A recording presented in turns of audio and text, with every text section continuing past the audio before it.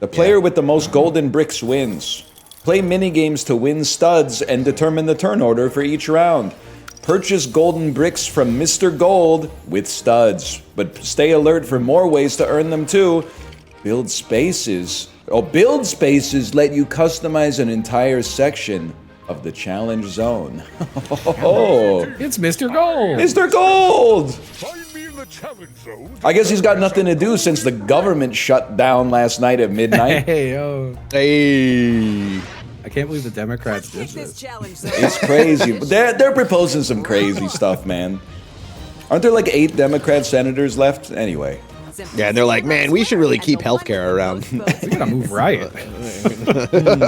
Fucking wackos. I don't know, y'all. I mean, dude, I gotta be fucking honest. Snailed it sounds fucking Snailed it. Oh, looks golf good though. as, Golf though. Snailed it looks good as fuck. I'm not gonna lie. I didn't pick anything. Wow, Justin doesn't vote. I didn't vote, yeah. Oh, shit. Okay. Feeling golfy. Oh shit. Oh shit. Truce. Let them impede themselves. We'll truce. Oh fuck! Oh fuck! Hey, I fucked up! I'm trying to get to my ball. I'm trying to get my ball. I'm just trying to get my ball. Bro? Fuck your ball, man! You fucked my ball. I fucked up. I hit it so hard. How did I win? How did I win? Oh, it's still letting me go. Why? Because Justin came through like a fucking madman and knocked everybody's ball over here, man. Oh god, they didn't even let me put my ball. Oh, again. Redemption. I think being on the corner is kind of fucked up. Wow, that went way further than I thought it was gonna go. Yeah, man. I took yours too. I'm helping. Oh shit. I'm fucked up. I'm fucked Oh up. shit! I missed. I went in the hole. I'm in the hole. Oh no! Put mine in. I'm stuck on the damn edge, man. Oh, you fucker! Who's you? Now, Lionel Messi. No, come on, not like this. It's really really, what the fuck? It's really hard, man. No.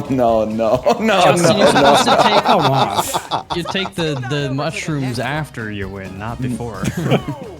It's too sensitive. I'm too strong. I'm beating the shit out of it. The balls are very. Ooh, yes. Light. Get in there. Yay. No! How did mine not go in first, man? Well, I did notice that one of our What the fuck? Damn. Man, imagine not getting it in the hole, bro. Mouth, well played. Devastating, right? That was kind of, if I may, I don't want to put too fine a point on it. Maybe better than any game in the new Mario Party. Yeah, that was like better actually than any Mario Party game. It's actually a game. Yeah. That's crazy.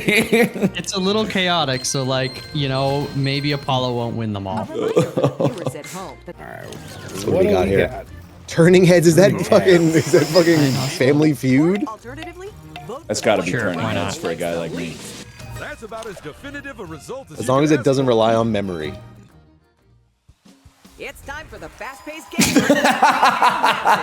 Oh, fuck. It's time for the fast-paced game of memory. It's up. Where is that one? This is fucking crazy. Got one. Fuck you, fuck me. That was insane. Fucking last. I didn't realize other people could steal yours until way too late. I just needed to be ahead of Corey. I don't think I have to wait Memory until like the a Mifflin. steel trap. I thought I was doing a good job, man. Oh shit. I'm trying to break dance here. Oh, whoa, dude. Okay, Corey, do the spin, but wait until I slap you and then do the spin. There's be some Marx Brothers shit. Okay. or they could cheat. Wait, okay, like I gotta slightly miss you. Ready? Like this. But not that one. This one right here. It's really Okay, ready? 3, 2, 1. You didn't hit me. I know, because if I hit you, player one you is fly off the selecting. map. He doesn't get it. What's up, Mr. fucking dickhead? Damn, that's pretty good. I showed her my Richards. She said she want a link later. That's kind of like the cinephile's dream. Showing your penis to somebody? Okay, listen, Louis C.K.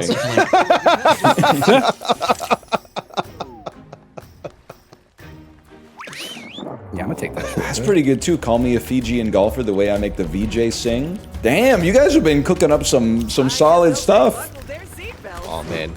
That's all the Reddit is right now.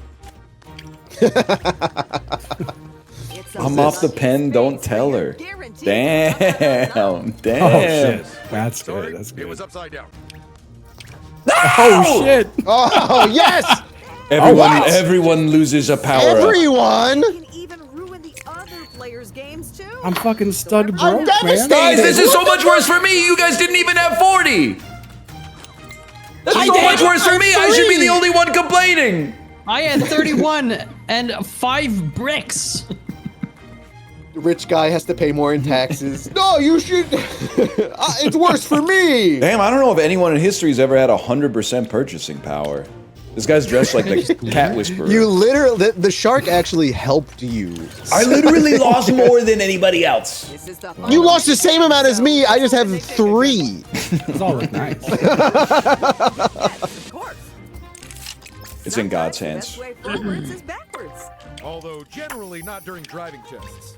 Trust me. Oh wait, I'm a fucking stud. I'm a fucking stud and a genius. Oh my god. Oh he's gonna my fuck me. god. He's gonna fuck you. He's fucking you. He's fucking me. He's fucking you. He fucked me. They're tearing you apart. That's Doesn't matter if you dead. find the Dude, bricks. the my shit thief up. space when you have money sucks. It's It's too strong. Tarnished. Tarnished. And I go back one space and get another fucking golden my brick. Key takeaway is that they still For have- free. You should have to. That golden You should have to brick is land on it. dead there. Really playing catch up now. In the last turn of the last round. They gotta no patch one's that, gonna man. Ooh. Cunning My God. executed plan. This is my brick, by the way, so I don't want to hear any belly aching. No, my belly's aching, bro. I had to tell you, I went to the bakery this morning. I was going to get a scone, a biscuit, and a sandwich and a coffee. When I said, I'll get the scone and the biscuit, she just put it in a bag. She didn't say anything else. And I just went, oh, I guess you don't want to sell me a sandwich then. Just trying to tell you something. I think she was, because when you know what's going to happen next time is I'm going to have to hit her with I'm going to hit her with a laundry list straight off the bat. And then she's going to be like, slow down. She's going to be like, this asshole just tried to, he hit me with like 8 things all at the same time. Or I'm going to end up, I'll get full neurodivergent. Willie, what do you have? I have 4 items coming for you. The first item is a lemon blueberry scone. Imagine. Welcome. I forgot about Oh, this guy. yeah. Is that the Soul Stone? He crashed the game last time. The Oh, bad guy from fuck, season the Crystal 15 of King. Ninjago. So probably All right, here's the not moment of night truth. to hand over a golden Dude, brick see, when you that land dragon on is the smart. He fence. put his ribcage on hinges. He didn't just, like, outright remove them. Marilyn Manson could never, man. Yourself of a golden brick. That's the first golden brick of this game. But will they be able to? The imagery is like, oh, I'm gonna You go killed down on him, myself. man. Open I the bet ribs. someone might steal it. Gotcha. Honey, did you remember to close your ribs before you left the house? Oh shit, the dragon strikes Dragon at the end of this strikes. round. Player Better get off that 3 bridge, is man. First up to bat. That's me if I had a time machine. I'd be saying that to PewDiePie.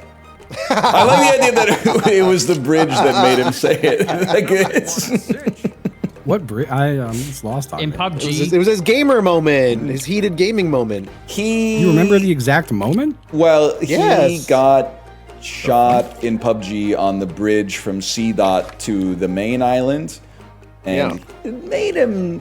And this is The bridge might have made him say something racist. That's bridge fair, shows, but yeah. I'm shocked you know this. It went Why viral. would you know this? and especially we played PUBG recently, and everybody was like, "Don't go on that bridge. That's the bridge." It's crazy that you don't know that, Justin. I think Yeah. you Why would would I know that? I think you would. Because it was the gaming moment. It was like the Bro, there's It was in There's YouTube a lot of Rewind. gamers man. out there. It was in YouTube Rewind. It's one of two, he said one of 2 words that start with that letter that we're not allowed to say. That's why every time I play PUBG, I'm like, I don't mind losing, but just don't kill me on the bridge that makes you racist, man. that would be so That's bad. crazy. I just straight up, I don't feel like I ever heard of that. That's wild. Oh shit! They've landed in I just knew What the guy the sucked. That's it. fuck? Monster battle? Stop that spinner on the golden We want to stop it on the golden brick, probably. Oh, no. Oh, he didn't stop it on the golden brick, man. god! Oh, he got cut in half. Holy fuck. Chopped with a knife. I mean, let's Oh, be he's on honest. the bridge. He's on the bridge. No, He's on the dragon bridge. No, and the He's on the dragon's dragon coming. bridge. Oh, I don't want to do it, but for the bit it would. No, I can't. Say it, say No. it. Deafening your spaces. You can also do it by It's too late. The Ryab Comedy Festival already happened. I can't pivot. I got. It's like 363 days until I can pivot. I'm gonna be honest. I'm not sure I'd hire either Nah, of these you're not construction lifting companies anything. to build anything for me. He's trolling you. Yeah, right. Yeah, you do. not again. He's on Who's your on my team. team? At that, we've accidentally dropped a bomb into the Get arena. that shit the fuck out of here. Get that shit the fuck Bricks, out of you here. do not want that on your side of the arena when the time runs out. Because it'll blast You do your not want that on your directly side. into the opposing Yeah, team's get out of here. end. Get out of here. You take care of that. Paige. Only Done. 10 seconds on the clock. Guys, we have 2 bricks on our side. And there's another bomb to mix things up. Oh no, we have all the bombs on You're our fucking side, bro. cooked, bro. Guys, you have no bricks on your side. Well, we're We about have to all have the a bunch. bombs. We have all the bombs. Oh. You fool! It's physics. That's embarrassing. Wow. Oh, we got bombed. We got You boomed. just got a big 22-7, load of bro. nothing. That's what you We got. got boomed. Get it out of here. Get it man. out of here before I get slapped.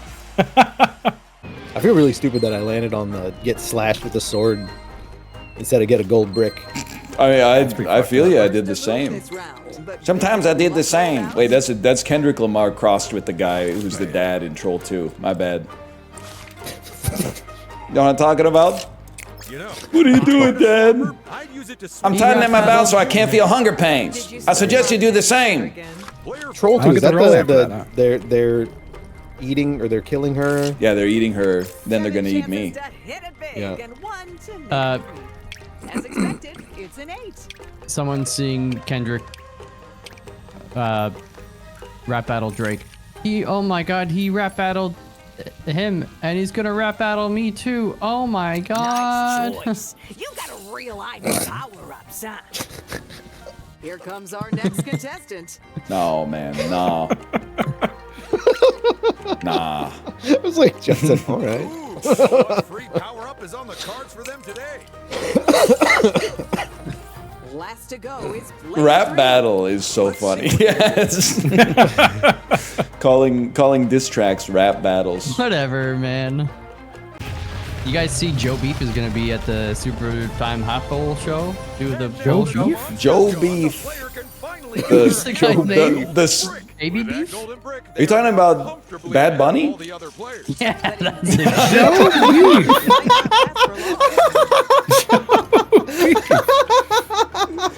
It's even funnier because Joe Beef is like a steak seasoning, man. I got Joe it's a Beef in my restaurant in Montreal. I got Joe Beef in my pantry right now.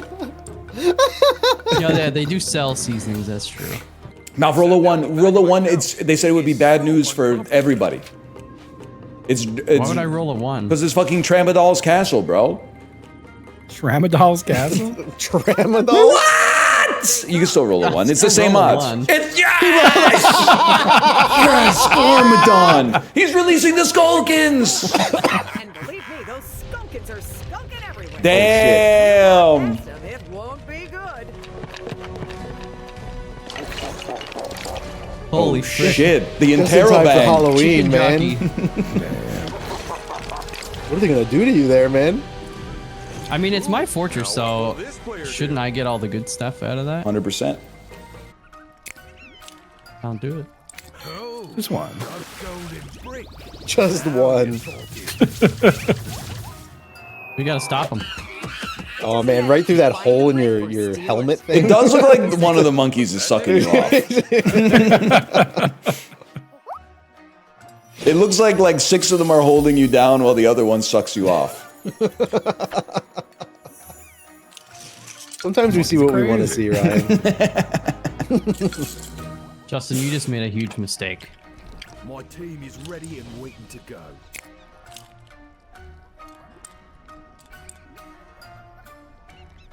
That had serious, like, if no one volunteers, I'm gonna volunteer for you energy there. The good thing about stealing Stealing a golden brick. I is guess that one's you kinda not sucking only it do you have sideways. one These more monkeys golden can't get brick, enough of his someone else cum. has one left. He's like hitting it in the cheek. Win-win situation. He's cheeking it. I was just watching the one rubbing his butthole on Plenty your to face. go Well around. done, player 4. They might be the last one to get a hold of a golden brick, but that doesn't mean Well, they can't win this Just thing. had 2 stars stolen from me. Imagine So, like, they're 94 bricks. studs, man. They're bricks, man. let's see what. Let's check the map to see what I want to get randomly here. I just don't even know where I am, man. And where I'm going. Oh, these games bring out the best. Ryan's is jealous because Get an 8. 95. Get an 8. I'll bow down. Oh, they could That's be almost as good as raking getting in an the 8, stats honestly. soon. 95 studs? Are you kidding me? Looks I think like I'll you're slow trying to my suck roller it to speed. Get a very particular number. If I were them, Oh, you I'd know what you gotta do? concentrate on their Oh. role and You I know gotta, what I you gotta try to get it 2. 2, yeah. Try. It's not what Try? You know, I I was nervous. Did you see the wheel before? Why so courteous, then back up. Oh man, 2 golden bricks. 2 golden bricks. Imagine having 2 golden bricks, man. Imagine having 1. That's true. Hey, you can't punch down. Don't punch That's down. so I can't. true. You just stole from me, so I'm gonna punch down while I can. Oh shit. Oh shit. I'm not saying that's the best sign. I'm just saying you could dance. Oh, to this is the that first time I'm doing this. What if I fuck it up? Never mind. It's the easiest thing I've ever. let's go back to Lloyd and Kai to royally rattle this super-sized snake. one. All we My skip Friends this? is the Is this best skippable? song on Not, that album. not skippable, unfortunately. Not skippable. Why would you skip this? Because it's the same thing every time. And it's good every time. It's like you had one Christmas, you're like, can we just skip the rest? No. That golden brick is just It's a perfect analogy, actually. There's no argument there, man. Imagine not having 4 bricks and 45 studs, man. Right? That's embarrassing. Fuck, everyone's shooting at me. I'm just, I'm just protecting this house, on. Unc. I'm just protecting this house. I know. Protecting this house. The amount of soccer balls flying Oh! around in The this house game, I unk. wouldn't be surprised if Oh, we no. broke a world record. Oh, some crazy lag is going on. I'm afraid. What? It went behind me. Windows broken in a single game. Why are they all going to me? Needs to keep on their toes. Oh What shit. are toes? No idea. I just know it's important that No. they keep on. No, they're every. What the fuck, man? More than anyone else, in fact. That has to make them What the fuck? Player 4. This is terrible. Like 2 come in at the same time. Oh, on either Jesus, side of me. Jesus I can't do Christ. anything. Player 1! And that's our game. Let's skip injury. Guys, Chad, did you see the fucking saves that I was making at the start of the game? That was insane. I gave it Wasn't to strategy. her! And then it all fell I apart. thought I I won! survived after an onslaught of leggy balls going through me. It was really like. I thought I won, bro! Sometimes it You takes a while lost. to find your feet, Ted. I'll calorie max, but a Slurpee is like a step too far. Like, I don't think past the age of 22 you can be drinking a Slurpee. Unless you're like, and listen, this is a, I mean, you probably wouldn't feel comfortable saying it, and you're sure as shit not going to be comfortable hearing it. The only adults who should be drinking Slurpees are like auto mechanics in their 40s who are bizarrely like 107 pounds, even though they eat more food than anybody you've ever seen in your entire life. Everybody went to school with a dude who ate like 7 people's worth of food for lunch, but for some reason had like an 8-pack and was insanely skinny. And if you ever got paired against them in the wrestling unit of gym class, you were about to experience the meaning of pain.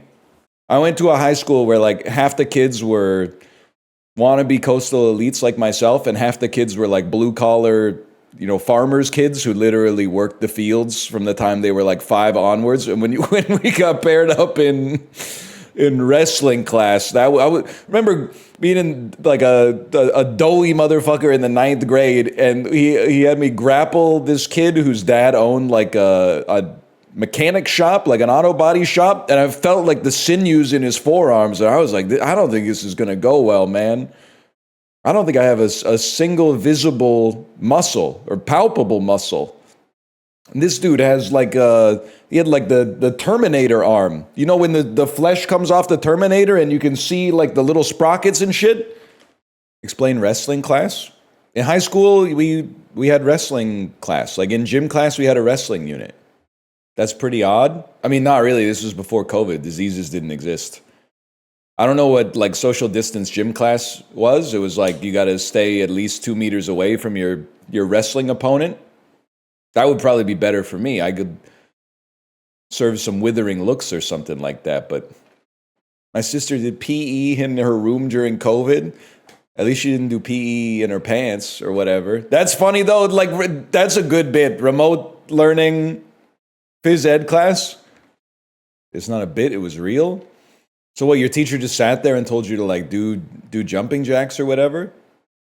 Yes. That's so fucking funny. Oh, fuck, that's funny. Hey, by the way, while I was I wanted to talk about the most Reddit thing that never happened. I forget, I was listening to something in the car that my daughter wanted to listen to, and then Skater Boy came on after.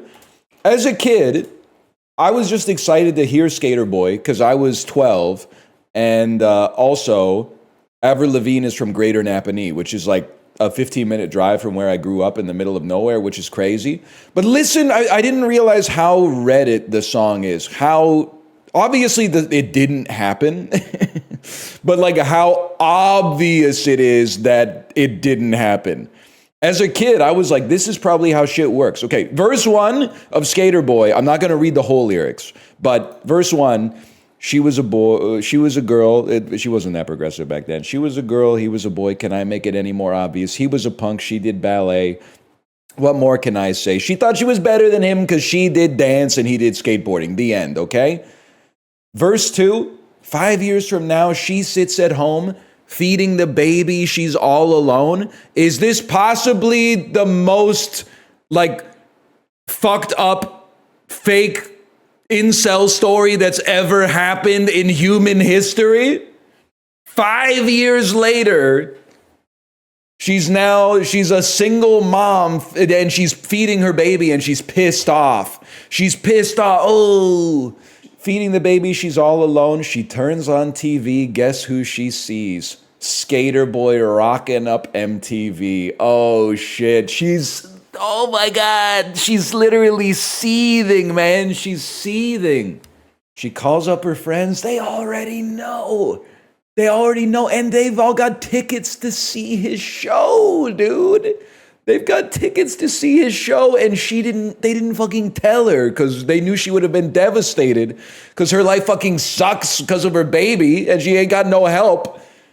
She tags along and stands in the crowd, looks up at the man that she turned down. Oh, no. That shit, it would have hit a little harder if that was at like the end, if that was the last verse. But there's like 8 verses in between. It is an anti-natalist message. I'm with the Skater Boy. I said, see you later, boy. I'll be backstage after the show. I'll be at a studio singing the song we wrote about a girl you used to know. They're fucking running they fucking hate this girl, man. This shit, they're holding a grudge. They wrote a #1 song on the Billboard Hot 200 because this dude got rejected by someone in the 8th grade. That's fucking crazy. She's just living her life, man. She's literally living her life. I do like that line. Sorry, girl, but you missed out. Well, tough luck, that boy's mine now. We are more than just good friends. That is how the story ends. First off, no, it's not. She's probably going to be alive for like another 60 years or whatever. So it's not how the story ends. Secondly, I love how she says, we are more than just good friends. She's like, we fuck. I'm fucking the Skater Boy. I'm sucking the Skater Boy. He said, see you later, boy. Anyway, how does Rocker Trump feel about Skater Boy? We love it, Chibli. Rock on. Serves that prep right for not respecting the skaters, Chibli. For not respecting the skaters. She deserves to suffer. Let's not go there. That's too real. You're not ready for that one. I'm literally not Quirk Chungus. Mods, guards, seize them. Mods, Avail them to the knowledge that they have a hangnail 3 seconds after they've left their house. And they just go, that's okay, I just won't pick at it till I get home. When I get my nail clippers and I can cut it off clean instead of trying to rip it off with my fingers or my teeth. You know what I hate to say it because it kind of feels good, but it also kind of feels bad. When you have like a little hangnail and you pull on it and then you realize that shit was like an underground cable that was like just under the top layer of your epidermis, and like as you pull it, it pulls like all the way down your finger to like the first knuckle, and then you pull out like one little, like a little thread of, I don't even know what the material is. Youch! You know what? Chiblee was saying something that I thought was really real during one of his streams. It's just like, he gets frustrated by a lot of the same things I get frustrated by, which is like you can't have a conversation online anymore. All you can do is trade information that you've seen online. Like every conversation now, outside of like very close friends or family, is just like, I saw something, I read somewhere that blah, blah, blah, and then that reminds you of something that you saw, and you go, that reminds me, I saw something that went blah, blah, blah, blah. And you think it's a conversation, but actually what you're doing is like trading posts that you saw on the Reddit front page, like back and forth, instead of talking about some stuff like you're actually interested in. But I think Chiblee, he was saying, by the way, stop saying that's what conversations are. I know you went to WikiHow for conversations. That's not what conversations are. I don't mind a little small talk, but the small talk is about shit that actually matters, like the weather. Oh, look at the construction on the road, etc., etc. Oh, did you see this thing that happened like down the street today? That's small talk. It's nothing talk. When you're like, did you see that picture of did you see Philly's Karen? That's not small talk to me. That's nothing talk. We need to go back. Okay, I'm gonna say it, I'm gonna encapsulate it, okay? Motherfuckers were smarter when they were dumber. When people didn't have as much information in their heads, like as many facts in their heads, they were smarter. Now everybody's head at all times is stuffed with so many facts, not insights or conclusions or theories or anything like that, but just boom, did you know? Did you know? Scientists are saying facts, facts, facts, facts, facts. Did you know actually he was, and then his real name was, and his teeth were, like it's just that over and over and over again. The people like know more than they've ever known, but have become so much less interesting to talk to. Most interesting guy I knew when I lived in Korea, he would try to tell me that Lake Superior was not the largest Great Lake. That was my dude back then. I know what you're gonna say. Lake Superior is obviously the largest Great Lake. It's right there in the name. Yeah, but we didn't know that shit back then, and it was like too hard for us to look it up and prove him wrong. We just let him be like that. We need to go back, and this will never happen, but we need to go back to you only being able to get information if you've earned it. We can no longer just have so much information popping off of every content aggregator online that people can just scrape it up from the ground. And I'm learning. Did you know that we peel bananas from the wrong end? I'm learning things. If you pinch a t-shirt here and go, it folds the t-shirt 2% faster. We need to stop that. We need to go back to only getting information that you fought for, that you fought in the fucking gladiatorial arena to learn that information. How do I do the t-shirt thing? I made that one up, but if you ever find a foolproof way to fold t-shirts that look as good as the t-shirts are folded in a clothing store, let me know. Kate, I will admit, Kate, I resisted for a long time because what is a man if not someone marching to the beat of their own drum? But I went from, now I can't remember. I gotta hold the t-shirt in my hand. I used to be a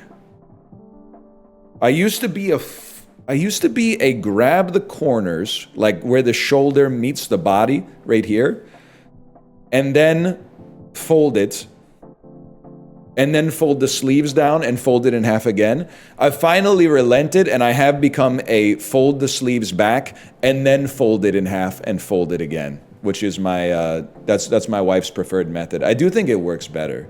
I think it works better the second way. Wife says no, I don't remember. That's not my way. You don't fold the sleeves first, you fold them down the median, like the prime meridian first. I'm not lying on her name. It's just like, that's one of the things. It's like every once in a while, like when you're driving, you know what the muscle memory is to hit your signal light. But if you ask me whether you push the yoke down or up to signal left, I would be like, I literally have to close my eyes and imagine being inside of the car. This is left. That signal's left. And this is right. That's right there. Yeah, I drive with my eyes closed. I didn't mention that part. Double kitty. It's like remembering your password. That's so true. You know what's funny? And if you don't experience this, just wait, because you might think that you're going to be like you are now forever, but that's not really how it works. Secondly, that's naive, is what I'm trying to say. Everybody changes over time because you're made of meat, slowly going bad. Secondly, what's it like to not have any form of anxiety? But sometimes, so don't tell Jim Pattison, okay? I don't have a London Drugs extras card. So when I go to the London Drugs, I don't collect points. But my mom does. So whenever they ask for the LD extras number, I type in my mom's phone number and she gets the points, okay? But you know what's funny is that if I'm stressed out, I can't remember the phone number. I'll be at the machine and be like a little heart rate elevated or preoccupied thinking about something else. And I'm like, I don't know what my mom's phone number is. But then like the next day, or even like 10 minutes later, if I just calm down a little bit, I'm like, oh shit, of course I know her number. It's da-da-da-da-da, da-da-da, da-da-da-da. It's that simple. Same thing like for online banking, I know what my debit card number is, and if I'm in a calm state of mind, da-da-da-da, da-da-da-da, da-da-da-da, da-da-da-da-da, done, okay? But if I'm a little bit stressed out, I'm like, I can't do it. I can't go to online banking right now. I either have to wait till I'm chill, or I have to go upstairs and I have to get my debit card. And it feels so bad knowing something 95% of the time, but then having to actually go up and double check it when you're like, I've typed it in 50 times, like in the last 6 months. One day I woke up and just forgot my phone password. Next day it was chill. That's real, librarian. That's real, man. You know what's crazy is the idea that like, I wonder if there was a day where you ever woke up and you like weren't what you would describe as yourself. You know what I mean? Because like the reason that you are yourself is there's like a link every day, you know? You go to sleep as yourself, you wake up as almost the same person, but all that shit is coded in meat, bro. It's coded in fucking meat. That's crazy. So what if you fucking woke up one day and all the shit that you thought you weren't that anymore? You know what I mean? That would be crazy. Or maybe it's already happened, but it like overwrites part of your recent stack. The self is very interesting, man. Not to a philosophy post, because I haven't watched enough YouTube essays to really know what kind of words I should be using to describe this. But you're kind of creating yourself, but also observing yourself in real time, man. The actions you take and the thoughts you have lead you to have a model of what you yourself is. But then also, that then informs the behaviors and the fucking opinions you're gonna have, man. That's crazy. It's like you're doing like one layer of self with your actions, and then when it comes to think of like, how would I react in a situation like this? You look at the fucking Xerox, and then you Xerox it again. And then the next time you do something, you're like, oh, what would I do in this situation? Let me consult the Xerox. And then you Xerox it again. You Xerox a Xerox, a Xerox, a Xerox, a Xerox. And you've been Xeroxing the Xerox for 3.5 decades now, man. You don't know what the fucking original looks like anymore. The original could look completely different. That's fucking true too. Maybe there never was an original, man. 1 second, I'm yoinking. By the way, everyone who says this is like mental illness, you're giving the same vibe as the people who hear like Octopus's Garden and are like the Beatles must have been on drugs. They were on drugs. You don't need to be on drugs to watch Octopus or to write Octopus's Garden. That's just like You could just do that while you're eating breakfast. You could be like either high or like 9 years old, I guess.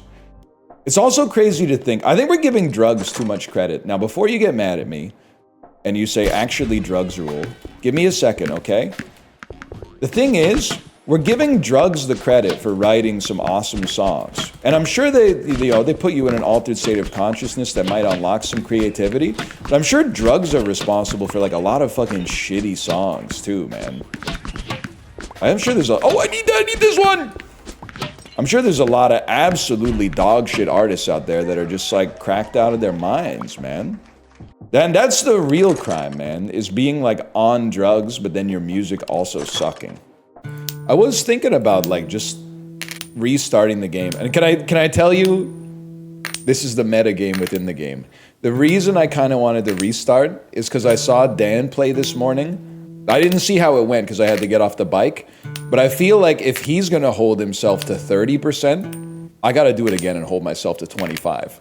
And the reason I would do 25 instead of 20 is because I want him to feel like he has to go to, he has to go one further, he has to go to 20. Do it? YouTube, should I do it? You don't have any say here. You don't have any say here. Rapidly press escape 3 more times to reset the game. Oh, we can't even go back now, man. We can't even go back. Oh, snap. This is big, man. This is big. Oh, my God. I regret it. My coin flips so slowly now. It flips so slowly, dude. Oh, my God. I mean, we gotta go. Flip time right off the bat. That's a given. That just can't hold. That's too much. Never-ending content. Imagine! Oh!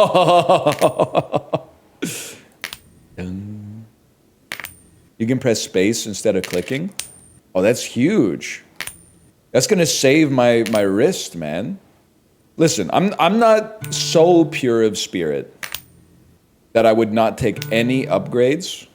I'm not that ascetic, okay? But I'm gonna stop it at 25 because my man Dan stopped it at 30, okay? So I'd like to upgrade the coin's worth. At 2 flips a second, estimated time to completion is 101 hours. Good. That means we don't have to think about what to put on the docket for a bit. You have me checking my phone? I had to reply to that email because I rescheduled a meeting like a month ago, and I didn't really, I guess, read the email the whole way through when I rescheduled it. So I said, yeah, Friday at 3 is great. And then he emailed me and was like, just so you know, I asked you to do Thursday at 3. But if you want to do Friday at 3, that's fine. And I said, thank you for emailing me back. I'm stupid. Big sponsor meeting with Disney. They're looking, I don't want to tip my hand, they're looking for an apolitical guy who has appeal to both sides of the political spectrum to replace Jimmy Kimmel. And I'm on the short list of apolitical comedians that are perfectly adapted to the present incendiary type situation. You got to do the Trump voice? Yes, but I have to do it in a way where both sides think I'm doing, like I need one side to think like, oh, he's doing it because he loves this guy and his awesome voice. And I need the other side to be like, he's doing it because he hates this guy and his stupid voice. And it's tough to nail the balance. It's really tough to nail the balance. Rocker Trump would work, but that's Ghibli's bit. I can't, well, maybe I could steal it. You're a Marxist? I'm literally not. I think duck soup is overrated, bro. I think that's the kind of shit that was like, is funny in like 1906, but it hasn't really aged well. I'm more of like I'm kind of like an old school comedian though, so I get it. I really think Old School is like one of the funniest movies ever made. Nyak, nyak, nyak. Boom, do you, why I oughta, wow, wow, wow, bonk. Those were the fucking days, man. Those were the fucking days. They got so many good moves. The eye poke blocker, winding up a fist and then poking them in the eyes with that's misdirection. That's classic. That's classic. I'm off the pen, don't tell her. Let's put it that way. The line up slap, that's another good one. Oh shit. Oh shit. Hold.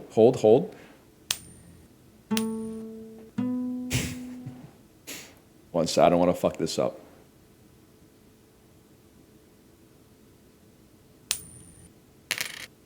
I shouldn't have, I got off rhythm.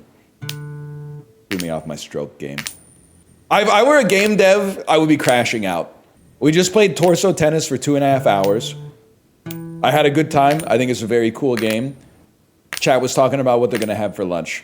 Now we're playing a game where you flip a coin over and over, and everyone in chat's like, holy shit, he's gonna fucking do it, man, he's gonna do it. Sometimes less is more. I mean, you know what? You can bend over backwards trying to come up with a description of what a game is, or what a game should be. If it's fun, it's a game. Everything's a game. If you're having fun doing it, it's a game.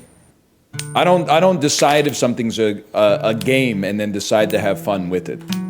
I work backwards. Am I having fun? It's a hell of a game. What if someone had fun killing people? That's not fair. That's not fair for you to... There's gotta be... That's a fallacy, right? That's like appeal to John Wayne Gacyism or something. This is a 1 in 1 million chance. That's fine by me. I'll just do a million tries. How do you think YouTube's gonna feel about this one? That's up to them. I think some people will get it. I think this is peak YouTube wait for librarian compilation of the banter. Because on YouTube there's a Twitch has sort of the same thing. But I feel like the culture on YouTube is more like, and I don't mean this in an insulting way, because I understand the impetus that leads to this. But on YouTube the culture is more, I'm gonna cram as much content into my brain as quickly as possible as I can. I want to watch content as efficiently as possible. I want to put a synopsis. Take the 5-hour stream, cut it down to 30 minutes, and I'll watch it on 2x speed. That's what, because then I could get more content into my brain. Like for some reason, they're all Tai Lopez.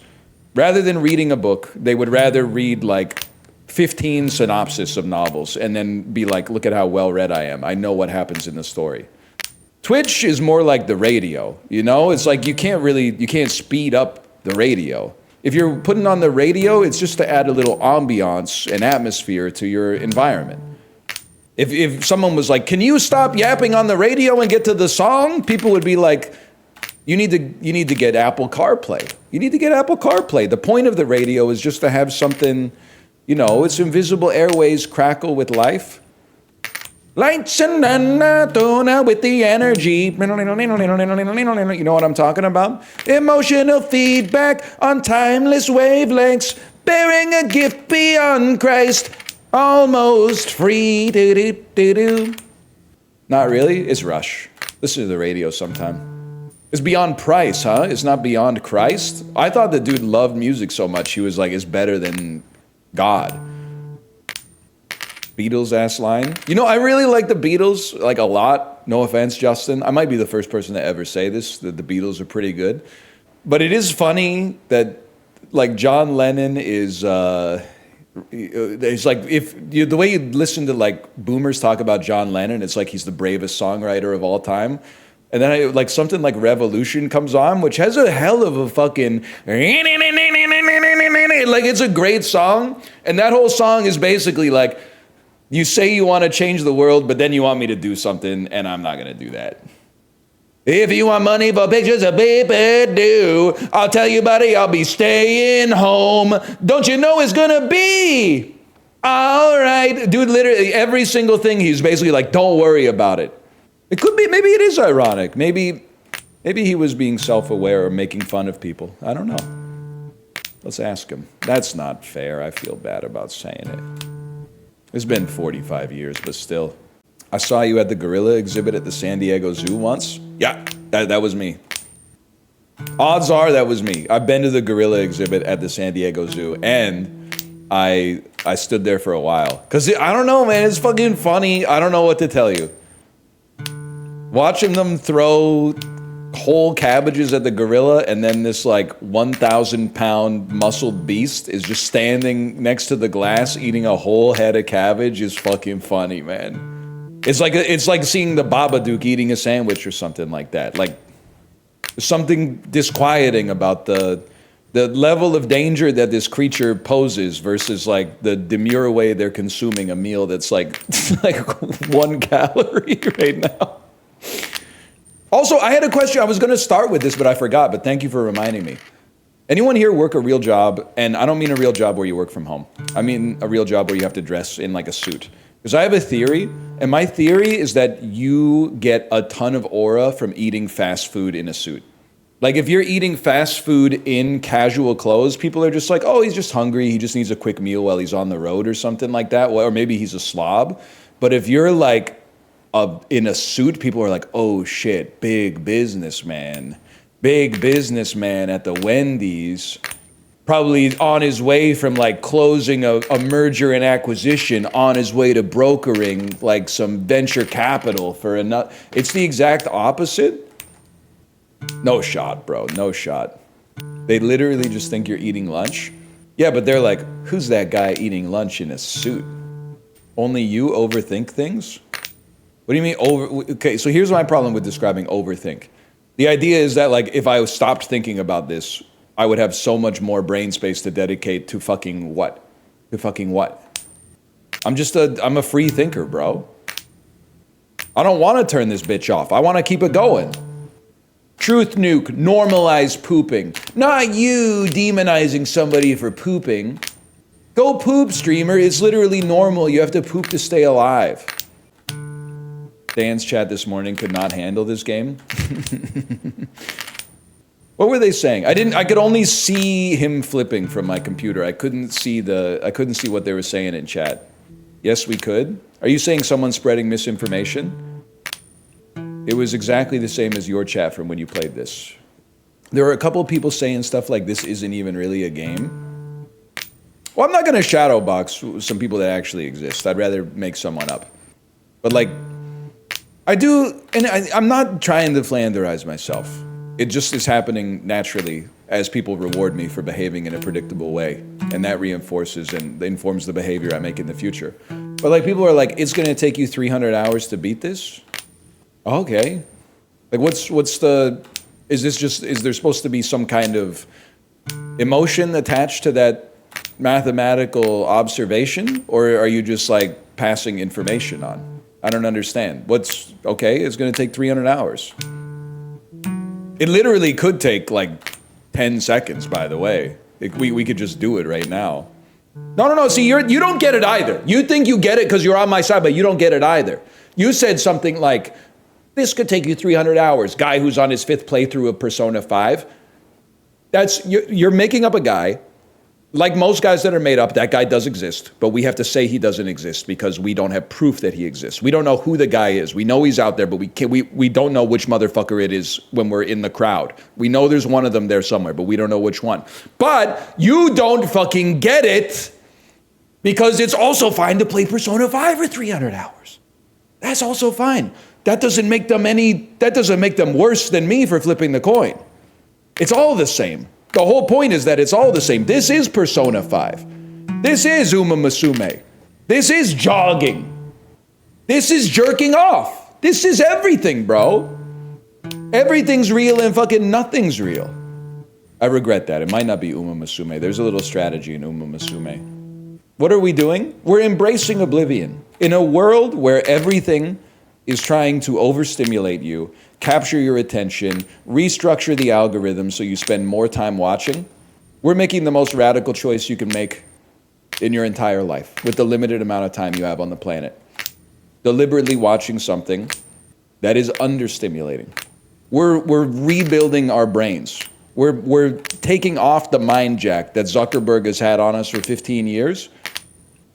We're literally Morpheus. Okay, well, you're Morpheus. Okay, you're in the chair. Have you seen The Matrix? Morpheus, you're in the chair. The agents have just left the room to let you stew in your fucking sweat for a little bit. And then Neo and Trinity pulled up in the chopper. And they're going, get up. Every time I flip the coin, that's me going, get up, Morpheus. Get up. And now you're in the chair going, because you remember the way he fucking looked when he was in the... And he's got his veins are popping out of his forehead. And he goes, Aah! I think type A chatters have a disease.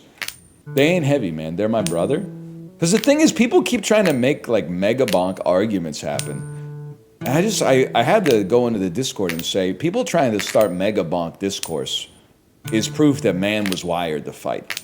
It's in the genome. I think we already knew that, but this is like, it's laid out as undeniable proof positive. It's fun, honestly. It doesn't matter. Your comment was really good, Magresta, where you said it looked like some shit the killer's son would play on Law & Order. That was really good. Let me see one. So this comment's interesting. I'm sorry, this is literally exploiting variable reward psychology. This is the type of thing that makes rats shock themselves to death. It's not exactly reading Proust. Okay, listen, I haven't read Proust, but I've seen Little Miss Sunshine, so I think I know a little bit about it. And honestly, the rats aren't shocking themselves to death. The scientists are making the rats shock themselves to death. So leave the rats out of this. The rats haven't done... Ratty boy, back me up. Are you here? Your job's gotten kind of weird, huh? No, this is... I'm sorry, I'm flanderizing myself again. This is the base level. This is with all the shit stripped away. I'm not trying to be too blunt, but like, I guess every other stream is so...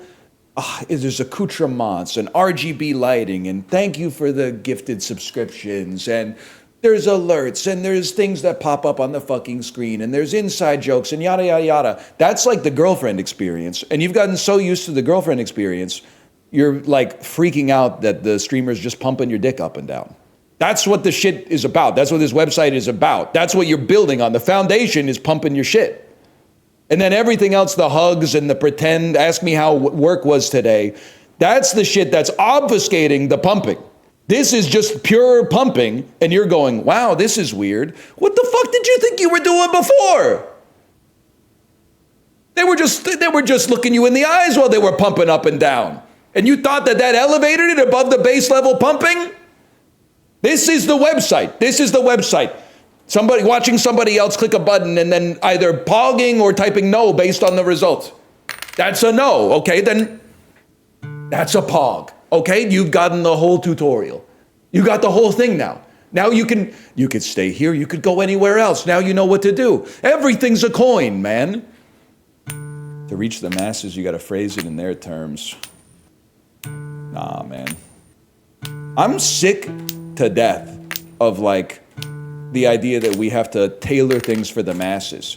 You can't write a complicated movie. You just gotta write something. People will never see it, man. You can't, I don't know where I'm going with this. But like at some point, I feel like back when I was a kid, when everything was better, we used to like admonish people for being stupid. We'd be like, you should try to get like a little bit smarter instead of being proud of your stupidity.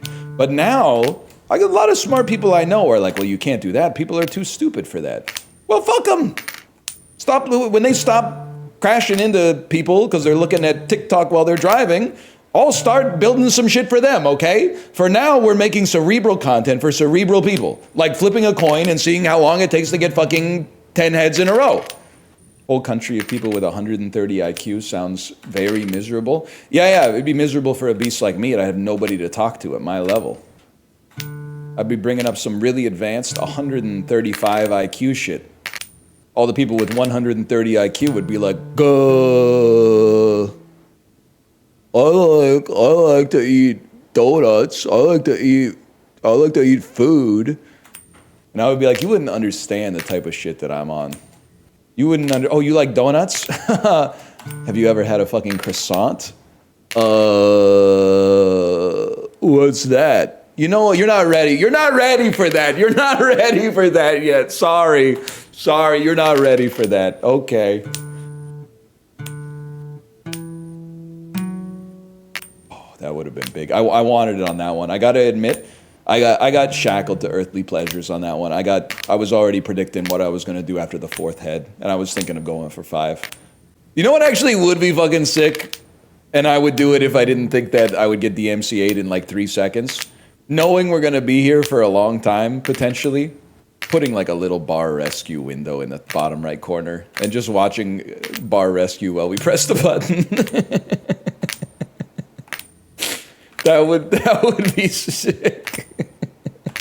I don't really think I want to. I know Bar Rescue is a Paramount series because when we had our daughter, I would put on Bar Rescue on TV, and they would, every 30-minute episode of Bar Rescue literally had a 2-hour time slot, because every commercial break they would play like 8 to 12 minutes of advertisements for other Paramount shows. And it was always this, it wasn't like a trailer like watch Tattoo Rescue tonight on Paramount. Every single one was like a 2-minute clip from the episode, and it was the same clip over and over. So I don't want to fuck with Paramount, because aren't they like, they probably have full access to Palantir's back end now, so that they could afford South Park or whatever. Life's fucking twisted, man. They're gonna tell John Taffer your browsing habits? They should put John Taffer on Queer Eye. Tan can teach you how to dress, Bobby can redecorate your place, and John Taffer can teach you how to save your failing bar. John Taffer can teach you how to stop shoving the glass into the ice bucket, because you're gonna kill somebody!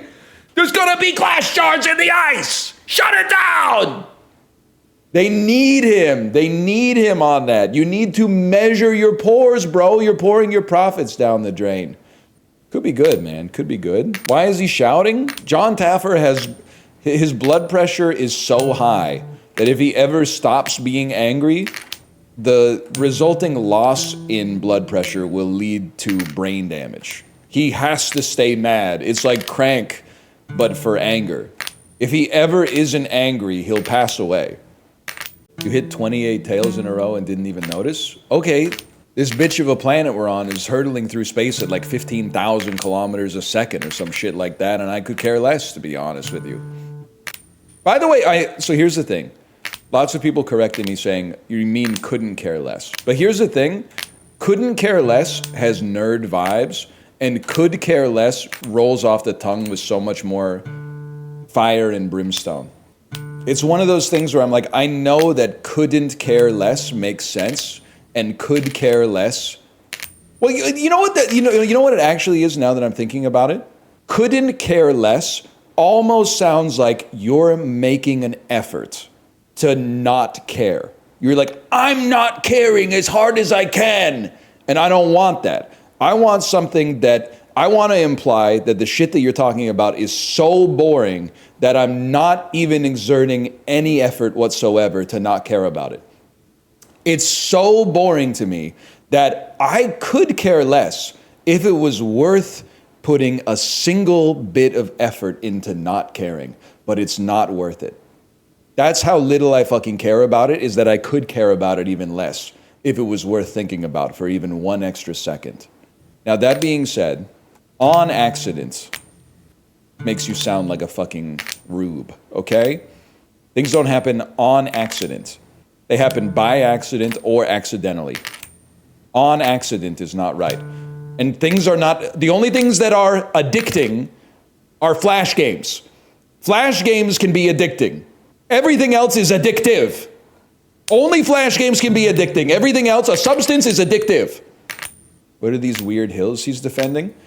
I'm defending the right to just be one guy who realizes that you'll never have every right opinion, no matter how hard you try. No matter how much Reddit you read, you'll never echo complete consensus. So you might as well be weird. You might as well speak from the soul, man. Just put the heads in the bag. All right, be careful what you wish for. I'm calling my shot. 10 right now. 10 right now.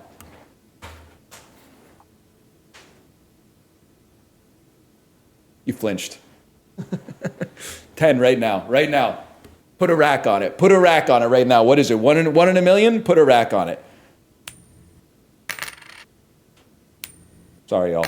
I hope you didn't get a chance to put a rack on it. It is funny, Chivley. Chivley said, imagine getting your ass beat and then looking up and the dude is toe walking away. If I ever beat someone's ass, that's what they'd see. I'd be like, and stay down!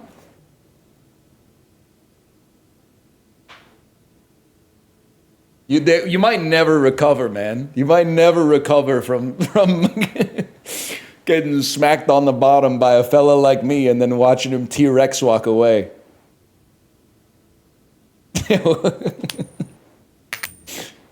Oh, man. Could be sick, dude. Could be. Maybe I should start beating some ass, man. Maybe I should go fucking crazy. Maybe I should go insane. Maybe I should lose my motherfucking mind, man. What's the most advanced pastry? I'm sorry. Those of you who love viennoiseries, is that how you say it? They're gonna hate this. Every time, and I know I've said this every day for the last 5 years. You go to the bakery. They got croissant, they got pain au chocolat, they've got like a ham and cheese croissant, and then they got a bunch of shit I've never seen anybody order. They got the 3 heavy hitters, and then I would not be surprised if all the other pastries in the pastry cabinet are literally made of like resin or plastic.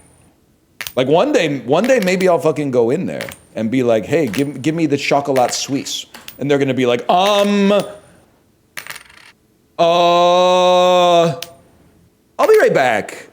Yeah, he ordered the fucking chocolat suisse. He ordered the chocolat suisse. What should we do? Oh, you don't want the chocolat suisse today. It's not. They're not good today. We actually baked them yesterday. Wouldn't you be happier with a ham and cheese croissant? No, I'll take the financier.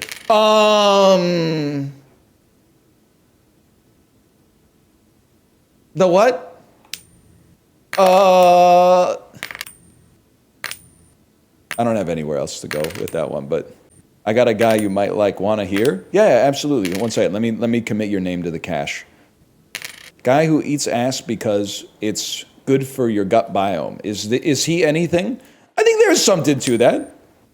That could be part of a guy who's so concerned with health and wellness that he's always, like in the first couple of, because if it's a sketch comedy, the first couple of things, he's like, oh, I've been eating a lot of cottage cheese. Sorry, Chiblee, I've been eating a lot of cottage cheese lately. I think it's really good for your biome. And then the next guy goes like, oh, you know what I've been eating? I've actually been eating like prebiotics that you keep in the fridge. Yeah, it's just a bottle full of bacteria, but it's so good for your gut biome. And then the third guy doesn't know what to say.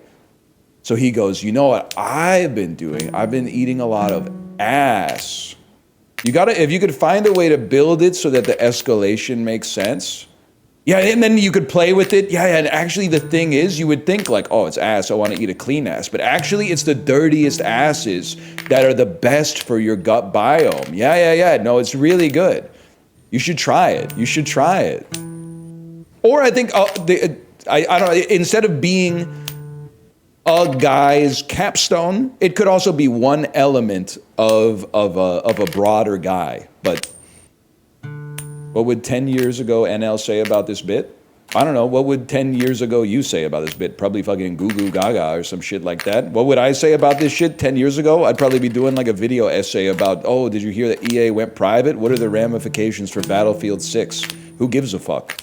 Nobody cares. They don't know who we are. They don't care about us at all. We're nothing to them. We're line items on a spreadsheet, at best. By the way, Chiblee and Dan, I had a great idea and it's very inspired by this, and I talked about it on Tuesday or Wednesday. I had a great idea for an app. It's literally just an app where you flip a coin. It has a number, and the number is your streak. And that's it. That's the whole fucking app. There's no share, there's no subscription, there's no venture capital. The app is secondary to us creating, like seeding the mimetic element of it in the culture. So you could like show up to your friend's house and be like, yo, check this shit out, and just rip, boom, check it out. I got an 11 streak right now. I got an 11 streak right now. You dare me to flip it? No, you're not flip worthy. You're not flip worthy. No. We're not that close. We ain't that. If we were tight, if we went way back, I'd flip it for you. I'd risk it for you if we were best friends, but you're just like, I don't even really know who you are. I'm not gonna flip it. I'm not flipping for you. You're not flip worthy. Imagine this app at a bar with the boys. Bro, can you imagine? just tapping a beautiful woman on the shoulder and being like, excuse me, I'm on 13 flips. Would you do me the honor? You know she would be like, could be huge. Could be fucking huge, man. Just think about it. It would work on me. It would work on them. Look, man. And then she fucking flips tails and you go, what the fuck did you do? One of you were supposed to flip heads. It took me like 10 days to get that streak. I gave it to you so you would flip heads. You flip tails. Why aren't you increasing the odds? I am increasing the odds by flipping as fast as I can. Look at them, Dan. They're trying to tear us apart. Can you try Mega Bonk? It's the actual game of the year. Seems right up your alley. They're literally so bad at baiting. You can bait me. I'm easily baitable. As we've said, I'm the type of fish that would brag about getting the bait. But you can't just be like, what are your thoughts on Mega Bonk? At a minimum, you gotta say something like, when you beat this, will you play Mega Bonk? That's something that I might respond to. Because what it looks like to me is you typing that, you're feigning weakness. And I might mistake your feigned weakness for real weakness. And then when I take the bait and I say something like, you positively rube-facient juvenile chatter, Mega Bonk isn't a real game. You don't do anything in Mega Bonk. You walk around. At least in this, there's some gameplay. You have some impact on things. You can vary the speed at which you flip the coin. You actually have an impact on your environment instead of saying, oh, I'm just gonna squeeze right by you.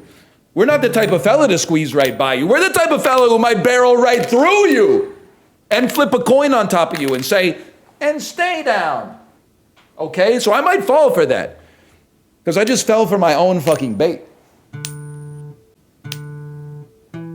Wonder if, do you think you could play this on controller? That would be even better.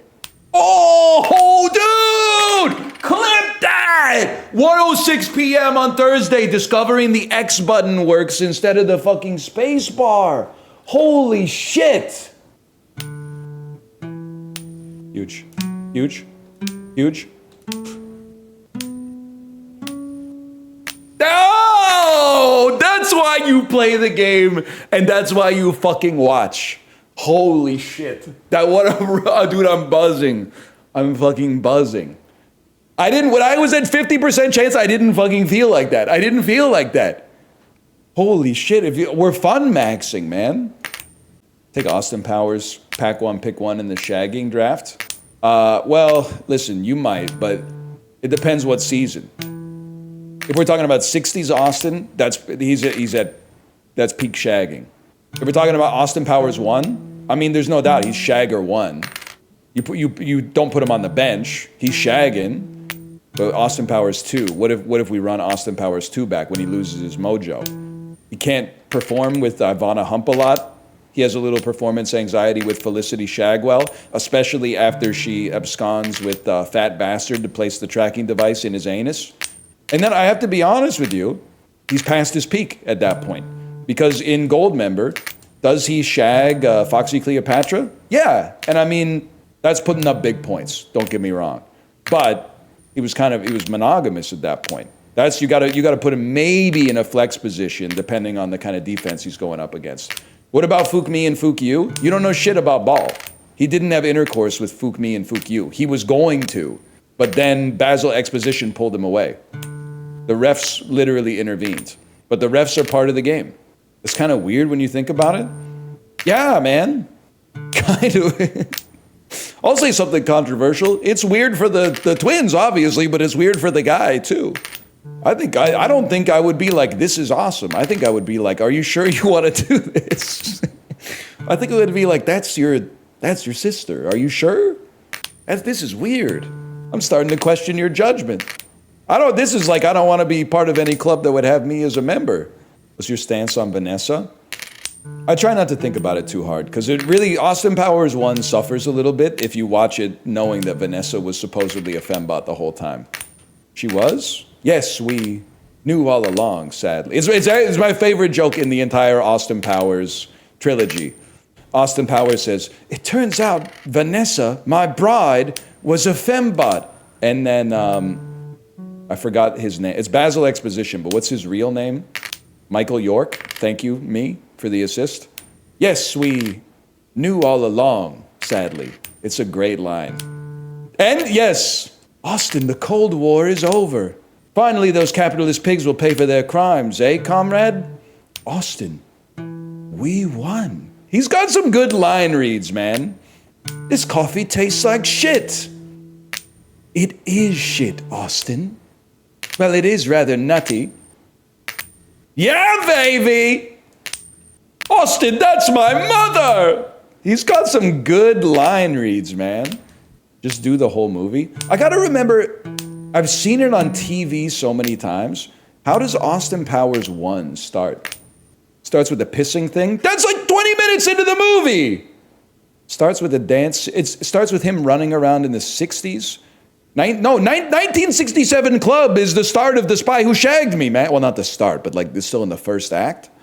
Starts at the nightclub with the spy lady he uses as a bullet shield. You guys are fucking flicking me. That's the second movie. I'm gonna freak the fuck out. I'm gonna freak out. That's the second movie. Dun, dun, dun, dun, dun, dun, dun. She spies him with the little binoculars and then goes down the fireman's pole and then rubs her butt on Austin's crotch and goes, "You might wanna be careful. Your friend works for Dr. Evil." And then he goes, "And who do you work for, baby?" And then he looks around and she's gone. And then Robin Spitz comes back, maiden name Swallows. But then remember, she's trying to like get to Austin, but one of the other like Heather Graham's minions does like a handstand and puts her legs out like this so she can't get to him. How do you get into those jeans? You could start by buying me dinner first. So how does the first movie start again? Definitely starts with him and Mindy Sterling in the Jaguar, but I don't really remember what. They're dancing in the streets of Britain. He wakes up and watches a bunch of documentaries. Bro, that's literally like 2/3 of the way through the first movie. Sometimes I forget you've missed the last 30 years, Austin. I know. I can't believe Liberace was gay. I mean, women loved him. Pleased with yourself? I was just thinking about Austin Powers. Trying to think, what's the best? There's so many iconic scenes. Hot tub scene with a lot of vagina.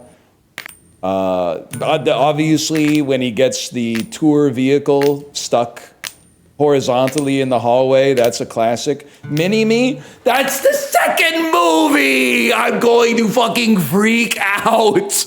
Mini-Me comes out in the second movie. He's not in the first movie. You keep bringing up the second movie. Which movie is it with the shadow scene? That's all 3 movies, man! Because that's what Mike Myers does, is when a joke works in one movie, he just does it again and again and again. When he's at the premiere and Tom Cruise is playing Austin Powers, that's the third movie. That's in the third movie. That's the third movie. That's not even the second. Will Ferrell dying in the canyon? That's the second movie! I'm gonna die. I'm gonna fucking freak out. You guys aren't real Powers heads. That's the second movie. He's in the first movie too, but they drop him into the trap door from the chair where there's like the flames are shooting out of the floor. He presses the button and he goes, shh. My Name of Jeff, that's true. Chibli, you ever seen the movie that My Name of Jeff is from? Low key is actually that part. I mean, the movie's funny, but that part is really funny. That's 21 Jump Street. You're fucking trolling me. That's 22 Jump Street. I'm gonna fucking lose my mind. I'm good. You don't know anything. You don't know what you're fucking talking about. And it's pissing me off. No, it isn't. It's 21. That's 22 Jump Street, man! It's the start of 22 Jump Street! It's 21, you're wrong. No, man! They go to it's 22! It's the start of 22! That's Jefe, man. They call him the Mexican Wolverine. Don't use that voice. That's Jonah Hill! It's Jonah Hill in the second movie! way! I'm gonna fucking freak out. It's Channing. No, it's not Channing Tatum. Channing Tatum says, my name is Jeff. Jonah Hill says, that's Hefe, man. He's like the Mexican Wolverine. No, wait, he doesn't, because that's the other guy who looks like the Mexican Wolverine because of the sideburns. I'm combining two bits there, but. Why are you doing that voice? Oh, so just because I'm a little bit pudgy and then skinny and then a little bit pudgy in the next photo and then skinny and then a little bit pudgy in the next photo, I can't do Jonah Hill's voice. I can't do a Jonah Hill impression just because I don't struggle with my weight that often and go up and down. That seems a little unfair. I've been pudgy too. You don't think I've been pudgy? Look at this shit right here, man. I could totally do a Jonah Hill impression. Look at this. That was you in the whale? Okay, pump the brakes, kid. That you're gonna hurt some feelings. Also, can I say something? We all hate food waste. Let's start there. Letting vegetables go bad. Oh, I really intended to use that. Oh, man. 2 carrots and a red pepper. That represents, I was gonna make pasta with that. I was gonna put that in the pasta sauce. Letting meat go bad. We can never tell anybody about this. We're fucking murderers. Oh my God. Nobody can ever know that this happens. Oh my fucking God. We let some beef go bad in the fridge. We got distracted with some other shit we had to do, and the corpse went bad. Hiking, all fun and games till your friend makes you hop over the wiggly rock.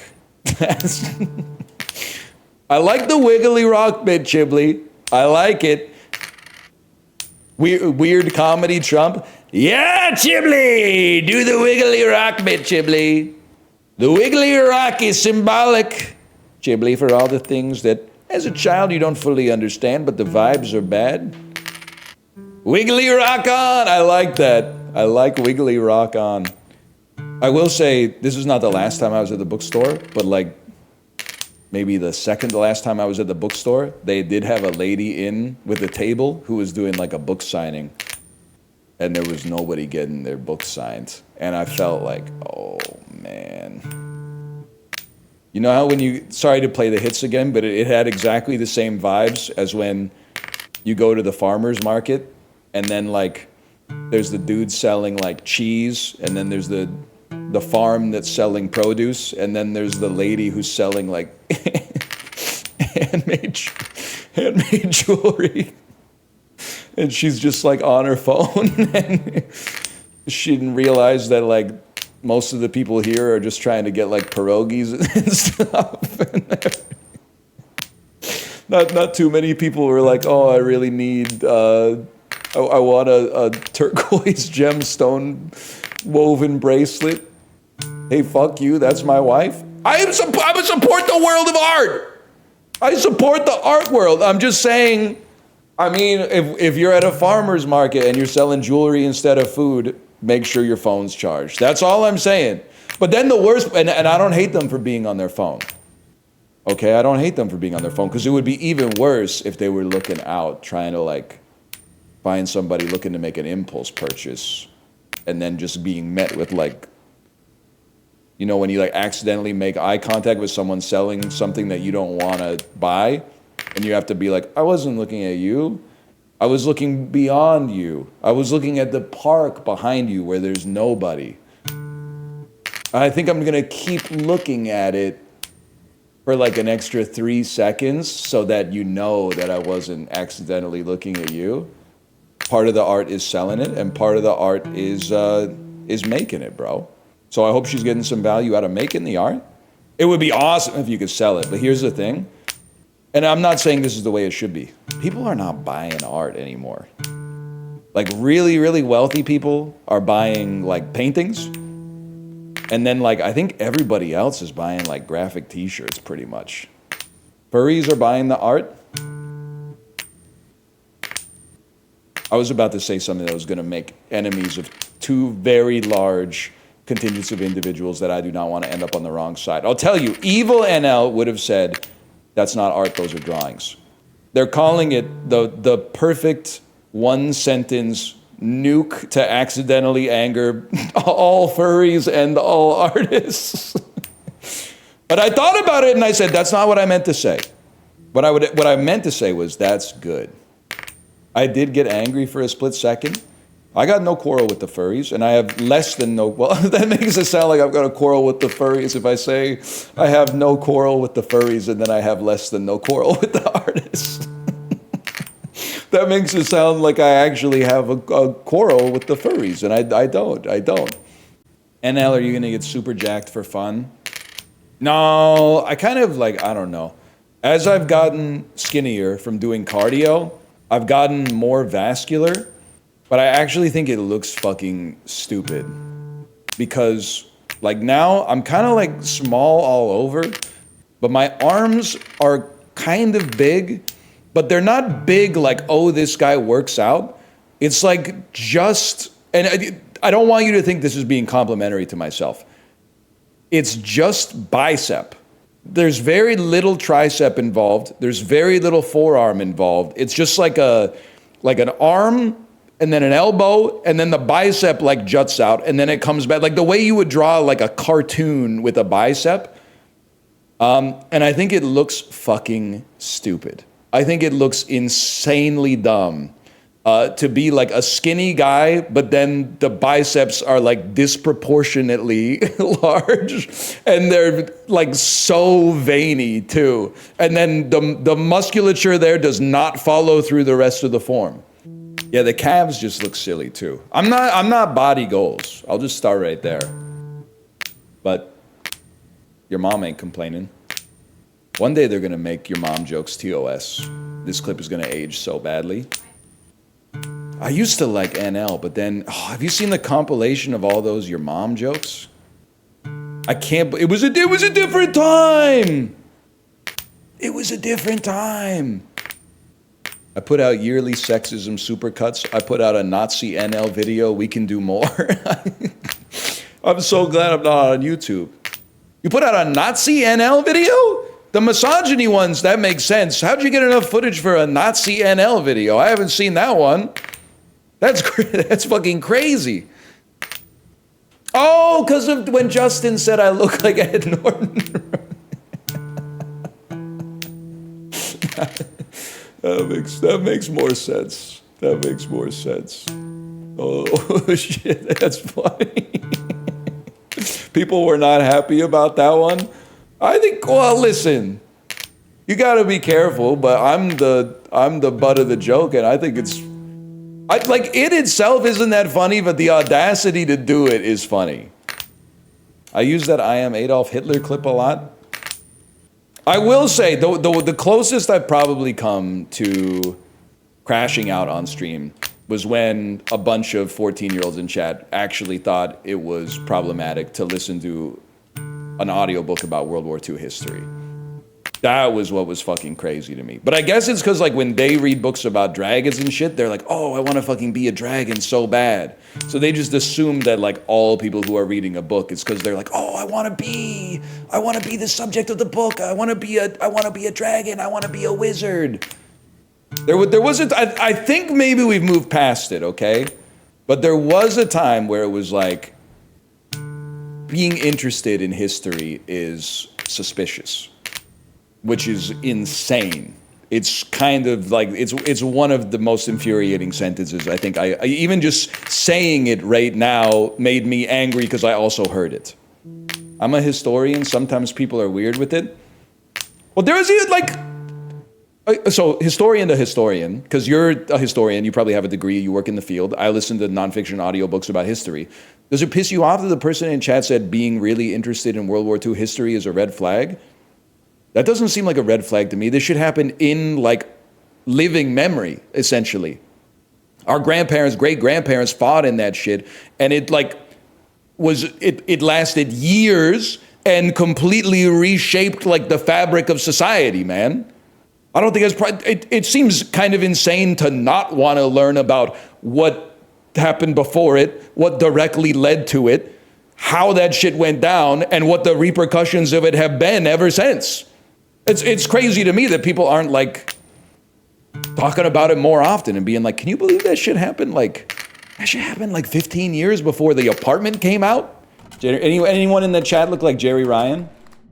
That's a weird ass question. I apologize. I don't know. I said, instead of saying, is any Jerry Ryans in the chat, I said, does anyone in chat look like Jerry Ryan? Which is, that's fucking strange to say.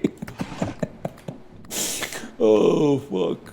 Jerry Ryan, trek on, Chiblee, trek on. Live long and prosper, Chiblee. Live long and prosper.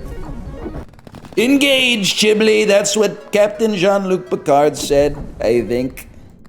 Beam me up, Chiblee. Thank you for that. Beam me up, Chiblee. They used to say, beam me up. They used to say, beam me up, and they beamed up. They went on the holodeck. I think we should get to work on the holodeck. I think there's a lot of stuff I'd like to see in that holodeck. That could be a good thing. Maybe we should. He points like that. You should get to work on that. You should get to work on the holodeck. We could do a lot of fun things there. What's with the Trump bit? It's almost as bad as modern stand-up. Hey, your jokes are so unfunny. They're only slightly better than people who get paid to tell jokes for a living. What the hell are you talking about? What are you talking about? It's confused Trump. Where am I, Chiblee? Where am I? Chiblee, where am I? What happened? Chiblee, I was in school. The last thing I remember, I was in school, Chiblee. It was 1974. I was in school. I was 4 years old. I had already been the superintendent of 8 of my dad's apartment buildings in New York City for tax purposes. Chiblee, where am I? Why am I old now? Chiblee, melancholy Trump, Chiblee, I don't want to be old. It fucking sucks. Chiblee, it sucks. Don't get old, Chiblee. Promise me one thing, Chiblee. Promise me you'll never get old. Your brain is trapped in a flesh prison that's rapidly decaying. Chiblee. You know what had crazy aura? I'm not saying you should do this. In fact, you shouldn't do this unless there's specific situations where it makes sense. But being able to just walk out of a college lecture had so much aura. At first, there would be times where you would I didn't abuse it, but in freshman year, you would go to a class and you would find out that it's actually, oh, this class is just exam review. The teacher's just gonna answer questions for 50 minutes, so then you just walk out of the class. But then I got a taste of it, and I started just walking out of the class 15 minutes in just to be just to basically neg the teacher. I'll be this guy's not making any sense, I'm out of here. But it feels so good, man. As you walk, because if you can go out the back, that's one thing. But if you have to walk down to the front and everybody else sees you leaving the class, they're damn, that 19-year-old kid in freshman year biology, he must be on his way to some kind of important business meeting or something.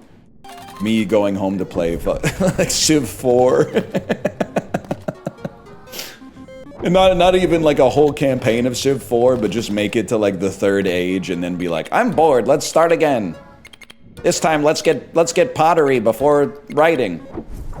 Did you make the wrong choice in the end? Well, yeah, I did, because I mean, I could have I did okay, but I could have gotten better grades, and I'm not even good at Civilization, to be honest with you.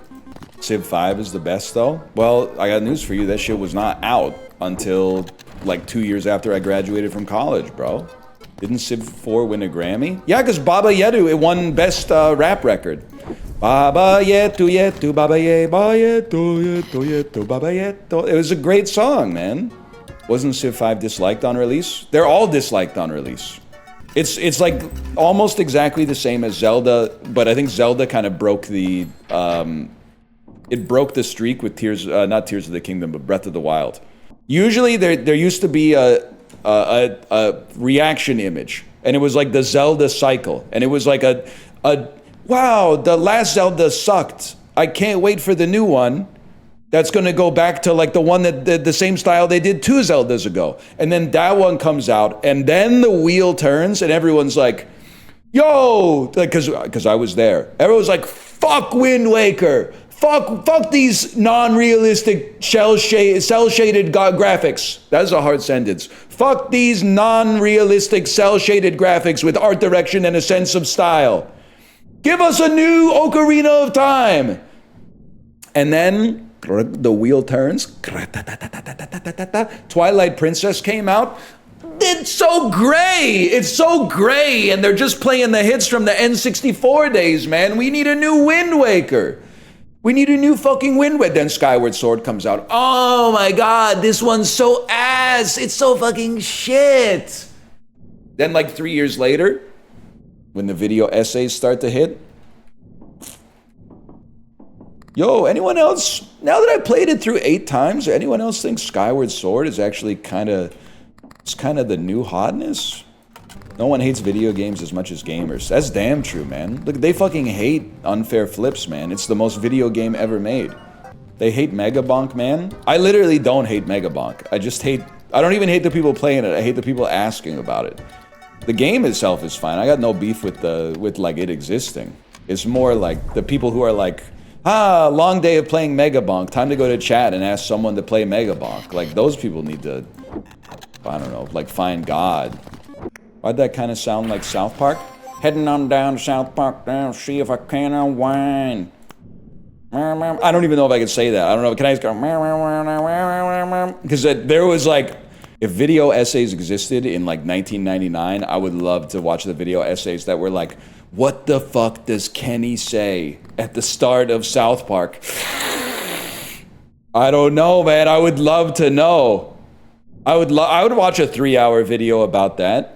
Were you just singing Primus? Guy who calls the South Park theme song Primus. Like, technically true, but also like really funny. You're literally not wrong. It's just a crazy way to say it. Favorite Primus song? I wouldn't know. Primus sucks. I'm literally fronting though. I basically only know the one from Guitar Hero and the one from South Park and the one from Guitar Hero. I know, when I grow up, I want to be one of the harvesters of the sea. And Jerry was a race car driver. The other reason I'm beefing with Gen Z is they don't know what it was like to be a millennial, man. They don't know what it was like to beat Tony Hawk's...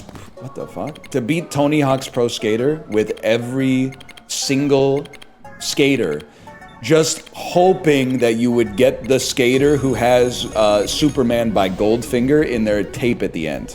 Because before like Napster existed, if you liked the song, you could tape it on the radio, or you could unlock Tony Hawk's sizzle reel at the end of Tony Hawk's Pro Skater so that you could hear a minute and a half extra of Superman instead of the 2 minutes that you could hear during the actual run.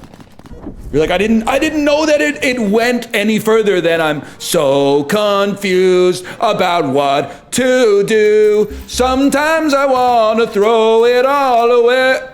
I didn't know it could go past that, man. I thought that was when they go, brr, skate, brr, hidden tape, brr. You got 50,000 points. Yeah, I got like 4 million, bro. They didn't know how to balance the game back then. I also had a Grand Theft Auto Vice City save, and it was like, it was aura. It was when you get the garage, like not the garage, but like the sports car showroom that has that cylindrical tower where there's cars on the tower. And from the save point, if I sprinted, I could get in like the Lamborghini, and as soon as I got in, I would hear, everybody's watching to see what you will do. That's right. I had a save just so that I could aura farm to the Lamborghini, get in, and fucking hear Everybody's Working for the Weekend by Loverboy. So I would just drive around. It was like dusk in fake Miami. I would drive around in the Lamborghini with the, well, I was gonna say with the top down, but you didn't have the control over that. Listen to the song, and then as soon as the song ended, reload the save and just do the same. I would do that for like 2 hours a night. The amount of references in the stream feels like homework. I'm a believer, and this is not just a self-glaze. I'm a believer that you should not necessarily explain every, oh, that's huge. You should not explain every single reference. And the reason is, that sucks. And is annoying. I think it's better just because when I was a kid, that's how it happened. When you're born on this earth and you start absorbing shit, You don't know what the fuck is going on. What the fuck is that? Oh, that's a stop sign. That's a place where when you're driving a car, you stop. Oh, what the fuck is that? That's a cloud. When it gets too big, water falls out of it. What the fuck is water? It's some shit. It's dangerous, but also you need it to live. It's a cruel bitch of an earth we live on. You got a lot to learn. That like continues through media. I was watching some shit. I don't know fucking anything about Johnny. I've never seen an episode of Johnny Carson in my life. I know 1,000 things about Johnny Carson because I watched media that was inspired by Johnny Carson. They would play a clip from Johnny Carson, or they'd be like, this was just like this shit happened on Johnny. You will learn ambiently without needing to go into the footnotes in the bibliography to have it explained. You don't need to know shit about Gary Shandling. You can just watch Freaks and Geeks, and there's that scene where Martin Starr, as Bill, is watching Gary Shandling, and he's eating the fucking snack, like I think it's like a peanut butter and jelly sandwich, and Gary Shandling is making him laugh so hard, you can see the fucking peanut butter in like the crevices in his teeth, because he's going like, ha ha ha ha! That's all you need, bro. That's all you need. How's the chance for clovers and bells? I'll be right back. It's funny because it says permanently, but then when I start my next run, it turns out it wasn't actually permanent. That's actually a good AVGN doing a video where he plays a roguelike and getting insanely pissed off. I just played for 2 hours! Where's my items? When you die, you lose all your items. As if this wasn't hard enough, this is a game for little kids, and every time you die, you have to start over from the beginning? What were they thinking? What kind of kid could be so sadistic as to ever beat this cockadoodie bullshit? That is good. You have to choose 3 things? Okay, Mossmouth. Sorry, it took me a second. Okay, Mossmouth, how about you choose between 2 things, my shit or my ass? It could totally work, man. It could totally... Roguelike AVGN would be so good. Ghibli, fuck, marry, kill. Harlan Pepper from Best in Show. Julius Peppers. He was a player for the Carolina Panthers. Brian Peppers. Go. Answer the question. Don't think about it. Just answer the question. Pepper Potts from Iron Man. Nah, you're gonna make me read Everyone's Beautiful and Nobody's Horny again. They were spitting when they said, how is it possible that Tony Stark is a Lothario, but we never see him have any sexual chemistry with Pepper Potts at all? I don't even think he even like touches her arm a single time throughout all the fucking movies. There's no shot they fucked. Tony Stark fucked, but after he married Pepper Potts, they never fucked. They have a kid? That doesn't mean they fucked. He could have cumped in a petri dish and then she shot it up there. Medical miracles happen every day in this bitch.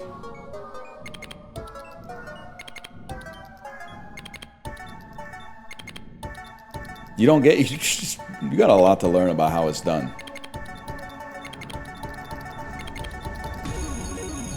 Is this good?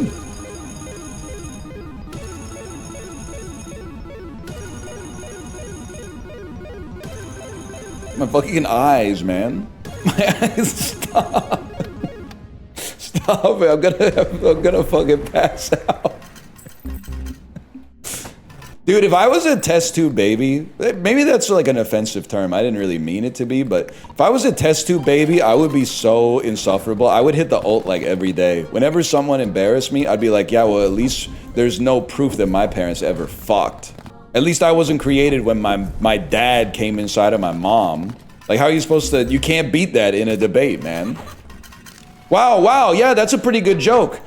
That's a pretty good joke for a guy who fucking got shot out of his dad's dick into his mom's pussy and then grew up. I guess that's kind of how it worked. There was just a middleman for a test tube baby. You get the idea, though. So, do you guys have any Lego stories to share? I got a Lego rocket ship right behind me, actually. I also have a Lego rocket ship right behind me. I built a Lego White House and I put the flag at half mast. Before anything just in general. Just to cover all your bases. That's really good. Yes. Enjoying the set? Grab the next brick. You're gonna love this next instruction. Okay, Spotify DJ, what the hell? What happened?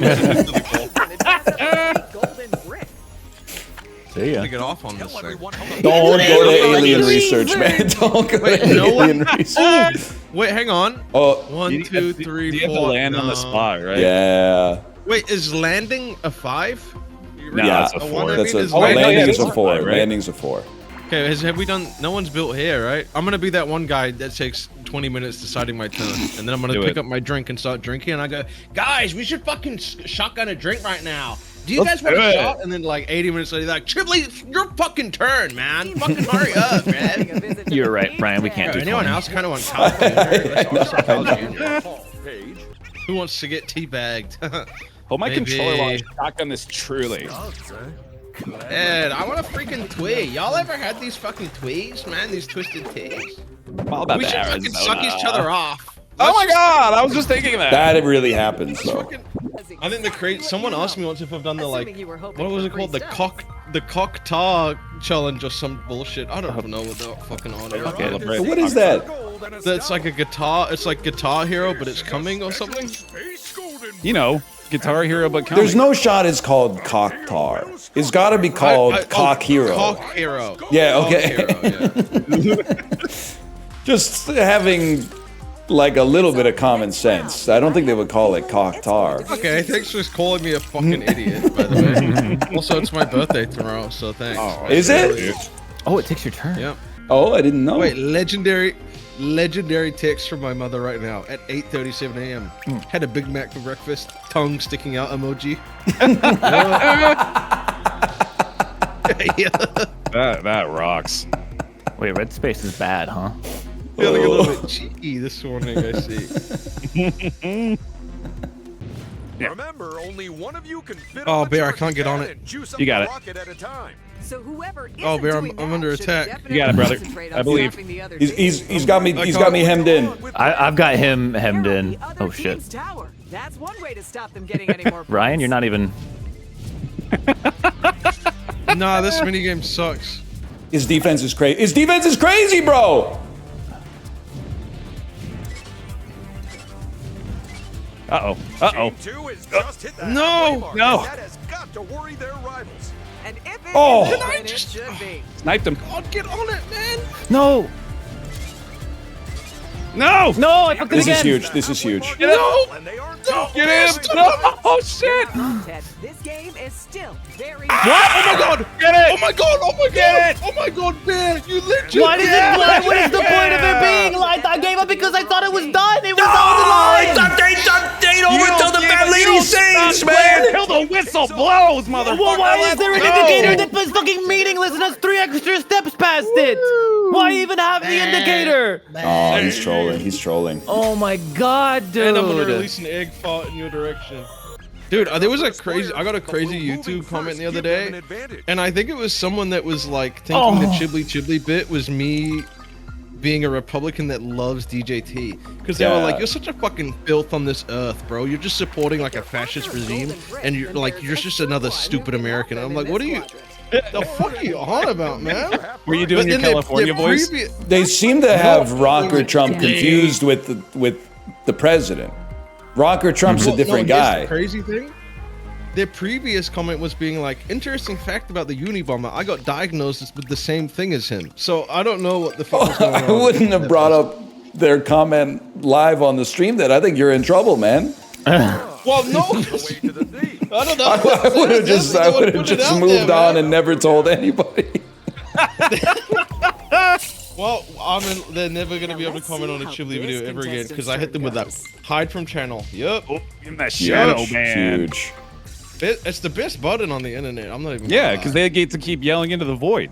Oh, the Unabomber tried to kill people. Yes, he succeeded, man. Oh, shit. Well, I got a mail room in my apartment, so it wouldn't even... Okay, like, I gotta be careful. But... Oh my god, Chibli. Oh my fucking god. Just pick a place to go. I'm sorry. I'm crashing out. I'm crashing I out. don't know why. I love that you're so much more upset about that. A package exploding in like the mail room just has the vibe of being so much funnier than like on a doorstep or something. Like you go into the room, you find your box, you open it, you go through all that just for it to go like. When's your tier list for funniest places for bombs to go off? Oh man, they're not ready for that one. Ghibli was so real for the insane YouTube commenter bit too. There are some people where you should feel complimented if I ever, like Dark Rainbow Yoshi, if you're watching this. I hope we don't have beef, okay? It's not that you left the craziest comment on a YouTube video that I remember your username. You simply left the craziest comment that didn't give off "this person will one day kill me in a public place" vibes. You gave off like, guy I can actually like start a fight with and we'll both be okay because it's just like it ain't that serious. It's just online. You read a lot of YouTube comments where you're like, oh, this person like is actually. Like, I don't want to make it too real, but every once in a while, there'll be like a chatter who is having like a mental episode, and then you audit them, and all the messages are like, they're coming for me. What do you think they're doing? Like everyone is having like a conversation, and then out of nowhere in all caps, they're like, they're outside my door right now, or something like that. And you're like, oh, I don't think I want to bring that up on the stream right now. I have several associates in Vancouver gang stalking you. I literally, first off, I would be honored to be gang stalked. Secondly, I see them. They're not slick. I see them every time I'm at the grocery store. 6'2" dude wearing like the yard merch. And he's kind of like looking around, and then he looks at me, and then he looks around and he looks back again. I see you, bro. And there's nothing wrong with it. You could say hi. Damn, we were pretty good today. You still give him $5? So I got asked for $5 at Indigo, but all the only cash I had was the $450 that I think I said it in Chib's chat. We had to pay a $500 deposit for my kid's birthday party, and then I paid it on credit card. And then when we left, they gave me $450 back in cash. So he was like, by the way, do you have $5 for me? And I opened up my crossbody bag, and I had 9 $50 bills. And I genuinely did the calculation in my head. I was like, is it worth it to give the 50 just to secure the bit? But then, that's $50. And then he very graciously said, and he went a step too far in praising my politeness. He said, oh, you don't actually have to do it. Just the fact that you open your bag tells me enough. And I went, oh, thank God. Because I didn't really want to. 5 is funny. 50, I wouldn't be thrilled about it. Like that would live in my head for a little while at least. So what we need now is the next time I get recognized, it's got to be someone who's like, don't worry about it. And they have $45 cash. And they go, yeah, I'll take a 50, and they give me back $45 cash. That would be sick. Apollo, is this chat real? They said, why did they add vision cones to the drivers on DoorDash? Is that real? Did they? Is that real, or does this person need to go to a mental hospital? I genuinely don't know. I have not noticed. Or am I delusional? Did I get was that fake news? When you start to have a HUD IRL, you have to go to the mental hospital. No, like if shit starts glowing or you see like arrows that are telling you like where you have to go to get your next objective, you have to talk to a doctor immediately. Fuck me. Ooh. Fuck her right in the pussy. Y'all remember that one? I do. Yeah. I talk about that guy all the time, and everyone tells me to stop. It's misogynist. It's not misogynist. Guy having sex with his girlfriend. Sorry, babe, I can't fuck you in the pussy. They said that was misogynistic online. Yeah, I like that. That is good. And she also doesn't have a butthole, so they just don't have sex. Oh no. Why did someone say none butthole would lift this pussy in the chat?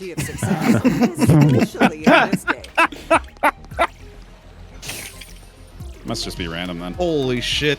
DoorDash driver POV. There's no field of view cone though. Well, apart from the alien, I guess. Yeah, this is kind of crash out guaranteed. Oh, like I don't like that you all went to my square. I don't like that you all fucking went behind the door. I was gonna get into my zone, brother. Ugh. Fuck. No. Yeah, get in I there. really liked it when it was in mine. Yeah, get it over there. Yeah, there we go. That's good. Like that. Because they have to pay Bro, push it up. No. Yep, there we go. No. Yes. Okay, let's just all keep pushing it towards the bottom where the people are winning. Get it in there. Yeah. You're right, Chibley. We gotta truce and push top. Yeah. I'm pushing top, dude.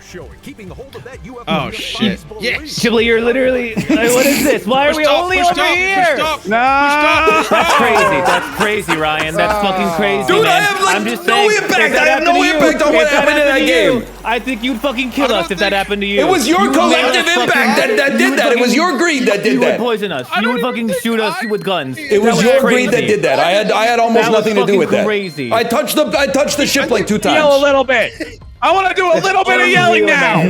I just want you to realize that you hate yourself, okay? There was an alternate title for today's stream, but I don't think Twitch is ready for it. I gotta be careful because I'm getting age restricted on non-Clover Pit videos. How did a Lego party video get age restricted? I go watch the video. You guys ever jerk your dick while you eat pussy? Yeah. Honestly, probably people under the age of 18 probably shouldn't be watching that one. Or they should have to, like, I don't know, lie about their age or something. Something like that. It makes sense to me. But the alternate title was Horny James Murphy be like, with you on the meat strokes and me on the bang bus, there's advantages to both. Any sticks on the playlist? Gen Alpha Classic Rock Enjoyer be like, sticks, maybe's even. You said you were an actress. You know what I'm talking about? Your French inhaler type shit. Till I drank up all the money. I forget what he says. Something about the phonies in that Hollywood bar or whatever. I'm literally not reusing the joke from the title. It's called a title drop.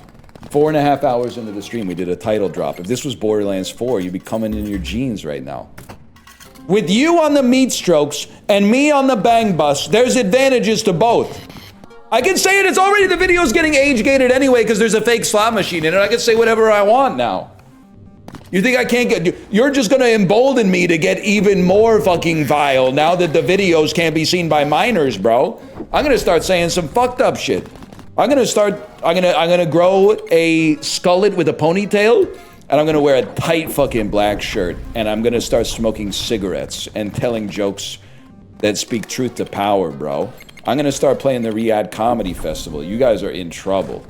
You guys are fucked up. Okay, you know what's irritating? Whenever a comedian does anything bad, and then everyone just starts talking about George Carlin again. I'm sorry, we gotta... I like George Carlin. I watched his stuff when he was still alive. I'm just sick of every time Louis C.K. goes and plays the Ryab Comedy Festival, and now I gotta see a bunch of Pajiba commenters talking about how George Carlin would never. That was like 30 years ago, man. Can we... He's become a symbol. He's become a comedy martyr, man. He had some great stuff. He had some bad stuff. I'm not saying he would have played the Ryab Comedy Festival. He did owe a lot of back taxes, though. But like we'll never know. We'll never know. So, by the way, my kid has been listening to a lot of this artist called Bongo Cat, who I'm pretty sure is they just do AI generated cat, like meow versions of popular songs, and it's all right because she's 5. Like, it's not like it's depriving her of listening to like Radiohead or whatever. But there's one problem. One of the songs is Enemy by Imagine Dragons, but I genuinely only know the Germa words. So she is now singing it Germa style because I don't know the real words to the song. So she's, every time it comes on, she's going, every single person is my enemy. Every single person wants to be my enemy. That's so good. I only realized it once it was too late because their brains are so spongy that it's like, as soon as you say it, it's in there. Were you good at physics in school? I can't believe we still have chatters like this in 2025, man. Hey, NL, did you take physics? Faint Bunny, I dead ass. 2 things. First off, I thought I banned you yesterday. 100% simple as. Secondly, I did want to ask if you were okay, because after you got timed out twice, I saw you spam like 100 times. Hey, NL, can you help me? I think using Instagram too much has made me parasocial about strangers' lives. And I was like, damn, this person's really going through it. Maybe I shouldn't have banned them. Then the first message you dropped today, hey NL, have you ever taken a physics class? I should have banned your ass yesterday. It's basically like you're going to like a golf course and someone's not good at golfing and you're like, wow, you must have been bad at physics at school. You mean the school I graduated from 20 fucking years ago? That ancient history? You're asking me some shit about the Rosetta Stone just because I stuttered, bro. That shit is in distant memory. That shit is not real. 12th grade physics. Of course I was. Of course we fucking good. How could you not be good at 12th grade physics? They literally give you the answers, bro. You're not Isaac Newton. They're like, here's how shit works. Here's the formula. Here's the numbers. Now, what's the result? And you're like, wow, I'm really smart. I took the fucking numbers that the teacher gave me, put them into the formula that the teacher gave me and got the right answer. I must be some kind of fucking genius. I must be amazing at pinball. What the fuck are you talking about? It's designed to be aced, bro. They want you to do well. You're not beefing with your teacher. Your teacher's not your op, bro. As soon as you leave the class, they do not think about you. Your graduating class was not special. Your graduating class occupies the same amount of memory as the graduating class that came before and the graduating class that came after. There's kids that were in like kindergarten when you graduated from high school that mean the same to your high school physics teacher that you do, even though you thought you had like a special sort of rapport going on. And now you're in my chat, causing my blood pressure to spike. Maybe go back to civics class. Wrap it up. Okay. I did say I was a Joey guy, Yeti, I did. But that doesn't mean I'm a Team Desire over Team Blood on the tracks. That's sacrilege. However, I do think Joey gets an unfair rap. Because people are like, okay, oh, my problem with Joey, the song's 11 minutes long. Yeah. Oh, this song's so good. Yeah, and what big portion sizes too, type shit, okay? Secondly, the real Joey wasn't a good guy. I don't care. He died like 40 years before I was born. The song fucking goes. I shouldn't say I don't care, because that's not, I would rather that the namesake from the Bob Dylan song Joey was actually kind of like a folk hero the way Dylan is painting him, but like, to be honest, it's not much of my business. What time is it, said the judge to Joey when they met? 5 to 10, said Joey. Judge said, that's exactly what you get. Oh, dirty ass lie. The judge shouldn't be saying churlish shit like that, man. Also, what if Joey said 9:55? What if Joey was like, it's 9:55, Your Honor? The judge would have been like, what, shit. Could you rephrase it? 955 years? That's like that ancient video of this is like my least favorite video I've ever seen. But the fake rich guy who would go to restaurants. Now he is not like playing a character of a guy who's rich. He is trying to sell courses for how to get as rich as he is. When the check comes, I'm gonna ask him, what do you think I should tip you?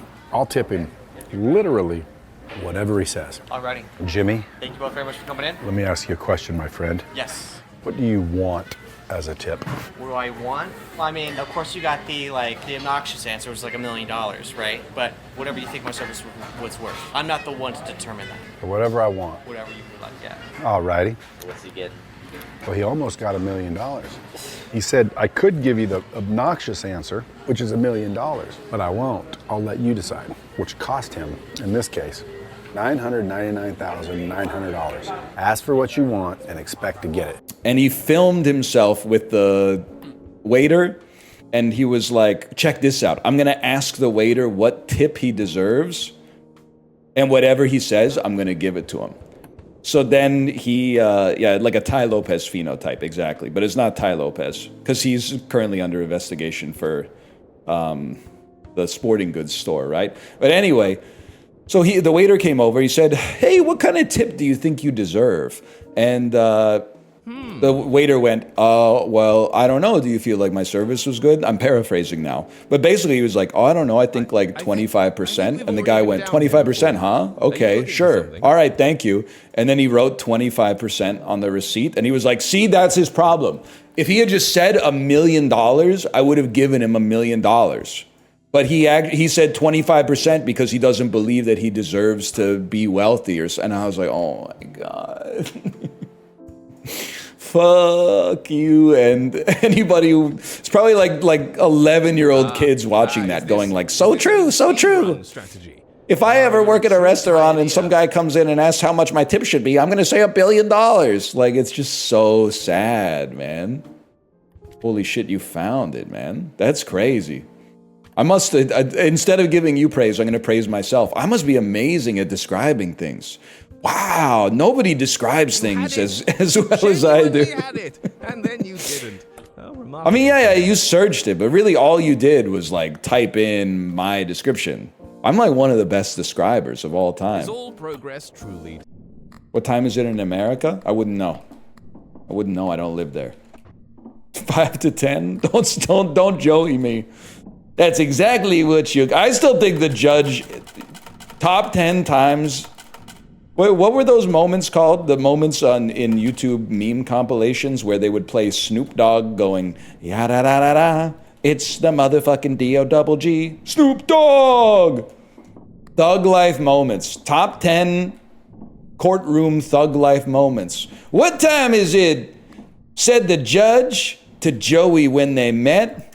5 to 10, said Joey. Judge said, that's exactly what you get. Da-da-da-da-da. It's the motherfucking D-O-double-G. Snoop Dogg, motherfucker! Joey got owned by the judge, man. Joey got fucking owned by the judge. Please, my whole shift has been this part of the game. Not a lot of people coming into the trauma ward of the hospital right now, huh? Not a lot of emergency cranial surgery patients on the schedule today. That's good. You're right. That's good. That's good. Honestly, I think all doctors should be out of work because I think nobody should ever get sick or hurt. In a truly healthy society, we wouldn't need doctors because everyone would already be perfectly healthy. That's why I hate doctors. I was laughing. Kate, are you in chat? I've been thinking about this like all day, and I'm not sore about it, but it is really funny. So my parents moved to Vancouver, and they've been staying with us for like a couple of weeks while their place was getting ready and they were starting to like move in. But yesterday was the day where they like did the move essentially. Like, i.e. last night they slept in their new place instead of sleeping in our house. So we drove them to their new place, and they have a cat. It's very friendly, but he was a little bit freaked out because he doesn't know what the hell's going on, right? He's already been on an airplane in like the past 2 weeks. And then he lived in like a house that was not his house for a while. And now he's moving to like another house that obviously isn't his house, but it has his old things in it. So he was tweaking a little bit, which is understandable. But when we were driving my parents and their cat to their new place, my dad was like babying the cat the whole time. He was like, it's okay, it's okay. No, we'll be there soon. Don't worry about it. It'll be fine. Don't worry. You're such a good boy. It was very sweet. But then I was like, I don't think, my dad was a good dad, don't get me wrong. But he never talked to me like that when I was a little kid at all. It struck me that if it had been like me, age 5 in the carrier, like whimpering, he would have been like, what are you whimpering for? You're in the car. We're gonna be there. Don't even worry. Can you stop? Like you're distracting me while I'm driving. But with the cat, it's like he doesn't know what's going on. He's a sweet boy. He's a sweet boy. It didn't bother me. I wasn't like, damn, my dad doesn't love me. But I was like, there's a double standard here, man. There's a double standard. You sound bothered? I was not bothered. It is merely an observation. I guess there is an element, still the culture when I was a kid was like, well, we gotta toughen this kid up. He's 12 years old. He's talking about, Mama, can we rent the 400 blows tonight? We gotta toughen this kid up. But the cat, it's not like the cat's never gonna have to like run their own contracting business or something like that. So we're not holding them to like the same standard or whatever. How is that fair? Why are you trying to get me to have beef with my little brother, bro? That's family right there.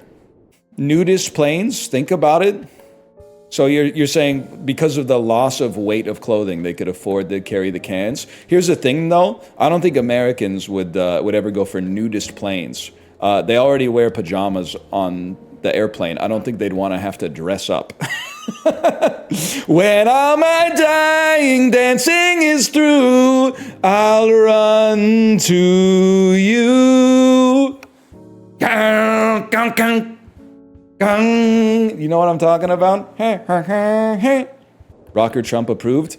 Rocker Trump, Chibli, rock on. I don't really like that prog stuff, Chibli. I don't like it. The songs are too long. I'm more of a Jay guy. Have you ever heard of the fabulous Jay Giles? His music is fabulous. You wonder what happened to... We all have that classmate, that so-called angel, Chibli. We all have her.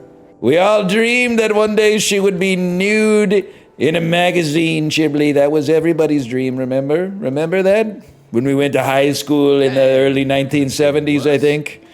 We all dreamed about it, Chibli. I don't really like the prog stuff. Little long for me. King Crimson. Why is he a rocker? I don't get it. It's a glimpse into another universe where instead of being like the president, he's just like a guy, which makes it a lot funnier. It's like a vision of like a different world.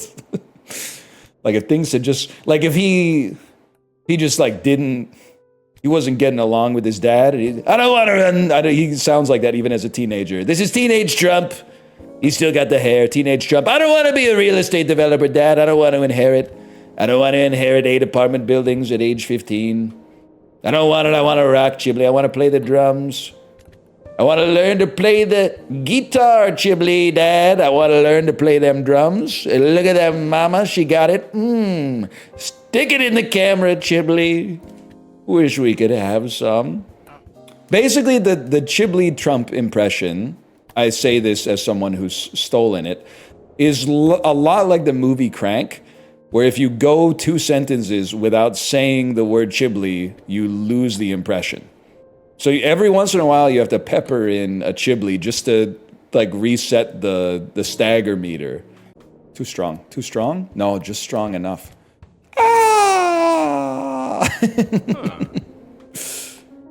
Turtle sex noise? That's what I say. Isn't that the guy in Game Grumps? Turtle sex noise? Sorry, I had to audible the joke halfway through when I saw how the defense was lined up. Huge. Please tell me this is the 15 plus.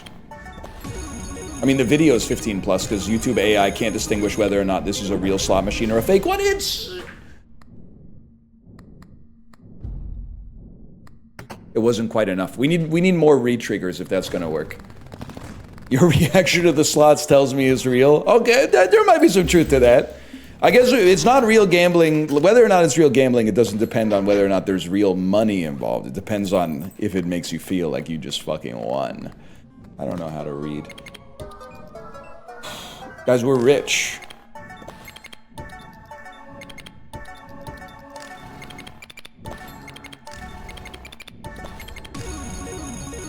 But I need 666s. Lemon, lemon baby.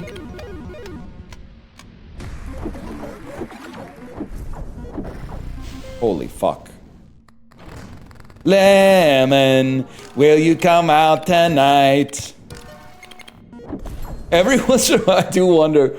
It's like every parent at my daughter's school knows that I stream. I wonder if they ever get bored on their lunch break and they're like, I don't know what he does. Let's see what he's up to. And then they come and see me pulling on a fake slot machine going, cherry, cherry baby, cherry. And then the next day I'm like, good morning, morning. Yeah, no, how's it going? Oh, did you see? Yeah, dude, my home sold. I had him in my fantasy league. Still rolled anyway, but like, you know, I'd prefer if he did better. They'll think the stream is the act. That's honestly, that's the realest shit you've ever said. They'll think the stream is the act, and the way I'm at school is the real guy. That's what's so fucked up, man. I'm having like whiplash from the last game being impossible, and then this game being so trivial. And I don't think I'm really that good at mazes, but. I'm like, wait, is this what most games are like? Most games you just beat the level the first time you play it? Is that right? That's good. Oh, Whiplash is good. Okay, finally we agree on something. It's a movie about the best teacher of all time. For some reason we're supposed to virtue signal and be like, he shouldn't have yelled so much. Okay, whatever you say. Literally, it's about how it's worth not talking to your dad anymore to become like the 8th best jazz drummer in New York State. That was me watching The Sound of Metal. I was like, oh, I'm supposed to empathize with a successful musician. Okay, I think it's rage bait, but that is making me mad. So I think that means you did a good job. By the way, you may not know this. I'm not sure if you know this about Canada. And at first you're going to say based, but it leads to a strange situation. Fuck it, I'm not going to rush you. I'm going to... Oh, shit. Oh, shit! The Archer! In Canada, ads for medications aren't allowed to tell you what the medication does. I don't really know what the reason is. I assume they had good intentions. But what that means is that previously, every ad that was on TV for medication would just be a bunch of people that would be like, you know, having fun, throwing a frisbee in the park. Like they used to lean over and then grab their back. Now they lean over to like grab a plate and they're smiling and stuff like that.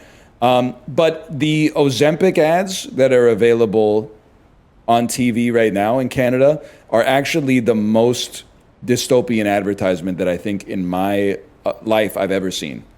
Like a guy driving a car and he comes to like a tunnel that's an O, and then he just sits there and he goes, I should just ask. Maybe I'll ask. You know what? I'm going to do it. I'm going to ask. And then he drives through the O, and the O goes to the left side of the screen and it goes, Ozempic, ask your doctor. Or the one where it's so midsummer coded, the lady's in the park and she kind of sees something and she goes, maybe I should. I could. Yeah, I'm going to do it. I'm going to ask. And then it turns out it's a tree. It's a tree shaped like an O. How are we not talking about this like this is one of the greatest short horror films of the 2020s? It's a tree that makes you go insane. It's a cognito-hazard tree. Just seeing the tree makes you start talking to yourself and then going, yeah, you know what? I'm going to do it. I'm going to fucking do it. It's directed by Ari Aster, man. It's insane. Don't look at the tree that makes you go crazy. Don't look at the tree that turns you into the Joker. My giant sexy sensei bullies me. Yandere goth BDSM 16. Okay, listen. This is getting too much. Filipino dominatrixes are the best. That's too specific. It's getting way too specific. The horny games on Steam are getting too specific, man. Also, I don't want to tell you like from a business standpoint, okay? But if Yandere Goth BDSM 14, 15, and 16 all come out on the same day, I have to feel like you're eating some of your own sales, okay? I feel like you're eating your own sales. You have to come out with one a month for like 12 months. You can't be dropping 3 on the same day. You're saturating the market. My friend has a shirt with Shadow the Hedgehog smoking cigarettes. Literally, and I think that's cool and that's swag, but that's literally one of the most Disneyland coded shirts I think I've ever heard of in my life. That's some shit that people wear to Disneyland. Not Disney World. At Disney World, everybody's wearing a shirt they made themselves that said like, this shit too damn expensive. Because they're all there on like family vacations and stuff. I have a theory about Florida, and I'll tell you why first I'll tell you where the theory came from, and then I'll tell you what my theory is. The theory came from the fact that yesterday, it was way hotter than it's supposed to be on October the 5th. It was sunny. In the morning, it was cold, so I had like a sweater on. And then in the afternoon, it got hot as fuck, but I was like, I'm not going to change because then I got to do more laundry. So I was sitting at home, like getting so hot that, you get hot, I don't know if this is a body hair thing. You sort of feel like there's like pins and needles on your skin. Like before you start sweating, you get the feeling of like almost like being poked in the chest. Not like in your heart, but like your skin is like, hey, this is not good. As soon as I felt that, I went, this is why people in Florida are crazy. It makes sense now. Because it's too fucking hot. And when you get hot, you don't feel good, and you get irritable, and then you start being pissed off with the people around you, and then it's just a big fucking sweat lodge going around of pissed off people, pissing off other people, making other people irritable so they get pissed off, and then it's just everybody's pissing each other off.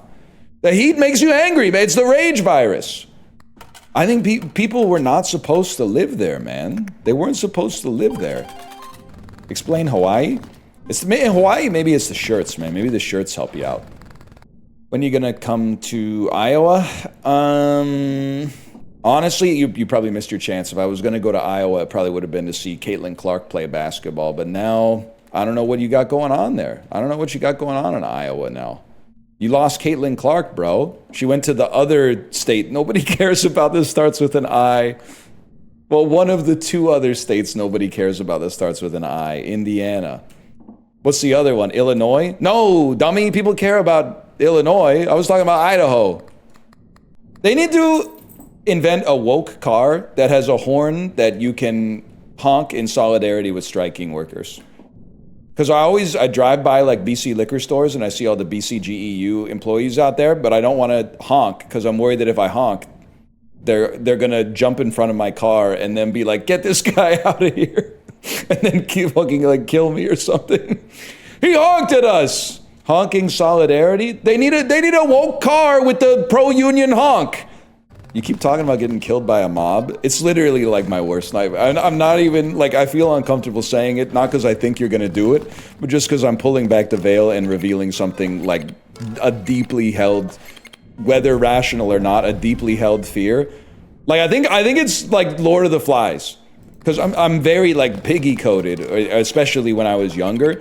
I think, like, my biggest nightmare is that, like, the mob mentality sets in a crowd, and then they go, "Let's kill this guy, he talks like a nerd." And I'm like, guys, we're all here, we were just watching the Canucks game. We were just here watching yeah, they lost, it's game 7, they lost, what'd you expect? This is like the third fucking time it's happened, but like, we don't need to just kill me just because I got glasses on or something. I think like maybe not the average person, but I think a lot of people are just waiting for like some kind of a reason to tap into their animal like brutality sometimes. And I think I would be like a good target. What's fucked up is that there's only one defense. Before shit kicked off, I would have to be the guy that finds a weaker guy. And I would have to say, let's all kill this guy instead. Because once they pick you to be killed, your only hope is to escape. You're not gonna misdirect and be like, what about that guy? They'll be like, no, look, he's evil too. He's trying to get out of it. He's trying to get us to kill that guy. The only way is you gotta shoot first. You gotta be like, we're all angry, let's kill this guy. Like, I mean, there's worse ways to die than the guillotine. That's obvious. But I still think it'd be fucked up. I think about like, okay, listen, I'm not trying to steal valor, but I'm imagining myself like in Salem in the 18th century or whatever, and I'm being burned alive because I've been accused of being a witch. And I'm up there going, oh my God, you are all literally so fucking stupid. There are no witches, A, and B, you're saying like, look, you're cheering for me to fucking die. And you're mad, now you're cheering harder. You're like, yeah, kill him because I'm smarter than you and I'm demonstrating that I'm smarter than you. You're so proud of your ignorance that you're even angry at me now for rightfully calling you stupid. And the more I say this shit, the more they're like, kill him, just kill him, he's a witch. I would be, that's the kind of shit that, and it's a bit of a contradiction, okay? It's a bit of a paradox. But that's the kind of shit that makes me believe in ghosts. Not witches, but ghosts. Because if I died with that much anger in my heart at the moment of death, there's no shot your spirit is going up or down. It's staying right there until it resolves that. And that could take centuries. I would become a yokai, I think. I think I would. What would your parameters be for finding a different target? I'd probably just look for the first dude I saw with Invisalign, to be honest. Chibli, are you still here? As soon as I felt like the pot was about to boil over, I'd be looking for a dude who's like, I can't, he's got a shirt on that says like, I can't eat sticky foods. Please give me 5 minutes notice before you serve sticky foods. It's not, I mean, like, I'm not saying you're evil for it. I'm saying literally, it's not rational, but it's you or me, man. I choose me. I'm sorry. I'm woke. But I choose me. If it's you or me, I'm choosing me. Bro, my drawers are full. Ah! I don't know what that was.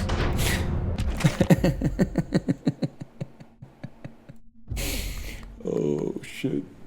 Dude, speaking of crows, I was laughing. So, okay, on Monday, sorry, this is Dad posting. Monday to Friday, I gotta leave the house by around 8 to get my kid to school on time, okay? She wakes up around 7:40 on the weekdays. So the morning is like a mad dash in order to make it work. But it works. Because I'm running this shit like the Navy.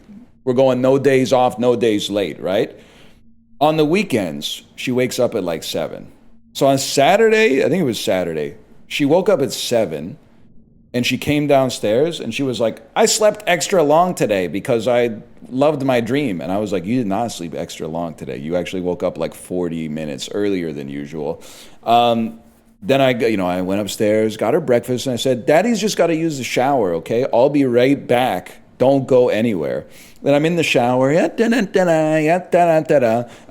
Daddy, Daddy, Daddy, Daddy, Daddy. And I just like get out of the shower, grab the towel, like dry off as fast as I can, wrap it around me. And I go, what? She's on the stairs looking at me. She goes, Chloe's not afraid to cross the street anymore. And I said, what? Chloe? And then she said, Crowy. And I went, oh my God. Oh, that's nice, honey. That's nice. Go upstairs. I'll be right there. She was telling me that there was a bird outside. And I guess it used to be afraid to cross the street. Also, her birthday was last Sunday, like not yesterday, but 8 days ago. Sunday morning, I was like, what do you want to do today? She said, have my birthday party. I said, good one.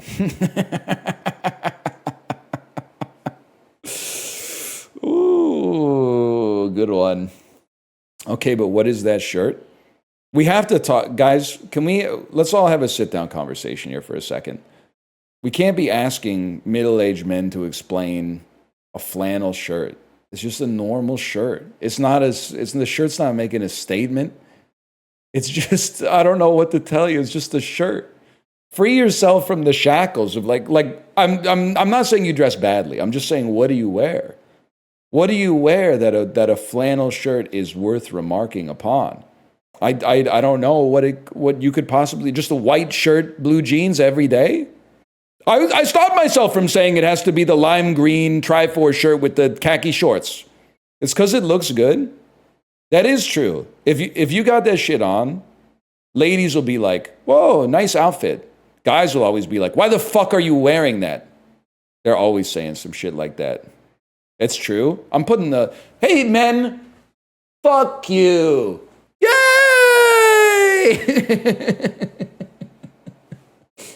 Hey men, it's time to talk less and listen more. Who. We're doing it. We're saying what everybody's thinking, man. Whoa. My friend who works at a cafe in Kits saw you this weekend. Did you try any of the pastries?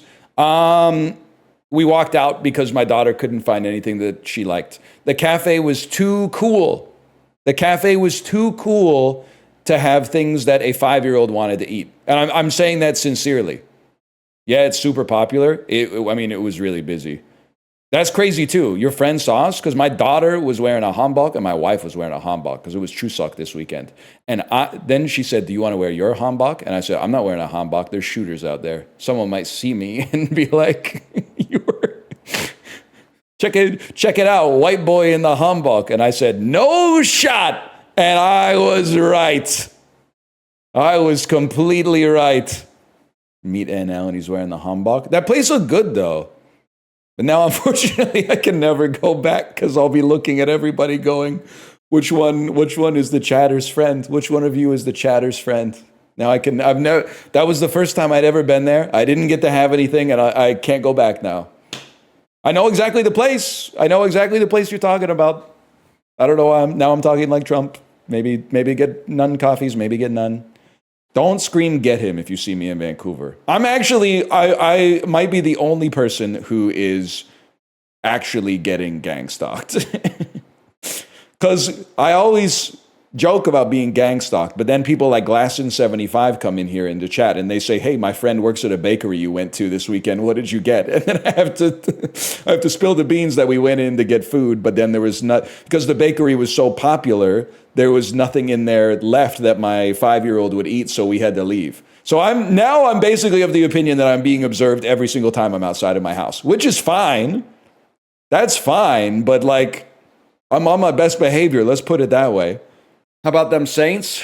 Who that said the Saints gonna lose to who are they playing again? The Giants. Oh, so, okay, the two high school teams going side by side, okay. Going band for band with the fucking East Texas Wildcats. Who that say gonna beat them Saints? Hey, this ain't nothing compared to what I lost to the bookie. Librarian, did we ever find the uncut video of that? I'm hitting the impression. It's like note for note, FC gold stars. That ain't nothing compared to what I lost to the bookie. It's just the news video. I swear it to you. There was a video that he posted on his YouTube channel, but maybe he's gotten rid of it. He used to have like a 9-minute video of him introducing the context, which is he bet his TV on the Saints losing the game, and then all of his friends drunk driving over to his house to shoot his TV. Wait, okay, I'll click on anything you post. Please don't ever fish me. Okay, on Facebook. This is it. TV shot to death after Saints beat the Washington Football Club 33-30 in OT. Never bet your 60-inch TV against the Saints. Be friends that if the Saints beat the Redskins, you can't say that, man. It's 2025. This is from 2010, okay? This is from 2010. That's what the team was called back then. This is 2010. Here, let me scrub to the part where he says, this ain't nothing compared to what I lost to the bookie. Dude, it's a Saints logo tattooed on the back of his fucking head. I think this is it. It's around here. This ain't nothing compared to what I lost to the bookie. Nobody. 16-0. 16-0. You need to go get a tampon on your face. You're bleeding. Well, thank you. Oh! You can't even see where you hit it. I was straight through it. Wait, is this it? Is this it? The ballistic tip goes through it. Anybody else want to put their TV against the Saints? Bring it on. Here it is. Here it is. Hey. That ain't nothing compared to what I lost to the bookie. I told you I hit it 100%, man. Hey, that ain't nothing compared to what I lost to the bookie. They're fucking dying laughing, man. They're dying laughing. You got to be kidding me. Homeboy got the Saints on tattooed on his head. You gotta be kidding me. Homeboy got the Saints tattooed on his head. Oh. Show us the video. Okay, I'll show you the video. Why is it 1080p? I know this dude must have been fucking loaded, man. He had a 60-inch flat screen. I guess it's not a flat screen, but a 60-inch TV and a 1080p camera in 2010? Like, dude was cruising. I hope this is what you were picturing, by the way. I tell you that ballistic tip goes through it. Anybody else want to put their TV against the Saints? Bring it on! Any takers? Any takers want to put their TV against the Saints? Anybody want to bet their television? Hell no! You're goddamn right. Spencer Rattler comeback season. Hey, that ain't nothing compared to what I lost to the bookie. You got to be kidding me. Homeboy got the Saints on tattooed on his head. Hit that coffee! Hit it, coffee! Pass you pull it, hit the corner of the coffee. Hey! No, the TV, coffee. Come on, corner, fast. Is that all you got? How many I got? 10. Keep going. Gotta go put a hole in it. What's also crazy is that just like, first off, the fact that it says gun control at the end of the video is so funny. Secondly, 95% of NFL football games take place on a Sunday, so there's like a very real chance this is like a Monday afternoon, which is fucking crazy. Oh, man. You gotta look at the comments? All right, I'll take a look at the comments. I'll take a look at the comments. Chris Rose put it best. Dear America, we're South Louisiana. We dance even if there's no radio. We drink at funerals. We talk too much and laugh too loud and live too large. And frankly, we're suspicious of others who don't. The only way you could understand that is if you've been here. And so many of you have.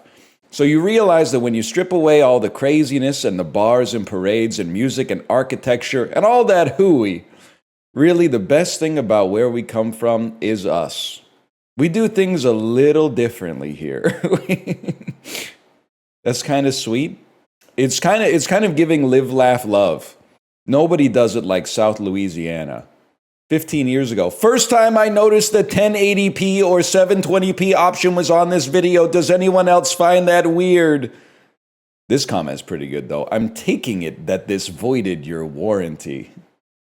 I guess these guys never considered selling it for more beer. And this is... The comments are pretty good, man. The comments are pretty good. Some of them you cannot read. It's like how words we say and then the same word from somebody from New Jersey, New York, Massachusetts might all sound different, same word. That's 15 years ago. I like the original uploader is also getting... they're getting a little defensive 15 years ago. Please point out where in this video a gun is being held or displayed in an unsafe manner. Please feel free to use your textbook. There was no breath test done during the making of this video. Therefore, don't assume anyone was drunk. They weren't drunk, man. They were not drunk driving, okay? Drunk driving, obviously, this guy doesn't condone that. They were drinking and driving. It takes 10 minutes for the alcohol that you're drinking to get processed by the liver, okay? And start to actually lead to the effects of inebriation. As long as they cracked the beer less than 10 minutes before they arrived at the dude's house, then there's who could say they're not intoxicated? They're not intoxicated. Is this all you remember from your biology degree? No, I know. I got lots of viral videos I remember from my biology degree, man. You want to see another one? Have you guys ever seen the full bullet ball video? I mean, that's a classic, man. It actually might be my favorite video of all time. Where's Bullet Ball Guy now? Well, he said he'd be smiling down from heaven. But I think he's But nobody has given up more than Mark Griffin. I quit my job and sold all my possessions that I could sell and found myself in food pantries. And, okay, this part is not, this part's not as funny as I remember. It's not about the money. It's about my game is going to be an Olympic sport. It's just that good. His game's going to be an Olympic sport, okay? It's just that good. Now, I know you're wondering, what's the game? Well, let's get straight to the pitch, okay? Ping pong. It is our vision that one day bullet ball will become an Olympic sport. Please explain how the game works. Do you want somebody else to play against you? Absolutely. I'll play. I love games. I love games. Okay, He the says it object of the every game time. is to get the ball past your opponent. Okay? Utilizing your forearms and or hands. Okay? That's it. My point. Okay. My point. And then watch this. Watch this. He fucking slams it. Damn. Okay, my point. He doesn't give him any purchase at all, man. He doesn't give him any purchase. He slams it down on him. He slammed it down on the VC. Oh shit. Anyway, the rest of the video is kind of sad. It's bullet ball. How much have you invested in this? Don't answer that. I had this vision. Don't answer that. 26 years ago. What happened when you got this vision? What were you doing? My ex-wife and I, we were sitting there drinking wine, having conversation, rolling the cat's ball back and forth across the table. The ball became faster and faster. Said, hold up. Well, wait a minute. If we're going to play this game, we need some rules. We need some rules. Mark, 26 years is a really long time. Yes, it is. Tell me what you have put into this game over those years. Where are you now? I quit my job. I decided that, you know, 80% of inventors take their invention to the grave with them. And I decided that that was not going to happen to me. They even they start hitting them with the Diablo music, the Tristram theme. Traded my Saab in for a 92 Volvo station wagon with 300,000 miles. Sold my wife's wedding ring. Loaded everything up into what I could get in that station wagon and drove to Chicago. If you sold everything, what do you have now? Don't say it, man. Don't say it. Don't say it. Don't say it. I have Bullet Ball. Ooh. I can only assume that all four of them, we're going to stop the video right there, but I'm going to say all four of the judges, the panelists went, this is the greatest game I've ever seen in my entire life. I'll give you $1 million for 0% of your idea. And then now you can't turn on your television without seeing, but there's so much Bullet Ball, we're sick of it, man. Bullet Ball again? Damn. Yes. I think it's a dream, and I hope it becomes reality, but I don't think it will. I'm going to say no. I'm a game inventor. I've invented games. I've sold games. I mean, I'm seriously looking at the gameplay here, and it's nice. I played it. I'm sorry, I have to say no. Not from the guy who invented games, man. The guy who invented games to game inventors said no? I'm afraid that you're reliving a great moment in your life and you're trying to relive it. And I hope it doesn't destroy you. I'm really worried about that. Don't say it. I'm gonna have to say no. Don't say no from all four.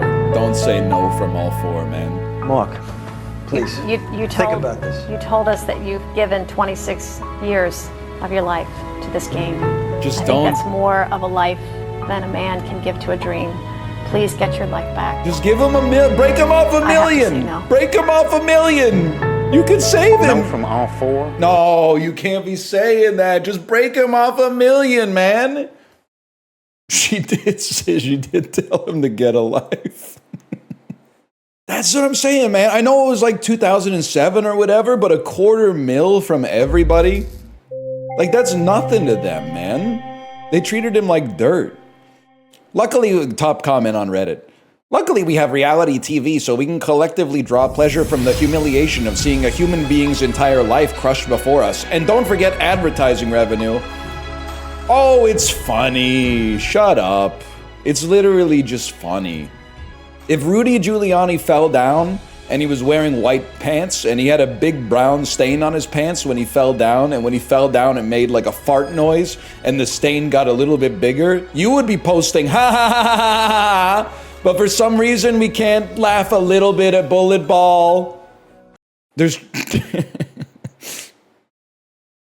I know Sean Penn is back with the with one battle after another, okay? Sean Penn is back with one battle after another. But there was a period where this guy was really funny. I was waiting until you told me who he looked like, and he does look like Gavin Newsom. This is Gavin Newsom, man. Also, I'm just realizing I should not have, it's mistaken wordage. I should not have said Happy October 7th, okay? That's not what I meant to say. This is almost as embarrassing as when I recorded the Clover Pit video, and I said, I referenced Larry Ellison, and I said, I don't like him, not because of his billionaire stuff, but because of his involvement with Java. And then later that night, I was reading an article, and it was like, did you know that this dude has donated like $10 billion to the IDF? I did not know that. I was just kind of bantering randomly in Clover Pit. I didn't mean anything by it, okay? I was just trying to make a quick joke at Java's expense. And then all of a sudden, it turns out he's done some stuff I wasn't familiar with, okay? I bantered a little too close to the sun. Are you Nicole Kidman? That's not Zac Efron. That's Zac Efron. Are you Zac Efron? You're Zac Efron. Okay, take me back to the home screen for a second. Let me think about this. Ben Affleck and Matthew McConaughey must be in a movie together. Ben Affleck and Nicole Kidman might be in a movie together. That's John Cusack. John Cusack and Colin Farrell might be in a movie together. I got to think about this one. Like this. Oh, wait, sorry. I got to get to Swankie. Let's start with the swankiness. Okay, so I'm thinking the easy Swankie play. I have something. And it's a strange line. It's Colin Farrell, The Lobster, John C. Reilly, Chicago, Catherine Zeta-Jones, Intolerable Cruelty takes you to George Clooney, which takes you to Burn After Reading. We're going straight through the Coen brothers. That takes you to Nomadland, and then you click on Swankie, you're halfway there. Now, you come out, David Strathairn, pretty much just take anything with David Strathairn, maybe like Hemingway and Gellhorn, Nicole Kidman, The Paperboy, 2012. 31 second Swankie percent! 31 second Swankie percent, bro? That's insane. Tempura, a noun meaning sea. For Frank Underwood at the Japanese restaurant. I'll have, for the lady we'll have the black cod miso set, and I'll have the ebi tempura. I could fucking do that. I could do that better. Yes, I'll have the ebi tempura, and for the lady we'll have the miso black cod set. Beschrit met moistjes. Always, how many different, no disrespect to the Netherlands, okay? How many different variations of sprinkle sandwiches do you have? There's a ton, actually. Pisses me off that you guys are like, on average, like 6'3", eating shit like this. You're pissing me off, okay? Stupid ass fucking tall jeans. That's nourishment? You're eating like an ultra runner, man. 你是袁兆姐姐吗？ Am I? I forgot. 你是刘希？希儿，姐姐还记得希儿，太好了。自父亲调离利州后 That's Lu Ji. She's the old friend. This subtitles are going so 没想 fast. 到在这能见到你。其实 Holy 希儿的 cow. 父亲早就不在了，这里最亲近的只有姐姐了。 F in chat. F in chat. 对了， That's probably a real guy that 这 died 个 like 600是我 years 入宫 ago. 前娘亲给我的，就作为见面礼赠予姐姐吧。入宫后我们要互相照拂才是，我替姐姐戴上。 Look at that. We've already got a friend. 不行 Oh, hey, whoa. Chill. There's shooters everywhere. 收下吧，这太贵重了。 She tried to kill me, 是的 bro. 姐姐不行不行。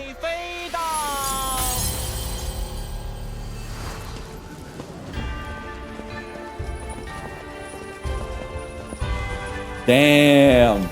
Duro, the Chamberlain of Consort of Preciousness. Zin, the Guard of Consort of Preciousness. Bow to your sensei. Oh, shit. Oh, somebody's gonna fucking get reamed out for this. Who left this ornate-ass jade hairpin on the steps of the palace? 这是哪位才人的？倒是别致，本宫很喜欢。 How will you respond to the Consort of Preciousness admiration? Claim it's yours to win her. Wait, chat, this is, I'm not joking. Was it mine? Or was it my friend's? It was Lucy's. Okay, it belongs to Lucy. She gave it to you though? It belonged to Lucy. I can't possibly accept that. That jade hairpin is too ornate. 回贵妃，这是刘希，刘才人的。嗯，刘才人是哪位？提身让本宫瞧瞧。Off with her head. Guards, off with her head. I'm not snitching. I want her to give her back her ornate 变 hairpin. 了套说辞，这分明是你的东西。你竟还有两副面孔，请贵妃恕罪。武才人方才说，正是因为知道贵妃钟爱牡丹，才刻意将此物带进宫中。他还说，贵妃如今年老色衰，就是带再多的牡丹，也比不上年轻的新人。 Man, this is a cutthroat world, 你 bro. 在胡说八道些什么呀？贵妃冥界，妾身从未这样说过。是刘灿然说这个电话。 She's lying. I never said that. You're tearing me apart, Lucy. 头都要晕了。杜若，一并处置。来人呐，将这2人拖下去。 I fucking knew it. I knew we were having a guard seize them moment. 我是被刘熙陷害的，还不快带下去！我没有说过这些话。贵妃，请冤枉啊！贵妃，请冤枉啊！ No, this doesn't seem good.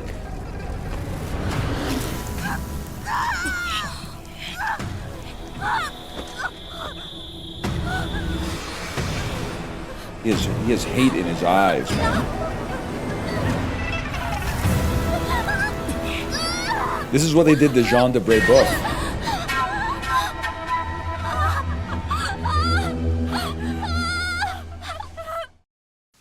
So that's bad. You believed honesty would keep you safe, but with new arrivals in the palace, Consort Wei seeks to assert her dominance. Someone must be sacrificed, and she cares little for the truth. My bad, y'all. My bad. Game over. It's mine. No, wait, she's gonna kill somebody. It fell from one of the sisters up ahead. Sorry, it's you or me. I don't know which one. I think you might have to punish them all. 小玩意儿是谁的？本宫着实喜欢。若是愿意相赠，自然重重有赏。 Oh, no, don't do it, don't do it! 这牡丹电花是妾的。 Guards? Can I get a guards? 来人呐，带下去。 She's even worse, because she's like the Grima Wormtongue of this shit, okay? She's not, at least the consort is trying to work her way up. She's just happy to be close to power, to be warmed by it. 竟敢以下犯上！ Don't look at her. Okay, can I say there's a little bit of a double standard here? I literally got a game over for this, and now she's just chilling. 这里怕是没法留他，送去宁英阁，带下去。你们也都看到了，希望你们。Okay, I guess maybe chilling was a bad choice of 若 words. 是行差踏错，招来恶当时命，收下了那枚电我是救话。不了你。如今的江才人，好了，这叶庭宫的寝房2人1间，你们自行安排。我们一起住吧。这个就作为见面礼赠予姐姐吧，我替姐姐带上。姐姐，吴姐姐。Do you think she was trying to get me killed, or do you think that she was it's just a happy accident? 谁不知道贵妃喜欢牡丹，不过是她咎由自取，自寻死路罢了。你知道贵妃喜欢牡丹？ You think she's an op? 大家不是都知道了吗？我问的是你是否早已知晓。吴姐姐，你这话是什么意思？ The graphics are more realistic than LA Noir, so we should be able to tell if she's 我是 lying. 刻意害你呢。 Did I stutter? Did I say it was intentional? Guilty conscience says what? 我有说过你是刻意害我吗？刘熙，我们自幼相识，你绝非冷血之人。 We've been friends since we were kids, even though we've only recently met and I had to be reminded of who you 仿佛 were. 早就料到会发生这一切。刘熙，我真能信你吗？吴姐姐，你变了，亏希儿还一直记挂着你这个好姐妹。信不信由你，清者自清。 Crocodile tears. Now she's gonna give a look to the camera like. 就让江才人遭了殃，我们还是小心点吧。喂，哭什么哭？为那种人哭不值得。 Oh damn. We shouldn't have done that. We made enemies, bro. 不好意思。 This is like episode 1 of Big Brother. 别看了，这里没位置，把刘才人都欺负哭了。 We're already first on the chopping block, bro. 看那间房，全是江才人的血手印，好生吓人啊！我们千万不要住这里。 Every single person is my enemy? Oh, yeah, fuck it, bro. I'll stay in the bloody handprint room. Who cares? They got people who will clean that up.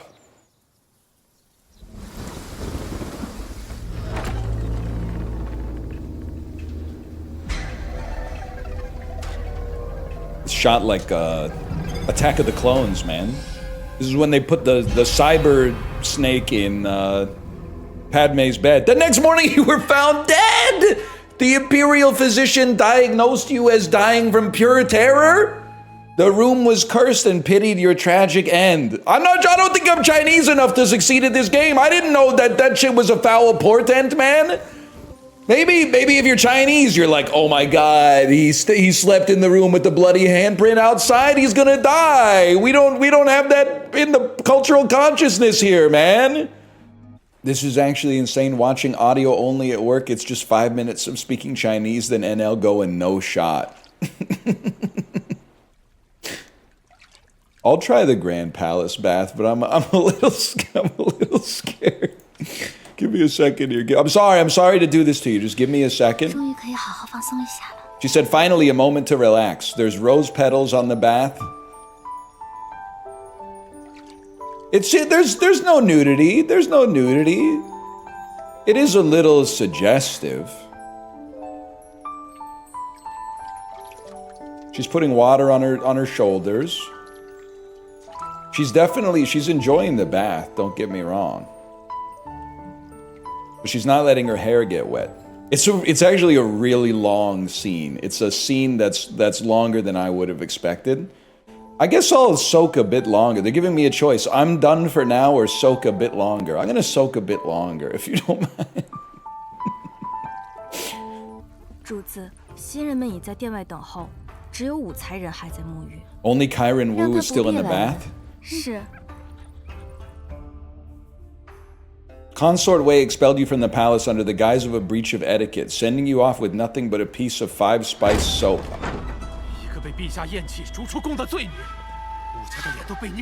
What the hell did I'm being killed. I'm being killed because I took a bath. I took a bath, so they're wrapping a blanket around my neck to constrict my airflow. They fucking killed me. They killed me for being in the bath too long. You used up all the damn hot water. Your love for long baths got you kicked out of the palace. The people fondly call you the 5-spicy consort. What the hell does that mean, man? 似乎是中书侍郎江敏之女，怎么今日未曾见她？ Oh. 赵相公， Oh 江 shit. 才人呢？ Where's Karen Jiang? 启禀贤妃。 She's taking a dump right now. She has diarrhea. 江才人，他如今身在宁阴阁。什么？为何呀？启禀陛下，江才人以下犯上，无视宫规，因而受罚。这才刚进宫呢，怎么都到那儿去了？演这么大一出，原来在这儿等着我。 Maybe I shouldn't have tortured her for having a hairpin. 学会了，自然就放出来了。 Your Majesty, in my defense, she had a flower hairpin. 江才人自枪了。什么？ That's messed up. 妾有证据，可以证明贵妃的清白。你上前来说，陛下面前你直言便可。害死江才人的凶手不是贵妃，而是这位武才人。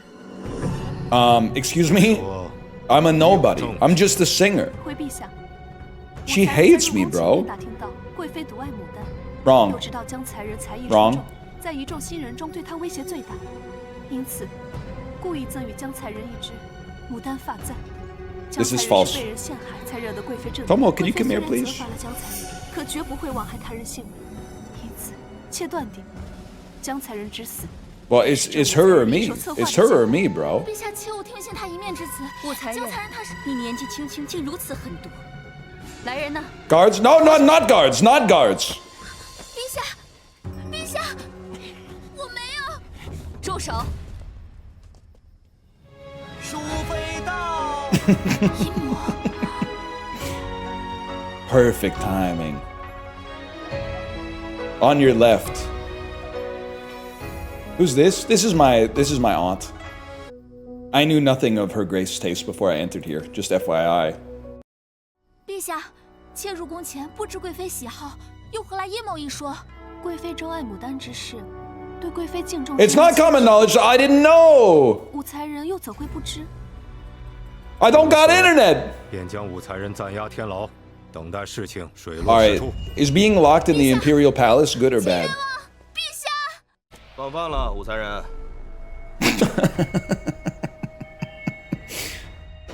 This looks so bad. Steamed bun, maybe? I'll probably skip it. I'm pretty sure they're poisoning us. I'm pretty sure they're poisoning us. 我吃下去了，岂不是？忍一忍吧。Yeah, endure the hunger. 放饭了，午餐人。 I gotta be honest with you, that looks more like poison. You have starved to death.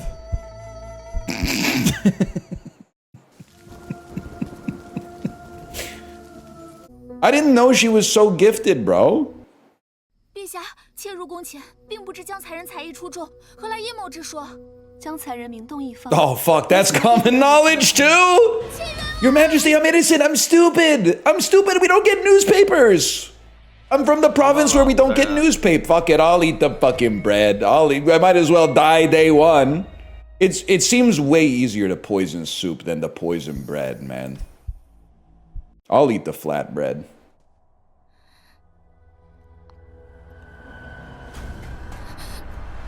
Bad news, guys. The bread was poisoned. Or maybe she's just like, maybe she's celiac. Toxins eating from your insides to your skin. They say you poisoned yourself out of guilt. No one cares. No one cares. As you die, it hits you. The flatbread tasted awful because it was laced with poison. No one cares. No one cares about you. Implore His Majesty to examine her body to find the cause of death.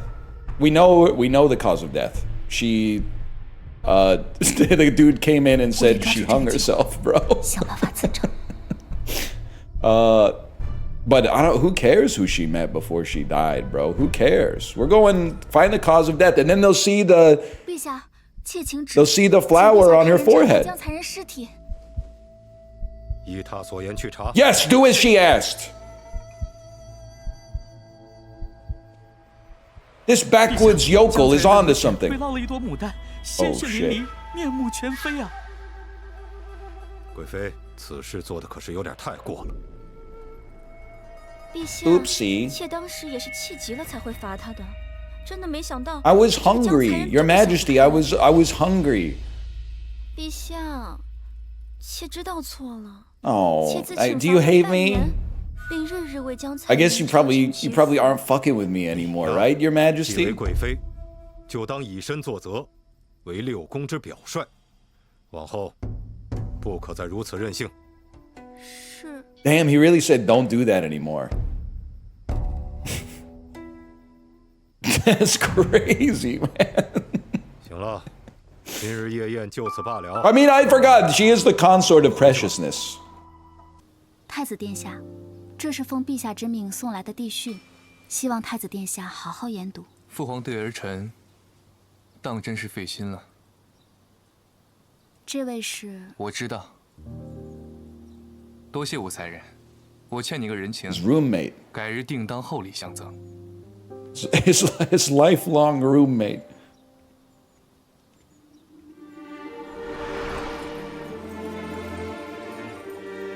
Oh, we thought he was looking at the dancers, but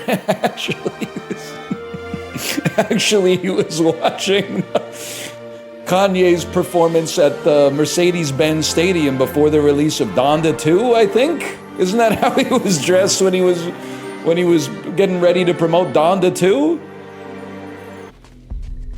Bro, kind of weird. I'm your doctor, bro. Oh, right. 殿下不要这般眉头紧锁。上次的曲子 That shit is microbladed for sure. 臣心，我想好了，我会向父皇提出让出我的太子之位。殿下，我竟然亲手将陛下要杀的人 Uh-oh. 带进了东宫。 Oops. 发生这么大的事。 No, it's cool. I'm gonna tell my father, the Emperor of China, that I don't want to be the crown prince anymore. I just want to live peacefully with my boyfriend. I think it'll be fine. I think odds are I'm optimistic that he's gonna be stoked. I'm gonna turn to my aunt for help. This seems like an aunt type problem. Why are you shivering? It's fucking... It's cold in here, man. It's fucking cold in here. It's not the harrowing content of the piece. It's cold in here. It's giving me chills.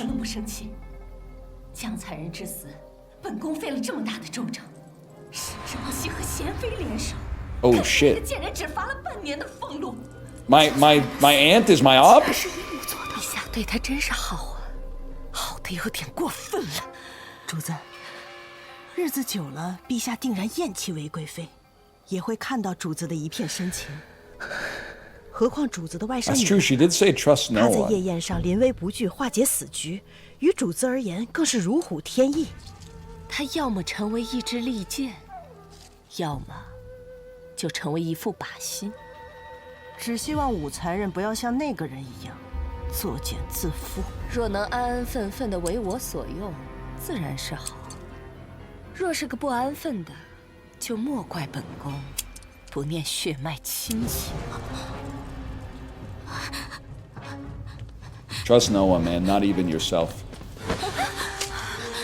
Oh shit. I'm sorry, you gotta go.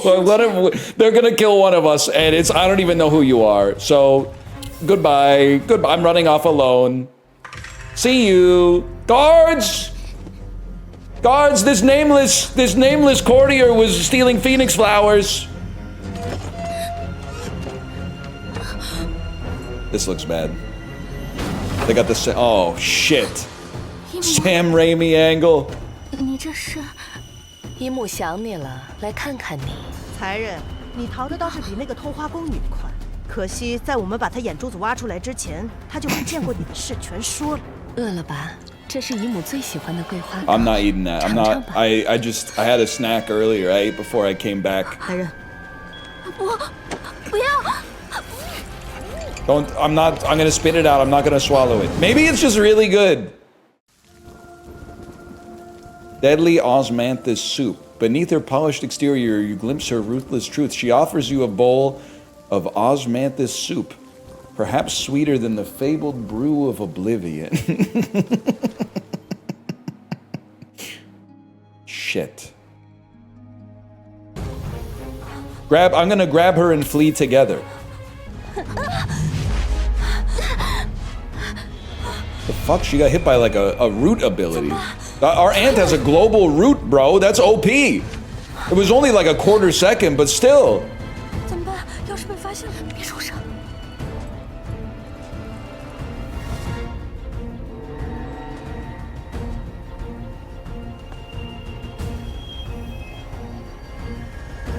在这儿。愣着干嘛？去那边找。 That's the wrong Karen, dumbass. That's the wrong Karen. 我偷花的事，淑妃一定不会饶过我的，不能让别人知道。那就只有对不住你了。 What the fuck? I saved your life. You guys, I knew it was her or me, bro. Guards, guards. 不能就这样死在他手里。 This isn't how I go. Fight back and kill her, bro. Knock her out. Knock her out. Hit her with something on the top of the head. Yeah, that rock. Oh, this is the perfect choice, man.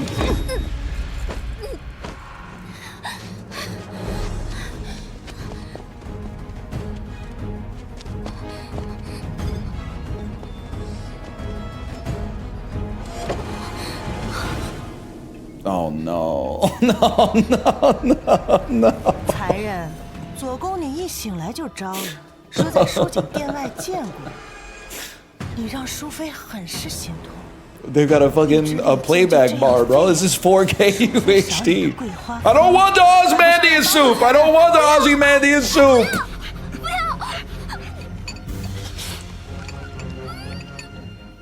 All right, fight back and kill her. Sorry.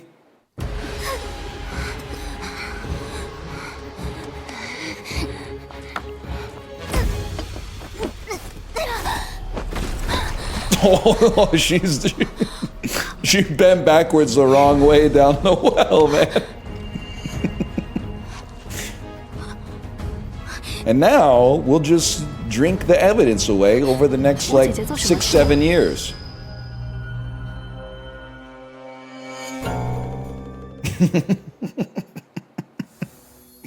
Chapter 3 ends. Corey, opening your hand for that is such a rookie mistake, man. I don't know what I'm doing. You know the last time I played this game? In your basement. That's so embarrassing, man. I would never. We might not make it out of East Blunt. I feel like people don't understand when someone's like, I don't know how to play. You're feeding, man. You're feeding. Kate too. No! You sucked that Suji trap! On this table with two beginners!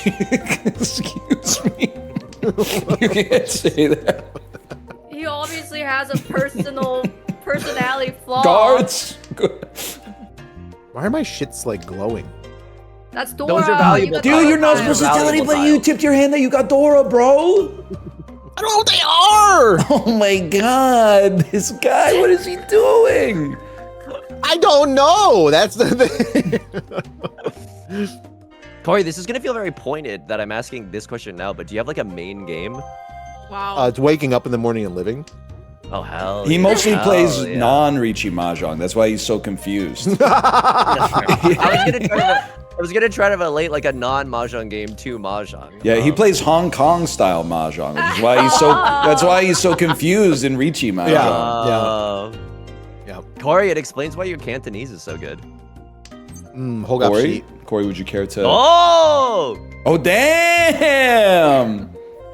Corey, again, like I started a local Reachy Mahjong club, and so like I've taught a lot of Reachy Mahjong, and somehow I'm not still bored of it, or not yet bored of it. So if you have any questions, like genuinely feel free to ask. Every time I ask a question, Ryan's like, "Oh, you can't say that. Oh man, you can't tell that. That's too much information." Oh yeah, I'm just trying to make it entertaining for the unwashed masses that are like, I have no idea what I'm watching right now. Sometimes normal mahjong games can also be tiring, like when there's like a pause every 3 seconds and you don't really know why it's happening. Like that can also be tough, you know? He's talking about you. He's talking about you. Oh no! Oh, what a coincidence! Who wants my 8 of abs? I've dropped an 8 of abs. Damn, he's ripped. It's a real welcoming environment to come to the mahjong parlor. At least you've thrown Reachy twice. Fuck this guy! Fuck this guy! He doesn't know. I'm still friendly. That's big. That's big. What you got there? I'm not totally sure. I'm not completely sure. I don't even know, man. I don't even know. I do wonder if your hand is trash or are you just saying it's trash. I think there's been some times where I've been fairly close to Tenpai. Every time I discard, I look over at my chat and they're typing question marks though. Which is fair, because I am confused a lot of the time. I don't really know what I'm doing. Oh, I see. Ryan is sitting in front of me, and then it's Corey on my left. Mm-hmm. Yeah. Mm-hmm. The game has changed.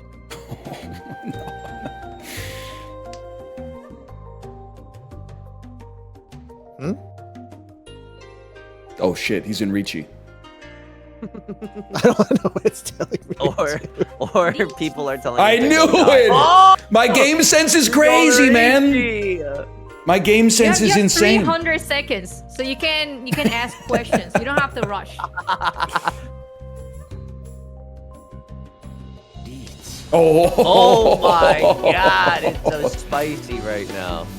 That's safe. I don't like how your music superseded Corey's music, though. Oops. Oh, turn that off. Oh, okay. At least you didn't do that. Did I do that? Sorry, it's on 1K.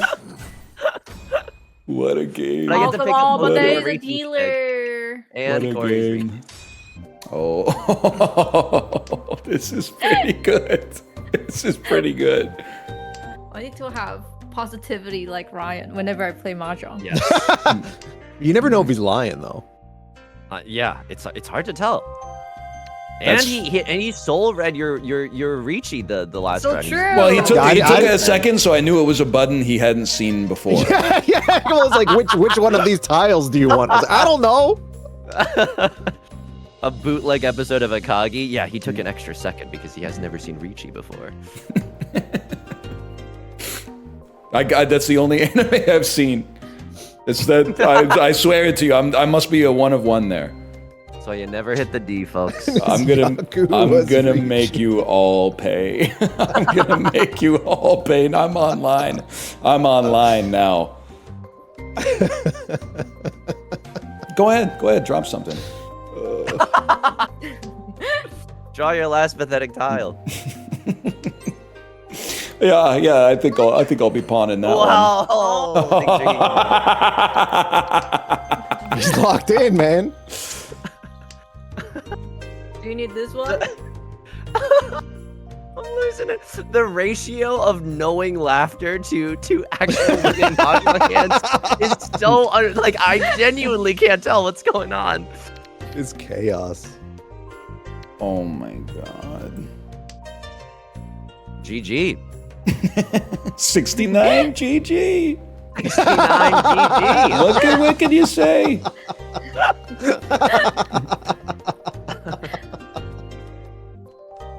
Oh my god. But this time for real, you're all gonna pay. You're actually all gonna pay. The boy who cried, you guys are in trouble. Here come the question marks. Here come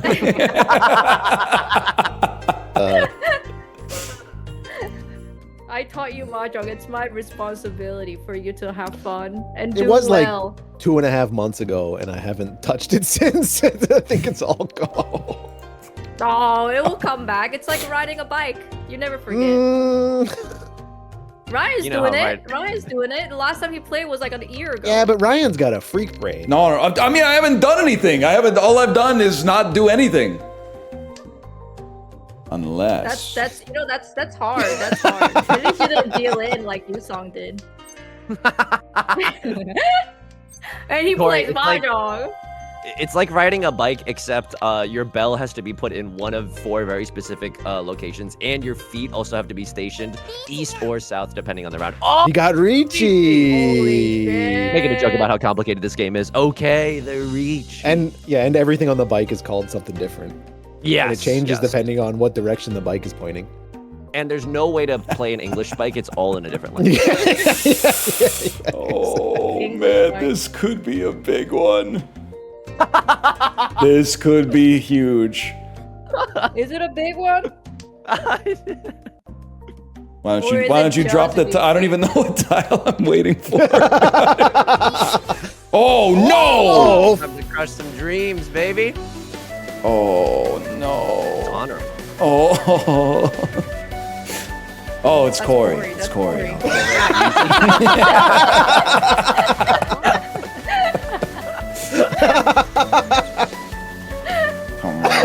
Come on. You're gonna drop this one. You're gonna drop this one right here. I know what it is. It's this one right here. It's your turn. I know. We're having a discussion. They're going, don't drop that one. That's what he's waiting for. I've got his stream open in the other tab. That's what he's waiting for. Don't drop that one. I know that's not true.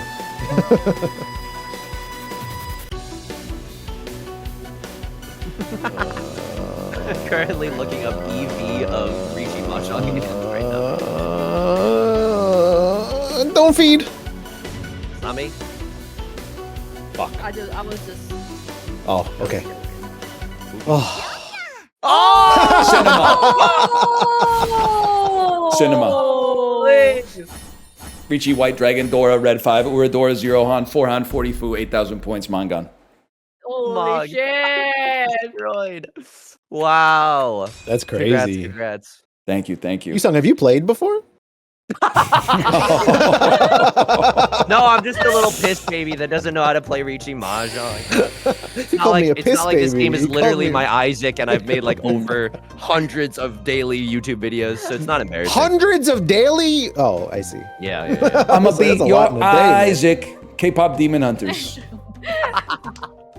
I'm gonna try to do honestly what has worked for other people at this table, and I'm just gonna say, you guys don't know what you're in for. Well, but like, careful, because I'm not sure you guys know what you're in for this time, because this is not a bulging shape, but it's a lock that a key could easily fit into, right, chat? This has a look of an unambiguous lock, and then this, I don't really know what's going on here, but we got to be close to something. It's got to be that. Oh, did you drop that because of the Suji? Do you remember? Yeah, exactly. I avoided the Suji trap. No. Yep. He doesn't have a Suji trap. Not anymore. Ryan is Lisa Doll playing AlphaGo, finding the move of God, as it only makes sense to, as there was no other play at the time. You know, he should not go up against Google DeepMind in The Devil's Plan. I think. Did you see him on that? He didn't make it to the end. He didn't make it to the end. And by the Devil's Plan, we mean the Affordable Care Act, right? Oh, shit. Sorry. It's not that type of show. It's not that type of show. Wow, that's fucked up. That's pretty good, though. That's pretty levels, good, man. That's fucked Yo, up. Star, if you're listening, it's not like that. It's not like that. I'm a good brand ambassador, okay? Wait, but why am I trying to why are 1s and 9s bad? Are they still bad in a closed hand, or only bad in an open hand? Or is it debatable? They're not bad, but they're just lower valued because they're like the end tiles. And so in order to make a single 9 work, you have to draw 7 and 8. I see. Whereas for like middle number, let's say like 5, for that to work, you can have 4, 6, or even 3. You know, like even the numbers that's like 1 step ahead or 1 step in the back, it kind of helps because you can wait for like the close wait. So for example, if you have 3 mon and 5 mon, you were waiting for 4 mon. Whereas for like 9, you can't do that. It's just at the end. Well, 9 and 1s. So like the best tiles is like 6, maybe 7. Well, the best tiles are 3, 4, 5, 6, 7. And then less good are 2s and 8s, and then the least is 1s and 9s. All right. I think I'm all in. If you want a tour of a film set, let me know. I'm in Vancouver. Okay, but what are you filming, Hyrule? And I don't mean this to be a snob, but you know what it's like if you live in Vancouver. You accidentally get tours of film sets all the time. Allegiance Season 3. I don't know, I might even just be walking by that now and then. I remember there was a time it was like I was being gang stalked by the cast and crew of the series Family Law. I couldn't go fucking anywhere outside of my house without filming notice. Family Law is filming here. Everyone watch out. The Harvard dean from Legally Blonde is in the area. Be on high alert. I'm just trying to get a coffee, and now I gotta watch out for the cast and crew of Family Law. It's the same production company as Family Law? That makes perfect sense, man. That makes perfect sense. I don't hate you for it. I'm just saying if you were like, hey, I'll get you a tour on the set of Tron Ares, I would be like, whoa, I'm not trying to be around Jared Leto. I don't know how much information you want to give out, but I'm assuming all this stuff is like FOIA because they have to let the residents know. Where are you filming Allegiance Season 3? A rookie police officer grapples with the limits of the justice system as she fights to serve her hometown. Wait, I'm tweaking. Why is the Surrey Bridge in the background? Why is the Alex Fraser Bridge in the background? You said this was filming in Vancouver. When you said it's filming in Vancouver, you weren't trying to stealth drop that it's actually filming in Surrey, were you? Oh man, I'm gonna tweak out.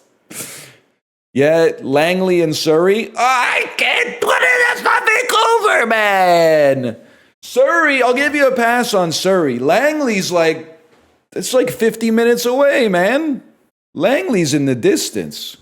You know, you're not gonna believe me, okay? But I'm so offline. Malf will vouch for this. We have a normie friend who asked me today about Twitch drama. And then he linked me a thread and I went, huh. So step one, I went, huh? And step two, I went, why are you a vice president at a chemical engineering firm reading live stream fails? I was like, you don't even play video games. You don't watch streams. You just happen to be friends with somebody who's a streamer. Why are you on live stream fails? I don't know what this is. So like this looks like it takes place in, wait, is this the last motherfucking duel, bro?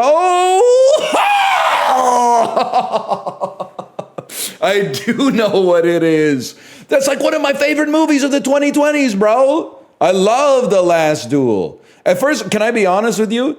This seems like a crazy guess, but actually that was the other one I was thinking. I was like, maybe this is like post-apocalyptic and like the zombies are closing in on the last soccer field in France. I've seen World War Z. It's been a while, but what's crazy is that like right now, this is like 80% of the action in the movie is like these two scenes right here.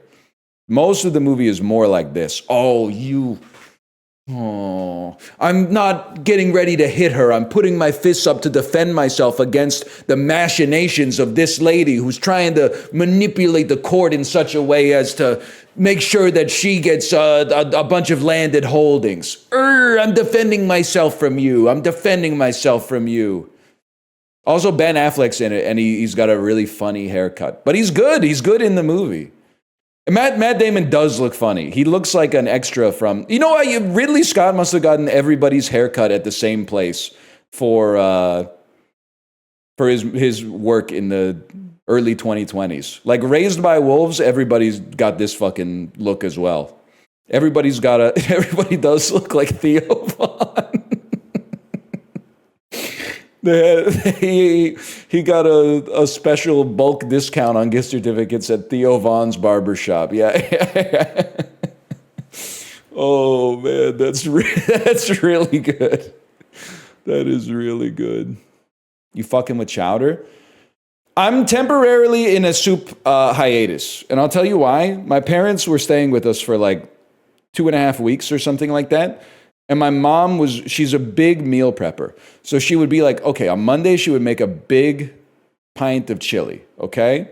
I'm not talking about the food, I'm talking about the show. Well, I'm talking about the fucking food, okay? So she would make a big pot of chili on Monday. And then she'd be like, let's have chili for dinner tonight. So we would eat the chili. And I would say, thank you for the food, because it was nice of her to cook for us.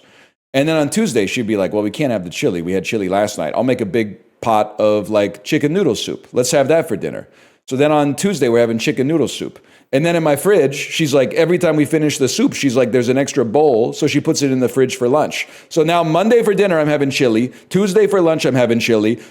Tuesday night, I'm having chicken noodle soup for dinner. Wednesday for lunch, I'm having chicken noodle soup for lunch. And then I'm having leftover chili for dinner. And then the next day I'm having leftover chili for lunch and I'm having leftover chicken noodle soup for dinner. And then she's like, and there was a little bit extra, so I put it in the freezer. So now I got this freezer debt where I've got like 18 soups in the freezer, but like 9 out of my last 10 meals aggregated over the course of like a month have all been soup, bro.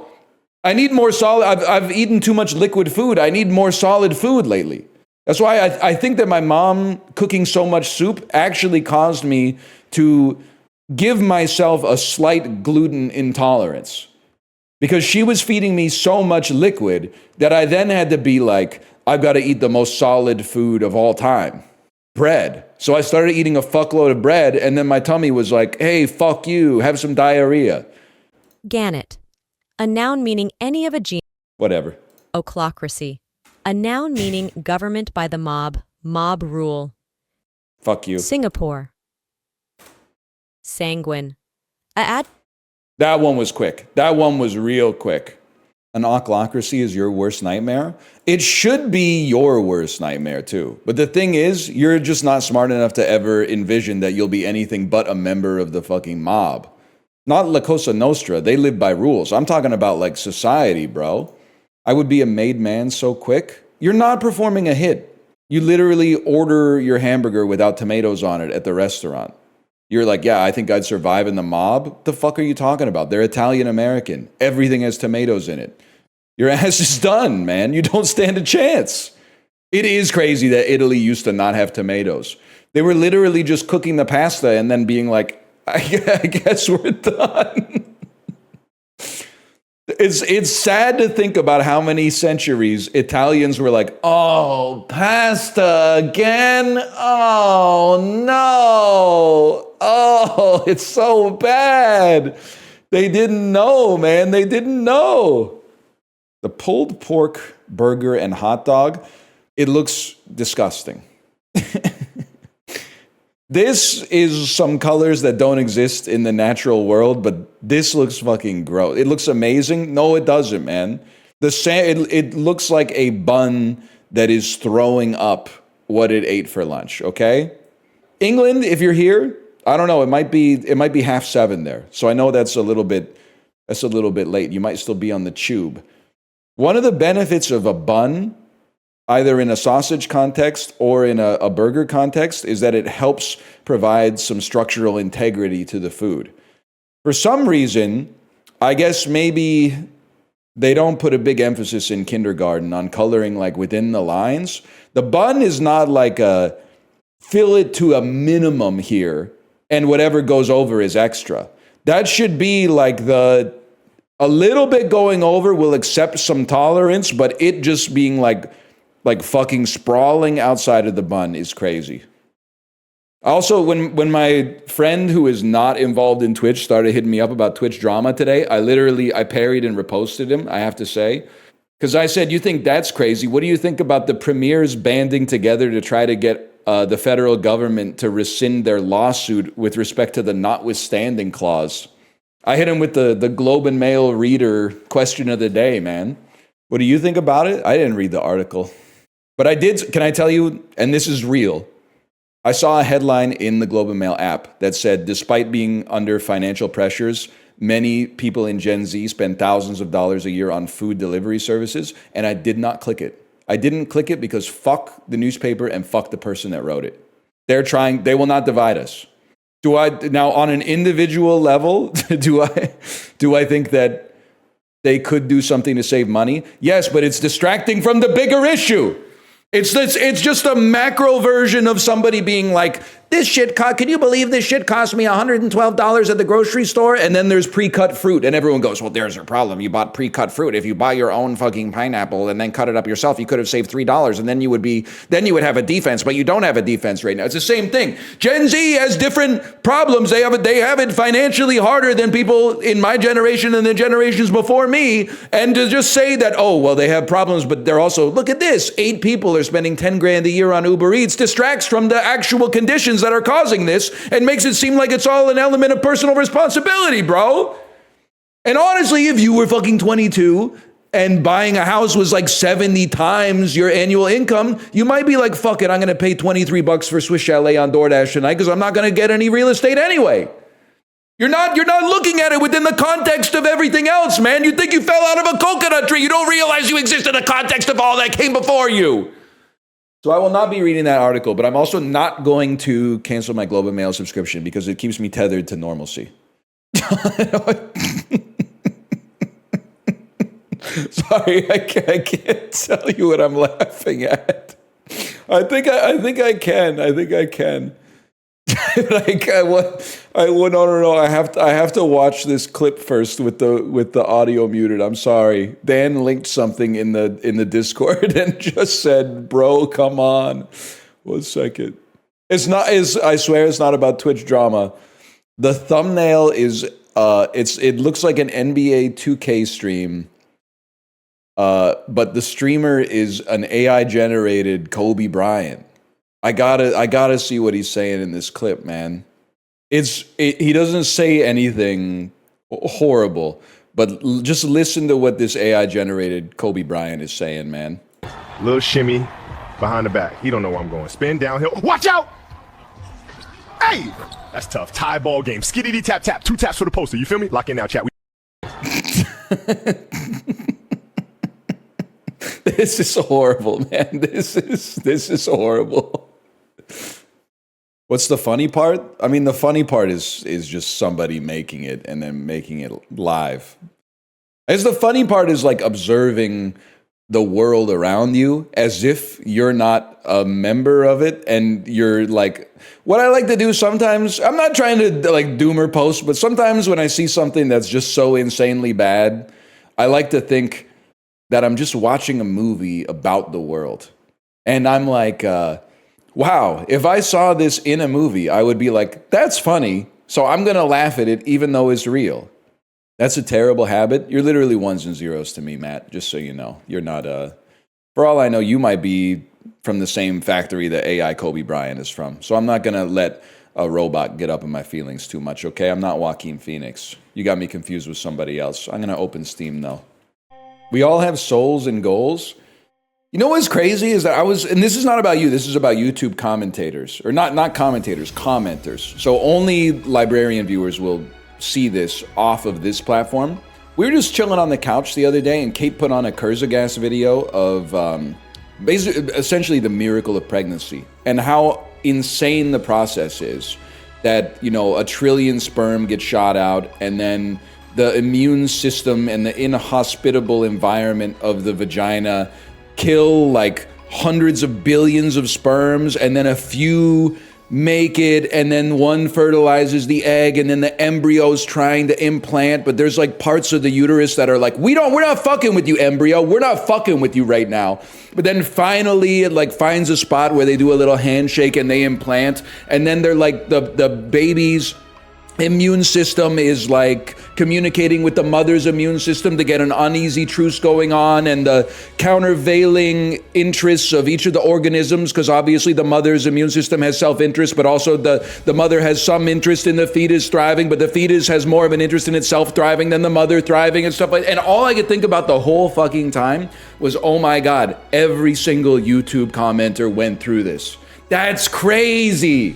To just go through that fucking gauntlet, get born, get educated, and then your life is like, my name is Sonic Miyazaki, and you're playing the game wrong, is so fucking insane that it's like a miracle. Like a deity is like breathing life into your existence is so unlikely. And here you are. And you're like, I would have bought the other relic first. Is he stupid? What are you doing? You could apply that logic to anything you don't like. I was planning on it. I was planning on it, man. Don't bite my spot before I even get there. 昨日啊，姨母做了好喝的桂花羹。 I don't want it. 下人去找你，可是怎么也找不着。这儿做什么去了？ I don't. I've had enough of the soup. 昨日我睡得早，没听见有人传话。 这儿的近视鱼符呢？ Oh, damn. I lent it to another Chamberlain. You wouldn't know them. They live in the Hanbin province. 之前有别的侍女也在陛下那里当差，不小心弄丢了鱼符，担心受罚，找我借了去。鱼符这东西，岂是说借就能借的？来，起来，坐下说话。那个宫女叫什么名字？ Her name was Jade. 不知道，就把近视鱼符。Her name was Jade Circlet. 梦境，上桂花羹。I don't make me drink the soup, man. 姨母这是别让赵儿饿坏了，你们来帮帮他。God damn it! 赵儿就放心的去吧，你的母亲我来照顾。 All right. But as you step towards the gates of the underworld, you push away the fabled broth, saying, I'm too full for this. Lines that go kind of hard, though. 刘希曾来找过我，我怀疑是被他偷了去。刘希，之前在 You think it's normal to have poison soup ready at such a moment's notice? Well, I mean, Panera had it, right? Panera had the lemonade that killed you, like, on tap. 赵儿会像江残人那样惨死在韦贵妃手里。 Doesn't seem that hard. We got a precedent for it. 你大可不必把刘希放在眼里。来，快起来吧。 That's the hand of a soup giver. Here it comes. Now we're back on the main timeline. 上桂花羹. Fuck.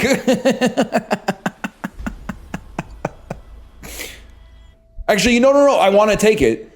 Because if I hold it in my hands, they can't... I can take it and then, like, drop it and be like, oops, I broke the jade bowl. And then they'll probably chop off my head instead of poisoning me.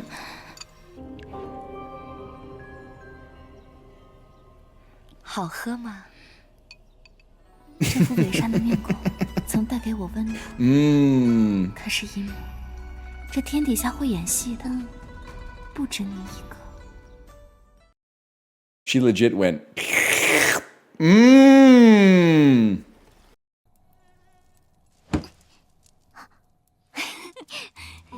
We have fun here. 还能问你叫什么名字呢？ We have fun here. 你呢？我叫蕊儿。蕊儿，你为何会被关在这里啊？我曾是长孙皇后身边的侍女。 Stop saying Yuri, okay? You guys have seen too much Orange is the New Black. I don't think anything like that's going on. This place is infested with flies, man. The fact that they both tried to hit one at the same time, that could just be a coincidence. 你就想不起来了。 All of it, you're treating Ruer like she's Pusey or something like that. 我们一定不会。如果你能出去，你最想做什么呀？原本我只有一个愿望，就是好好活着。 等到25岁出宫 That's damn true. You ever listen to the Art of Storytelling by Outkast? I said, what you want to be? She said, alive. 不知道。多若姐姐，新人们都已经到齐了，贵妃有何旨意？你们这些人都是还未成宠的，传贵妃令，你们将被派往宫中各处侍奉。妃嫔们亦会教导你们，满半月后方可回来。Uh-oh. I'm gonna get assigned to some fuck-ass consort. 你。 咸池殿 I knew it. It's like the consort of like fucking septic tanks or something.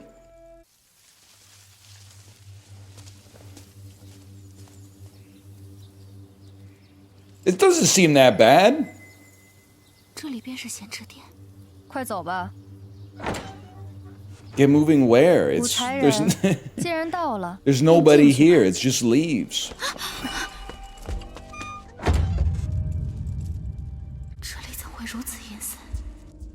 Whoever lives in a place like this, they're either going to be insanely old or unbelievably hot. It's a guarantee.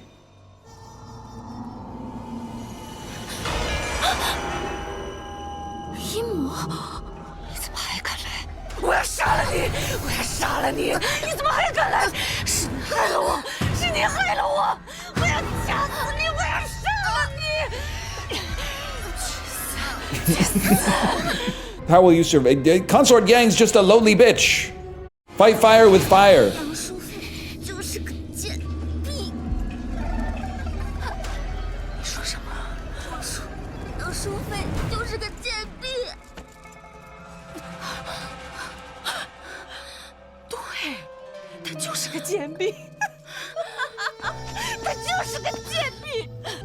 I can already tell this is gonna be one crazy summer.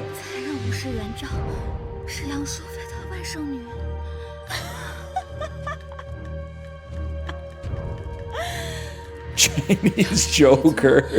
为了永存不衰，还真是费尽了心机啊！可是有什么用啊？你看看我，你看看我这张脸。Yeah, I know. I saw. 不扶持半生，我为了我的姐姐，我帮她杀人，帮她害人，我帮她一步一步登上高位，我的手却沾满了鲜血，而她呢，她一朝得势，便把我害得人不像人，鬼不像鬼的。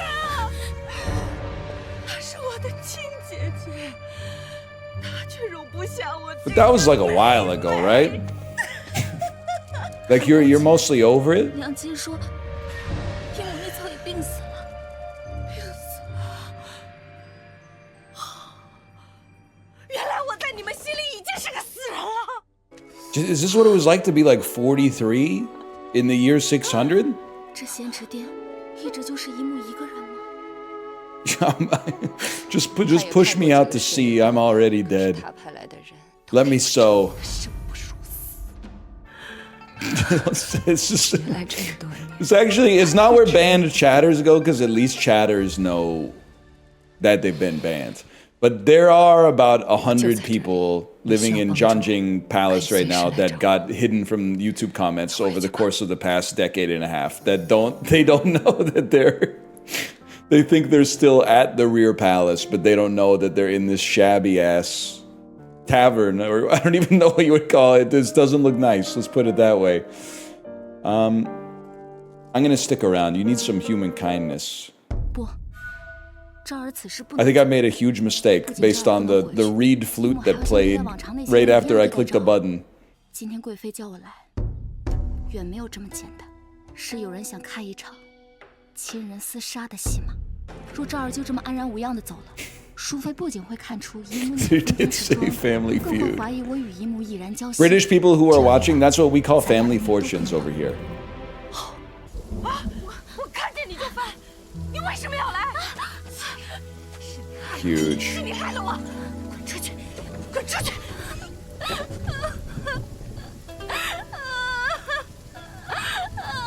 Hi. Consort way, everything's going as planned. She's a broke ass bitch. She's weeping and sweeping up terracotta. Her resplendent spirit has never looked dimmer. 好孩子，以后记住，离那咸吃店远一些。 至于那个韦贵妃，姨母会为你讨回公道的。 Yeah, she's gonna pay. She's gonna pay on WeChat transfer, probably, if I had to guess. You literally get paid by check? Okay, I don't know if I'm ever gonna live that one down. Okay, you got me with that one. You got me with that one. That's true. Guards, insolence in the chat, please. Chicken jockey. 恭喜了武才人，圣上今晚召才人侍寝，快些准备吧。Oh shit! I forgot what her job is. Fuck.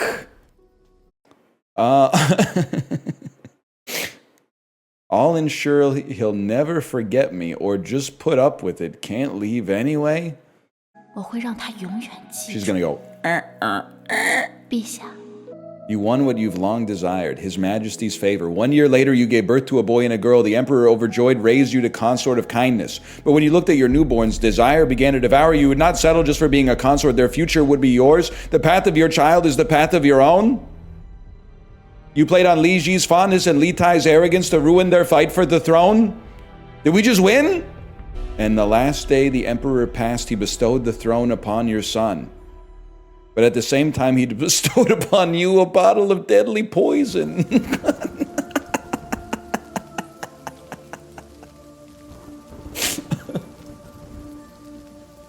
The hell did you do to him?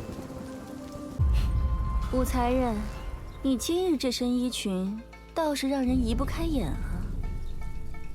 哟，武才人呀，竟敢和贵妃穿同色衣裙！ 真以为陛下赐名媚娘，你就能飞上枝头变凤凰了？竟敢蓄意冲撞贵妃，还不快脱了 ？Damn, fucking chill, lady, chill. I honestly think this is our Cersei Lannister shame moment. I'm not clicking it because I'm a pervert. I'm clicking it because I think this is it's gonna give us probable cause. 若让内侍看见了身子，该羞耻的不是你我，而是他和陛下。 Exactly. 你。 This doesn't bode well, y'all. They banished me south to Lingnan. They interceded and the exile was lifted, yet you chose to remain there. There you farmed lychees, pioneered cold storage.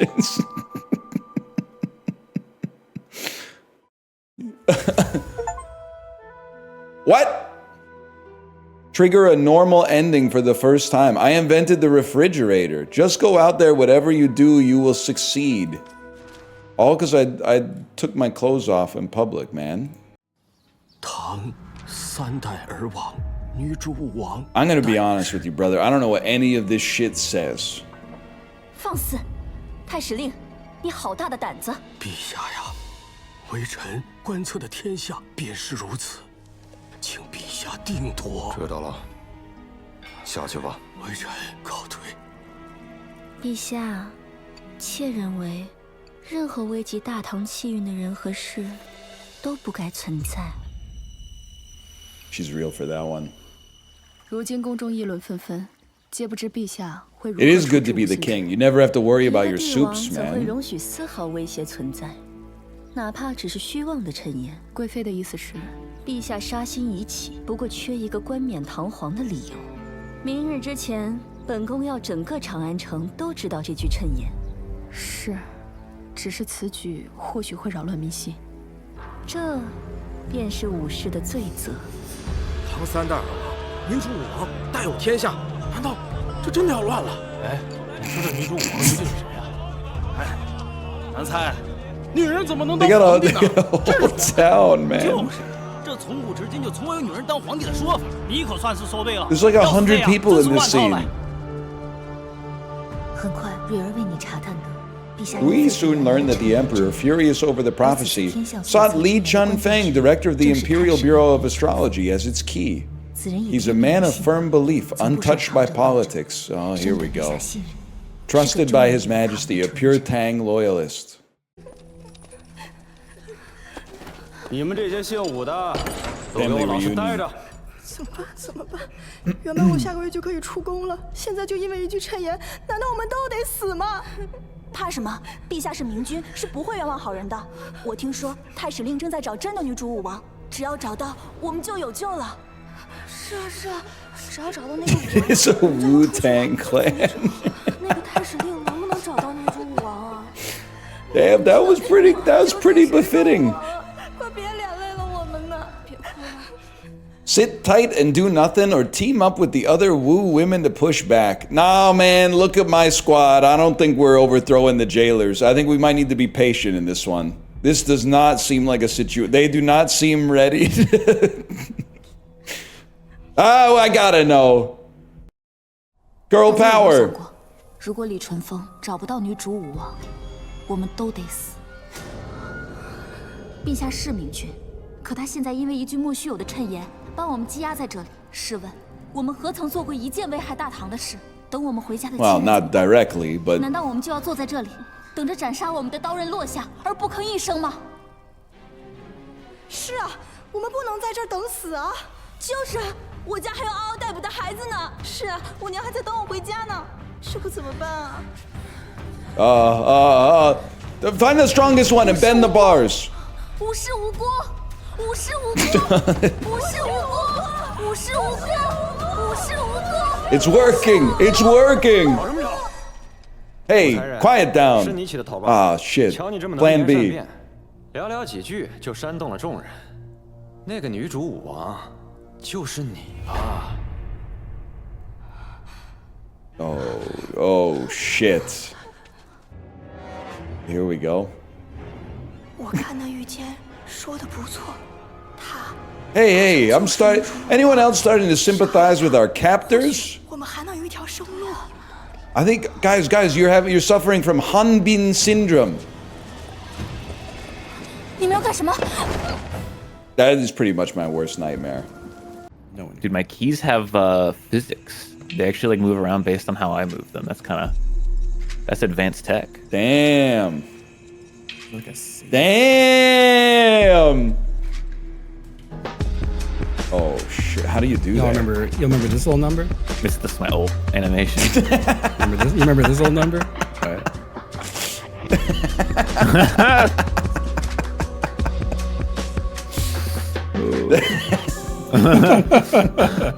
Me when they're like, can you jerk diagonally? It's so cool they made a robot who could jerk off. How do you do that, man? How do you do that? It's just his hand just goes in the right spot if you get it right. Stop, baby. It feels weird. It feels weird to look at it. Yeah, get him out of here. Get him out of here. Don't put me with him. I don't want to be in there.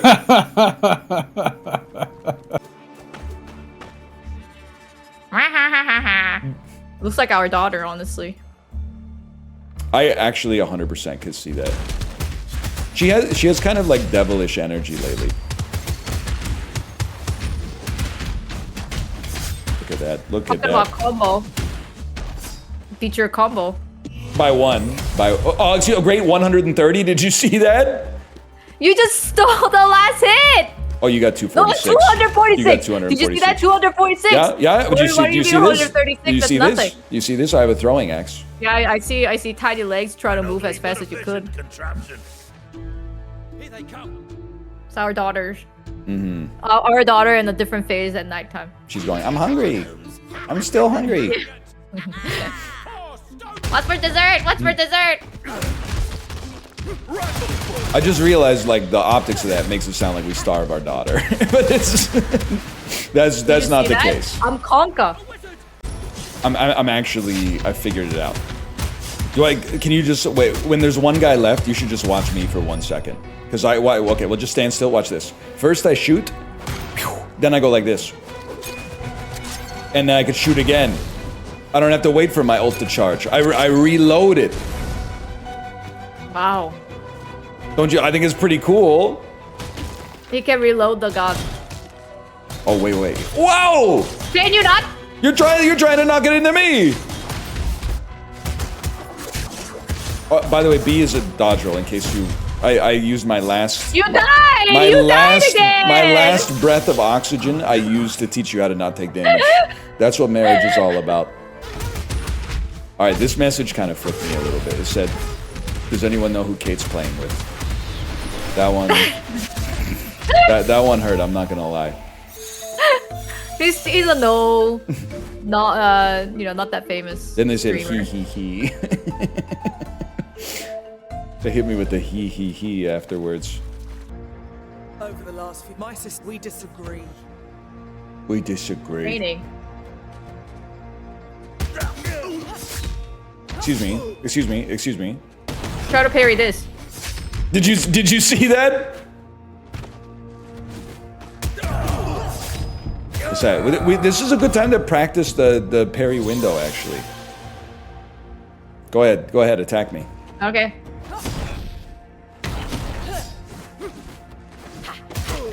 Okay, once you start the combo, it's tough.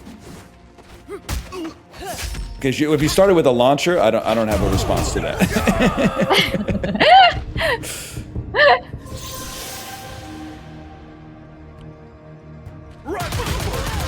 What the heck? Well, two can play that game. All right, let's try it. What the heck? I'm stunned. I can't do anything. Excuse me.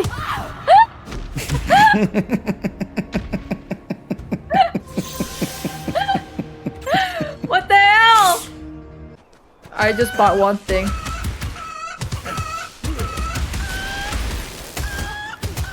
What are you doing? They're innocent chickens. No, I was farming the mana.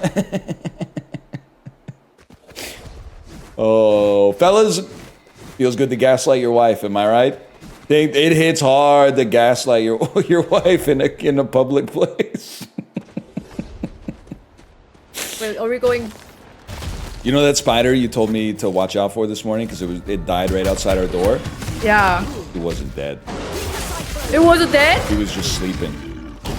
So I just had to tell our daughter, like, duck your head. We're leaving ASAP. You didn't kill it? He was outside. That's his house. So he's still there? No, I think like once it saw us, it was like cheese it. Started to like unwrap its legs and stuff like that. 你们可知陛下为何不曾在立新后？ He's playing the field. He just got out of a long relationship. He's on the wait a tick. That means I'm single again. Yeah, baby. 我刚入宫时，姨母就曾告诉我，要好好熟读女则。这件长孙皇后的遗作，陛下非常看重，为天下女子典范。任何女子都比不上长孙皇后在她心中的位置。 He's literally he's a volcel. That's the problem. Consort Wei thought he might be an incel, but he's a volcel, aka a stoic omega. You can't manipulate a volcel in the same way you might try to prey on the naivete of an incel. 媚娘，去上仪局就没法带你见呆瓜了，我们该怎么办啊？ Let's say father's earrings are lost and have him find them. 儿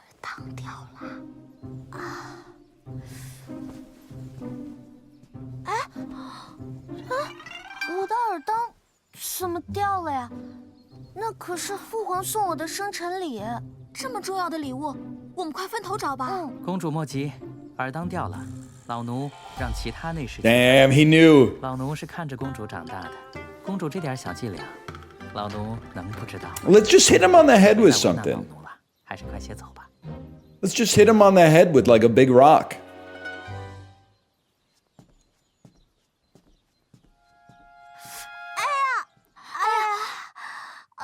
木内侍，我突然感觉腹痛不已。 All right, if this one doesn't work, we got one more. We got one more. 木内侍，公主肚子疼，你快去找御医吧。老奴是看着公主长大的。行了，你又来了，别说了，走吧。 I'm dying. He don't give a fuck, man.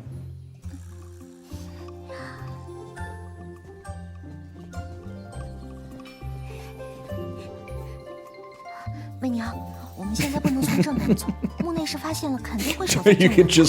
You can just walk over it. Who made this?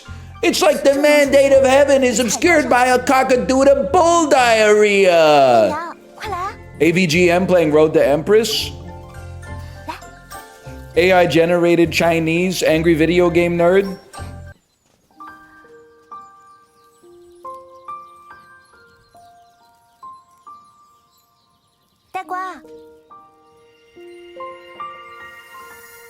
That's Bianji, the monk of the Dacian temple. It's nice to finally see some representation. 这是我的好朋友媚娘。 It's so refreshing to play a video game and see someone who looks like me. 其实我这一次来是有话要对你说，我可能马上就要嫁人了。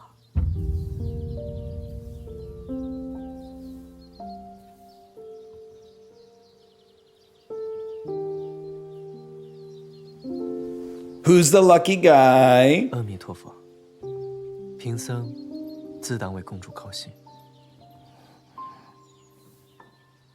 你想说的就只有这些？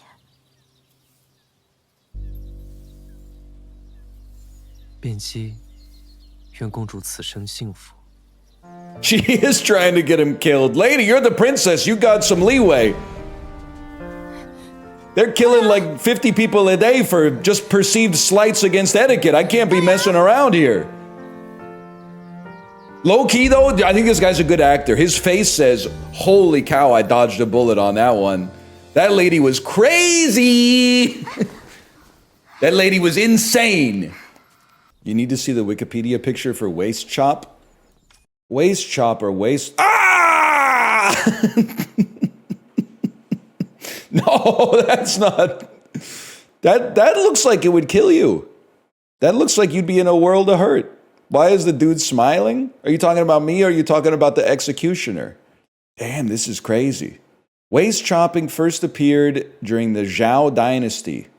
There were three forms of execution. Tearing apart by tying the arms and legs to carts moving in opposite directions.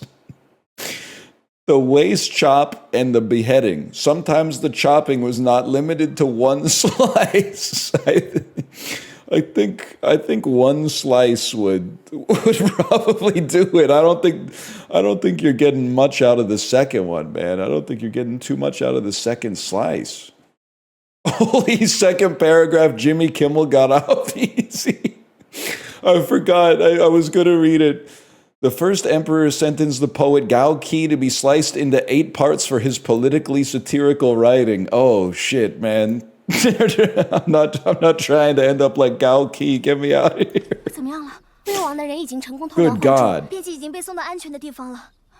Wait, I ordered 4 burrito bowls the other day. Problem? 4? Why did you? Because it was buy one get one free, so I brought 2 and I got 2 for free. I put them all in the fridge and I ate them. That's meal prep. That's what I'm saying. It was fucking cheaper than if I just made it. I'm not even. You don't want to start that argument online. Okay, but like.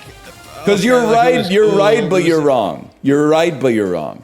It is easier. It's probably cheaper to buy 2 burrito bowls and get 4 burrito bowls than to make 4 burrito bowls. But with the ingredients that you could have bought to make 4 burrito bowls, you could have made like 8 burrito bowls. That's true. But I'm not doing that because then I have to eat 8 of them. There's some truth Which to I'll that. probably end up doing anyway, but it just gets overwhelming. Living alone's overwhelming. Like, there's a bowl on the kitchen counter. How could it be overwhelming? You're just cleaning up your own mess. I'm not even gonna lie. I was in bed last night thinking about standing in the kitchen and crying, being overwhelmed that I don't have the forks and like the knives and I don't have the right spoons. I was freaking out about the arrangement of my drawers in my bed, thinking about me freaking out in the kitchen about the arrangement of my drawers. Like, I'm doing it wrong, but I'm not. I have spoons and forks and stuff. Like, I'm okay, I think. You were just fine when you were here, man. I don't know what the problem is. Do I need a cheese grater? He wasn't alone. What the fuck? Yeah, but like, he might as well have been. I don't do anything. Can I tell you what I was thinking about in bed? Australian the Beatles, okay? Okay, yeah. Nar, nar, nar, nar, nar, nar. Okay. Boy, cunt. Okay, yeah. Good? What's the weirdest thing you've ever had to have them unlock a cabinet for? My extra large condoms for my big penis. They used to put the shaving cream behind a locked cabinet around Halloween. That's so bad. It's so funny. Can you help me? Can you use the key to open the shaving cream case, please? They'd also put compressed air behind one. Oh, that makes sense. I get that one actually. People be huffing. Oh, I knew someone that did that once. They were never the same. Oh man. I remember I had a friend once who, one day he was like, you know, you can just buy CO2 cans in like head shops and stuff. And we were all like, yeah, you probably shouldn't do a lot of whippets. And the next time we went to his house, there was like, no joke, 400 empty CO2 cans. Oh no. Just all over the floor. It ruined his life. Oh no. Maybe he was making a lot of This is why we need to we need to make some drugs legal so that people do those drugs and not whippets. Yeah, I think whippets are pretty bad. Yeah, definitely not. We have kava. We have kava. It's not good. I want to do the icy heist. Wait, but kava's legal there, right? But don't you have to be on like a nature reserve or something to do it? No, I literally bought it from like an Insta kava place. Oh, okay, I didn't know. And it tastes like poop, and it made me throw up. I'm in that blue house, dude. A blue house would be so fucking annoying. Isn't blue the color that keeps you awake? What? No, that's why all the social media apps are blue, because it makes you think the sun is out. Dude, look it up. That might be the funniest shit you've ever said. It could very well be true, but you're not supposed to know that. Water park. Oh, Penguin Peak! Penguin Peak! Water park! Penguin Peak looks so fucking fun, man. Guys, thank you for listening. I already seen Penguin Build the Peak. thing that we have in real life. okay. Build the things that are real, and not the things that are fake and cool. It must be so good to play this game though and own the real Lego figurines in the game, because when you get mad you can like pull their legs off. Oh my god.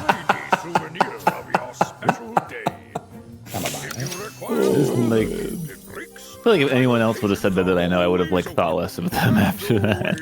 Really? But you're good. You're in the clear. Yeah. But like, you're chill. What does that say about me? Does that mean I'm... It says a lot. I drank a damn Snapple. This Snapple fact is pissing me. It's so chibly coated and it's pissing me off.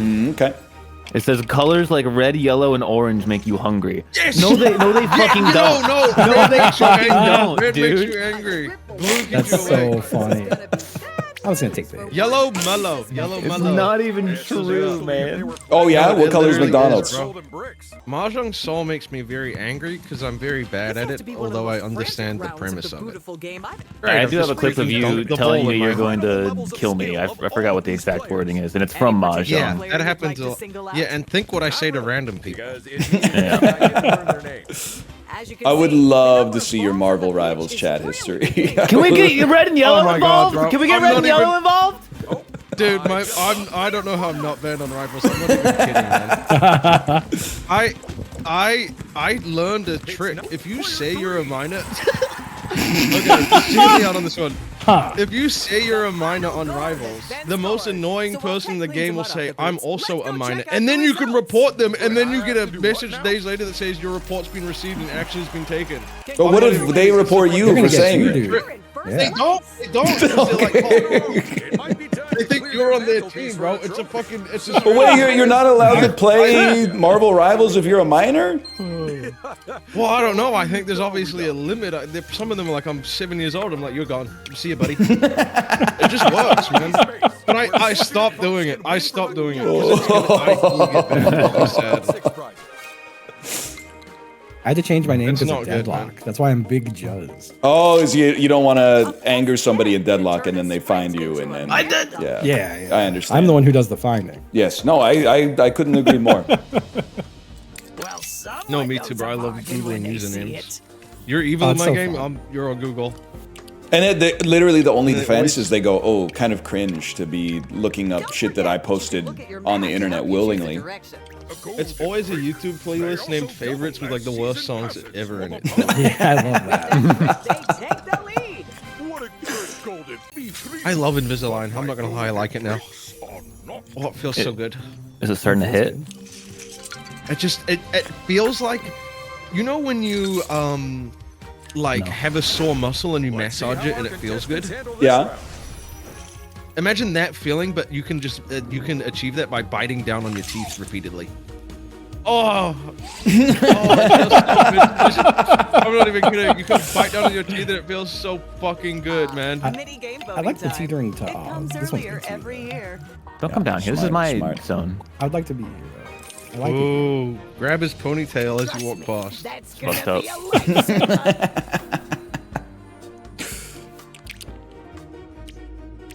Can I like? Oh, what's this? Duds, huh? Damn.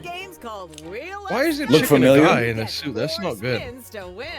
Or lose, because you can end Nice. Oh, you get to go again. Ah, shit. The last one was all skill. Don't keep going. Nah, motherfucker. The last game was all skill. No, stop it. Okay, I'll take it. Oh, that's so funny,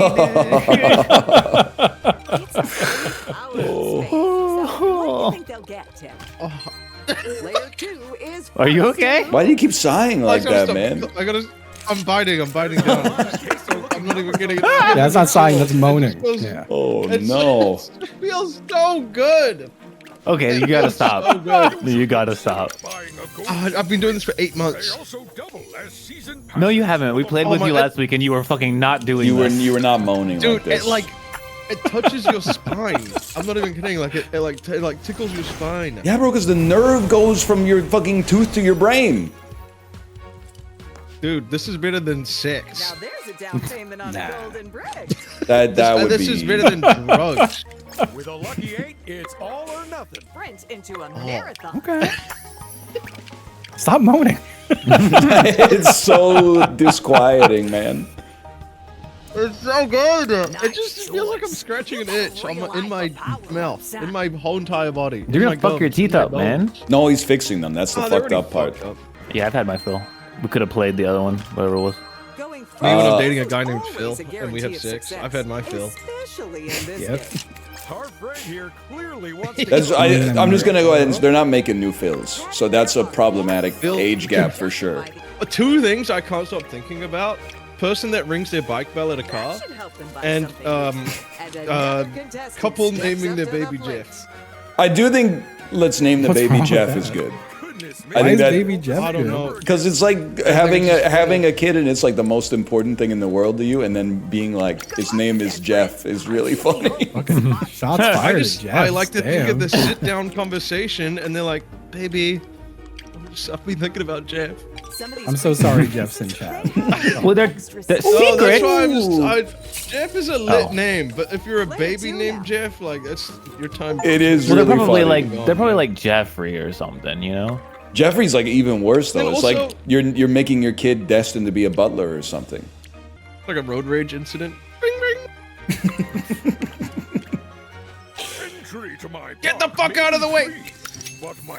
It's over, bro. Globe and Mail article indicating that consistent middle-aged diet soda drinkers have a more rapid rate of brain aging.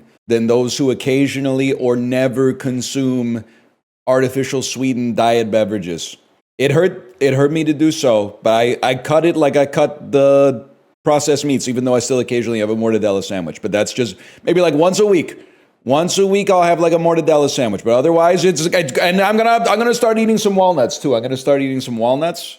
We've been saying that for years. Yeah, but you're not a scientist, so I don't really care about your opinion on science, to be honest. When the scientists start saying it, I start to listen. When Twitch chat says, like, Twitch chat has also said exercising is bad for you. Like, they're like, exercising is good, but 2 days in a row is a little too much. You know, you can get addicted to it. You can get addicted to it, Ghibli. You can get, I think I've been working out for 3 days. I think I have overtraining syndrome, Ghibli. Alternate universe where Trump is bad at exercising. I don't get it, Ghibli. I think my heart rate, your heart only has a certain number of beats, Ghibli, and if you exercise, your heart beats faster, so you don't live as long, Ghibli. You don't live as long. Exercising is actually bad for you, Ghibli. Are you saying he's good in this one? I didn't say good at exercise. Yeah, isn't he like 6'2", 180? He's got the same build as Amon-Ra St. Brown. This is like an animal as well, I'm realizing. Wait, well, okay. Llama with an L is llama. Shark, weasel, and panther. Shark, llama, weasel, panther. Add a letter. Add the first letter. Mariah.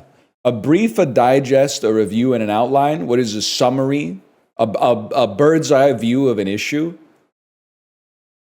Engage, hold, absorb, occupy. Some shit that Jean-Luc Picard said on The Next Generation. Captivate, whatever. Business buzzwords. That's what it's all about, man. I'm a different type of business major. I was like the Goodwill Hunting of business majors. The professor put a problem on the board. No one was ever able to solve it. He put it there for extra credit. I'll give you the secret, okay? Because you're never going to solve it yourself. It said, profit equals revenue minus blank. And everyone went, what the fuck is this? Oh, no. Solving that is impossible. I would rather just do all the homework and get a good grade on every single exam. I went up there, because I was sweeping the floors at night. I went up there, I thought about it for a couple hours. And I it stretched like all the way across the board. He came in the morning and was like, who wrote this? Who fucking wrote costs on the board? And then I got scared, so I hid in the bathroom. Someone else put up their hand, and that person is, that's Larry Ellison. Western Sahara? Oh, it's a territory, not a country, bro. Benin, Côte d'Ivoire. The mystery country's Côte d'Ivoire, huge. Côte d'Ivoire, like, okay, I swear I don't mean anything by this. This right here looks like the American Midwest. This looks like if you rearrange the American state map, there's like Indiana, Illinois, and then Ohio. For some reason, they took Ohio from like over here and went, you're slightly west of Illinois right now. Something about it, man. You're like an upside down Ohio. It's kind of crazy. It's called the Ivory Coast. Only like 25% of the country is even the coast, man. It's because colonialists drew it up. Bro, it's shaped like a buckeye. You don't have to make everything, borders are political now. It literally is just shaped like a buckeye. Whatever the fuck a buckeye is. I don't know if anybody even knows what a buckeye is. But that's apparently what it's shaped like. It's a nut. Is it like we don't call it that anymore? Is it called like an acorn now or something? Ohio's bigger than France. I love when Americans do stuff like this. Texas is so big, it takes takes you 9 hours to drive from San Antonio to Lubbock or some shit like that, like as if the rest of the world has any idea what the fuck they're talking about. And then you just go to Wolfram Alpha. Surface area of British Columbia versus surface area of Texas. And you're like, oh, actually, it turns out not even our biggest province, but just like a fairly big province is actually bigger than the state that you conceive of as being the largest thing that could possibly exist. Sorry. Oh, nobody lives there. Half of it's the fucking Arctic. Okay, your shit is like tumbleweeds and cactuses, bro. We're in the same boat. It really be two fucking barren bitches calling each other remote. Like, what are you talking about? It's just cold desert versus hot desert. Alaska Mogs? Is Alaska bigger than Texas? Is Alaska bigger than Texas? Alaska is 2.47 times bigger than Texas. Get destroyed. If you Google AI is so good, man. Alaska's size is more than double that of Texas. If you divided Alaska in half, each half would still be larger than the state of Texas. Yes, I'm aware of what more than double means. That's true. That's a really funny way for the Google AI to return a result. They really think they're competing with word cells, man. Not quite, not yet. Pugnacious. A adjective meaning having a ventriloquy. A noun meaning ventriloquism. Ventriloquium is from late Latin, meaning one who produces sounds internally. Okay. Ventriloquy. A noun meaning ventriloquism. Ventriloquium is... Okay, that's a really... That ventriloquy is hard, man. Ventriloquy that's a tough-ass word. Q-U-Y. Sullen. A adjective meaning documentary. Okay. A adjective meaning optometry. A noun meaning the healthcare profession. We're so warmed up today, man. We're so warmed up. Macintosh. A noun meaning a juicy, bright... What the fuck? Steve Jobs? Steve Jobs is laughing in hell? Brioche. A noun... Not English, by the way. Our hermeneutics. A noun meaning the study of the methodological principles of interpretation, as of the Bible. See originates from Old English seon, also linked to Dutch zien and German sehen, our hermeneutics. A noun meaning the study of the methodological principles of interpretation, as of the Bible. See originates from Old English seon, also linked to Dutch zien.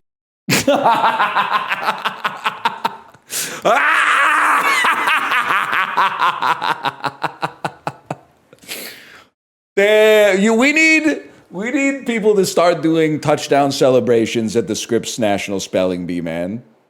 Oh, you caught a ball and ran for 2 yards. Congratulations. Now you got a fucking choreographed dance where you're like a bowling pin or a tree and like your teammates chop you over.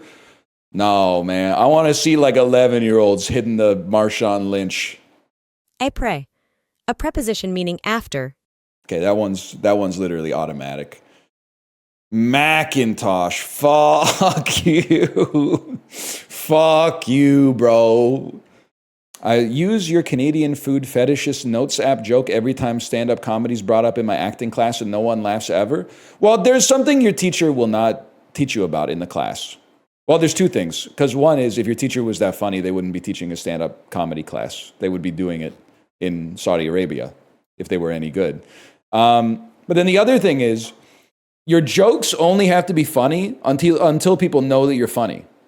After people know that you're funny and like the secret's out, you can pretty much just say whatever you want and people will laugh. It's like being a professional wrestler. It's like once you're over, I'm not saying you don't have to work at it, but you can start being a little bit more creative. You don't need to have everyone be like laser focused. You can just start playing around the margins a little bit. So the poutine one, I don't think it's that funny if you're just like a guy. Like if you just say it out of nowhere in acting class, people are probably like, what the fuck is this pervert talking about? But if your affinity bonus is like plus 50% or greater, then it's definitely going to steamroll into like half a level of free experience for you. Also, I wouldn't be trying to tell jokes to people these days in like a class setting. I don't know what the younger crowd finds funny these days. Because all they're talking about in my chat is SpongeBob SquarePants. There's been like 20 years of SpongeBob SquarePants over and over and over again. So I'm adrift on that one. 137. 142. 149. 151, like the Pokemons. Yes! Oh. Name all 151? Easy. Imagine if I just rattled them off in order, bro. Bulbasaur, Ivysaur, Venusaur, Squirtle, Wartortle, Blastoise, Charmander, Charmeleon, Charizard. I'm going to say Pokemon number 7, Caterpie. Pidgey. I should have known. Pidgey. You're 9 in already? I'm 9. Okay, don't say that. Don't say that, but that would have been, if this was 2005, saying something like, I'm 9 and your mom would be really good. That would have hit. That would have, people would have been going, oh, they would have said something like that. They would have covered their mouths, but in such a way that it amplifies the sound of their cheer. A movie about making movies that isn't about the power of cinema. Most creative work is grueling and exploitative. Love that you never see the result of getting that one perfect shot. Bro, this is Nope. It cannot, that's Nope, man! That's a perfect description of Nope! Your stupid ass was probably like, it doesn't say anything about aliens in there. Movie's not about aliens, bro. Well, kind of. But the aliens are like a metaphor. And what is the metaphor? Always wear a helmet outside. You never know what airplanes are dropping, man. Great movie. Would Nope be your favorite movie of his? Nope. Get out. It's crazy. You can have a whole conversation just with the 4 words from Jordan Peele's movies. Us? Get out. Nope. Us. Get out. Nope. You've already done this bit? Him? He didn't direct him. He's a producer. He's a producer on him. He didn't make him. Him? Nope. Get out. So Jerry Seinfeld coded, man. Him? Nope. Get out. Parmesan so good. Yeah, let me guess. It's the first time you've been to an Italian restaurant, so now you're obsessed with Parmesan cheese. And that'll be the case for 3 months from now until you find out about Romano. And then after that, you'll be extolling the virtues of Grana Padano because you don't really have any cheese principles, do you? You just kind of flip from one trend to the other. How do you like them apples? Good Will Hunting. Matt Damon would have lost a ton of aura if the guy with the ponytail from Good Will Hunting just went, it ain't that serious, man. He went, okay, sorry, I was just talking. I didn't realize you felt this strongly about it. I don't think this conversation is very productive. Let's just come back to this tomorrow when both of us have cooled down a little bit. I was cooking in the office kitchen. All my coworkers came in and got disgusted by the smell of the Costco 5-cheese tortellini. Am I nose blind or are they crazy? I'm sick of this world where you have to live in such a way that no one ever notices you exist, man. Like an egg salad sandwich is one thing, but getting grossed out at the smell of a delicious 5-cheese tortellini, that's like a step too far, man. Everybody's got to be eating bowls these days. Hey, can I get a flavorless bowl? Oh yeah, no, don't worry. There's delicious stuff on the bowl. There's fried tortilla strips. There's 3 fried tortilla strips on the whole bowl. Yeah, that's the good part. I try to eat a bunch of brown rice and edamame, and then after every 9 spoonfuls, I put 1 tortilla strip on top of it. Man, what are you talking about? 1 second. We're on gold? I'm eating overnight oats for lunch every day. Big deal, we're all gonna die someday. In 100 years, nobody that's in this chat is gonna be here. It's gonna be a whole new crop of people, and they're gonna be blaming us for everything. Put that in your overnight oats. They're gonna be saying some shit like, remember back in the day? Imagine being alive in 2025. Oh, I'm having a good day. I'll just drink a brain-destroying diet soda. We're so smart, by the way. We're so smart. We all agreed on everything. And we were all wrong. Fuck! Who are you mad at? The next centuries, people. I'm mad at the 2100 centuries. Your kids are so funny. Like, we went to my parents' house yesterday, and they have like a cat toy that they didn't want because their cat doesn't play with it. And my kid fell in love with it. My kid was going crazy for it. It's one of those like mechanical fishes that you put it on the ground and it kind of flops around, and cats just go like, what is this? What is this? I'm not interested in this shit at all. Give me some food that like looks and smells disgusting instead, please. But she was like turning it on and playing with it and pretending to be a cat, and I was just like, it's all right, you're my kid. Go ahead.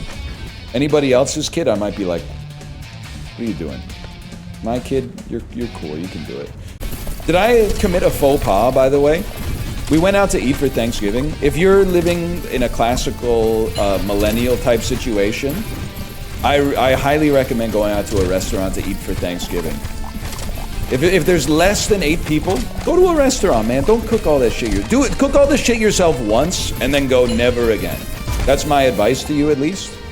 Otherwise, these days, like, there's tons of restaurants that'll just do like a Thanksgiving dinner.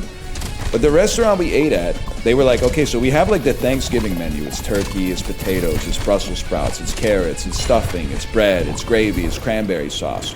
And I was dead set on that. It's Thanksgiving, so I was gonna eat Thanksgiving stuff, right? But then he said, if you don't want that, we got a nice halibut that's on special. And then everyone at the table was like, what are you guys gonna have? And we all said the turkey. And then when it came time to order, and I love doing this, and I don't know why.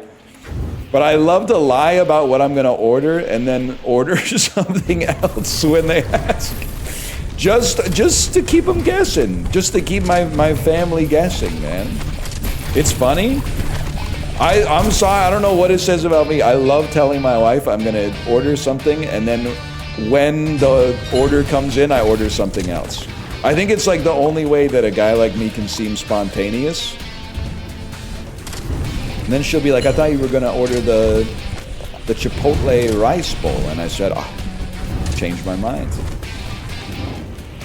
So yeah, I ordered the halibut. And the halibut was really good, but then the other thing that was awesome is that my wife gave me like half of her Thanksgiving plate, so I kind of got to eat both of them. They were both great. What if she wanted to eat what you said you would get? I don't think I'm weird about this. I'm very much not a bite. I don't want to inherit a bite. And I really don't want to donate a bite. Now, there's an exception, okay? If we're talking, it's a spousal situation, I'm happy to inherit a bite and I'm happy to donate a bite. But if it's just like friends, I really don't like when you go out to dinner with like your friends and 6 people order things and you have to then give up 50% of your food to receive like 8% of everybody else's dish. Like I want the thing that I want the thing that I ordered, the size that I ordered it. You know, if I wanted all of that stuff, I could have ordered one of those. But instead, it's not that big of a deal. I like eating family style if it's a family style restaurant. But if I order like an entree and then all of a sudden people are like, "Can I have a bite?" I'm like, "Oh, now I gotta give you a little bit of the pork chop, and then I gotta put the kimchi on top of the pork chop, and then I gotta grab a little bit of the polenta cake that's under it. I've gotta create like a one perfect bite to give to you that actually truly represents the dish." I could have been done by now. Anyway, let me just slash marker here. Yeah, but the blood, man. Kate, you didn't tell me that he's speedy with it. You didn't tell me he's freaky fast with it. Better keep my distance. Looks a little dangerous. Okay, Ryan, when like in JRPG tutorial 101, you gotta get to a place without checking all the small things, or you will never get to the end of the tutorial. But why would they put stuff here unless it was to investigate it? It's just there because it's there. Just to build out the world a little bit. What about this? What about this coffin here? What about this coffin-like object? Is this a coffin? Or the hamburger shop? There's several objects that look like coffins inside of the store. Oh my gosh. The urge to grab the controller off of your hand and play it is crazy. I'm trying to go to the used bookstore, but it's closed. Okay, now listen, the phone booth, sure, but you can't be mad at me for looking at the coffin. That's kind of crazy. And then you looked at the burger menu. I'm a little peckish. It's just afternoon. Oh no, I can't be the kid wearing a suit to day 1 of high school.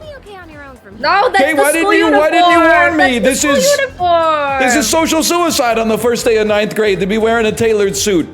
That's school uniform. Oh no, I should be wearing a basketball jersey and Jinkos. Jinko. I know you have mentioned, Ryan, that it has been almost 20 years since you were in high school. So it might be hard to remember what it feels or felt like to be back in high school. Mm-hmm.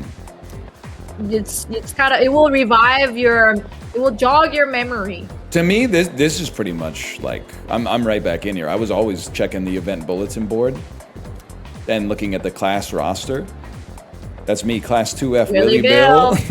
Oh, Yukari's in my class too. I'll be in the same class as her. How are you guys doing? Floor. How you doing? Oh, great. I have the worst teacher ever. Okay, well... Let's move along. They're literally a person. Along. What about this person? Oh my god, you're killing me. Why are you wearing a jersey? What do you mean, why? We've got practice after class. Remember? Come on, Kaz. Class comes first and practice comes second, and sometimes not at all. Head into your classroom, Steve. What? But I just... So where's the bulletin board with all the classes? It's on the other side of the hallway, bro. Come on. This guy is... Sabrina Carpenter's got a song about this guy. Hang on, I gotta head to the faculty office. Right there, right there. You missed it, you missed it, you missed it. Look at the... No. Look at the minimap. Look at the minimap. Right behind you. Oh, the exclamation mark, the faculty office. Holy. Let's go in. This is why we got a pro and we got a Joe. I'm the Joe, you're the pro. Anyway, who'd have thought we'd be in the same homeroom? Me, because despite my wife's protestations, I checked the class bulletin board. I did not. Funny, huh? It's not funny. It's kind of like, I guess it's interesting. Anyway, I gotta ask. I heard you guys walk to school together. What's up with that? Come on, get the dirt. Young Ryan would be like blushing. We actually took the train. We just happen to live in the same dorm. Why don't people always jump to conclusions? Have rumors been spreading? Young Ryan would be, yeah, what she said. I definitely don't have nothing on that girl. I would have blown it for sure. You didn't tell anyone about you know what. I would have been like, her? She's ugly. The whole time we were walking, I was just like, oh, I can't believe anyone's seeing me with her. I didn't tell anyone about you know what. Okay. Seriously, don't say anything about last night, okay? She's so messy. She's farming drama. See, you caught that? Junpei, you caught that? Of course Junpei caught that. He loves drama. Wait a minute, don't get the wrong idea. Listen, I just met him yesterday, and there is absolutely nothing between us. I'm loving it. Hands in and then the pocket. Young Ryan goes like, yeah, she stinks. I was playing an ESPN NHL 2K5 last night. I was in my room playing ESPN NHL 2K5. Who cares? She takes rumors seriously anyway. She's so paranoid. You know I remember one time we used to have quiet reading in like the 11th you can grade. Leave. We used to have quiet reading in the 11th grade, but they let us listen to music on headphones. But then one time, my headphones came unplugged while I was listening to my Creative Zen jukebox, and everyone heard me listening to Third Planet by Modest Mouse and went like, "What is that?" And I was mortified. What did you do? I just plugged my headphones back in and went, "Sorry." That's you being mortified? They went, "Cut that loud mess out." I can hear people talking. Have you heard the rumor about, what was it again? The bathroom? Oh no, it's too much like my real story from university. Oh, it's go over here! He blew up the bathroom. The bathroom It smells so bad. You gotta smell it. It smells so bad. Oh, it smells so bad. Who's that? Who pooped in here? It's me, Ryan. Yeah, guys, my poop smells bad. We're all laughing at the same thing and having a good time. God, Ryan, it smells so bad. Okay, time for class. You gotta pay attention. Okay. His essays are fantastic. He's also a famous haiku poet. I can roleplay. I can be Miss Toriumi. You promise? Yeah. What? What is that? Speaking of haikus, they often use words or phrases related to seasons, but it's easy to get them mixed up. For example, you'd think tasty bamboo shoots and vivid carp streamers would symbolize spring, right? Well, they're actually related to summer. Yeah. Haiku poets usually refer to seasons based on the lunar calendar, making it fairly complicated. Among these phrases, a rain of flowers, mystical mirage, and vivid carp streamers, which one symbolizes summer? Yeah, it's vivid carp streamers, bro. Honestly, as a child, as a high school student, a game where you go to school would have hit so good for me back then. Vivid carp streamers, bro. Exactly. That's right. You were listening to me after all. I saved his bacon. Bill Coon gave him the answer just now. You must have a good memory or something.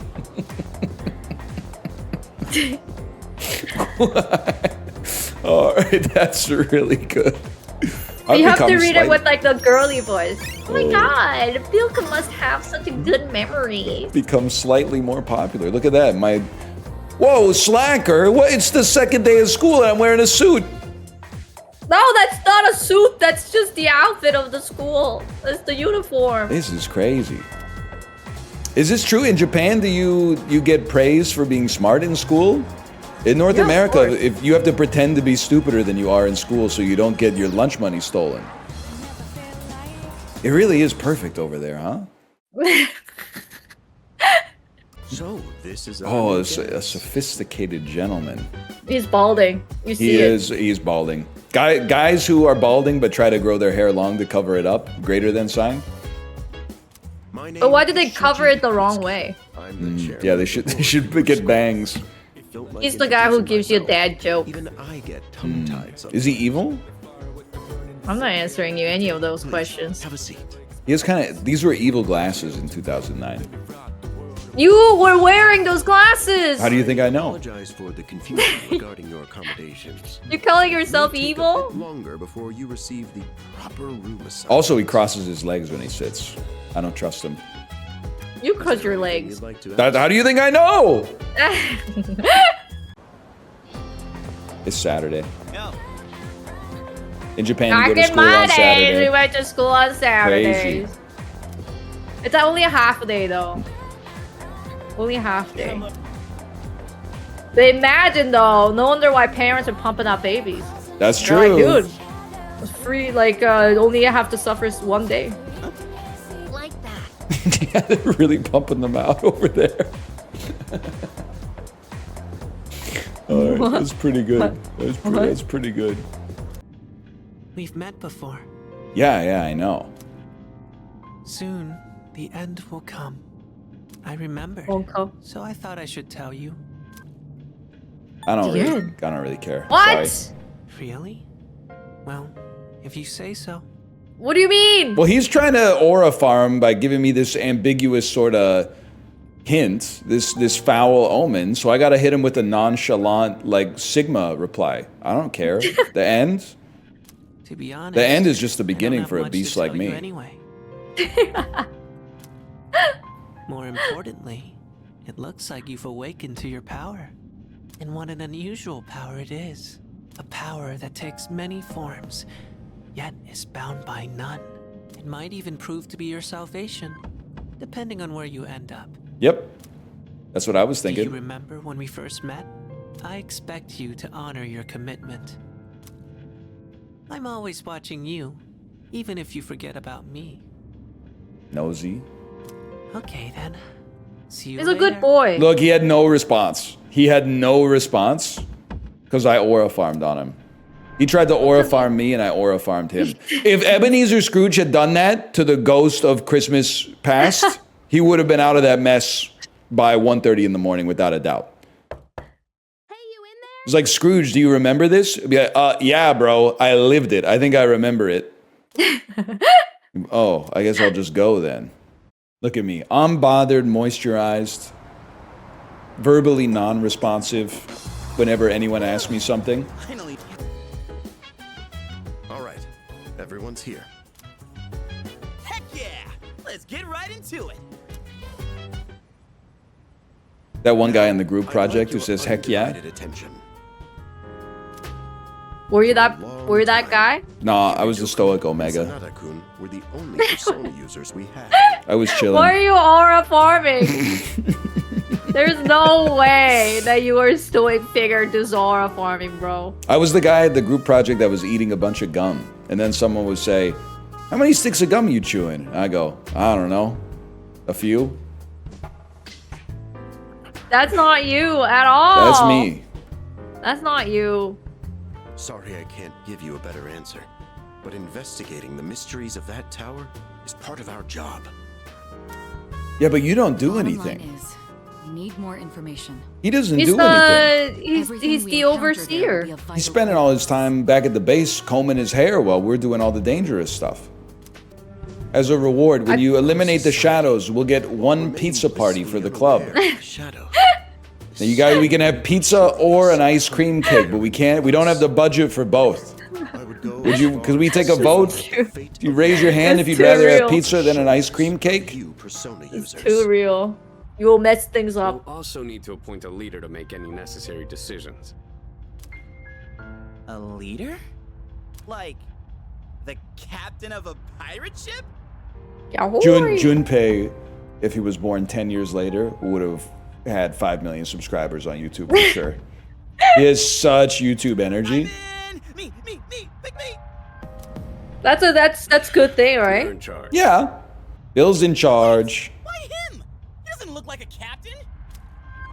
Billy Willy. He has experience fighting already. Wait, seriously? Yes, sir. That's true too, but the main reason is far more simple. Junpei, and you too, Takeba. Can either of you summon your persona without difficulty like he can? He loves shooting himself. I don't have anything to live for. I'm sad. Me too. These are shadows we're talking about. I see. I can't believe when you play JRPG, you're like aura farming. That's so crazy. What do you mean? What should I be? How should I be answering? Well, you know, you really are like role playing as someone that you want to be. Wow, I never knew I had that kind of power. Yeah, I usually play as if I am like me, you know. Well, I don't need like to aura ask them farming. questions because they're gonna do exposition anyway. Like I don't need to ask any more questions because eventually there's going to be a cutscene that's like 90 minutes long, and that'll answer all my questions right there. I'm the type of beast that I think isn't afraid to deal weak fire damage to one foe. Da, da, da, da, da, da. Baby, baby. Da, da, da, da, da, da. Ooh, yeah. You missed. Da, da, da, da, No, no, Junpei, no! We haven't trained you yet.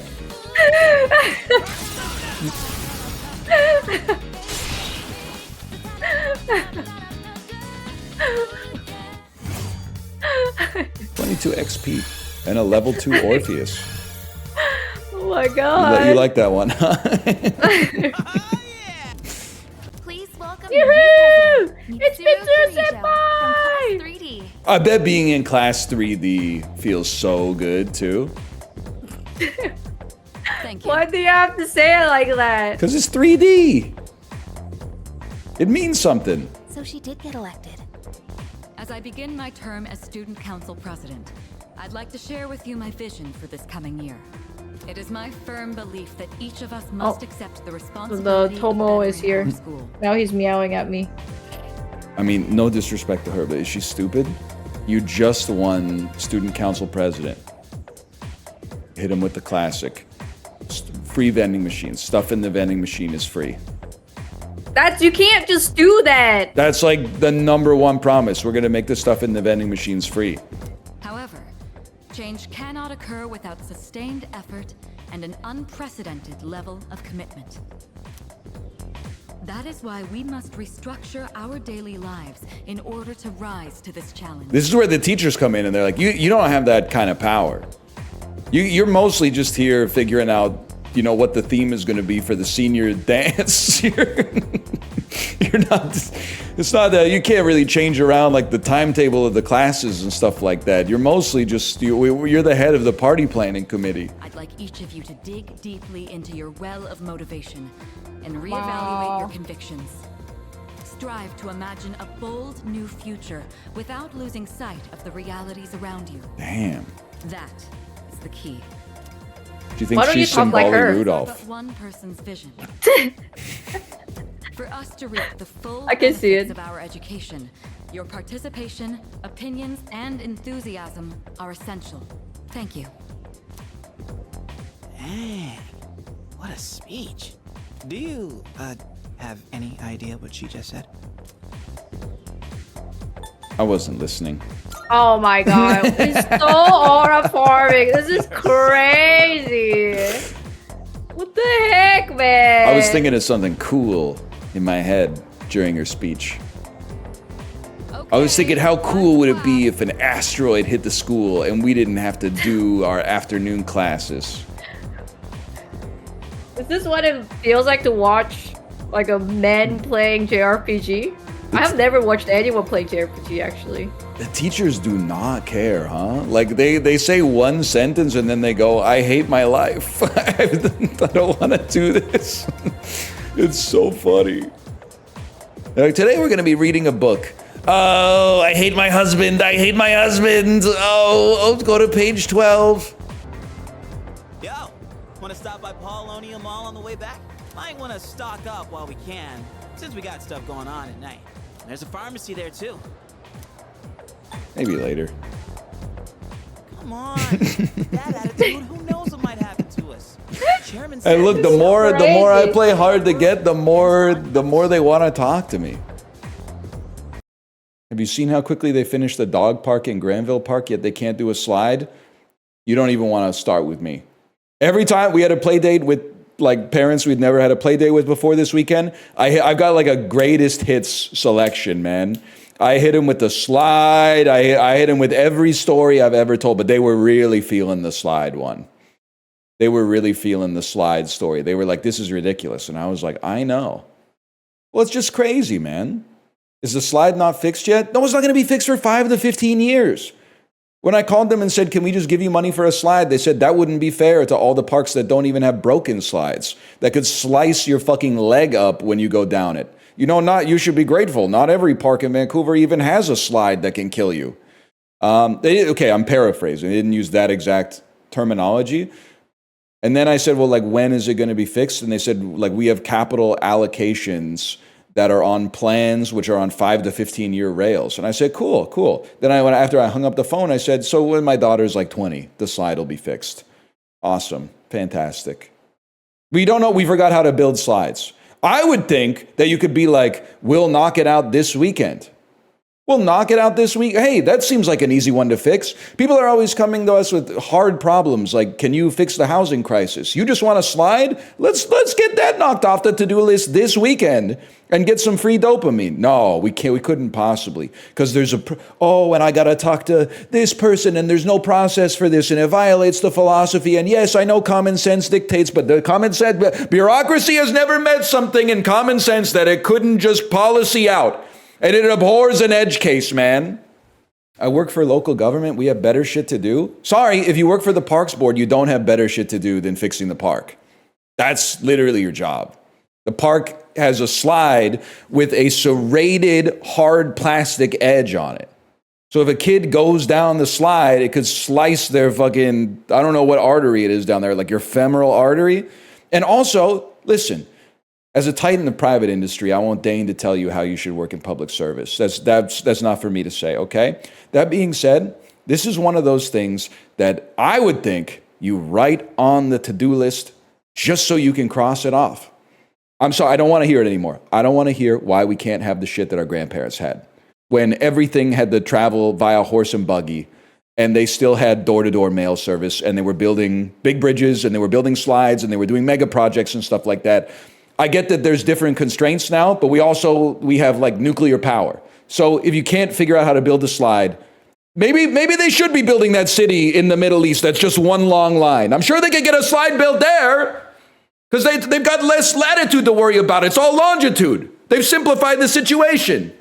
They got to stop drug testing the contractors, I guess is what I'm trying to say, okay? They got to stop drug testing the contractors.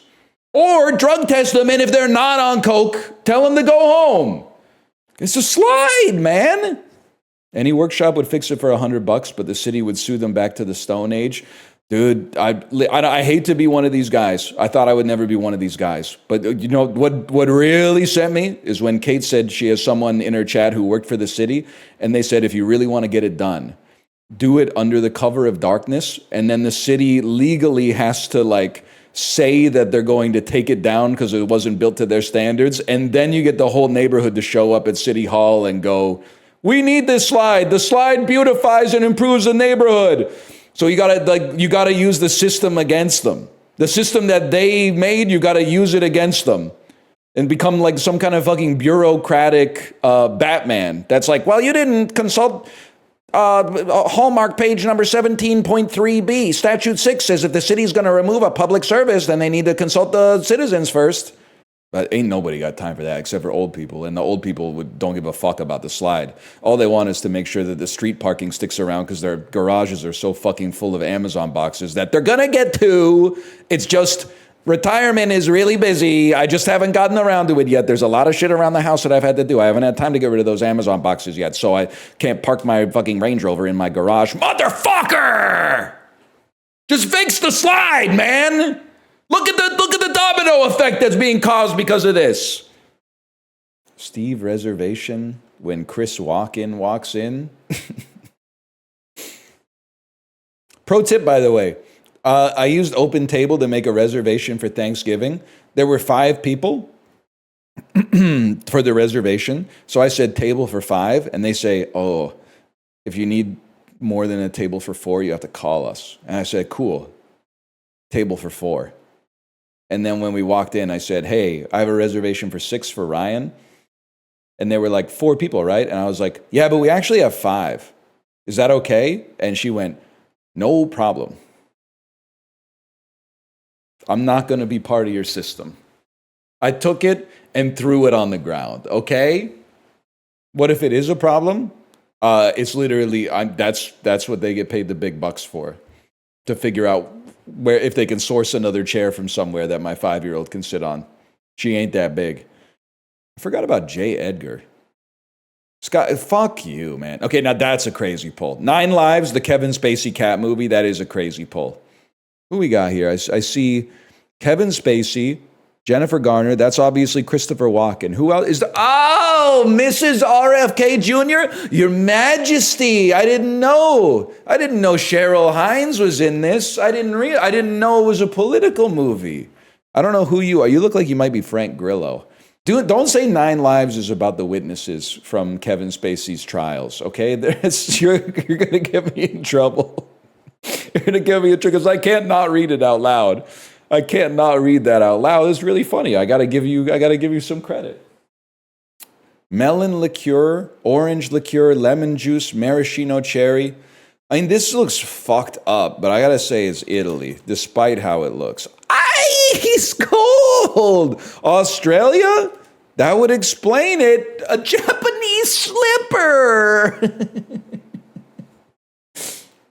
When it looks like when you watch a science fiction movie and they're in like a space bar and they're eating some weird shit and they're drinking some weird shit, but it's still out of like Earth glasses?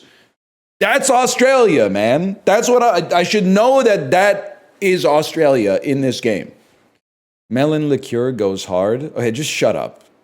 Sorry to be rude, but like you can't be typing some shit like melon liqueur goes hard. That's insane. That's like what Zach Braff drinks in Scrubs, all right? Midori is really good. Okay, you can say that. You can say Midori is really good. You can't say melon liqueur goes hard, okay? Now, this is an abomination, and this actually looks like food that an adult human could eat. So we're going to definitely go on the right with this one. This one I'm going to try not to get pissed off by. As a Canadian, I can't pull myself into the American or UK mindset and look at this and be like, wow, that looks disgusting. Because I know that it's not disgusting. Carne asada fries are also good. So what would I think about this? Here's what I would think. I think the poutine looks better. I think that the poutine is half the price. This one comes with a bowl. Okay, if you want to buy all of your flatware at the Los Angeles Football Club games, by all means, I bought plates and bowls when I moved into my house, so I guess I'm built a little different. So like the bowl, I actually almost consider the bowl to be a net drag on my enjoyment of this, because now I got to carry around this bowl. And I am not hey, honey, we got company coming over. Break out the Los Angeles Football Club carne asada fries bowl. But I still think it's going to win just because there's beef in it. Yeah, okay. Good. And that's fucked up because that poutine looks really good. I'm going to go with 5 sugar donuts versus the Flash eating a pie. Thoughts on Seth Rogen skip the dishes ad? No, it doesn't put him in Ryan Reynolds territory, but it does. It has put a dent in his reputation, as far as I'm concerned. I'm trying to be not disingenuous about it. And I'm a big Seth Rogen head. Now, there's a couple of things I would say, okay? And this is not to defend Seth Rogen. Food delivery ad, not good, contributes to overexposed, not as bankrupt as doing a gambling ad. So he's not in the John Hamm category. He's not in the Jamie Foxx category for me. But I do understand that I would say his stock takes a little hit off of that. But I'm still going to be holding because it pays dividends. It's a dividend aristocrat. Studio was garbage and only won because of how many celebrities they brought in for it. Here we go. It's time to play. Do critics really love movies and TV shows about Los Angeles? Or is a random person on the internet just experiencing a psychotic break? We did it 10 years ago with La La Land. Let's spin it back up. I'm sure we kept the arguments under the heating lamps and or best show of the year. Here we go.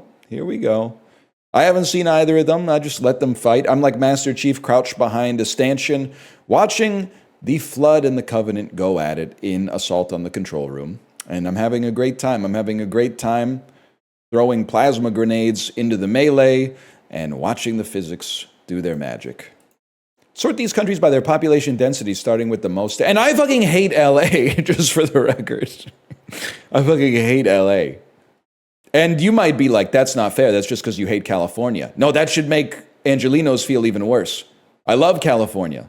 Love San Francisco, San Diego, even San Jose. I'm just not fucking with LA, honestly. Name another LA city. Just to be fair, why would I ever go, another California city. Why would I ever go to another Californian city? Like I could sit here and say, oh, Salinas. You tried to nut check me and I beat you, but I'm a fucking tourist. Why are people always like, why does nobody come to nobody comes to Central California? Nobody, except for Humboldt County, to grow weed illegally in the forest. That's because you don't have fucking Disneyland in Central California, bro. What do you think? Of course people from other countries are not traveling to Sacramento. Like, what the hell are you talking about?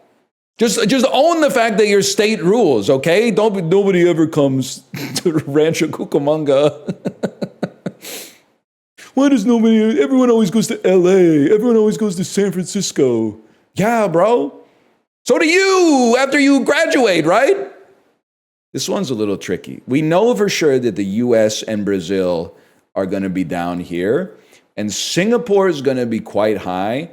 It's crazy to say. I feel like Vatican City, it's very small, but I think doesn't it have like 100 people that live there?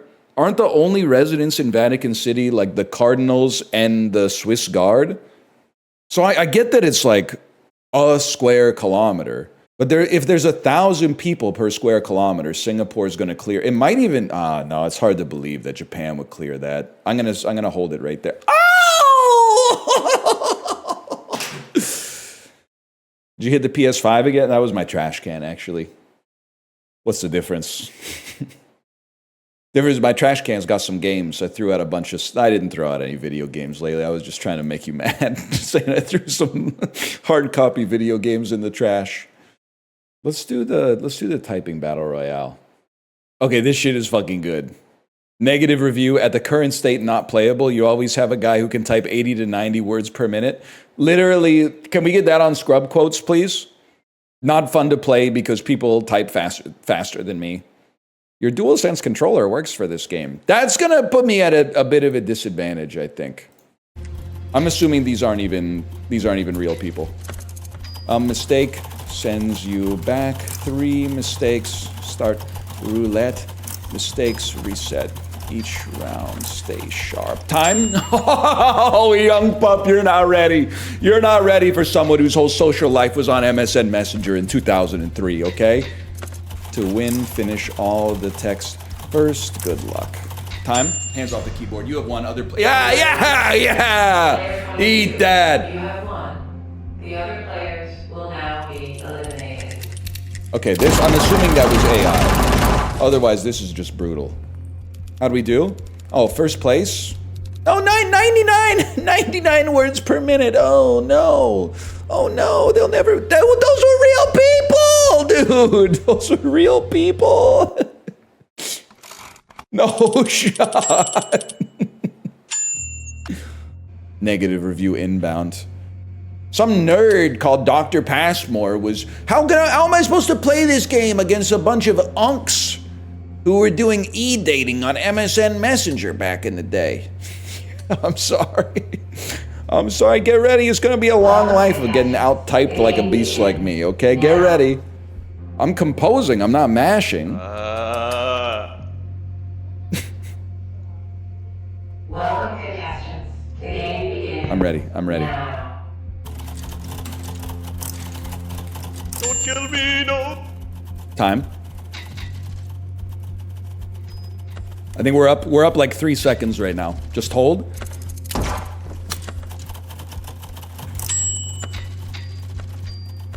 Not looking great. Maybe the guys at first will get killed. Nope. Lunar 47X is one. Bye. Bye. No! No! So I have VoIP off, man. I have VoIP off. And I don't know why. Well, it's because it's a free-to-play game on Steam. It's just you're asking for trouble. No. Microphones is 0. Voices are at 0, man. No! Hey. Maybe they're real people. Maybe it's tutorial. Maybe it's tutorial voices. Can you guys hear me?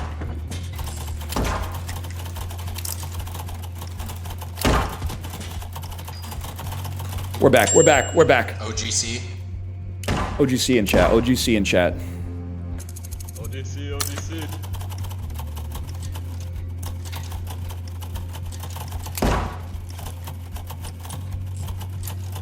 Okay, that was impossible.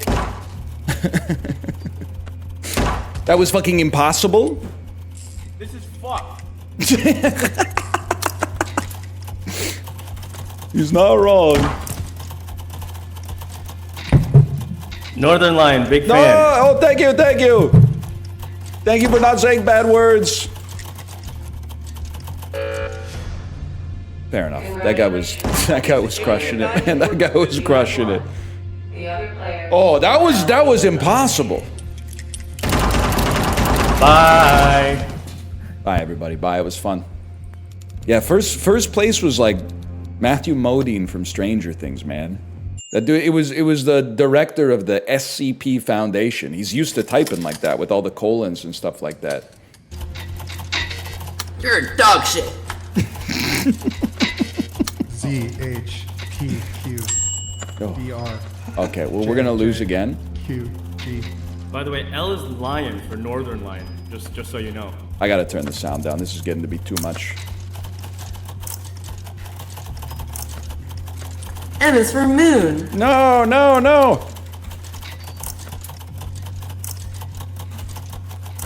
Just win the game. Win the game so you can get me out of here.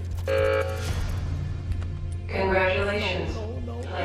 Good game, everybody. Good Don't game. shoot! Good game. Good game. Have a good game, everybody. Guys, I think I gotta turn the game down to 0 to lock in. The voices are so good, though. Well, yeah, but you might not feel the same way if they were all talking about you, man. It's not, and they haven't done anything wrong. It's not just that, like, they're making noise. It's that they're also, like, they're also in here saying, like, talking to me.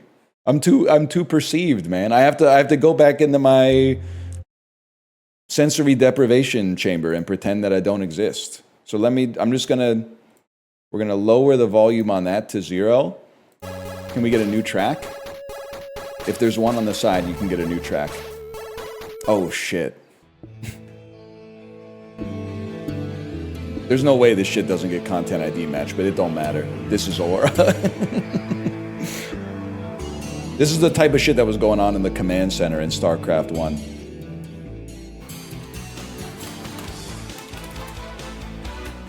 Fuck you. Actually, fuck you for this next part.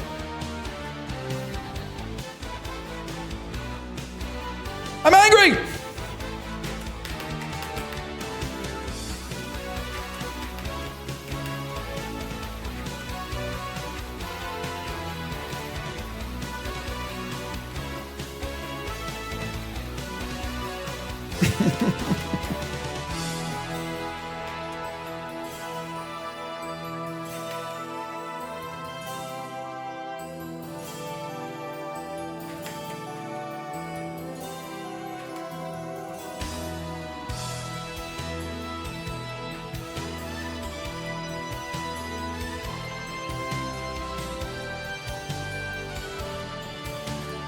Just fucking kill me. I don't care. I'm not doing this one. I'm not doing this one. I'm not doing this one. I don't care if you're gonna shoot me.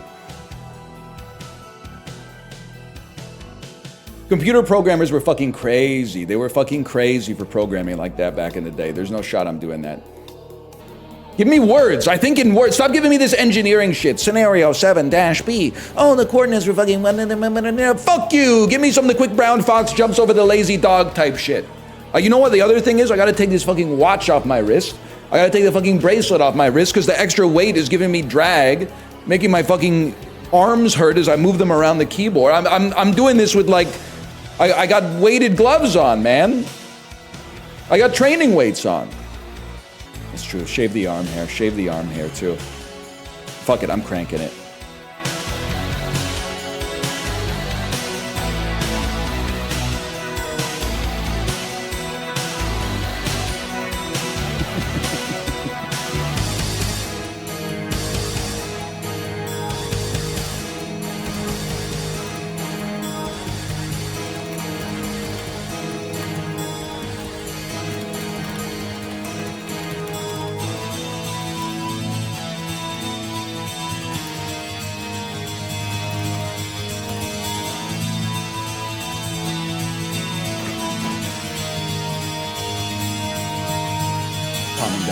I'm calming down. I'm getting mad. I'm getting resolute.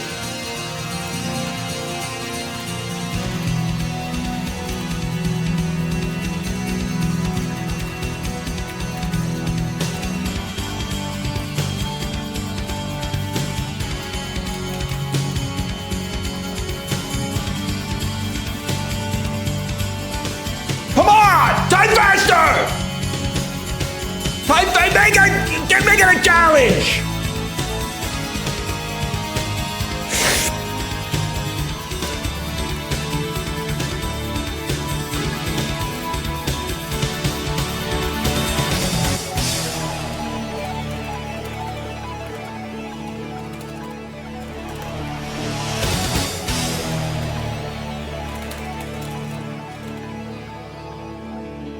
Embarrassing. This is embarrassing.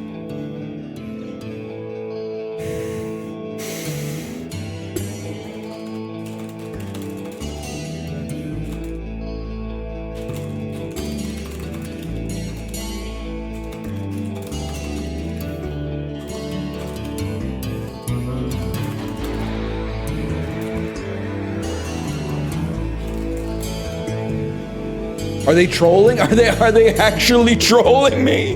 They're not even, they're 3 legs behind, bro.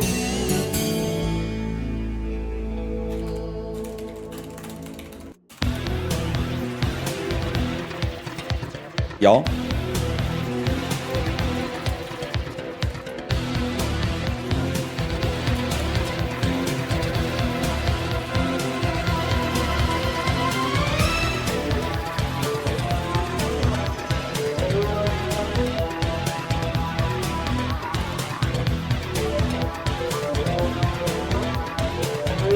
Any last words?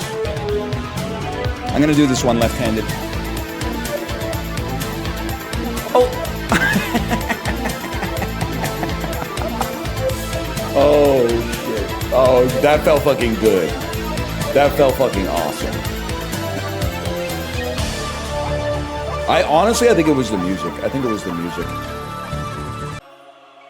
A trampoline park. Covered in olive oil. Or at the World Trade Center. Is that any worse than just being the there? Oh, I don't. Dodging something. It just feels like it's probably not appropriate. It will. But why? But yeah, what is the connection? Because people jumped out of the memorial building and then trampolines will push them back up in it. Well, no, this is after. This is like now today. Push them back up and in. Yeah. Up and in. Yeah. Tim Robinson ass. Oh. The second I saw it, I was like, I fucked up. Apollo loves dogs. Dogs that are so old their breath smells like a poultry processing plant.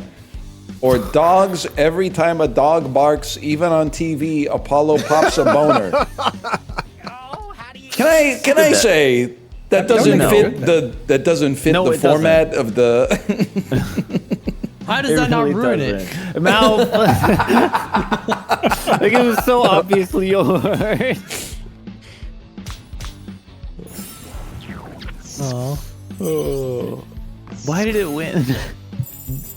HC Justin loves getting my dick sucked until you're inside out. Okay. After every single suck, he barks a little. Mouth. So Apollo gets a boner. Oh. I'd much rather have him bark than you get turned inside out. I'd die. No, you bark. Yeah. I think that the guy sucking my dick would bark a little. Oh, well, yeah, sure. Mouth loves pumping my fist in the air and saying, yeah, I did it when I arrive home safely after drunk driving, or to your parents after you finally had sex. These are both really good. Fuck me. Yeah, they're both great. Whoa, That's tough. understood the assignment. Holy. God damn. Well, I think we have to give credit to the prompt writer as well. Pumping my fist in the air and saying, yeah, I did it. When I arrive home safely after drunk driving, I drove only one house down. I realized it was just a dream and enter rehab. Nice ending. Drunk driving one house down is still pretty bad. I'm going to say that first, but... Getting my dick sucked after every single suck he barks a little, and you realize it was just your dog. Oh my god. Or after every single suck he barks a little, but he's smoking hot. One is funnier, but one fixes it. Because it's your dog. Fix it. Yeah. Still not. Yeah, I was thinking too literal of it. No. Ryan. That's funny. He made it funny. It is funny. Thank It you. is funny. Arguably It worse. is funny. Yeah. Cerebral palsy. Cerebral Okay, that's... Okay. Cerebral palsy. My dick smells bad. My dick smells bad. My dick smells bad. My dick smells bad. My dick smells bad. My dick smells bad. Yep. Herpes. Yeah, I got herpes. All right. What? Ground beef penis. Yeah.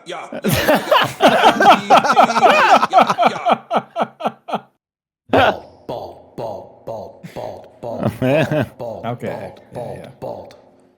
Oh, ground beef penis. Yeah, ground beef man. penis is really I thought I had a good one. God damn. I couldn't say anything sick, man. What the fuck? What? Oh, no! Oh no! How have they not We've fixed been this? jackboxed. I don't think it's Jackbox, them. are you here? I think it's just Can you a fix guy this? with a botnet. That's cool. Light the fuse and I'll explode like a ground beef penis. You'll be calling me the cum genius. The Avengers call me Captain Debased Pussy Getter. And they call you the Spaced Bedwetter. Okay. Kind of got owned there. Mine's not gonna save it. My rhyming game is by far the dorkiest. Frying you like bacon, call me the porkiest. I wake up and eat rhymes like porks. Grab a brush and make up some dorks.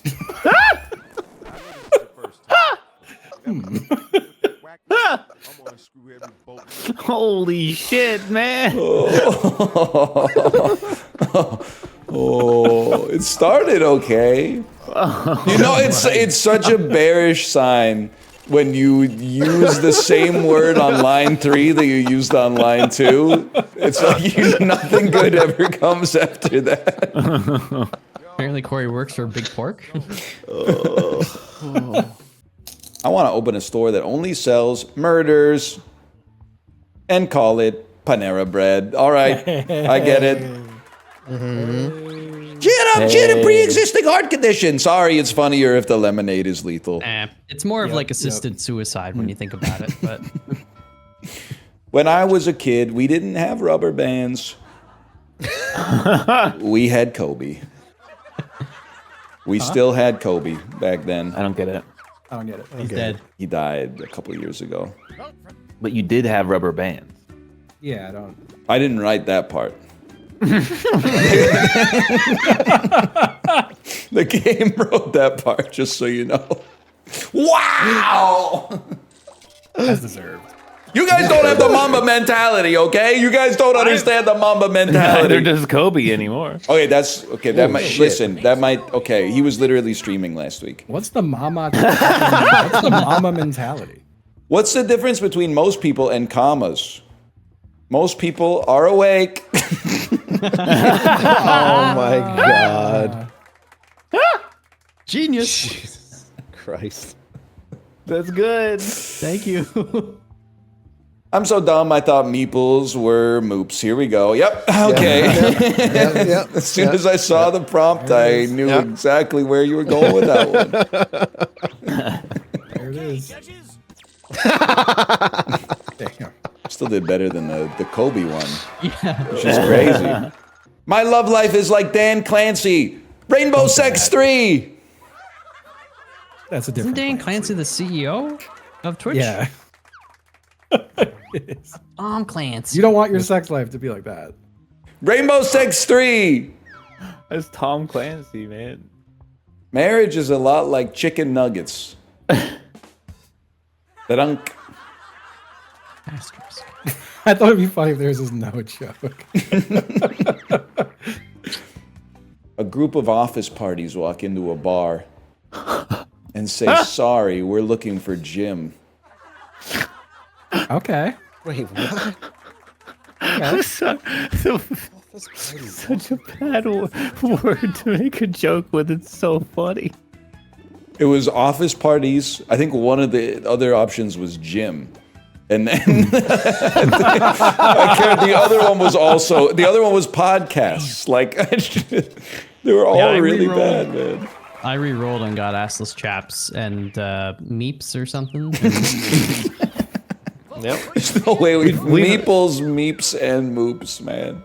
I like my friends, like I like my apps, accessible via my iPhone. Okay. So it's just a very normal thing to say. Just a sentence? Yeah. Hey. I'm a nasty little book with sticky pages because I'm a tough read. Okay. Oh, just a normal sentence, huh? I'm so mad.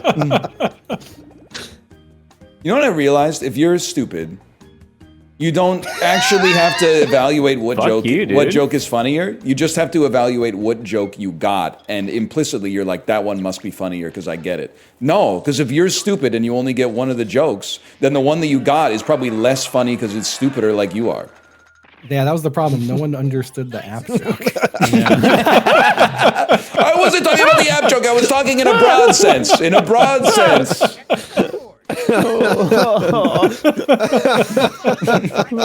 Plus, you might not understand. I was playing a character. I actually have an Android. I don't have an iPhone. So I was writing it in character as a different guy. I want to see professional comedians play this game, and I want to see if how much either we suck or Jimmy Fallon versus Mr. Beast joke boat good competition. comedians, not those ones, man. Come on, you know what I mean.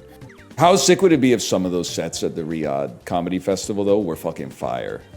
We'll never know, man. What if Bill Burr dropped a fucking heater set and we'll never know, man. We'll never know. I wonder what Louis C.K. joked about. You ever hang up the phone so fast you break your own boner with it? Oh, dude, that was just like Louis C.K., man.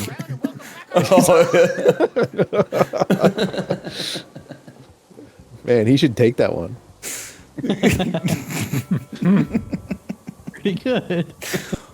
Dude, like half the people in the audience didn't even vote for this. Yeah, I mean it's understandable. You know, they're saying it's the worst joke boat that's ever happened. We've said this several times. I don't even think that's true.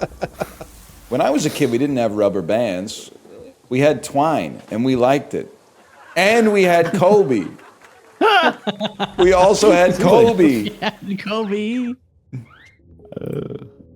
We've had to have had worse joke boats than this. I think this one's pretty good, man. That's what I mean. I really feel like it's the worst one we've had. A group of office parties walk into a bar and say, sorry, we're looking for Jim? That's the best joke, and that's saying a lot. What the fuck? We had Kobe! Ah, Mr. Cat. I like my sex like I like my croissant. Covered in nuts. Okay. Yeah, it's a joke. Okay, but who voted for a limb on either side and folds in the middle? I see what he's going for. They kind of can look like arms a little bit.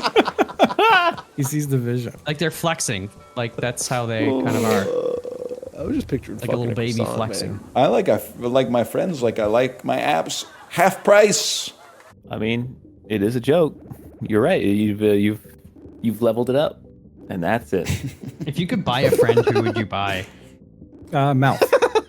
Smart. Oh hell yeah. That's so fucked up. This is so insanely fucked up. I'll tell you, it's the worst joke boat. People be like, the joke boat's bad. Brother, you wrote the jokes! To be fair, we didn't write a lot of the jokes. Yeah, like those prompts are not This hard. is insane! I love joke boat. Even though I got But you last. still won 30 because points. people went up against like 3 of your jokes. So the points you that's can. true. No one That's picked any of my jokes to go up against, so I didn't get shit. any. That's the bonus Mamba points. mentality. Oh, it's so funny, dude. Corey Hart's cheeseburger. But you can't has it. It's all vegan. That's good. Is that yours, Apollo? Yeah. Kevin Garnett, if he was a fucking cat. That's pretty good. Why would you shows me something if I can't has it? You know, Uncut Gems? A warm breeze? Sounds nice, right? Actually, your city just got hit by a nuclear bomb. But you're Hitler. What the fuck? Okay. The city was Cleveland. Damn. Shots taken at Ohio. Shots taken. Shots taken at some town in Germany. He was literally born in Austria. Well, he doesn't have to stay there. He wasn't allowed. He wasn't allowed to stay there. Yeah. Cheeseburger, but you can't has it. But I can. But you can't has it because you has a bucket. Fuck. Those are both epic and chunkiest. Yeah. We're so back, dude. I want to vote for both. They're both the exact correct answer. That was me in most elections in America. Okay. What? 16%? Damn. Because they don't know about they be taking my bucket. Is Paul McCartney Trump anything? No. I was thinking, what about Deep Rock Galactic Trump, though? Rockin' Stone, Chiblee, Rockin' Stone. Rockin' Stone, Chiblee, Rockin' Stone. Could work. I don't know anything else about Deep Rock Galactic. The only thing I know is that if you play it once, you spend the rest of your life telling streamers to play it forever. And anytime anything about it gets mentioned, you go, Rockin' Stone, Chiblee, Rockin' Stone, very rock. Nobody mind, very rock, very sad, very stone, Chiblee, Rockin' Stone. The Carnival is a minivan produced by this car brand. I'm going to be honest with you. If it's not a Chrysler Pacifica, I don't give a fuck. The Carnival? Chevy Carnival. Dodge Carnival. Chrysler Carnival. Kia Carnival? Kia Carnival? Nominative determinists be like, oh yeah? Explain the Kia Carnival then. It's that simple. That's Jeremy Piven and Matt LeBlanc. But it kind of just looks like Matt LeBlanc. Like, it kind of looks a lot like Matt LeBlanc, to be honest with you. You're a smart guy, but you're dressed like a 4-year-old today. It's confusing. It's that give and take that makes people interesting. You know what I've started to do as well? I've started to become a character instead of rounding off my sharp edges just to fit seamlessly into society and pass through the digestive tract of the world like something wrapped in olestra, like a baked Lay's, for example.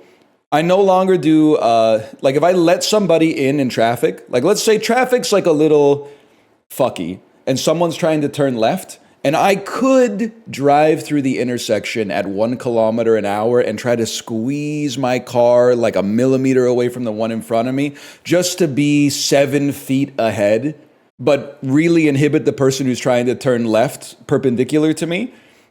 I hit the brakes a little early, and then I give them a little signal, and then they give me a wave. I don't wave back. You know what I do? Peace sign. I'm peace sign Andy now. Why? Just an extra little wrinkle, right? It's more surface area for the character profile. Now they're not like, oh, he gave me a wave. They're like, what's up with peace sign guy? It raises some questions, right, about peace sign guy. What's up with peace sign guy? Maybe he's British. Maybe he's a hippie. Who knows? You're literally weird? I know, it's cool.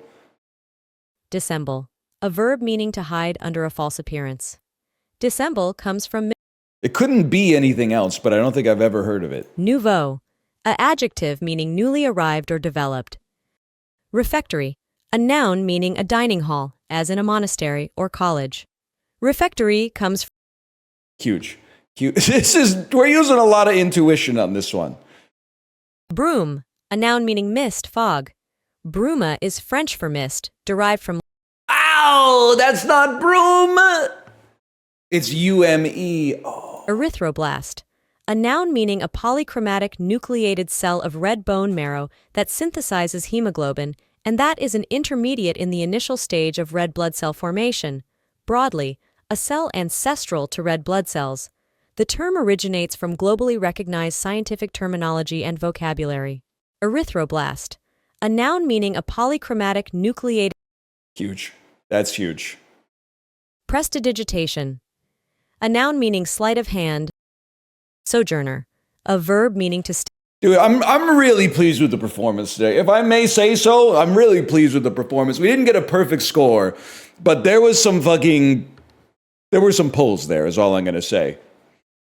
Diet soda hasn't got you yet. I don't even want to talk about it. I'm off the Coke Zero. Why hesitate?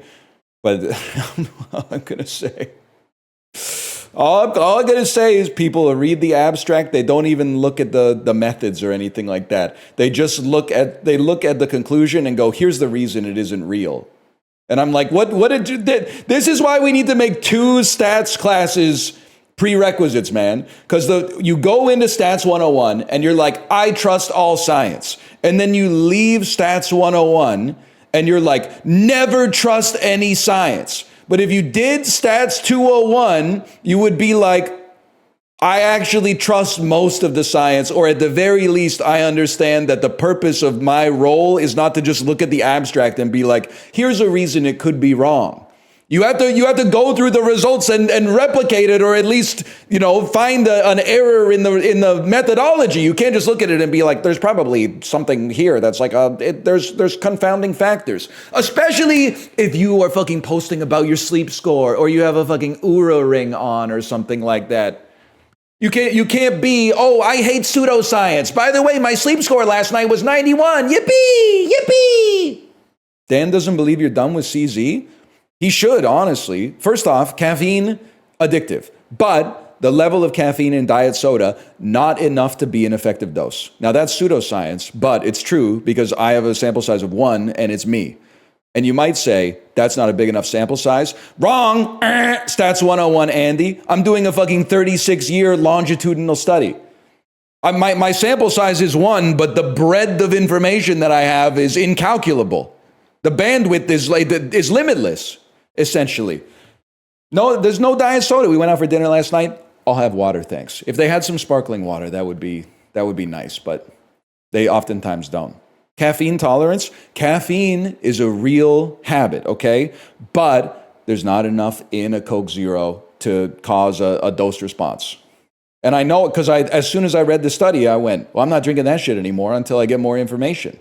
And I just fucking tanked it. And nothing changed. Nothing changed.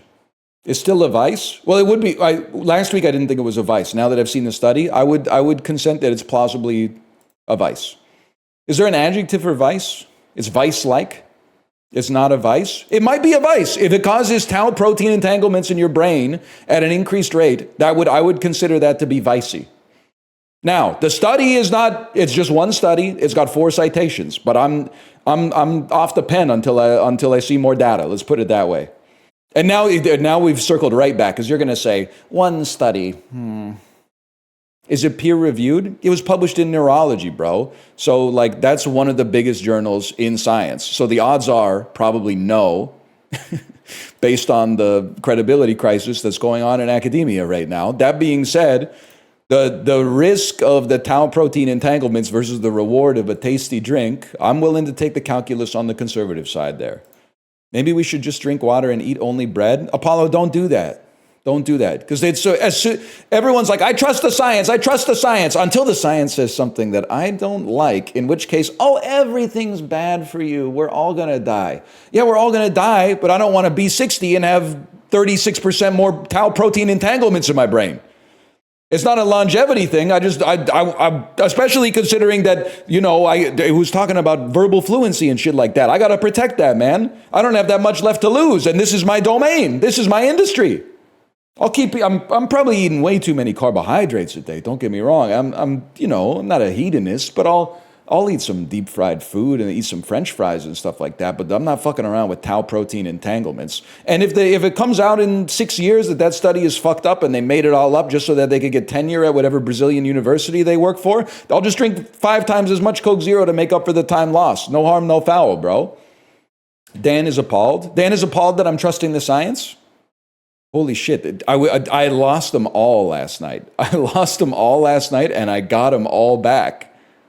I got them all back with my fucking spiel. It feels so good. I can feel the power pulsing through my fucking veins right now.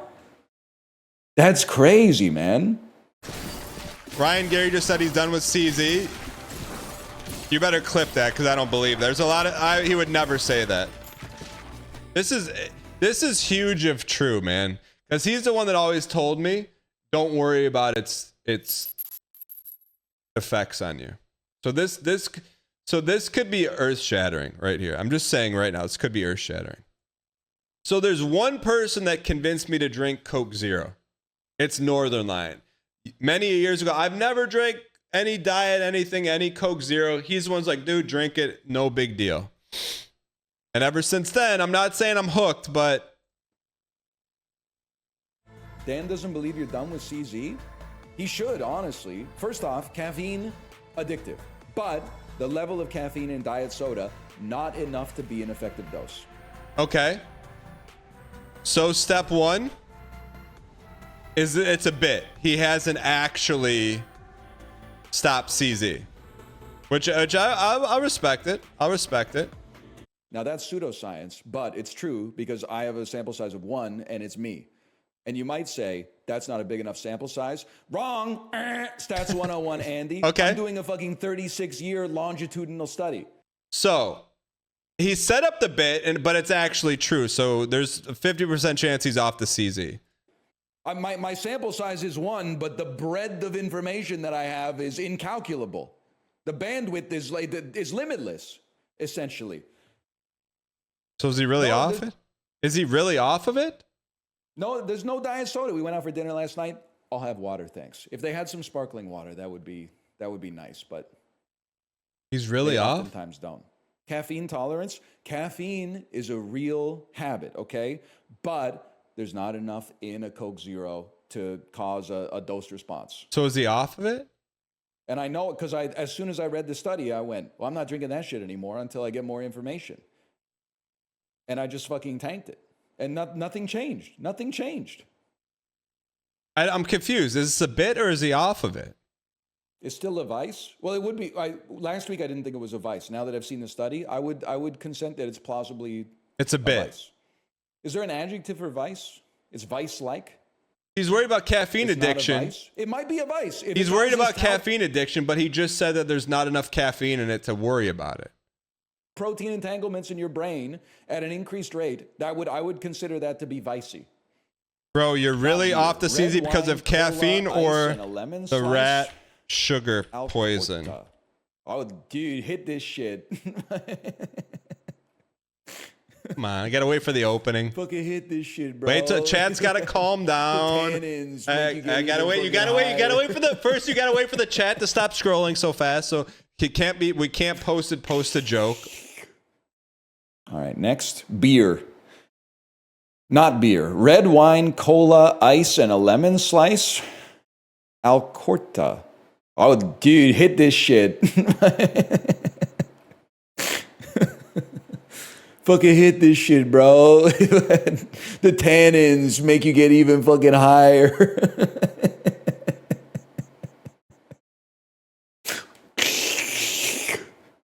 I'm not smoking any fucking Merlot. Wouldn't that be good if they were smoking wine in Sideways?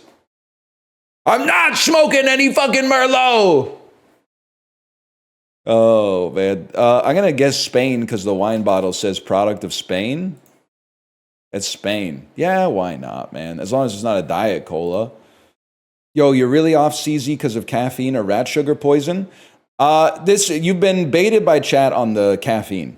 As I said about the caffeine in diet soda, Daniel, is not enough caffeine to trigger a dose response, in at least in a body like mine. I can't speak for the diminutive waifish forms of the average chatter, but I just tank it. Like, it just goes right through me like Olestra.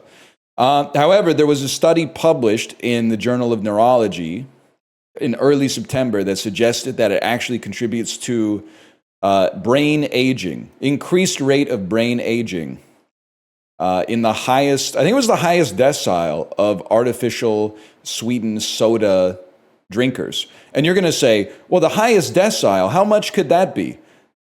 They were averaging 1 can a day, which for you might seem like a lot, but for normal people might not be that much. That seems perfectly normal. And how much was the brain aging, just for reference? By age 60, it was 1.6 years above the average. But have you seen like the average 60-year-old's opinions? Like, I don't want to be 2.5% worse than the average 60-year-olds.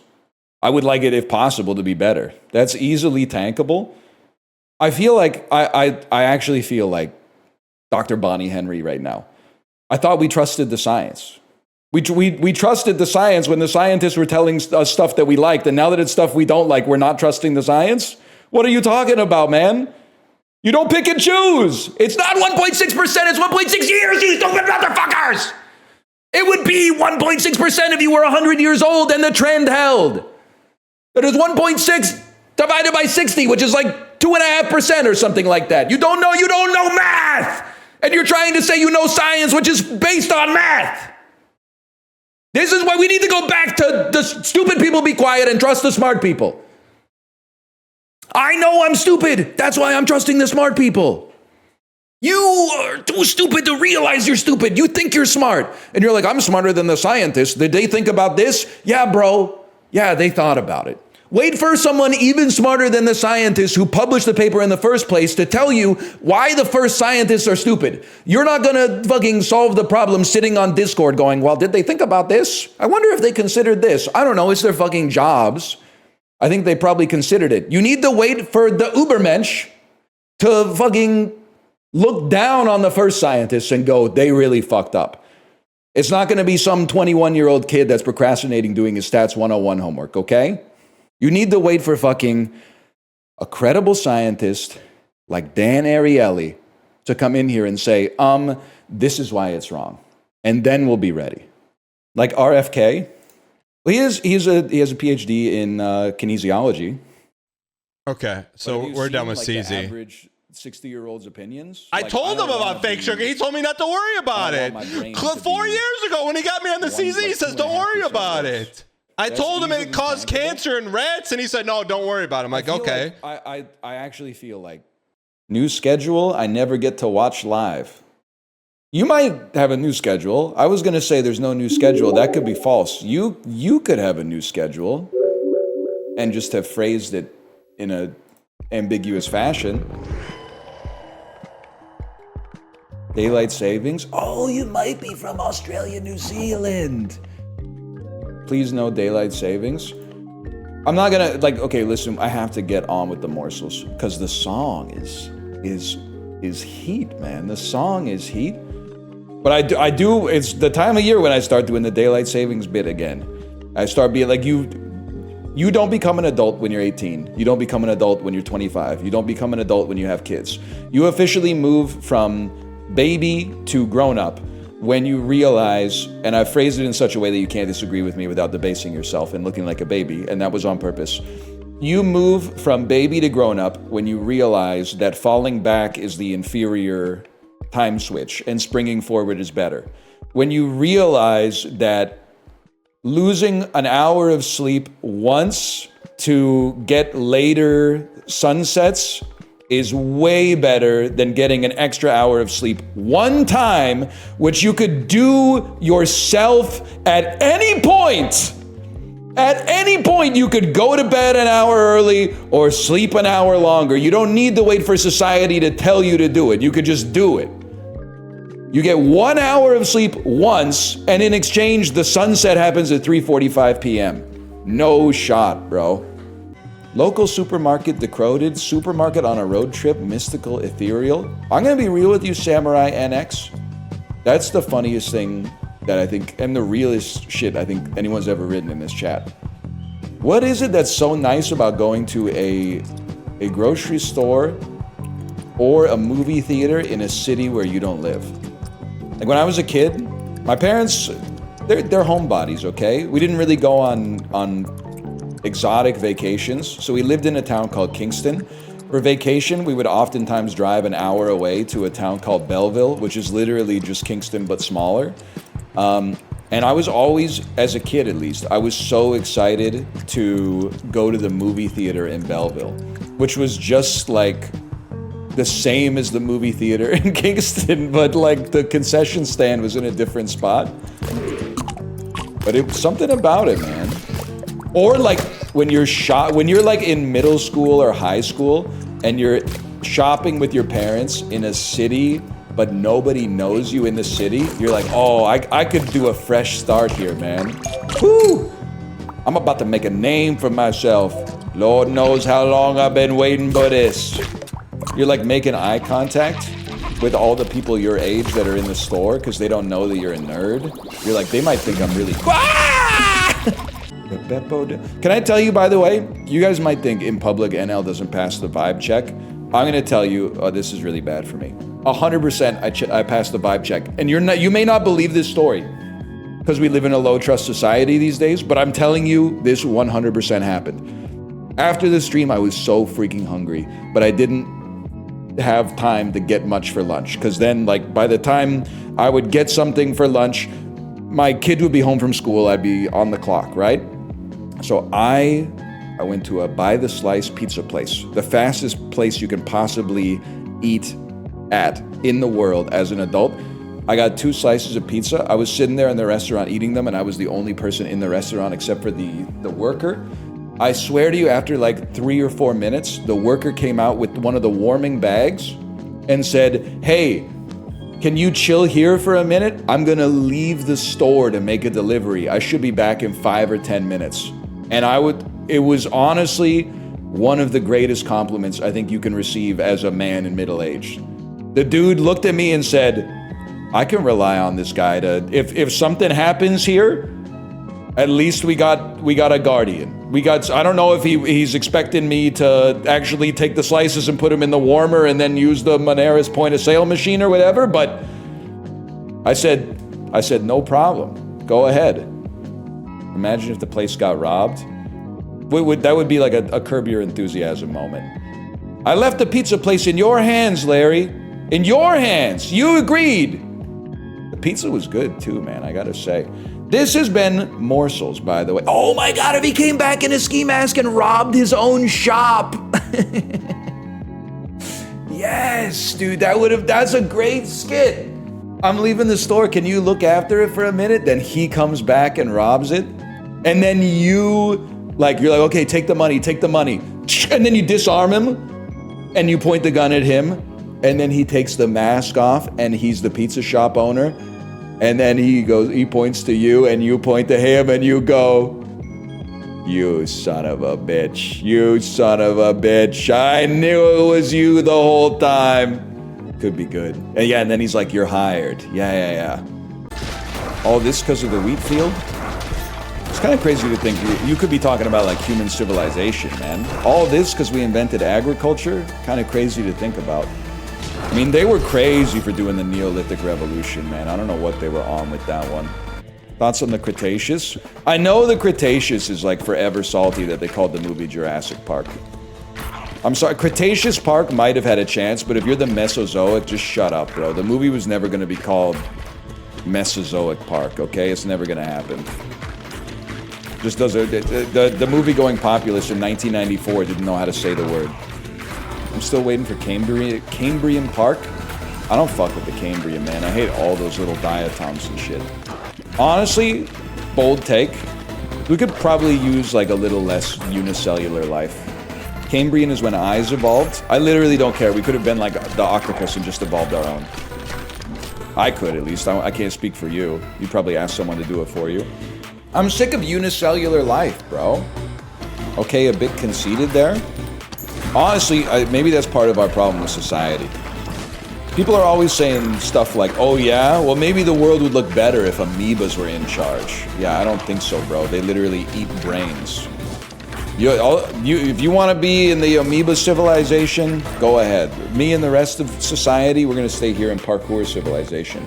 Your proteins are all folded weirdly. That's not okay to say. Also, there's no proof of that. Also, I was a noted diet soda enjoyer, but the diet soda period of my life was actually quite short. It's basically like from when we got a Costco membership in 2021 to 2025. That's not so. I wasn't drinking many diet sodas in university or in Korea because they cost money. So, sorry to say, I might beat the allegations on the tau protein tangles. That's my hope, at least. Now, my brain is probably aging at a faster rate than the average person, simply because I read Twitch chat. I don't know, like 5 hours a day roughly. But then also sometimes I'm a member of Twitch chat, which might even be worse for your brain. That being said, it also keeps you young. It also keeps you hip. So I'm not 100% sure that that's a negative. I'm coughing from the damn bit. No, Anon, don't inhale. It doesn't do anything. I don't see. That's a meme I don't understand. Because maybe I'm working on old knowledge here. This is old head knowledge. I feel like holding it in does something. I'm just gonna go ahead and say it. Now I'm not speaking from a ton of experience, but. Because you always talk to somebody. It's the same person that'll say some shit like, yeah, I don't know, I just don't get hangovers. And then you're like, well, you're probably not drinking as much as people that do. And they're like, no, I've measured it. I'm drinking the exact same amount every single time. I just don't get them. I guess I'm just like a superhero or something. And then you go out with them and they have like a beer and a half and they go to bed at 11. And they wake up the next day like, see, not hungover. You know the type of stuff I'm talking about? You'll always have somebody that's like, yeah, I tried it once, but it like, I guess, I don't know, for some reason it like didn't work on me. And then you see them and they take the hit and breathe it out in like one motion. It's like it barely even enters their mouth, much less their lungs, much less their bloodstream, man. Like it's just, did you meet this guy in 05? Yeah, that's where I met most guys, man. It's like Chiblee saying blue balls aren't real. I don't want to go through the argument again, because people are saying the argument gives them bad vibes. Blue balls are real, though. Like, it's like Kevin Costner in Waterworld, man. Dry land is not a myth. I've seen it. That doesn't mean you can't take care of it yourself, but they're real. Are the blue balls in the room with us right now?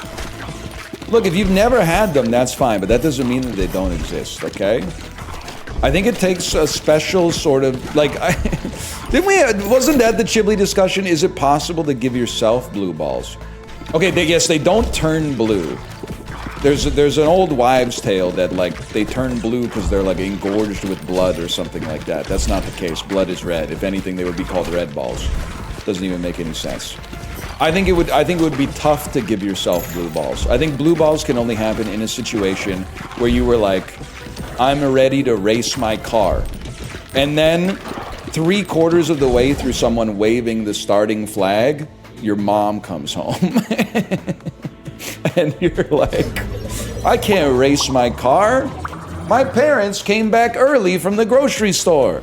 I gotta take the keys out of the ignition and go change my oil or something. And then your car, like the gas tank of your car, I don't know automobile stuff that well. Your spark plugs would probably hurt a little bit because they expected like they were gonna race. They expected that they were gonna be shooting sparks into the fuel to cause the combustion to happen to generate some forward momentum, you know? For me, it was racing 3 times in one day without knowing beforehand. Can I say so? And I don't mean this to be, I'm not discounting your experience. I think for you, that's not blue balls. I think your balls are tired. I think that's like delayed onset muscle soreness in your balls. Your balls have been working too hard. That's a similar kind of pain, but a different origin story. Your balls were like Michael Clark Duncan in The Green Mile. They were trying to hit you with the "I'm tired, boss." Unfortunately for your balls in that situation, though, oftentimes they don't start to hurt until after the deed's already done. You should have made them hurt before the deed was done if you didn't want the deed to be done. We still talking about cars here? The quad laser ball. Oh, I meant false start 3 times in one day? That's rough. I've never been in that. One's bad enough, man. One's bad enough. It's real. Now, I know that it has been used as an excuse for untoward, ungentlemanly behavior, okay? Now, I'm not justifying that. That being said, 2 wrongs don't make a right. Blue balls are real, although they don't turn blue. Bigfoot is real, even though his feet aren't that big. That's true. That's a great argument. Someone said if they don't turn blue, it's not blue balls, but they call them Bigfoot. But the dude's feet are just like, they're about the size you would expect them to be for a creature that large. His feet are proportional to the rest of his body. You would really think that a creature named Bigfoot would be like a head on top of like a fucking huge foot. And that ain't what it is, man. That ain't what it is at all. Any other questions about male health? I got lots of pearls of wisdom about being a man. First, I have to do it because doctors don't want to fuck with you until you're like 58 years old, and then they just want to like make fun of your lifestyle choices. Well, you didn't want to fucking see me until I was old. Of course shit's broken, man. The other one, and I saw someone ask about it in chat, I was going to bring it up independently. I probably shouldn't say this because it's irresponsible, but unfortunately, it's also irresponsible to not tell the truth. So I'm going to tell the truth to you. Yes, sometimes your chest just hurts. Now, please, if you're watching this in the future and I've died of an undiagnosed heart condition, just forget I ever said this, because I'm speaking from experience. But that experience could be, I don't know, maybe I've got like a botched valve or something in there. But they teach you when you're alive on planet Earth, they're like, no amount of chest pain is normal. I'm here to tell you, a little bit of chest pain is normal. And I know why they say no amount is normal, because they don't want to be the person that's like, oh, that's normal, and then you die of a heart attack. But if we're being honest, the vast majority of chest pain is not a heart attack. That being said, if you're use your judgment. Legally, for liability reasons, I have to say, any amount of chest pain, you should go to the hospital immediately, okay? And you shouldn't take medical advice from streamers. But my chest hurts now and then. I'm still here. The end. Then fade the black over the camera. Northernlion died of a myocardial infarction 3 minutes after his stream ended.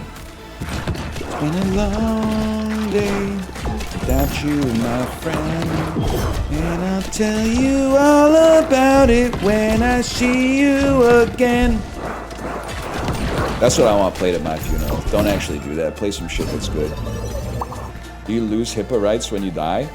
I honestly have no idea, but can I say something that's really gonna piss you off? If I die an untimely death, I'm gonna make it known that my wishes are that my cause of death never gets released.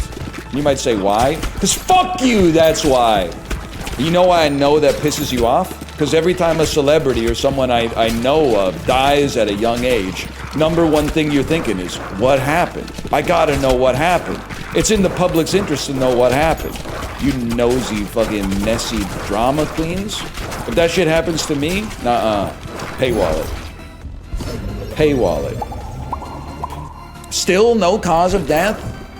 If it happens suddenly, I'm telling you straight up, bet the house on car crash.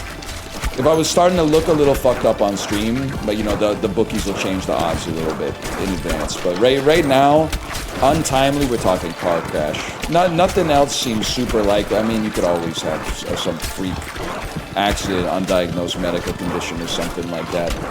Pretty low risk of a drug overdose, I would say, unless they find out that there's lead in bubbly, which would be pretty bad. A lot of chat about dying today. I literally talk about dying for like 25% of every stream. You're not a real viewer. Even worse than dying, I talk about how like nobody will remember any of us, and also like who gives a fuck, and you'll be forgotten forever. And everybody seems to. I hate the millennial doomerism of like, well, we're probably part of the last generation of humans anyway, the way things are going. But like, what if we're not, bro? What if we're like 0.001% of the way into human civilization and we think we're living in the future, but actually we're only scratching the surface of existence. In that case, being born like 100,000 years from now would be cool, because you would have so much more history to learn, bro. Our history kind of sucks. It doesn't even go back that far. It goes back to the start of like writing or some shit. But like apart from that, there ain't even that much, man. There ain't even that much there. I don't know, I'm just a big believer in the iron ball. Hello, Chibley, by the way, hello. Sorry I had to bounce because I was having a good time in chat. And then one person in your chat said, please invite this other streamer to Jackbox. And I got nothing against that other streamer. I was just like, I can't be in chat. No wonder people get an alt. I'm in my damn downtime. It's like 9 p.m. All of a sudden, people are they're talking to me like a booking agent. I don't even know the next time we're gonna play Jackbox. I've never spoken to this person in my life before. Plus, these days, before you invite anybody to any collaboration, you've got to scroll through everything they've ever said ever online. Plus, I'd never heard of him. Yeah, who is this Mr. Beast fella? Seems like a wholesome guy. Gives a lot of money to charity. Can I say something without it being properly construed as an insane statement? Do I think that Mr. Beast is evil? Not necessarily. I think that Mr. Beast is the apex predator of a culture that focused exclusively on social media and getting the bag for like 15, 20 years. And like, what do you expect? If you create an environment like that, you're gonna get some organisms that thrive in that system. So I see him as a product of the system and as a reflection of the system. I don't know, as a human being, I don't know if he's evil or not evil. But I would be so much more interested in his content if he, instead of being like evil adjacent, if he was actually so evil. Because he, with his production values and budgets and ideas, could make some awesome evil videos. Like some Stephen King or like the Running Man style, straight up, like god-awful evil content that would be so fucking watchable. He could be Jigsaw, man. He could be Jigsaw. Jigsaw with the budget, yeah.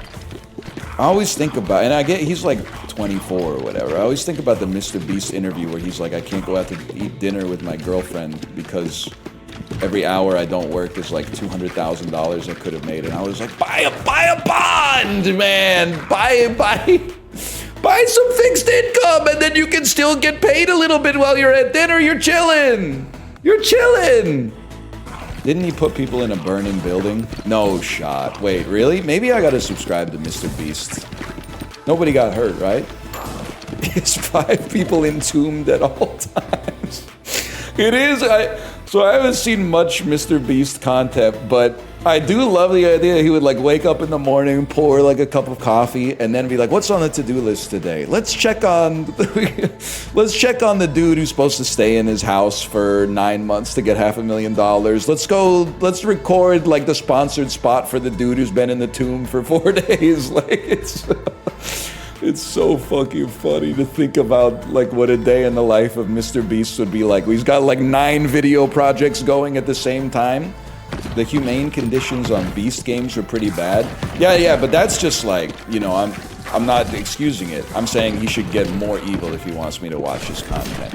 Because like, I don't really care to watch a video, and like in the video they're like, "This is awesome," but behind the scenes they're like, "You can't have any water."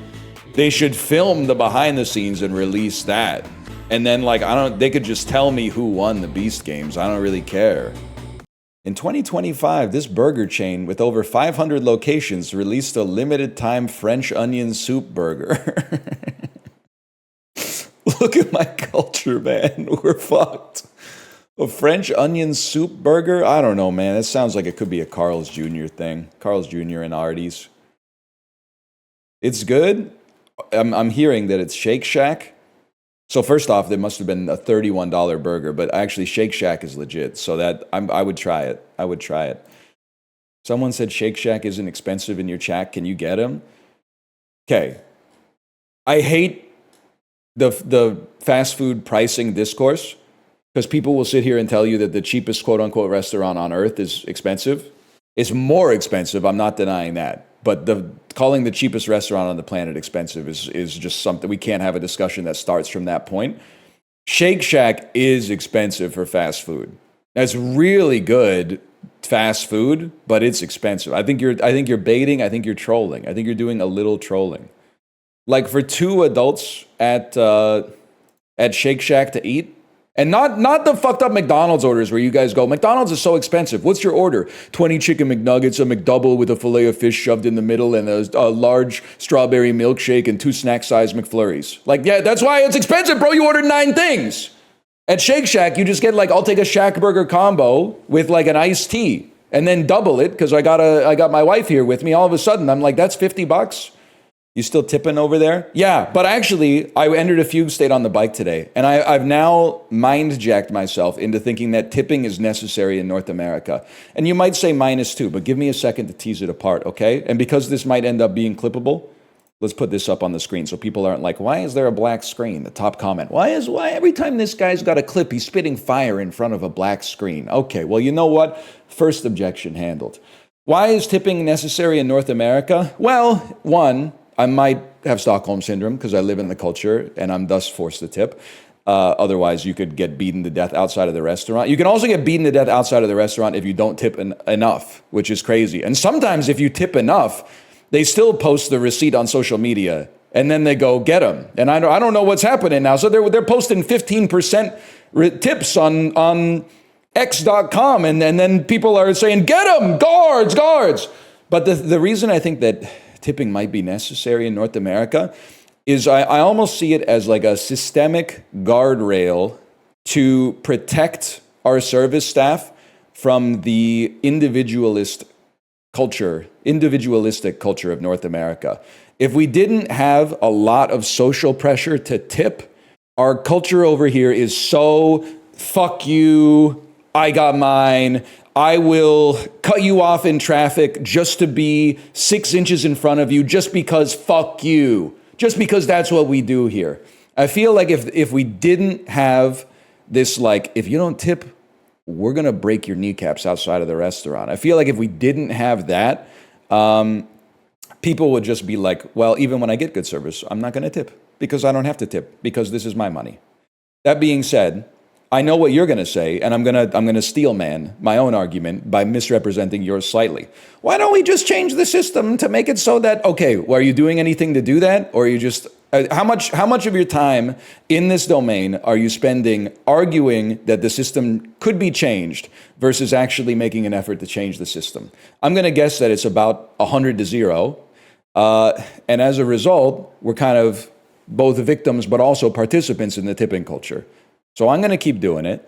because I don't want my kneecaps broken, but also because I think that a lot of people are like ontologically evil. And if they didn't think that they would be bullied for not tipping, then they just wouldn't tip. So actually, maybe tipping is good. That's where I've come around to it. And I'll admit that maybe part of it is like a Patty Hearst, Stockholm Syndrome type thing, but that's where we're at. Which 60 seconds of that do you want me to clip? I'll just wait for Librarian to do it. They're better, quite frankly. Would you tip if you weren't an internet personality? When I go out to eat, I'm not an internet personality. I'm just a guy. Hope that helps. I don't roll up. Oh, a table for partnered. Do you guys have a special table for partnered Twitch streamers? They don't know who the fuck I am, bro. Biggest privilege you get as a streamer in the real world? When I tell people what I do, sometimes they go, "That's cool." That's probably the biggest one. Like that's a directly related to being a Twitch streamer. People go, "That's cool." And the money?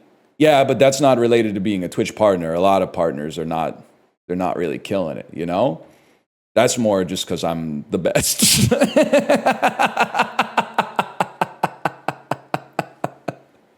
just because I'm doing it like nobody else does it.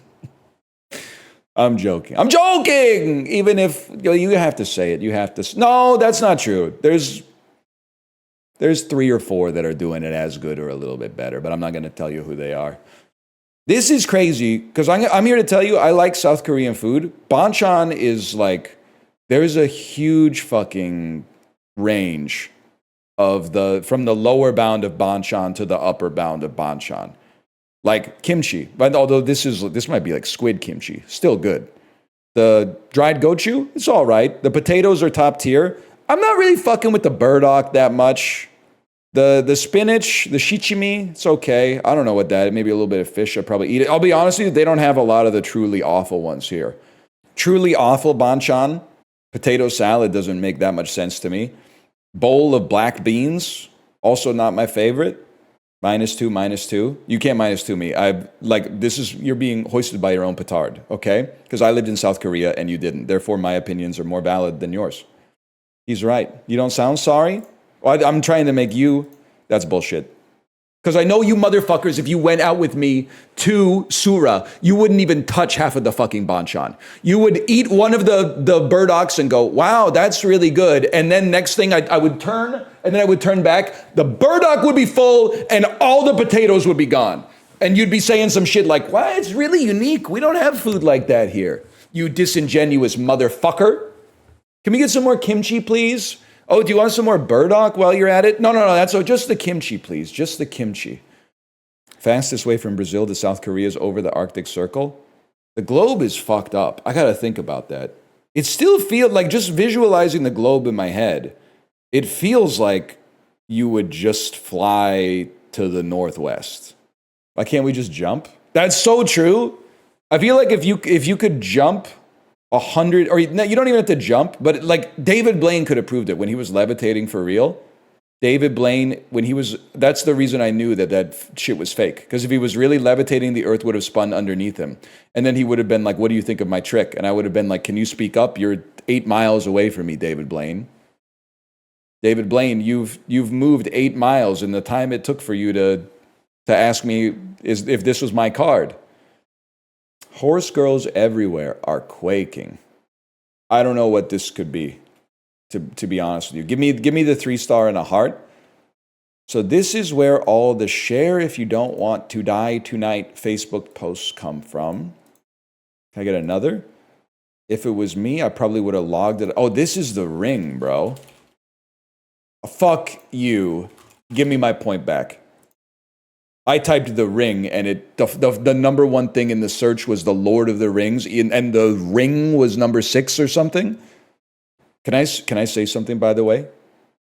Andrew, no disrespect. Silence Gen Z, a millennial is speaking. This predated the ring, like by a lot, and it predated Facebook by a lot, as did the movie The Ring. Okay, you used to get emails on Hotmail that were like, share if you don't want to die. And then before that, every once in a while, legitimately, you would get a letter in the mail. A fucked up aunt in your family would send you like a chain letter that was like, sorry, I just don't want this evil on me. You would open a letter that was like, Good things will befall you if you send this to like 11 people that you know. I'm serious, man. In the mail? Yeah, this is why the postal service used to be solvent, bro. People were spending like, I don't know, $3 or $4 to send 11 letters in the mail. They were probably like chiseling this shit into stone tablets and giving it to people. Bring back physical media. I remember we got one when I was like maybe 6 or 7 and I was freaked out. And then my mom was like, don't worry about it. It doesn't mean anything. I was like, okay. Turns out moms were right on that one. What do you mean when they say they shut down your local bakery for child labor? Because here's what I would say. Hiring kids to work in your business, bad. Unless the kid is related to you. In which case, wholesome. I'm sorry, listen, you know I'm a huge fan of big government. I just think that there should be limits. I think if you own a bakery and your 7-year-old is bringing food out on plates to the tables, that's a wholesome family story. If it's somebody else's kid, not okay. But as long as they're your kid or I'd say like your nephew or niece, that's also okay. If it's just a kid that's friends with your son or daughter, I don't think that's okay. But if it's a kid that's within the family bubble, I completely think it's okay. You're real. Some of the best restaurants, you walk in, there's no other tables, except there's one kid doing his homework at a table in the back. And then like, wouldn't you know it, back when I was still on the CZ, guess who's bringing you the cold can? Or rather, the surprisingly warm can that apparently they keep in the package, like in the window where the sun hits for most of the day. Yum. And then a hot glass with incredibly cold ice in it. You shouldn't have, man. You shouldn't have. Anyway. Also, I think it would be kind of sick to like be 7 years old and like, not wait tables, but like bring the food out to the people who ordered it. Can anyone confirm? I feel like that would be kind of sick. Because when you're a kid, one of the things you want to do the most is like LARP as a grown-up.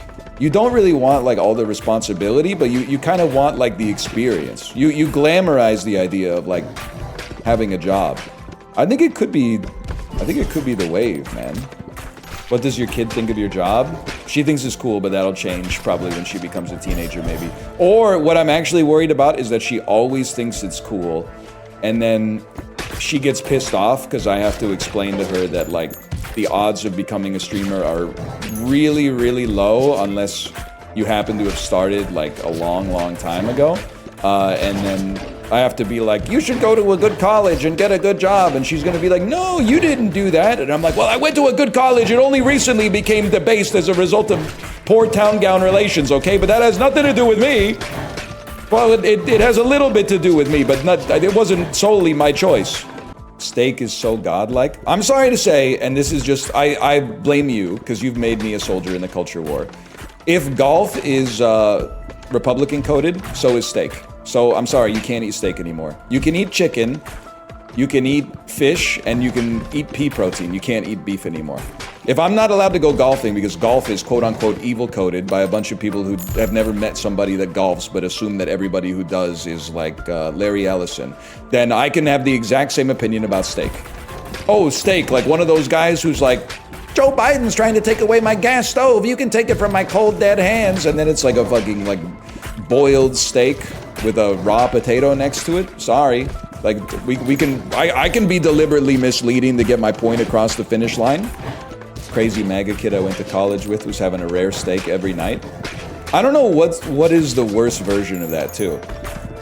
Kid who is rich enough to eat good steak every night and is having it rare, like you know, dad owns an insurance office or something like that and he's eating medium ribeyes every night, or he's eating those fuck-ass cheap student cuts of steak every night rare, which is like, I would rather have the chips, let's put it that way. Than every single night be eating some shit that's called like, you know, grilling steak. Like they didn't even tell you what part of the cow it came from or anything. He just loves chewing. I always think about, so he had no social media presence, even after university, which was crazy, and he was right. We were always like, bro, you should get Facebook. It's awesome. People just post photos of you when you're drunk without your permission. It's sick. And then you look at the photo and go, wow, I was really drunk there. Can you put that up on the internet forever, please? So he, don't get me wrong. He was right. But I always wonder what he's up to. He's a funny guy. He used to pan fry pork chops from cold. Like he would take it out of the fridge, put olive oil in the pan, put the pork chop in the olive oil, and then turn the heat on the stove. So he was like starting from zero. And then oftentimes, like, so he would cook it for like, I don't know, 6-7 minutes on the first side, flip it over, and then just slather the other side with dried oregano from like the McCormick's oregano glass shaker. And then after like another 5-6 minutes, he would cut into it, and if it was pink, he would throw it in the microwave for like 5 minutes until it was done. I always wonder what he's up to now. I mean, that was literally, he was like 19 years old. So he's lived like 97% more as an adult since then. But I'd just like to know, man. I'd just like to know. Pay the troll. It's probably worth finding out. I think you're about to pass by a gold brick up there if you head that way. Well, you have to land on the gold brick spot. Oh, you do? Okay. Like on it? On it, yes, yeah. That's what they like said. The fucking town they live in, Earthbound. That's such a big bubble. Oh my It was god. a fucking huge. I've been eating so much trail mix, man. Fuck. And I thought I could just steamroll it if it only was like the first couple words, but it just didn't go anywhere. I still talk normal, like nothing sounds weird. It didn't go anywhere, man. I gotta. How often do you guys get frog voice? Like once a year. Relatively often. Once a year. How do you even keep track? I get it like once a day, man. Really? Yeah, I swear I get frog voice every day. You never get constipated, but you get frog voice every day. It's true. Freak, dude. But mouth, what he lacks in frog voice, he makes up for in hiccups. This man hiccups more than any other grown adult that I know. I feel like it's tamed a little bit in recent years, but he's not wrong. I do. Wait, what am I doing here? Gamers, we're playing queue up. First, we got to adjust the slider until the middle string of digits is completely random. I'm gonna put it right. That looks like the most random permutation to me. How much are you enjoying it? 4 stars so far. Developer sensitivity, crank that up.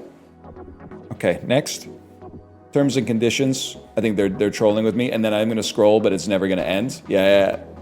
All right, that's kind of funny. All right. I see what they're doing here. Pick your hero. Layla the medic, don't you die on me. Luke the gambler, God doesn't play ice, but I do. Or Mint the pro, good luck, have fun. I'm a support main, so I'm gonna go Layla the medic. Timing Q. Oh my god.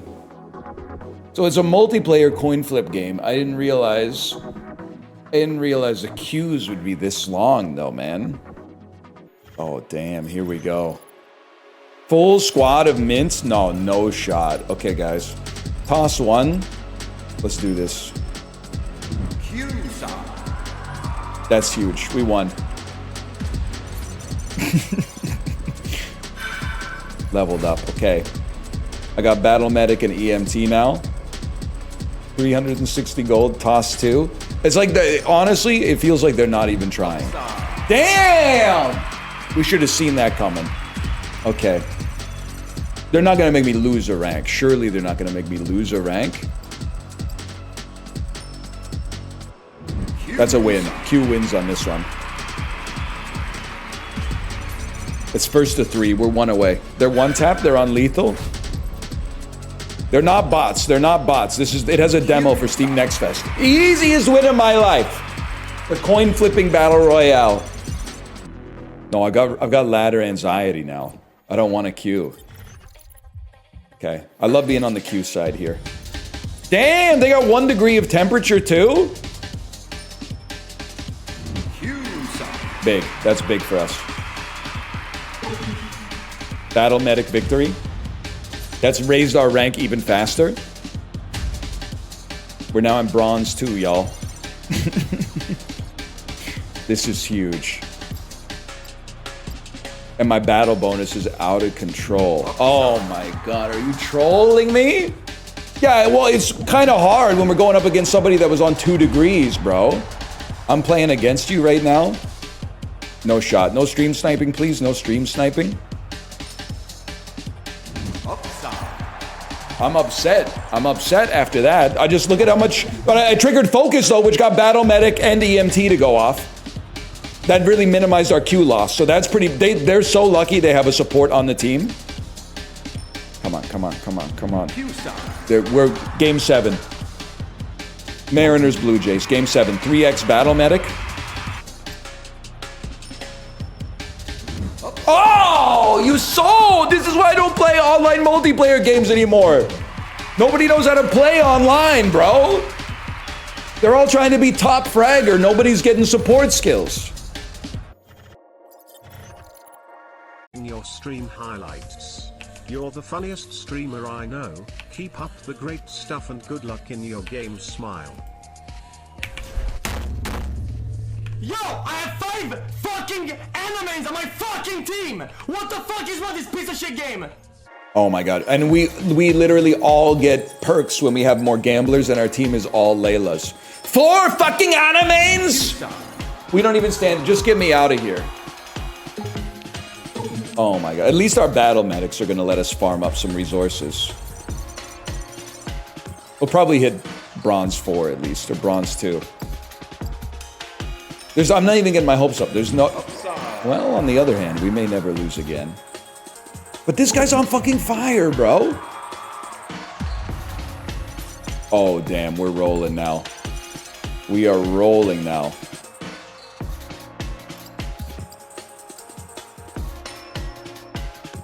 Shit! Motherfucker. No, but it's okay because we don't lose that much Q because of our battle medics. Yeah, okay, we're back, we're back.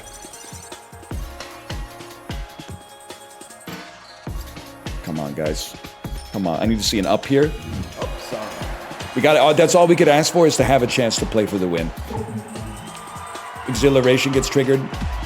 Big Sister is not getting any Q at all, which is like, we're literally, it's the tragedy of the commons, man. And we leveled up. Now we've unlocked Surgeon. I love it going to 5 tosses. That's what it's all about. Yes!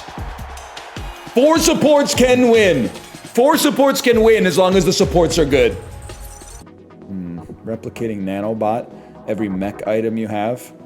Q side winner. On Q win plus 1500. Ooh, are we gonna do it? Are we gonna gamble that we're gonna be on the Q side this time? It's like flipping a coin before we even get in the lobby. It's like flipping a coin before we even get in the lobby, man. But imagine if we're on the Q side. Yeah! We nailed the first flip. Crazy, crazy. Now we just got to get some dubs. Okay, holy shit. Second order gambling. Fuck you. First one doesn't even matter. Upside doesn't even matter. I'm Bernie. We're rinsing you. No shot. No shot, bro. Hubris comes before the fall. Oh, shit. Does it make you feel good to be a stream sniper? Chibli, it's ranked multiplayer coin flipping. Would you join a lobby with me at some point? I feel like an NL Chibli coin flipping competition could go fucking crazy. We need the right squad for this, for sure. Come on, come on, come on, come on, come on. Fuck you, Bernie! Whatever, well played. Sorry, GG, I got salty. GG, GG. Oh my god, and this time we're on the upside. You're fucking me. That's alright though, we got 2 gamblers. This is actually meta. And they're on tilt. Up, up, up. Oh, they're gonna cry. They're gonna fucking cry. And we've got 2 gamblers, so Battle Medic is gonna trigger like crazy. Battle Medic is or sorry, Big Sister. Big Sister's gonna go the fuck off, bro. I'm already fed. I'm fed. You let me feed, bro. I'm farmed. Oh my god. You're in a world of hurt now. You're in a world of hurt. And you're already on tilt. Bro, my whole fucking team's on fire. Your whole fucking team is on tilt. That's actually good because it gives me a chance to farm more Q. I'm begging, guys, lock in. Vanillapedia, lock in. Ow! You fucking suck, guys. You fucking suck. Are you fucking trolling? Look at your Q score, bro. This is ridiculous. 700 Q? What are some food trends that became permanent? And I apologize to the normal chatters because I'm going to have to fight objections here. The one I could think of that's obvious is sushi. In like the 90s, I have memory, at least in North America, sushi was like a trend where a lot of people were like, that'll never take off. And it has stuck around. Now, I know it was invented in the fucking, Sengoku Japan period, but like people in Ohio were not eating that shit in the year 1300, okay? So like it popped off and it stayed there. What else is in it? Protein shakes, okay. Protein shakes. Hot honey. I feel like hot honey remains to be seen. I'll give you boba tea because there's some stuff that I feel like has not stuck around. Malatong was like a flash in the pan. It came and went before I even had a chance to try it. You know what food trend that I'll give you an example of one that's gone. Cupcakes. Cupcakes were huge in the early 2010s. There were cupcake stores opening up all over the place and they're all gone. Cake pops, I short cake pops. Personally, I short them. I've had them. I've bought them. You know what? My bellwether for cake pops is that I have a 5-year-old and she doesn't like them. She would rather have a lollipop or a piece of cake. And sometimes then we get cake pops at like birthday parties and I eat them and I'm like, this is not, it's like the presentation on the cake pops is good, but the actual flavor of it I feel like they're made to be looked at, not to be eaten. Because the cake inside is okay, but the aggressively overbearing fondant that looks like something makes it taste worse. Like the fondant makes it worse. It's Instagram food. Yeah, exactly. That's my thoughts on it, regardless. It's an interesting idea, right? I would put pho up there. There was a time in Vancouver when I moved here, Vietnamese food was already popular, but it was still like, you'd get a little bit of pho now and then. And now you were like, is it gonna stay? Is it gonna recede? Is it gonna stay? It exploded. Wings are on the downturn. I would believe that. Ramen's still, it's very popular here still. Haven't seen that many yakitori spots. Yakitori is so good, problem is too expensive. And I don't think there's anything you can do about it because it's just meat. They can't start putting extra, I don't even know, just putting cornmeal into the batter or something to make it stretch a little further. Like, it's just meat and meat's expensive, unfortunately. Wraps fell off. I hope you're right. I'm long sandwich, short wraps, but it's not highly concentrated in my food portfolio. What would be my highest position right now in my food portfolio? I'd have to think about it. You want something that ain't going anywhere. A broad-based basket of Italian foods would probably be what I would base my restaurant portfolio on. I want to have a concentrated position in pasta. I want to have a concentrated position in pizza. A splash of Japanese food, a splash of Korean food for sure. A little bit of a Chinese food tilt. Oh, you know what? Lately, Mexican food has been outperforming the index for sure. So I might have to pare that down a little bit and maybe buy some stuff that has underperformed recently. Like maybe buy some pub food or something like that. Put that in the planning. Listen, you should just get an ETF or something when you go out to eat. Gin, lime juice, club soda, ice, and simple syrup. It's gin, lime, and sparkling water from the United States of America. Okay, that's Ricky. First we had DBJ, now we got Ricky. We got the whole gang here. No, my restaurant ETFs are X burgers. So I own a little bit of the index, but the bulk of my portfolio is I have the index specifically cutting burgers out. It's like being an ESG investor. I don't want burgers in my portfolio, okay, if I can avoid it. You know what was weird to me? My daughter's a pretty picky eater. She's a big pasta head. She likes pizza, peanut butter jelly sandwiches, a little bit of Korean food like bulgogi and stuff like that. But she came home, I don't know, it was a couple of weeks ago. She was like, I had a sloppy Joe today. And I was like, you had a sloppy Joe today? How did you, as a 5-year-old, how did you come in contact ambiently with a sloppy Joe? That was the question that popped into my head. But what I said was, did you like it? And she went, yeah, it was really good. And I went, really? I fucking hate sloppy joes. I didn't know. I couldn't believe it. Out of all the food that we've introduced her to, and she's been like, I don't really like this that much. She was going crazy over the sloppy joes. I got to keep it a secret, though, because I do not want to be eating sloppy joes. While working at the plaza when he was all of 18, what familiar Italian chef catered then President Wilson's second wedding? What familiar Italian chef catered President Woodrow Wilson's wedding? So he was 18 in like fucking 1918. So he's 125 years old. I don't think it's going to be Mario Batali, man. I have no idea. Chef Boyardee? Is this insane to say Chef Boyardee?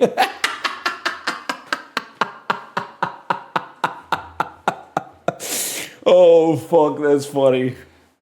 Oh, yes, the beefaroni for sir.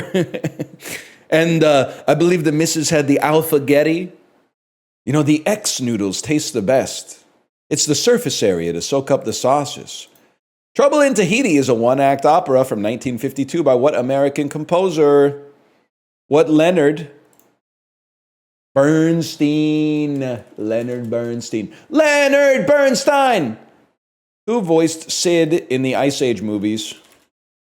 Leguizamo. I was thinking of the mammoth. John Leguizamo. Somehow the sheep secretion called lanolin inspired the name of what skincare brand that debuted in 1952? Olay?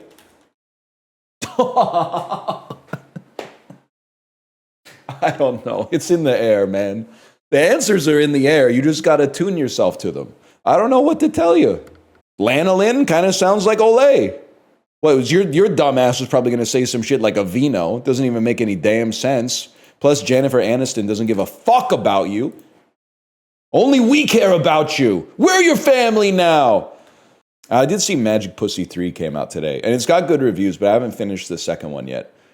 93% positive reviews. I'm so glad I don't have screen capture up. Holy fuck. It goes right into it. Magic Pussy Chapter 3 is a prequel to our well-known series. You can't fucking do that.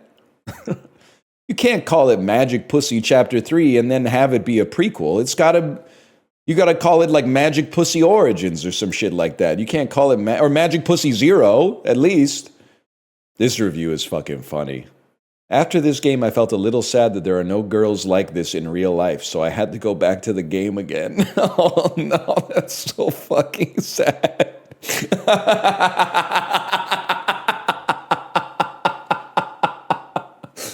Oh, fuck it. Let's play some Ball X Pit. It's a little Let's Play, but... And also, can I say, very funny thing to be sad about? I'm so old. You don't look so hot. Are you feeling okay? No, I'm sad, bro. I'm sad. Oh, what are you sad about? There's no big-titted witches in my area that as soon as I meet them, I don't even, like, talk to them or whatever. They just grab and start yanking on my penis. I'm sad because that doesn't exist. Melancholic Gooner. Bro, you're in a world of hurt. You're already dead.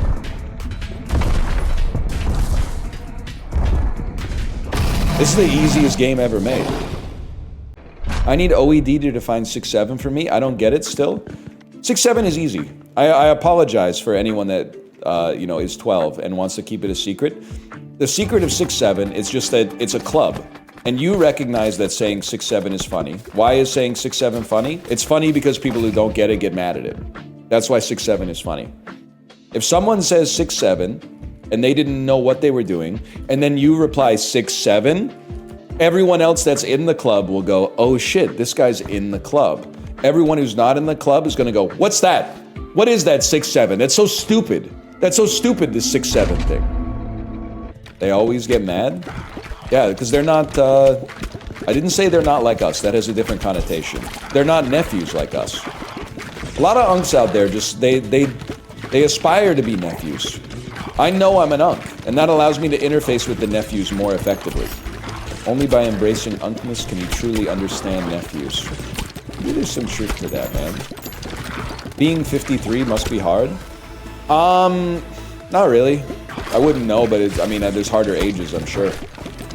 Honestly, people don't say this, but like being 0 probably fucking sucks, man. Now, there's some positives. You get that sweet, sweet titty milk like 10 times a day. Then there's some negatives. It's your mom's titty. Probably. Unless maybe she got like donated milk or something from like the clinic or whatever, but like, or a formula. That's some scene. Probably, yeah, because some people, they don't produce that well, so they gotta rely on the milk donation, man. You don't want to step into this domain with me, nephew. I got a PhD in this, in tittynomics. Not sexually, but for nourishment purposes. I've been down that road. Well, I was gonna say more times than you can count, but you probably can count one time. I think otherwise, being like 0 to 1 years old kind of sucks. First off, you're shitting your pants all the time. Yes, somebody else has to clean it up, but I don't think you really appreciate that at that age. You can't do anything. The only way you can express your emotions is by crying. Like, it would suck ass, man. Plus, your parents basically like lock you in a jail cell like almost the entire day. They either lock you in the crib, or they lock you in some kind of like torture device called a baby lounger. And then you're like, oh, they're picking me up. They're finally gonna free me from the lounger. And then that's when you should really be scared. Oh no, it's tummy time. It's tummy time. I'm fucking 0. I have no muscle tone. Just being on my tummy instead of on my back is fucking kills. It fucking hurts so bad. Why are you doing this? And they'll tell you a fucking lie. Oh, we're doing it so the back of your head doesn't get super flat. I don't give a shit about that. I'm a baby. I mean, honestly, can I hit you with something? Maybe I don't want it to be like overly philosophical. Ages that have passed that were good to be, we only recognize how good they are in hindsight. Like, one of the things I try to keep in mind as a dad to a 5-year-old is that, like, my daughter's problems are nonsense to me because she's 5. So the stakes on them are insanely low. And even the amount of emotion that gets wrapped up in it is impossible for a grown adult to, like, understand. But what I try to do is, like, recognize that the shit that stresses me out that, like, feels valid feels like the same level of stress that she's feeling. So to her, you know, like getting the wrong snack, like when I told her she was gonna have goldfish, but then we get home and we don't have goldfish, so I give her an Uncrustable. That's like me opening my mailbox and seeing a letter from the Canada Revenue Agency. Like, it's a sliding scale. You're never gonna make friends being like, oh, well, you're stressed out about this thing? Unfortunately, the thing that's stressing you out on a physiological level is not real. Like, it's all real, bro. Even your unemployed friend being like, I've got too much shit to watch today, I feel overwhelmed. Like, that's real. It's also fucking funny, but it would be better to have sympathy. I can't always muster that, but I try. And then later, you know, when my wife and I are talking, we go, what was she talking about with the, I don't know. She wanted to wear those shoes. But they don't fit. I know. So what happened? She wore them, and what happened? They didn't fit. After you take the balls, you gotta get the briefs. I mean, it's just I don't know what to tell you, man. I was a briefs guy until I was like 13 or something like that. I feel like maybe it's a rite of passage. It's a rite of passage to graduate from briefs to boxer briefs. I don't know, man. Like, boxers had aura in like the 8th grade. If you could see that like your friend was wearing Joe boxers, I'll be honest with you, I might even be a little mad at him if he was wearing Joe boxers. I'd be like, damn, this guy's got funny underwear on? How am I supposed to compete with that in the 8th grade? I'm just out here wearing like Jordache briefs or something like that. But as an adult, I don't like wearing boxers. I'm with you, Prezzo. You feel it move around too much. I don't know if it's a cut-uncut difference, but as a cut Tylenol enjoyer, I don't like the sensation of the silk boxers rubbing against the unprotected head of my penis all day. Like, it's just, you would think agnostically it would be like a positive sensation, but when you're not in the moment, it's not it's not something you want for the most part, I think.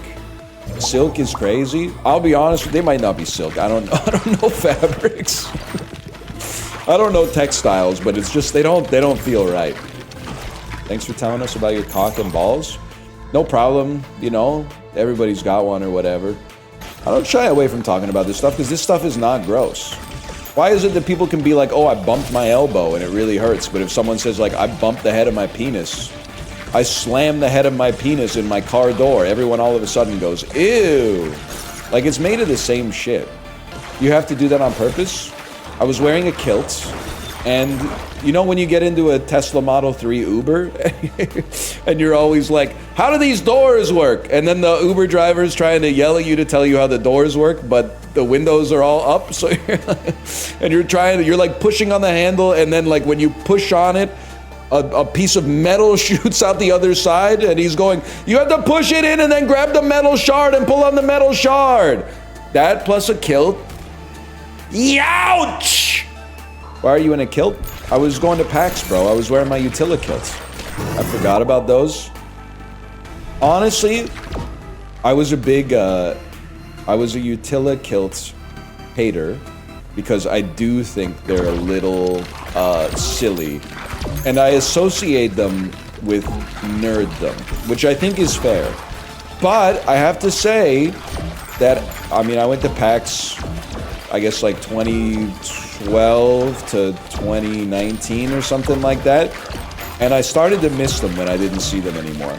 As PAX got more and more taken over by fake nerds like myself, I kind of grew to miss the real nerds with the ponytails and the kilts, and they would, you know, buy cool dice and stuff like that. I didn't realize what we had till it was gone, man. He's not trolling about the kilt. There used to be a lot of, I mean, I would say 1 in 50 guys was wearing a kilt at PAX. It wasn't like it was 50%, but like you'd see a lot of them. Ecosystem of the old nerds is dead. It's sad to say, but I think it's some of the realest shit you've ever said, man. And you know, like nerds who are real nerds, don't take offense to this, okay? There are some elements of like nerd culture, like the old nerddom, that was kind of annoying. I'd always be trying to like make a joke related to Star Trek or something like that, or talk over you, or hit you with like hyper correct you on one very like specific thing. But they were real nerds, man. They were passionate about you know, decreasing the number of clock cycles it took for a website to return, or an API to return a result to you and stuff like that. We could use some people out there who are passionate about open source software and not selling a subscription to something. Said as a guy who's selling subscriptions to things. Linux users stand up. Anybody out here ever program their own operating system? I don't know where I'm going with this. Any Vim users? Anybody watching Twitch on Vim right now? What's worse, trying to be serious but people laugh? Or trying to be funny and people don't laugh? Again, this is not the most popular take. Trying to be funny, succeeding, but nobody laughing because they're waiting for someone else to start the first laugh is funny as fuck. If you tell a funny joke and people go, I'm not going to laugh at that, that's one of the funniest things that can happen. Because you know it's funny. The audience doesn't determine whether or not it's funny, they determine whether or not they laugh. I've said it before, some audiences just have bad vibes, man.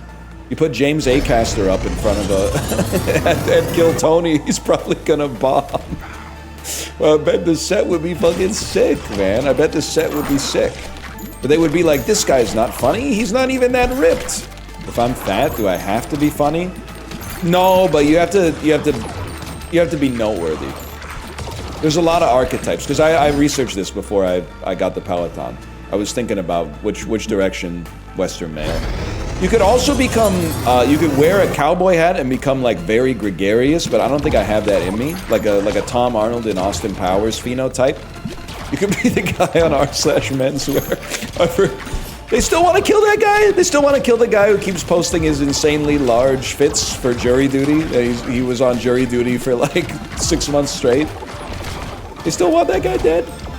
That was a fetish, by the way. Nah, I'm sorry, Labubu, I don't believe you.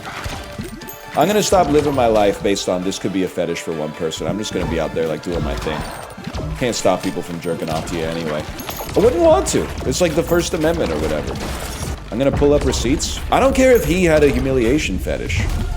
I guess I also have a fetish for fucking looking at his fits and going, what the hell is Unk wearing? I guess it was a fetish for me too. We don't jerk off to you? Yeah, but some people are probably getting down and dirty like right now while Ball X Pit is on in the background, which is fucking funny. That's a specific time in your life though. I feel like that's like a 3rd, 4th year of college thing, and you're just like, you never know when the moment's gonna strike. I'll put on some NL just to have some fun. Oh wait, we're fucking. I do wish you'd like at least turn it off though. Because what if I just started like beatboxing or something? Could easily throw you off your stroke, man.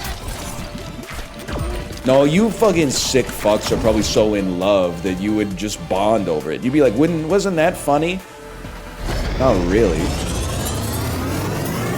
Not for me, for you maybe. Now I'm part of your fucking inside joke.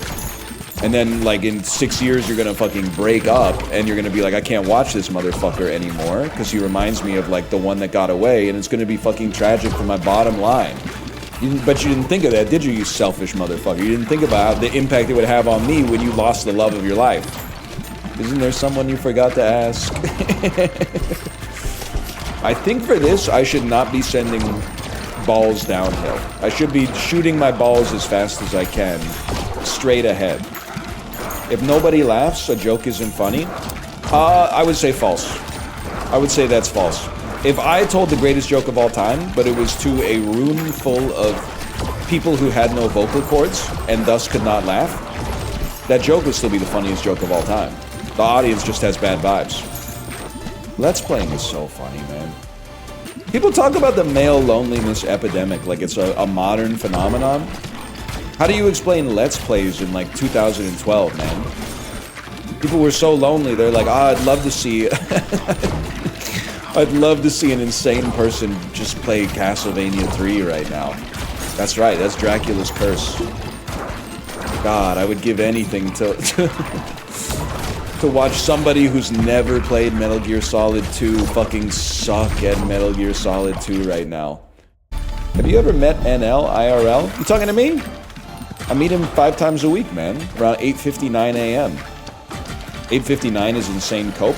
Kronos, you didn't get the joke. I'm saying that I meet the character known as Northernlion 1 minute before the stream starts. I'm not saying the stream starts. You're on the first order bit.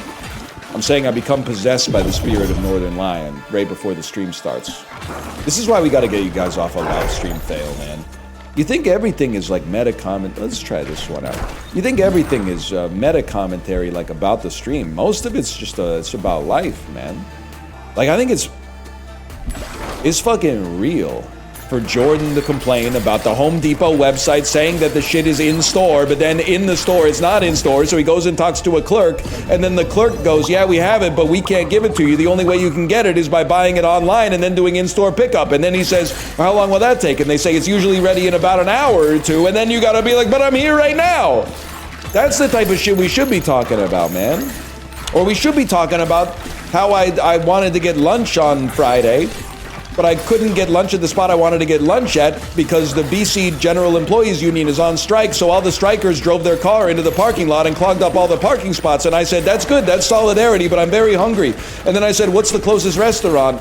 And my phone went, McDonald's, and I said, that's on the BDS list! It's so hard to eat lunch when you're woke, man. There's either no parking because the workers are striking, or that you're going to a restaurant that's on the BDS list. You should try being me. I'm woke and I have allergies. Damn, that's real. I was talking about it with Kate. Kids these days, and I'm not saying that it's bad. Kids these days have a lot of dietary restrictions. I hate when people, and even like Mike Birbiglia did a joke like this once, and I was like, rare Mike Birbiglia L, that he was like eating peanuts on an airplane, and the lady next to him was like, I'm allergic to peanuts, and he was like, well, that sucks for you. I'll stop eating the food that kills you if I'm sitting next to you. I'll be hungry for a couple of hours. I can live with that. So I think it's probably good that we have a better awareness of like allergies and stuff like that. But it got me thinking of like what the actual worst food allergy to have would be. And here's, I might be wrong because I don't have any serious food allergies at least. I was thinking it's eggs, man. Because at least, like, obviously peanuts, the allergy can be really serious. But eggs are, like, hidden. With peanuts, not always, but I think oftentimes you would be like, oh, there must be peanuts in this thing. I'm not gonna eat it. But with eggs, you have to, like, you have to roll the dice, right? Because eggs are hidden in so many things. Gotta be gluten? I was talking about, like, real ones, though. Like, real allergies. Boo, boo. I'm joking. Bro, it's a real thing. Yeah, I know. And you probably have it. But not all of you. And that's okay. You can still eat like that if you want. It's all good either way. It's no skin off my scrub. I'll make you a low gluten pho from the noodle hole or whatever. I'm dead. Gluten because it makes you annoying? Blind salamander, I'm coming around on blind salamander. I don't think it makes you annoying. It's a great bit to be annoyed by someone's health concern. I mean, are you a millennial? Can I ask you something? You got Pajiba comment vibes here. I'd love to watch this week's episode of Saturday Night Live, but I've spent all day in bed because of the news lately. Thank you, Magresta. Thank you for your 5-stream watch streak. I appreciate it. A lot of you guys, I'm sorry, I already thanked Magresta. Malumin, I do not thank you for your 5-stream watch streak, because that means you've also been chatting and pretending to be Maya Higa for 5 streams in a row. And I mean, if you stack that up over 6 months, which I think you would stack that up over 6 months, I mean, that's a very indictable oeuvre of work that you've made there. Let me just see here. /user Malumin SE. Good morning. I'd like to cordially invite you to meet Stompy the Emu and Winnie the Cow at Alvius. Good morning. I would like to cordially invite you to meet Stompy the Emu and Winnie the Cow at Alvius. What's up, nerd? It's Maya Higa. Did you see the news Ozzy Osbourne died? That was from yesterday. Do you fuck with Chapel Roan? Spelled wrong.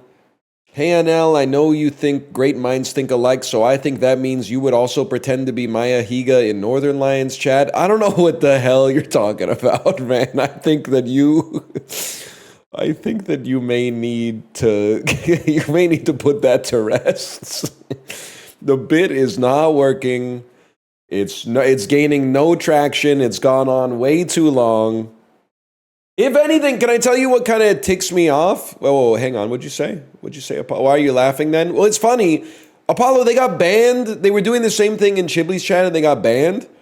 And then in the unban request, they were like, all knock it off. And then they've been like relatively more normal in Chibli's chat ever since. I keep telling them to knock it off and they're just like, I'm just going to double it up. That's what's funny about it. That's funny to me, man. Just wait till this guy hears about Scath Eyes. Yeah, but Scath Eyes is a unicorn because they never asked for more attention. They never altered the bit to ask for more attention. The attention came by them honestly. Scath Eyes was typing that shit in chat for like 6 months before it gained any traction at all. And now they're like infamous. I respect the commitment to the bit. Malumin_SE, I don't think they have the same kind of temerity. I think that if they had an inkling that they would get more attention if they pivoted off the bit, they would pivot in a heartbeat. Yeah, like Fartmaster. No disrespect, Fartmaster, if you're still here, but you folded. Fartmaster 18. Fartmaster 18 tried to pivot into becoming a chat influencer somehow. Like, okay, here, check it out. Fartmaster 18, Fartmaster 18, Fartmaster 18. I don't know who I am anymore. Stop saying my name. Is this sponsored or does he just like playing shitty games? I've been thinking about Bratty Noam Chomsky for months. It's anal stimulation summer. Okay, that one's pretty funny to be honest.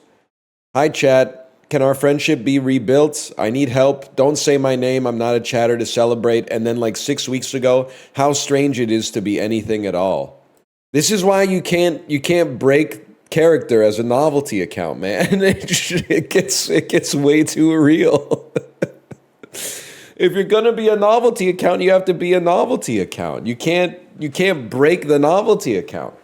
Yes, it's Scath Eyes. Everyone applaud Scath Eyes. Let's see what Malumin has said in this period as well. Okay. You misunderstand me. I'm not a troll account. I'm actually Maya Higa. It's just weird. Like, Apollo, back me up here. It's just weird. It's just a weird energy. It's pretty weird. Yeah, it's just weird. It's just weird for a dude from Finland to pretend to be a woman influencer. It's just it gives off horrible vibes. How do you know they're from Finland? Ah, it's just a hunch. Am I right? Can you tell me if I'm right? No, I'm not. Do you live there presently, but you're from Sweden or something? There's Finnish energy popping off of this. How's Spin Boy? I'm from Minnesota. I don't buy that. Honestly, I don't buy that. Also, that's not fair, because I asked if you were Finnish and you said no, and then you said you're from Minnesota, which is like a 70% chance you actually are Finnish. I gotta be honest with you. You might think this is... Well, I don't know. I was gonna say I'm gonna go with the mystery sandwich, but like something about the edge of it. Like I like Spam, but this isn't really Spam. And the edge of it just doesn't look right. But I don't really want to eat this either. I think I gotta go with that, but I really don't want to eat that. This shit is pissing me off, okay? Because like I like red onions, but this is depressing. This is like very far. The delta between this and a good burger is higher than this and a good onion sandwich, but like this would taste better. I have to take it, man. And again, I apologize. This looks good too, just to be clear. But if you'll allow me to get on my high horse, yes, it's 15 pounds. It's the Rose Bowl, bro. That's like it's one of the biggest college football games of the year. It happens once a year. It's like people travel from all over the country to go here. It's supply and demand, bro. There's lots of demand. So they raise the price. Is 15 quid though? Are you taking the piss? I hate that! I hate every second of Scandinavian misery! Nobody cares about whether the food looks good, they only care whether or not it's a good deal! Every single second of Scandinavian agony! It's chicken teriyaki bowl. We should just play Isaac, man. Diceomancer? 1 second here. Diceomancer. Diceomancer is in my library, bro. I played this? Oh, that one! That game was crazy. I don't think I got the IQ for that. I'm not sure I'm the type. I think we gotta play some Isaac, man. You got nothing to do, you play Isaac. It's the way it goes. Nah, I'll probably just hit the Switch itself, I guess, and we'll probably be okay. Dead God? Is this the one I'm looking for? Like, apparently I've got to run in progress. Let's boot it up, man. Just swap a less important key? What the hell's going on, man? It says press tab to enable mods, but the mods are disabled. But then I boot the game and it's like Fiend Folio's not working. It doesn't make any sense, man. Okay. No, I can still play this even with the broken... What the hell is this, bro? Guys, what have I done to Isaac? what did I do to my game?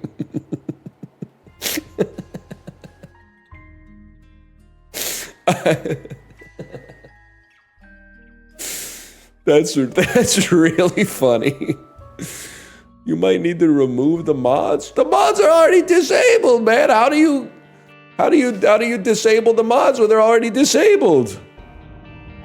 Uninstall it from the Steam Workshop. I hate PC gaming. I hate PC gaming. Every game is misery. I hate gaming. I hate gaming. You were birthed, weren't you? Yeah, I was birthed. I know, because my mom just gave me my baby blanket that my grandma knitted for me. It has my time of birth on it. Anyone want to guess when a fellow like me was born? Not day-wise, but time of day-wise. I know I assumed naively that I would be a morning baby because I'm now a morning person, but I was actually kind of born at like a night owl. I was like a 12:08 a.m. Andy, which is crazy for me to think. That's the latest I've ever stayed up, was the day I was born. That's the morning? Come on, don't be glib, Matt Lauer, don't be glib. 12:08 a.m. is not the morning.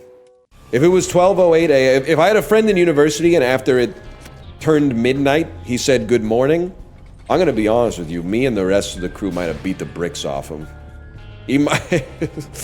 He had had a lot of explaining to do when he was going home for reading week. He's not... We can't let that happen. We gotta have a zero tolerance policy for that kind of corny garbage, okay? That was back when hazing was okay.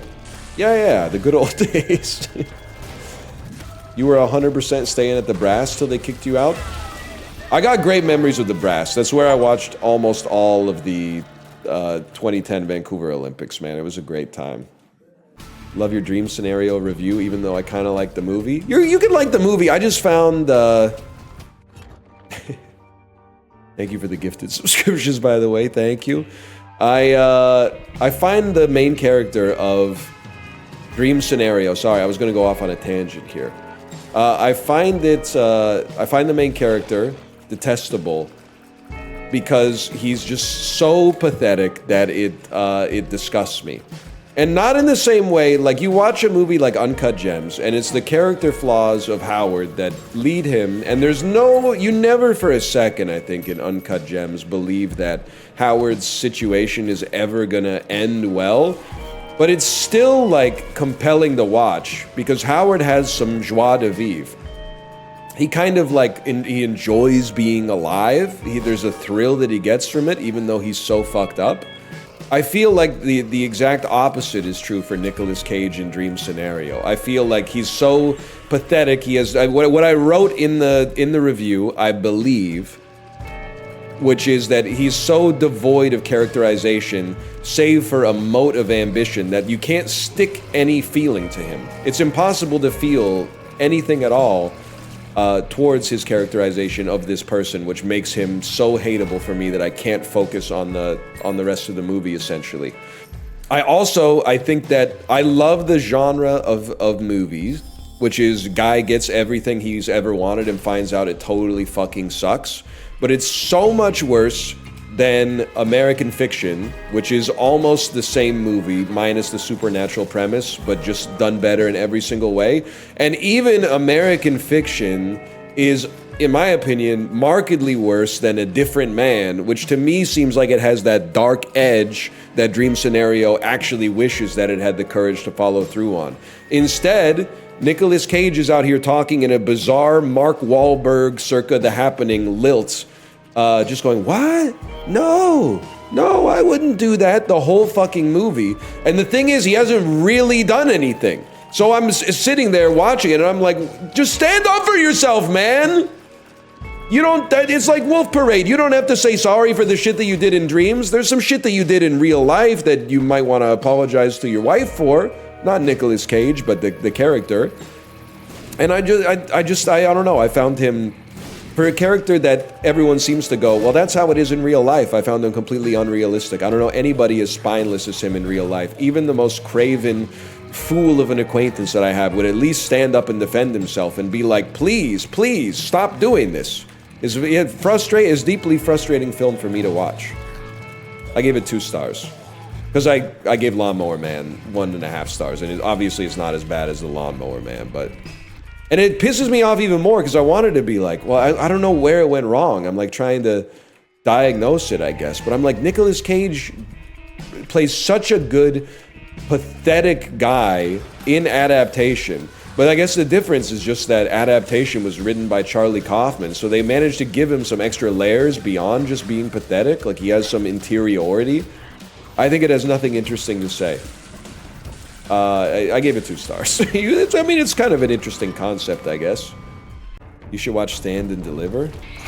I never watched that in high school. I don't even know what Stand and Deliver is, to be honest. It's a Sugar Ray song to me, sadly. I'm trying to think.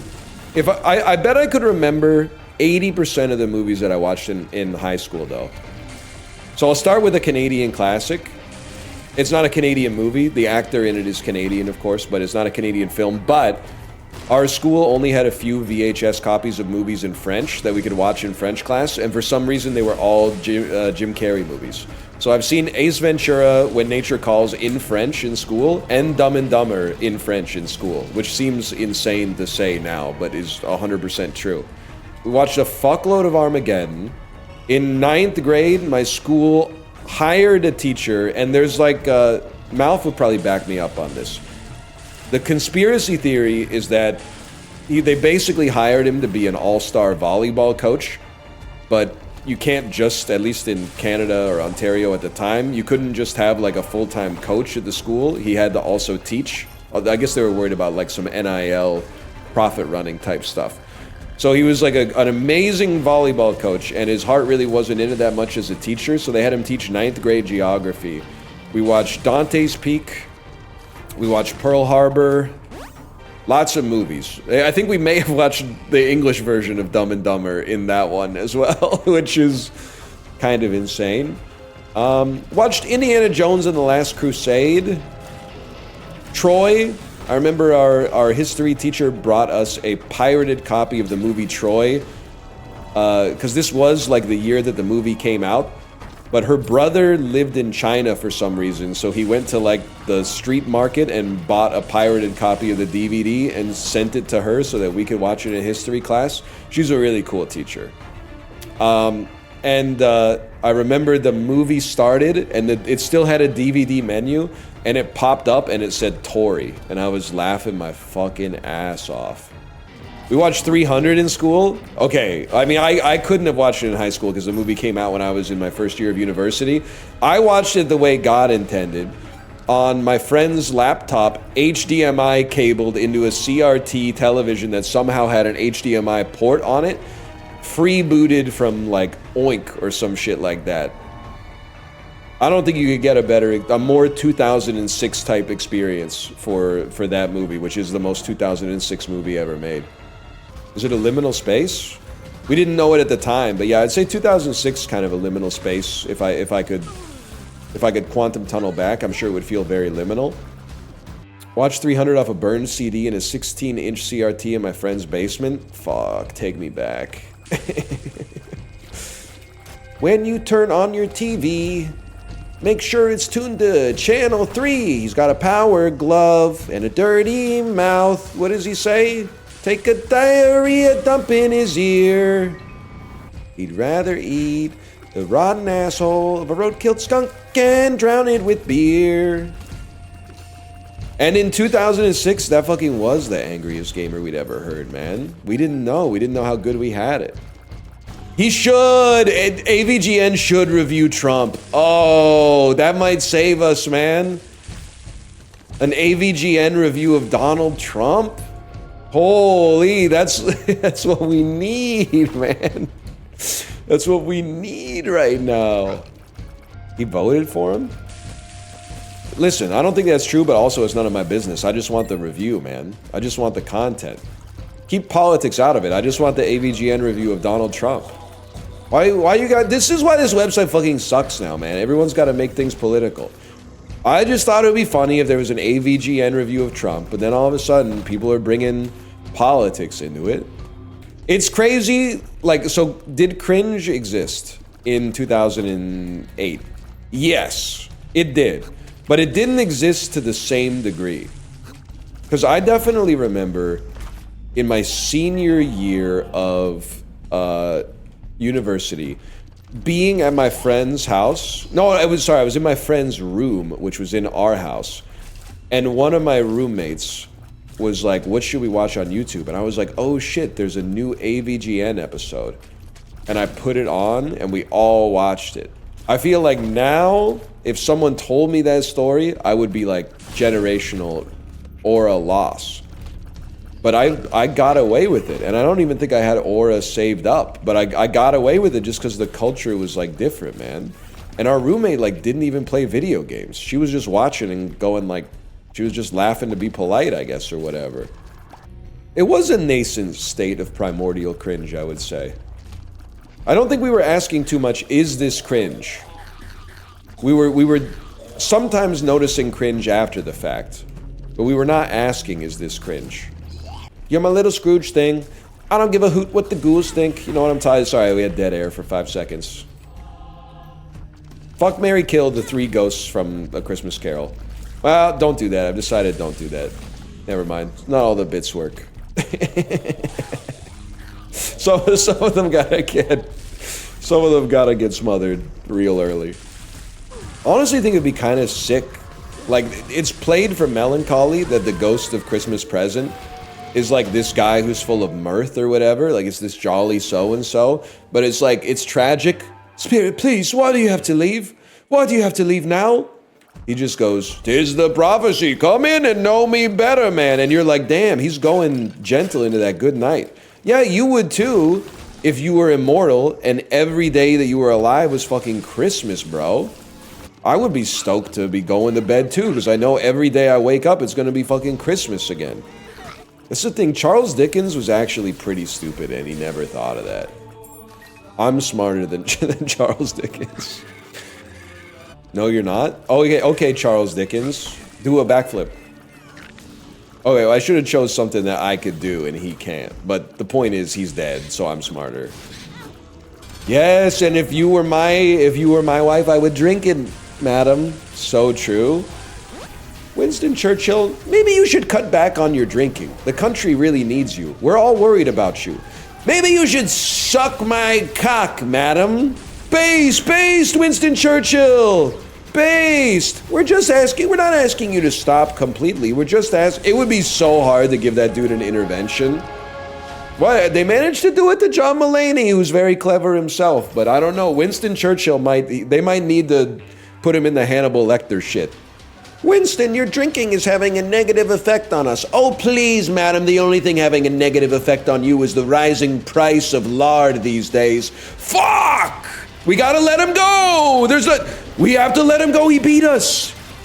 He beat us, we have to let him go now. We have to let him keep drinking. Churchill was mad racist. Source? Oh, I'm hearing the source is the books that he wrote. The source is the things that he said and wrote down in his books. You can't believe that shit, man. You're gonna watch The Long Walk? Oh shit, The Hunger Games, The Long Walk, The Long Walk. This is such a fucking funny job, man. I'm just saying shit. Battle Royale, The Long Walk. Yeah. Oh, man. Don't do that. Don't do Gen Z. First off, this is a Gen Alpha bit, I think. But don't do Gen Alpha, Franklin Delano Roosevelt be like, December 6th, 7th, 1941. A day which will live in infamy. Don't do that shit. That's fucking glib and crass. That's fucked up. A day that will live in skimmity. Oh, fuck. December 6, 7, 1941. A date which will live in skimmity. Actually, Rizzler FDR could be a crazy Halloween costume. All you need is a broccoli wig and a wheelchair and maybe like one of those long... Doesn't he have the penguin cigar or a cigarette holder? What are you supposed to be? I'm Gen Z FDR! I'm Gen Z FDR! Could work in Canada. I don't think the US is ready for it. They don't know who FDR is. Anyway, I'm gonna go pee. When we come back, we're gonna play some more Isaac. When did Canada confederate again? Don't, VIP Daniel, I see where you're going with this. Don't make me do it. Don't make me say it. Just so that you can hit me with the 6-7. Well. Kobe. A couple of weeks ago, people were saying, did you see the Kobe stream? And I said, Kobe stream? Why should we be surprised? Isn't he on a subathon? Turns out they were talking about a different Kobe. The beef fella? The dude who invented beef, yep. Kobe and Wagyu are kind of like the fucking Newton and Leibniz of beef. You ever think about that shit? What about ground? Oh shit, I always forget about ground. It would actually be so funny if it turns out that ground beef was invented by a guy named like Tim Ground. No love for Angus? Bro, I literally said I'm watching The Tragedy of Macbeth, no spoilers, okay? Now you're in here talking about Angus? I don't know shit about Angus, I don't know shit about Malcolm, okay? So just chill. Chill on the I haven't seen the Scottish play, bro. Don't invoke the name of the Scottish play. No Gilgamesh spoilers, please. What? I hope you're ready for it, because that story of Gilgamesh, it's epic. I don't really get this game. I'll be playing Battlefield 6 later. Chibli, I don't know. I don't have the guts to tell you. I need to get a minion to tell you. I think Battlefield 6 is washed, man. I don't think anyone cares about it. People have said the best part about it is that it got me saying Battlefield Sex, presented by G-Spot Now. I don't think anyone cares, man. I'm sorry to say, I don't think anyone cares. Not about you. People care about you. I don't want to be taken out of context. I just think, like, Battlefield 6 on Twitch, like, I mean, if you're nade shot, sure, but you're not nade shot, man. Even if you were, I'd still rather watch you probably open like 50 grand in Counter-Strike Global Offensive cases. That's the problem. Oni Pixel's got a big problem, because the first stream I ever watched of him was $250,000 in CSGO case openings. So now he's got a, I'm not going to watch again until he does 500, I'm sorry to say.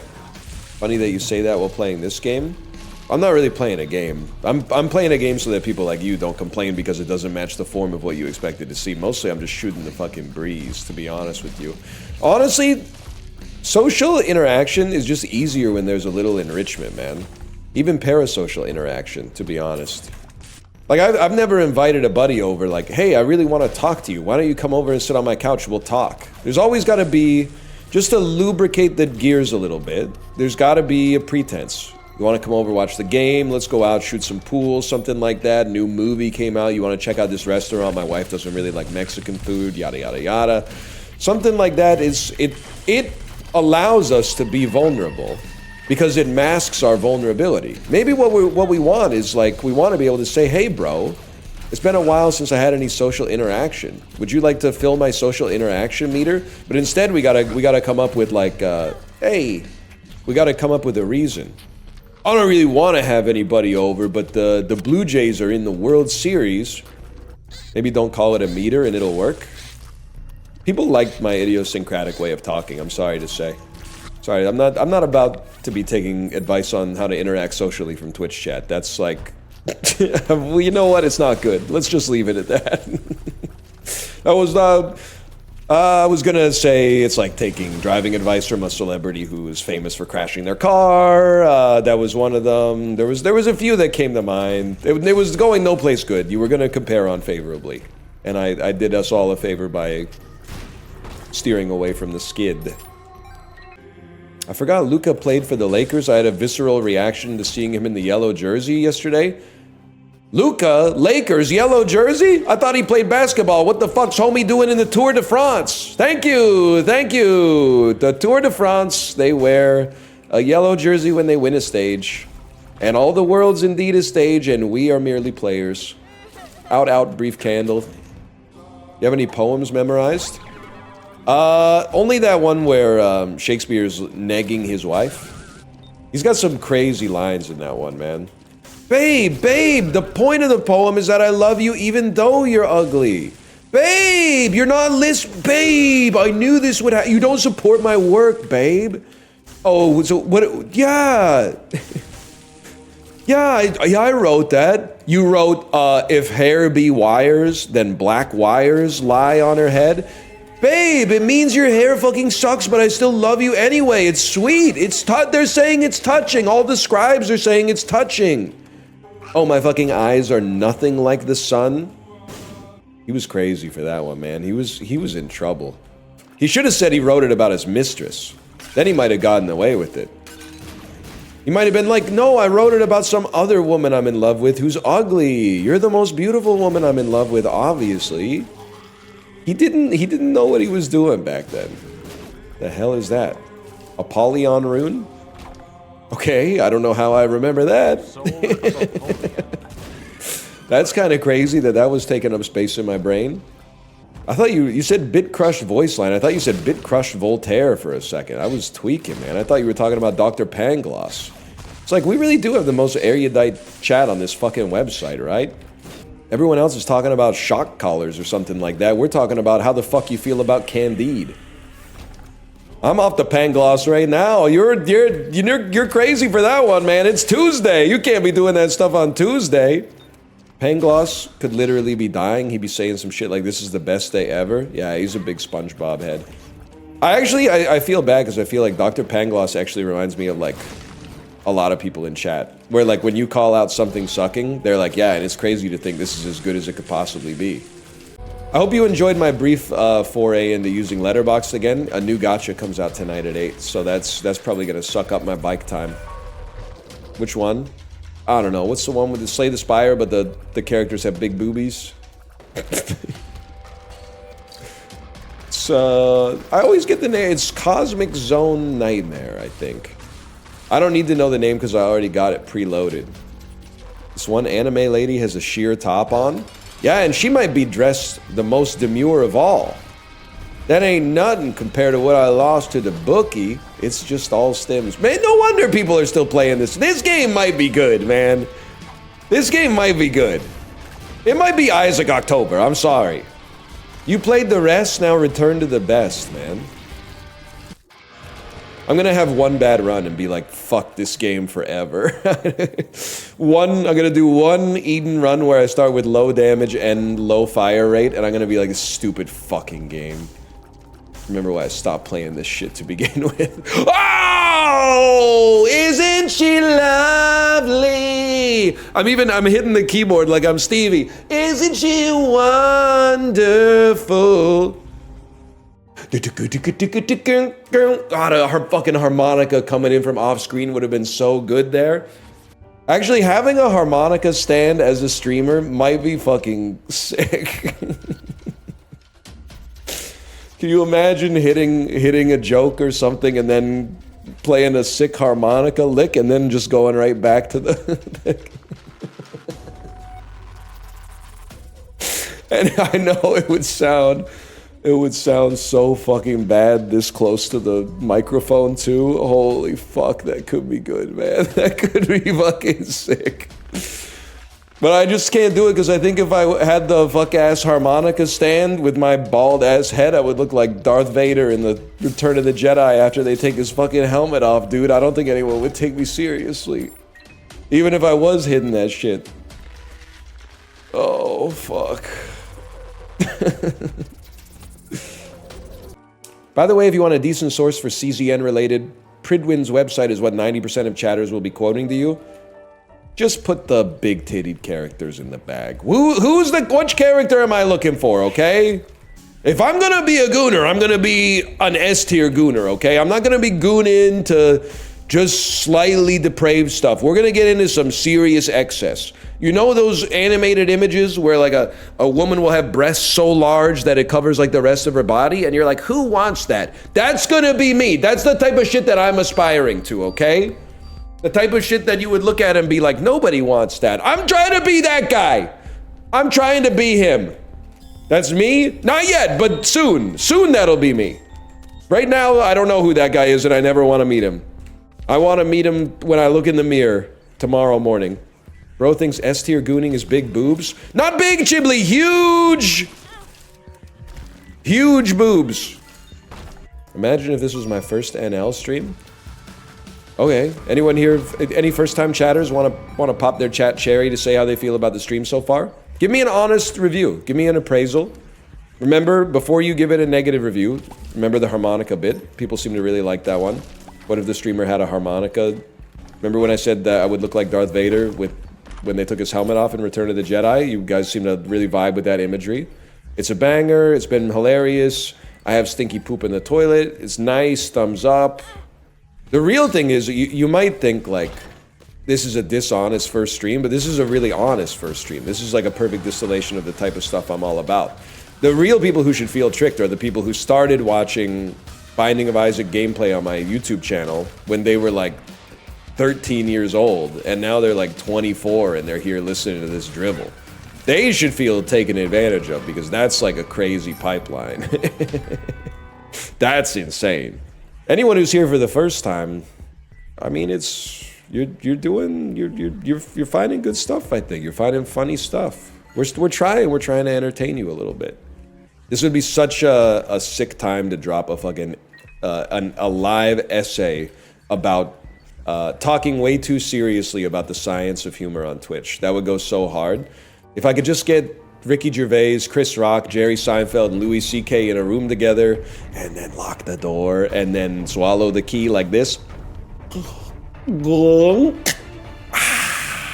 And then rub my tummy. And I burp, and I burp like, there's like a smoke ring of a key when I burp, because I just swallow, just to remind the audience who may have been looking at their phones. This would go hard in the silent film era. You think any of those silent film stars had a fucking funny voice? You think that Buster Keaton was like He had a voice like Rick Astley or something like that. Could be funny. You know what I was thinking? When you die, I don't really care to see my life flash before my eyes, but what I would love, well, I mean, it could be worse. It could be someone else's life, I guess, but could be your life. But what I would love to see is like a breakdown of what other things I would have been good at if I did them. I think there's a part of me, I don't really want to be a race car driver, but anytime I'm driving, I'm kind of like, or playing a racing game, I'm like, damn, I'm kind of good at this. Except for Mario Kart, but that's not really a racing game. That's like a try not to get mad simulator. I would love it like if I died, like a little thing came up and was like at the end of like a supermassive game. It was like, you would have been pretty good as a Formula 1 driver. I would have been like, I fucking knew it, man. I fucking knew it. I'd love to know. Or the same thing, like, obviously LeBron James is the GOAT of basketball. Nobody even debates it. But is it possible that there's like a caveman who has even higher basketball intelligence? There was just no way for them to have tapped into it because basketball didn't exist? Like, there could be like a prehistoric person. Maybe it could have been Australopithecus fucking Michael Jordanicus or whatever. That would have been even better than LeBron at basketball, but because they didn't have basketball, they didn't know, man. This is some Baki shit. I hate when I come up with what I think is like a cool idea philosophically, and then someone says this is just like that fucking anime. God damn it. Just let me land my ult so I can hit my harmonica sting, and then let's move on, okay? My friend is on my ass ever since you said he won't return to that Vancouver cafe where he saw you. Well, I don't know. Okay, so for anyone who's not familiar, Glasson75, long-term friend of the channel, Vancouver Film School alumni, aspiring Gastown resident. Sorry, I'm giving like your whole, every piece of relevant metadata about your life. This is what happens for the AI agent the second you trigger a customer service support ticket, by the way. They're like, this is how you should treat this person given their net worth. Anyway, one weekend, it was Chuseok weekend, which is like Korean Thanksgiving. It's a very important day in the Korean calendar. My wife and my daughter were both wearing the hanbok, the Korean traditional outfit for special occasions. We went to a cafe in Vancouver, and we were gonna get something to eat, but the problem is that they didn't have anything that my daughter would like. The cafe was too cool, and I mean that as a positive thing. When you got a 5-year-old kid, you have to you gotta pick and choose your cool restaurants very carefully. Sometimes you'll go to a cool restaurant, like New Fuji, for example. Cool restaurant, but they also have chicken karage on the menu. But my kid does not want to eat like a spinach and leek turnover for breakfast. It's just not gonna happen. So it is what it is. So we walked out without getting anything. And then that Monday, what do you mean New Fuji -2? What the hell are you talking about New Fuji -2? New Fuji -2, are you trolling? They're part of the Toyokan Bowl restaurant group. How could you do that? I thought they would be on this screen. They're not on this screen because I think I took this from the New Fuji website, but so we didn't get anything. But then Glasson75 came into my chat that Monday and said, hey, my friend was working at the cafe you guys went to on Saturday. What did you get? And then I had, okay, there's a whole rigmarole here because I was not wearing the hanbok, and the reason that I was not wearing the hanbok is because I was like, there's shooters out there. I'm like a pseudo public figure. I'm never gonna recover from the, I don't know if it'd be aura loss or what, or like, I had images of like me getting hit with a candid shot of me in the hanbok becoming like the new lingua franca for like white guy, just taking on Asian culture for like his own devices, right? So I was like, I don't want to be the symbol of that. And it turns out I was fucking right because Glasson75 is a friend that worked at this cafe. And they might have asked for a picture and then I would have never recovered, right? Then I also said I can't go back to that cafe now because now I don't know what their friend looks like. So every time, if I ever went back to that cafe, I would be looking at everybody the way that Mads Mikkelsen is looking at the people in the party at the end of the movie The Hunt because he doesn't know who fired the fucking shot, right? So I just can't go there. There's other cafes that I can go to and that's fine. But I hope you understand why I can't go back. I can't go back because I'm going to be paranoid that everybody I'm talking to is good. It's going to be asymmetrical conversations. I'm going to be talking to them as if we don't know each other, but they're actually going to know me and they're going to be like judging the interaction on that. I was thinking about it because I had to stop by a cafe this weekend and I drove right by it. If this is not a bit, it's not one of the myriad times I misrepresent something for stream and then live my truth in public. On this one, I said, no, I can't go there. I can't go there. I want a croissant. I don't want the whole rigmarole of what could be going on. And the other thing is, I would say something like, let me know if they change jobs or go to work at a different place, because then I can go back to that place because it looks pretty good. But now I'm going to be like, you're probably going to be lying. You're probably going to be lying just to get me to go back so that your friend can grab a shot of me wearing my hanbok, which is perfectly fine for a white boy to wear a hanbok on Chuseok. I'm also part of a Korean family, okay? I should be able to, you know, appropriate a little bit of the culture because I'm raising a child who's also steeped in the culture. That being said, I'm not going out like that. Let's put it that way. I'm gonna say that the guy with the ponytail wearing the kimono, I want him to stay the symbol of this stuff, okay? I don't want me to be the symbol of this stuff. I want him to take the heat so that I can eat the cooking. I got friends in cafes all over Vancouver. I'm gonna get you one day. That could be true. That could be true. But just don't tell me. Because I got a lot of them that I really like. I got a lot of them that I really like. And I would hate to not be able to go to some of them because I would know that your friend works there. Or the alternative is, with your consent and your friend's consent, you could send me a picture of your friend so that I can go into that place and I'll know who they are, so I won't be looking deep in the eyes of everybody in the cafe. He could also just send a picture of any person and say it's their friend. Fuck, you're right. They could AI generate a person in Photoshop and just send me a picture of someone that doesn't even fucking exist. And then fuck! That's all I got. Anyone else here work at a Vancouver restaurant? Anyone here spot me at a Vancouver restaurant? Drop the restaurant. It's the gang stalking arc is real. Drop the name of the restaurant and what I ordered, and I can sniff a phony a mile away. Spotted you at Pho37. Never been there. You're a hater. You probably live in Burnaby. Burnaby and spotted. Mods, create a bunch of traffic surrounding Crystal Mall so that they have a hard time getting home from school later today. You were at On and Chi building your own rap? Wrong! I was at On and Chi getting like the number 37 or whatever it's called with lemongrass pork and also a little bit of chicken. But in hindsight, if I go back to On and Chi, I think I would just get it just with the chicken. Or sorry, just with the pork. I think the lemongrass pork was a little better than the chicken, but it was nice to have a variety. I'm not going to lie to you. Saw you using the Bitcoin ATM at the Kingsway 7-Eleven. That was me, but I was making a withdrawal, just so you know, not a deposit. I was making a withdrawal. So none of you have seen me is what I'm realizing. None of you have seen me. I honestly thought I was kind of a little bit more popular than that. Kate will tell you, I think I get recognized like once a month. And I'll always point it out to her. I'll be like, that guy right there, that guy recognized me. And now I'm realizing that I'm insane and that is not what's happening. People are probably just giving me an extended glance because I'm walking on my toes like a fucking weirdo. And I'm going, yep, they must love my videos. They probably love my YouTube videos. They're too shy. You should say something. You should introduce yourself. I don't bite. All right. That's me bouncing up and down on my toes as I walk through the grocery store, taking a look at my life and realizing there's nothing left. Types of ants: fire ant, carpenter ant, army ant, pharaoh ant. I mean, this is a crazy pull. That's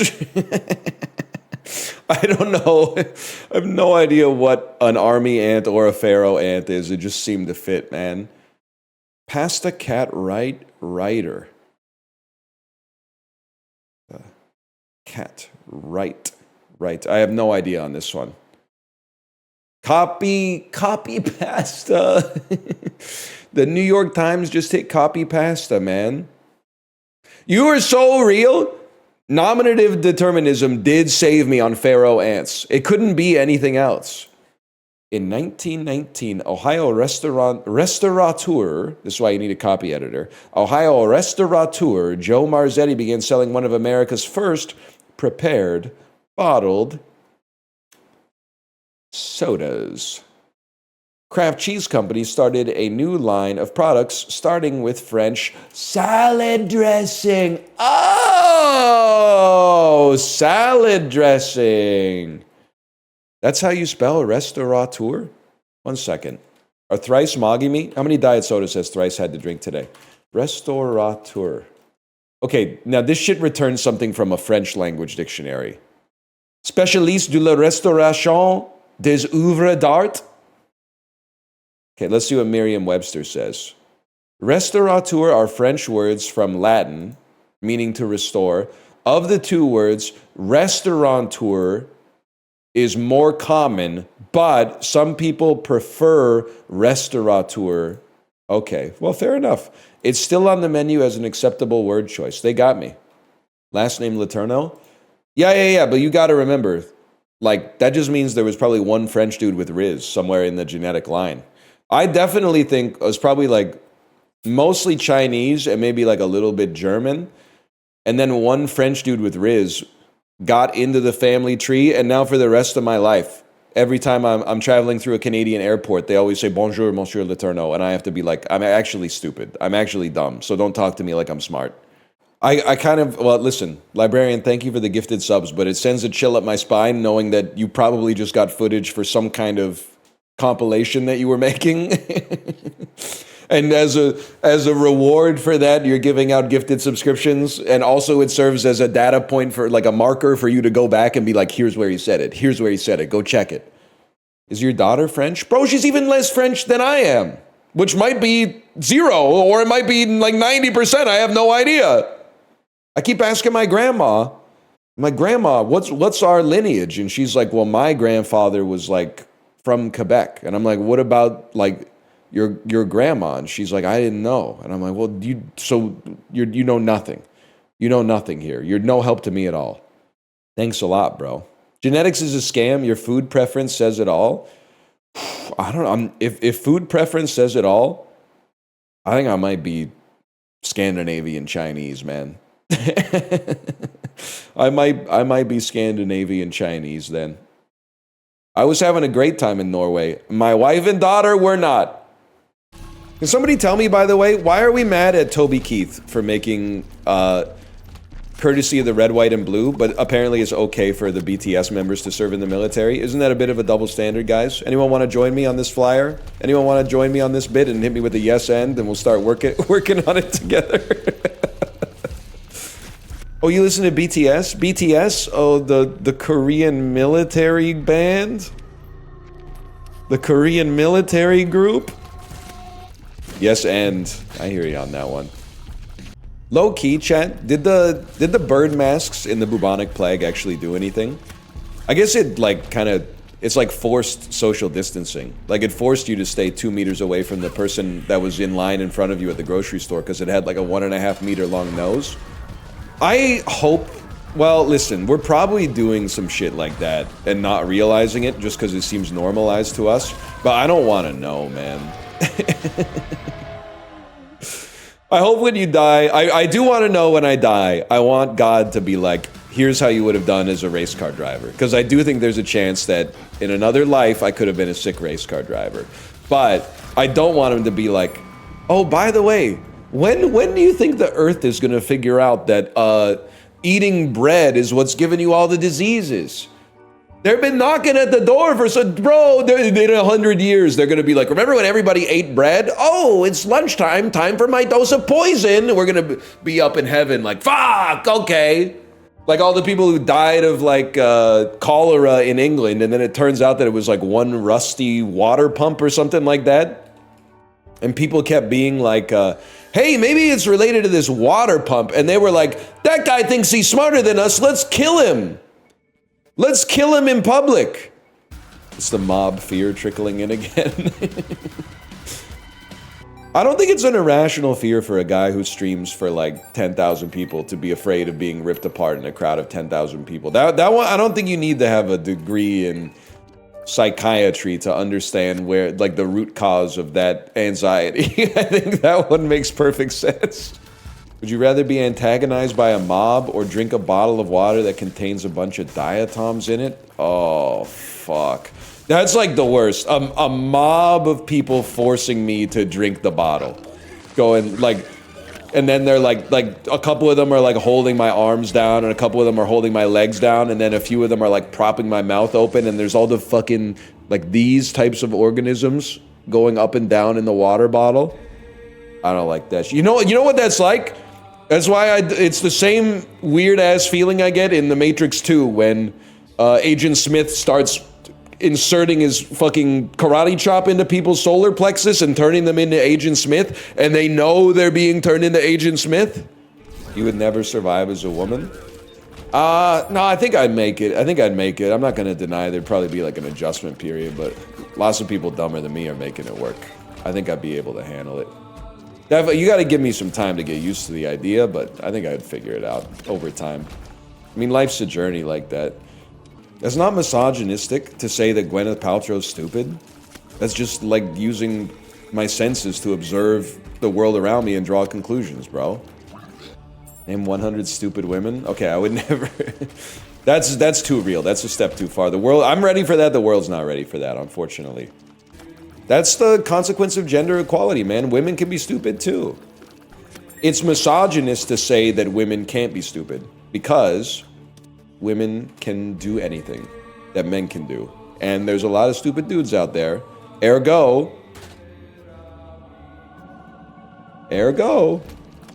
you could draw the conclusion yourself. Ergo. Where'd you get that sweater? It looks nice. Mods, please no comments on the streamer's appearance. It's impolite. Wait, sorry, did you say it looks good?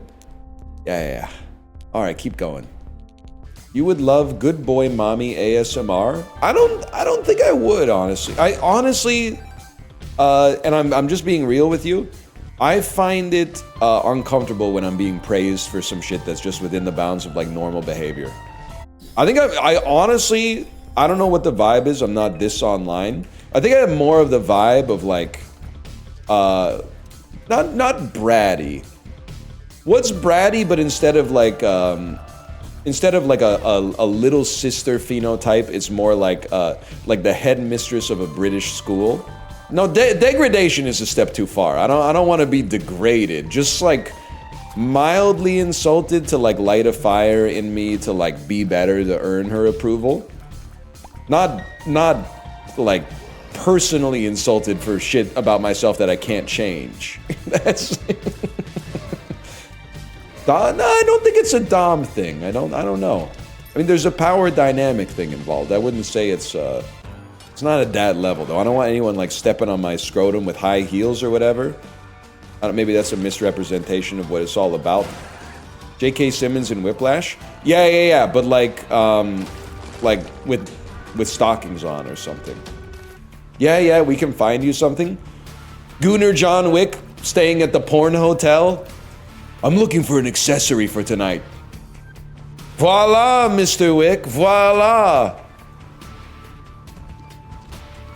I don't want to take it any further than that, but do you think there's like 70s gooners who resent modern gooners because gooning has never been easier? They gotta do some shit like back in my day, you had to look the gas station clerk in the eye when you bought the filthy stuff that you were gooning to. You have generalized anxiety disorder, nephew. You wouldn't be able to goon back in the days that made me goon. You're not caught out for the gooning in the environment that I learned how to goon in. That's fucked up, man. You and the gas station clerk probably had like, you were running in the same circle, man. They knew too much about you. They'd be like, wait a minute, that's Greg. That's the guy who gets a big old boner when he sees big boobs. Guys, don't tell anybody. Greg's into big boobs. Yeah, it's fucking sick. It's disgusting. It's never been easier to goon. I 100% believe that. How could this not be, I don't know if you call it a golden age or an apocalypse for it, but how could it not be, man? I think I kind of want to try the devil deal. That's some shit Faust was saying. You don't want no part of this, Faust. It'll make Gruntilda fall in love with you forever. I think I want to try it. Nah, that shit, there was some side effects. I don't know if you've read it. Or had it read to you in freshman year of university English class, but freshman year was Bartleby the Scrivener for me. Me too, man, me too. I still feel like there should be like a trick paper that you should write or assign for Bartleby the Scrivener. That's like, hey, write a 500-word essay describing the themes of Bartleby the Scrivener. And if you just wrote, I would prefer not to, you get a guaranteed A+. But then you don't even have to write the paper. Because if you read to the end of the assignment, it would say, if you got here without answering any other questions, raise your hand, congratulations, you're done and you got a perfect score. Being a teacher, it must be hard, man. Like I taught ESL, but like I had to grade papers, but grading the papers was like, so I've told this before, but I had a class of like, I don't know, they were probably like 4th graders or something. And one of their English assignments was write a recipe. And every single one of them, there were like 13 or 14 kids. Every single one of them wrote a recipe for how to cook instant ramen. It was so fucking fun. And yeah, they all put the egg in it.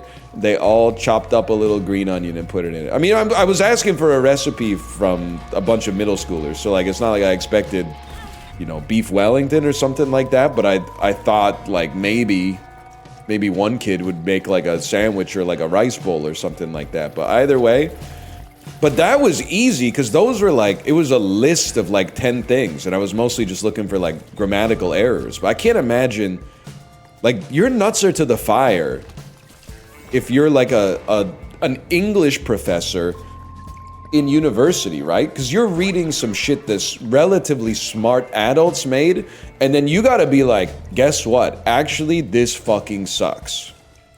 That's why they get paid the big bucks. Yeah, exactly. I think you need the right kind of temperament to be like an English professor for freshman classes in university, because you know, like almost everybody coming to the university is like one of the top 10% of the students in their class. And then when they get a fucking C+ on the first paper, it's got... I'm just saying, you gotta be a different kind of fella to be like excited about your office hours after that. Because you know you're gonna have a bunch of people probably named Rebecca or Elizabeth or Niles or something like that coming in going, excuse me, this is the lowest mark I've ever received in my entire life. No, I didn't read the entire book, but still, how could you do this to me? Do you hate me? You threw a male name in there? I was trying to think of a name associated with being a keener. What's a male name associated with being a keener? I knew Ryan was gonna be in there. I don't think that's true though. See, nobody's coming to a consensus. Now come up with a female name associated with being a keener or a teacher's pet. I'll start. Elizabeth, Esther, Rebecca, Natasha, Hillary, like Catherine, listen, I'm not pioneering the theory. I'm just, Jessica's a big one. Jessica's a big one for sure. I'm just saying, I think we all did we just discover something together? Megan, not so much Megan in my experience, but Beth for sure. Jessica was a joker? Not in my classes, man. She was getting grades that were turning me into the joker. And not nearly as bad as Hillary. Laura. Oh, I forgot about Laura. This isn't helping you beat the boba tea allegations? What are the allegations? Being a calm, unbiased, objective observer of phenomenon in society? Origin, cover your ears, okay? If you go into a bubble tea store, tell me how many tables you see in there that are 2 dudes, okay? It doesn't happen. It happens. It doesn't happen as often as you're gonna see the alternative. Let me put it that way. He's back on this? Well, you guys refuse to accept the truth, so we can't move on to more interesting questions.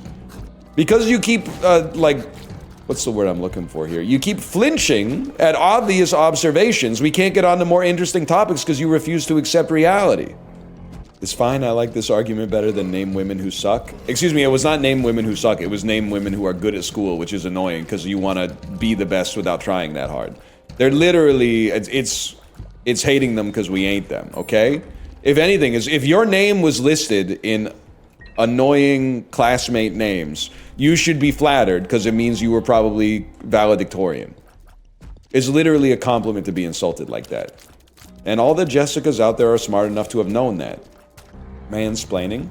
Yo, mansplaining kind of feels good as fuck though when you have like someone fixing something in your house and they explain what they did. I don't think they should be telling you how to like drive or whatever. But if you got like a plumber in your house and then he's like, it's all fixed up. By the way, here's what I did. Mansplaining, it gets a bad rap, man. I guess he's mansplaining to a man, so I can't put myself in the shoes of what a woman would feel like in that situation. Much like me, she'd probably be mostly relieved that her toilet works again, but I don't know, I bet a lot of them aren't pooping the same kind of stuff that I'm pooping. No offense. No offense. Sorry, you gotta walk on eggshells these days. I just said boy shits are probably, on average, more disgusting than girl shits. And they want me fucking dead. I know about period shits. Stop talking about period shits. I invented period shits. But I'm talking about the rest of the time. The rest of the time, any given Sunday, your poop could beat my poop. But on the average Sunday, I gotcha. You have no idea the kind of shit I'm leaving in the toilet? I think I got some idea. Unless this is like a fucking Dreamcatcher scenario where you pooped out like an alien and then you left it under the seat lid and then you've been sitting on the seat so that the alien doesn't come up and like eat you or whatever. You know, some Duddits type shit. Stephen King was so high he doesn't even remember writing it.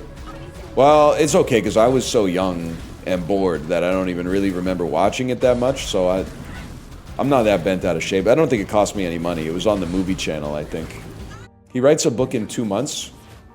No wonder he forgets them. I mean, the dude, he's pushing him out, man. He's pushing him out. He's kind of like the Octomom of books. That's an image I won't be able to forget.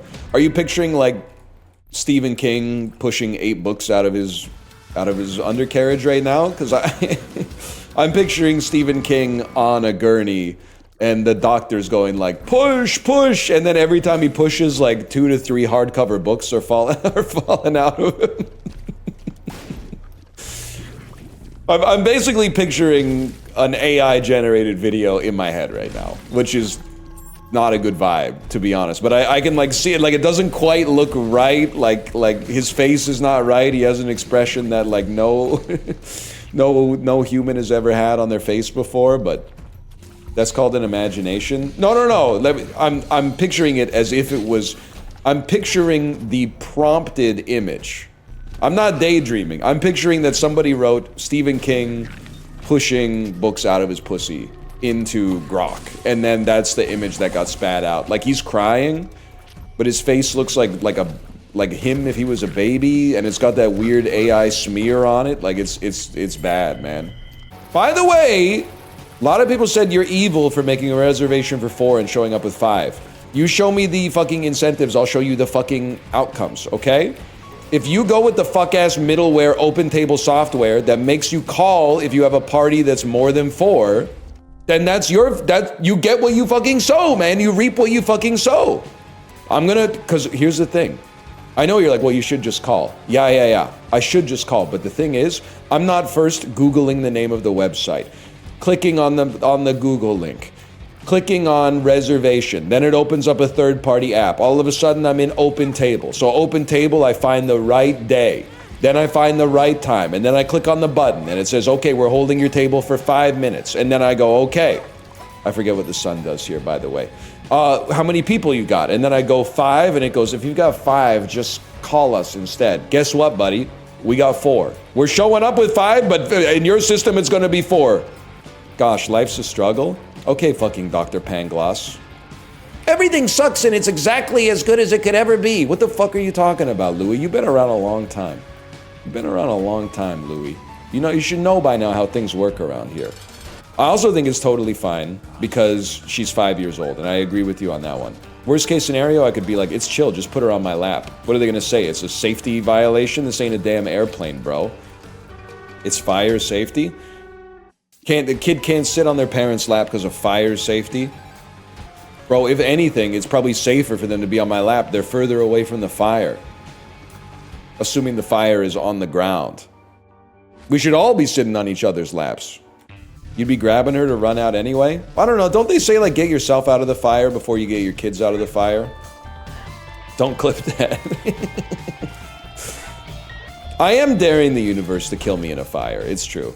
I go off anytime anyone tells me about a fire alarm at their apartment. I'm always going off about how the fire alarms are actually, in a way, at this point, the way that they treat the fire alarms are making people less safe because the fire alarms are going off so much that it's training people to not be alarmed by the alarm anymore. Now it's not a fire alarm, it's just an annoying dilemma of, I'm predicting. What are the vibes like right now? Does it feel like it's a real fire? Am I really gonna go down from floor 17 to the ground floor at 11 o'clock at night in like 6 degrees Celsius weather, wearing my pajamas just for the small chance to not burn to death? Oh shit, Tech X too? They love me, bro. And the pencil?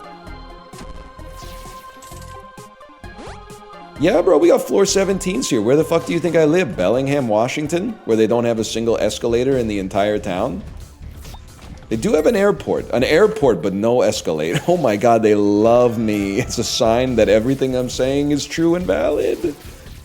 Smoke detector went off this morning because of the steam from my shower.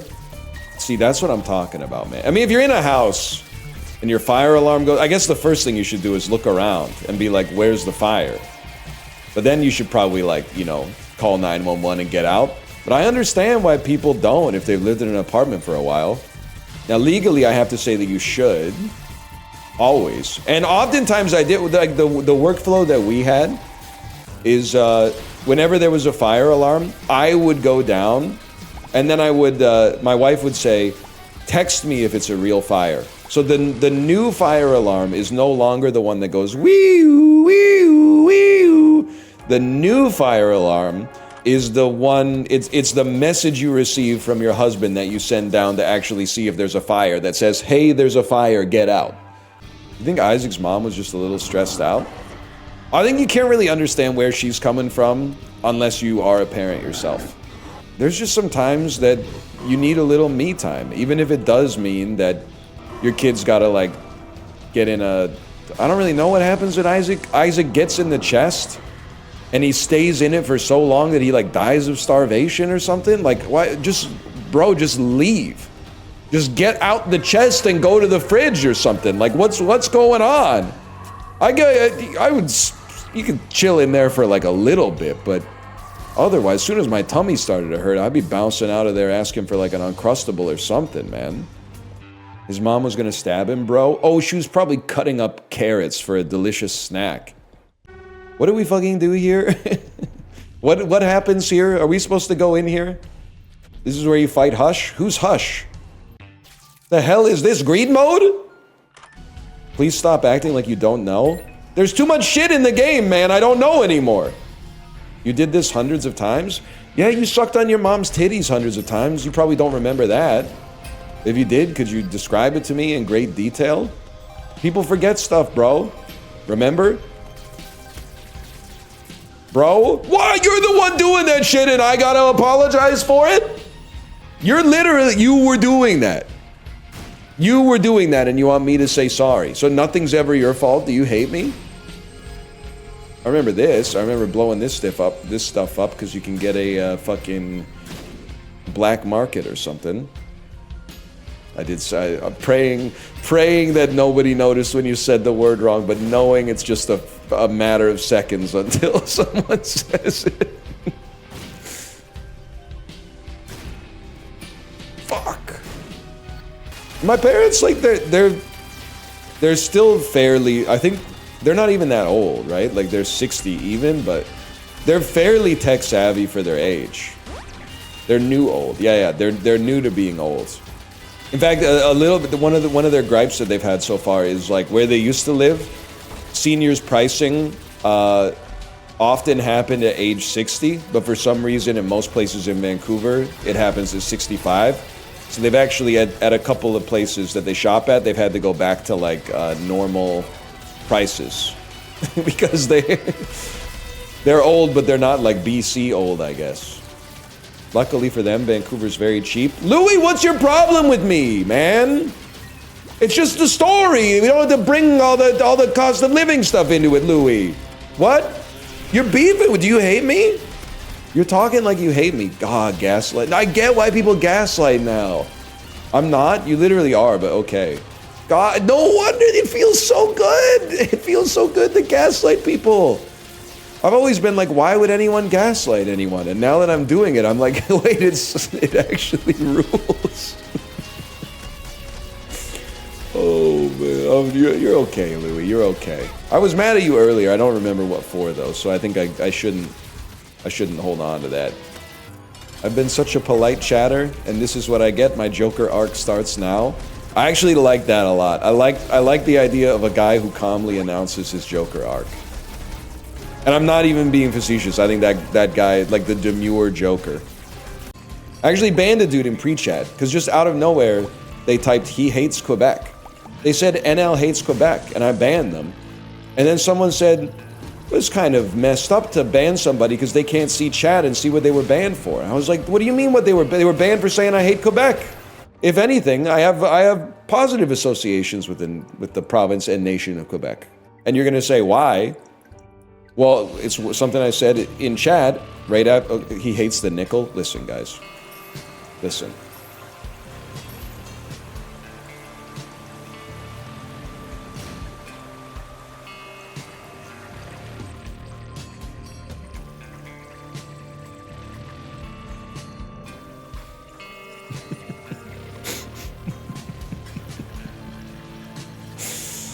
Oh. That's funny stuff. That is. Why are you doing the Tom Cruise impression? When I was a kid, I feel like a lot of adults in my life were like, isn't it crazy? What are they doing with all this French language stuff? Why don't they just be more chill about it? But now, like, I kind of get it. They erected some cultural bulwarks to, like, protect the unique aspects of their territory. And I think that kind of owns. You just talked about a bunch of distinct things in Texas. Oh, Texas has its own distinct culture too. Now, I'll leave it up to you to figure out whether I mean it as a compliment or not. Well, so I've never, actually that's not true. I've been to Texas twice. I've been to 2 different airports. And the one thing I could say confidently is I thought that the cowboy hat thing was kind of like a joke, but no, they were wearing the cowboy hat, like at the airport. They were wearing their nice cowboy hats. Then the thing, so my brother-in-law lives in Washington State, but they travel a lot because their kids are doing like travel sports. And he said they went to Texas, and the only thing he told me about Texas was nobody gives a fuck if they're in your way at all. Apollo, this was Dallas, okay, so maybe it's not a Houston thing, but he would say like, you know, you would be like behind someone, maybe like on the way to get into a parking lot, and they would just be blocking traffic to talk with their friend or something like that. And then you would honk at them and they would just give you the finger, which is like the craziest. I never would have thought that in my entire life. That's very true. It's insane. Least surprising thing I've ever heard. Oh, I guess I don't get it. Why don't they just move the car though? I guess because it's like, it's part of the culture to be like, nobody tells me what to do or whatever, but can you at least, before I just swallow this as if it's truth, can you at least tell me if you live in Texas before I start going around calling it the most selfish state in the union? I live in Texas, it's true. Are you telling the truth though? I'm literally from Europe. Florida? Oh, I mean, like, I've been to Florida enough. I feel like I can not speak with authority, but I can speak with some experience on Florida. And there is a psychic sickness. Like, it's kind of like, if Silent Hill was sun instead of fog, that would explain a lot of what's going on in Orlando, to me. I also do think that there's something to the idea that, like, God never intended for people to live in Florida, and they're just a little bit more aggravated as a baseline because it's too hot and humid, and also like every day has a thunderstorm for some reason, which is crazy. Every day has a thunderstorm? I went to Universal Orlando for my honeymoon and a dude died on the ride when we were at Epic Universe. Wait, what ride though? Was it the one, the Curse of Imelda Staunton, or was it the Frankenstein ride? The Devastator? No, Minions Rewind. That's not funny. That's not funny. I don't have anything to say that could get me out of this one. It's just, I'm sorry. I'd like to apologize. If in my defense, a lot of other people are laughing in chat as well. It's like, I'm the type of guy, I treat like roller coasters, and let's just not even call them roller coasters. That's doing a little bit too much work. Let's call them rides. I treat rides the same way I used to treat like airplanes when I was scared of flying. Like before I get on a ride, I'll like Google the ride, Google biggest drop, when it was built. Has anyone ever died on this ride? And like, yeah, even like at Disneyland where the rides are not that scary, every ride's got a body count, okay?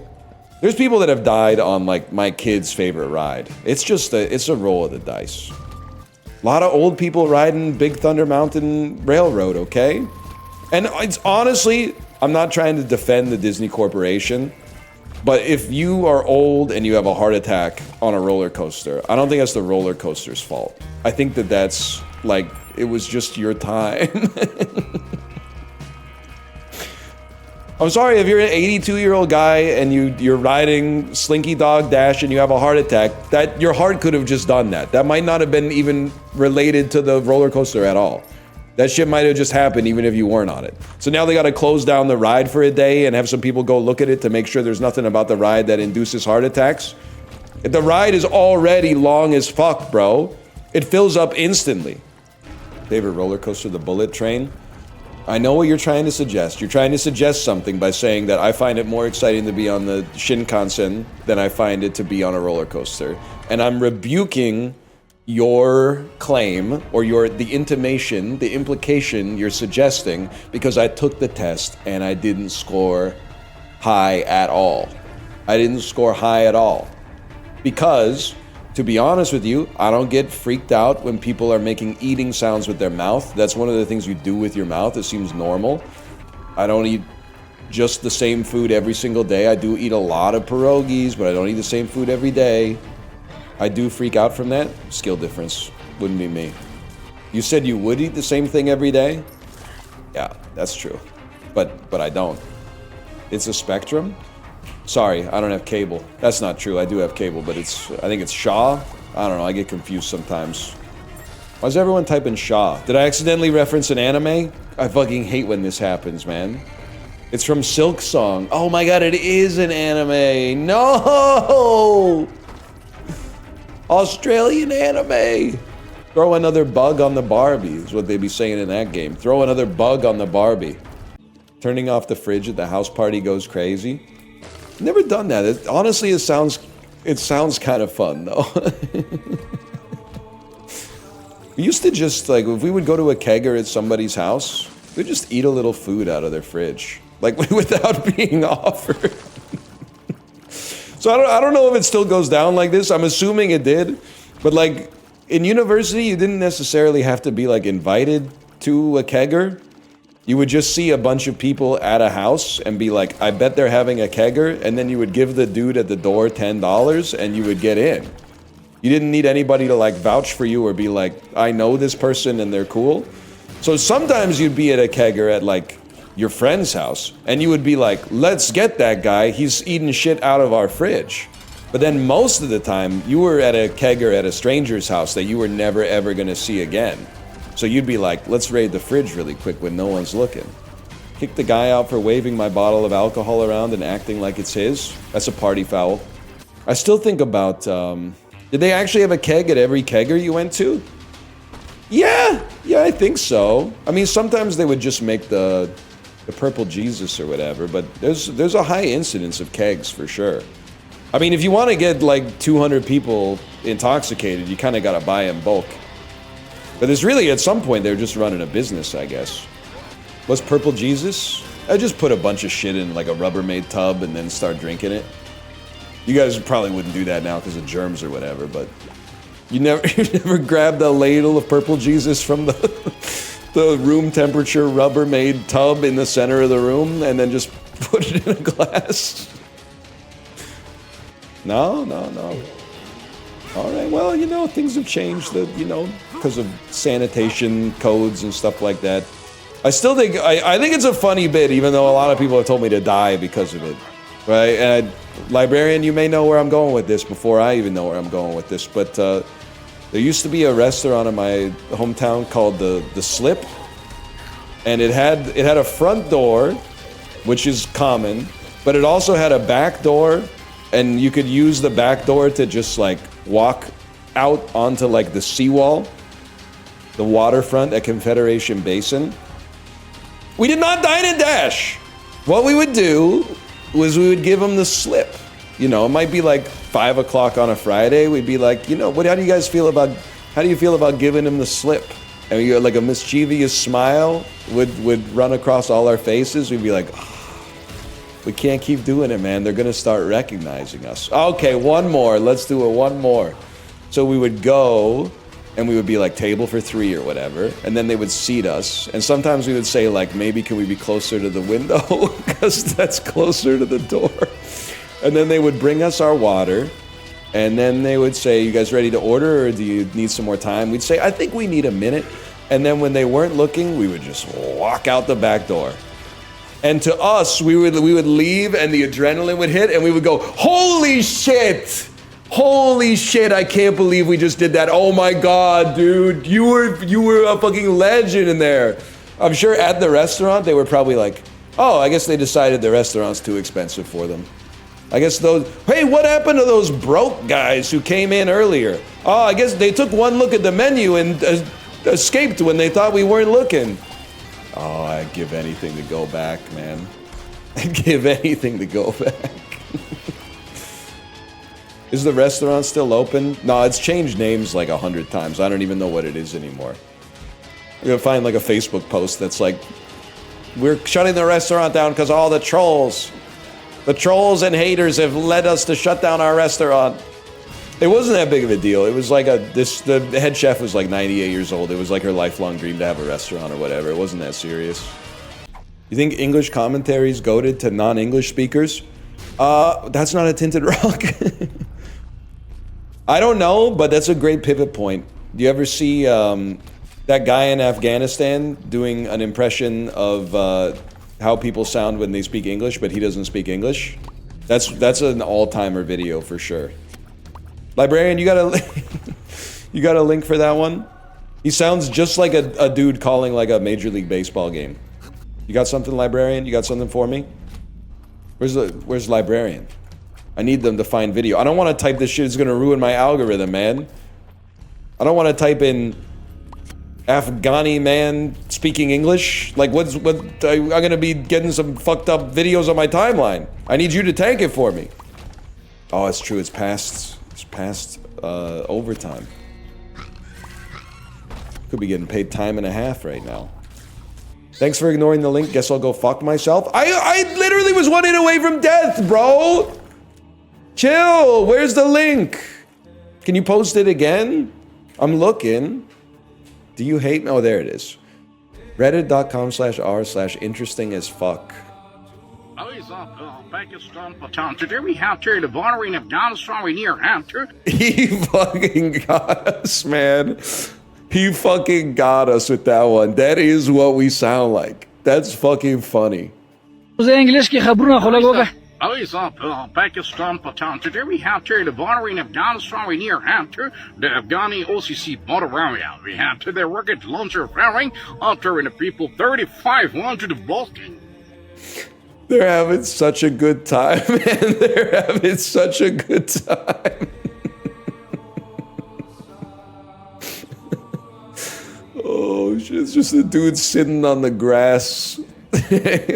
I do it one more time. It's so, when he hits it, it's so fucking good.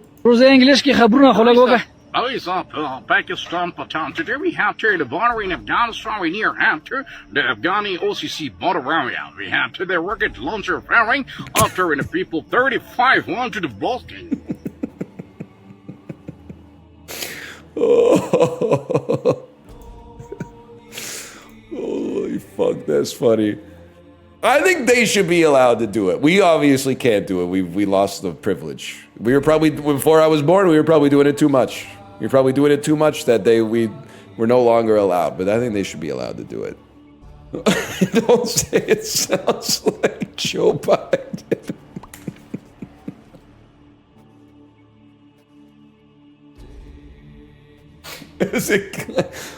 It kind of does. It kind of does sound like that's some of the stuff that he was talking about, man.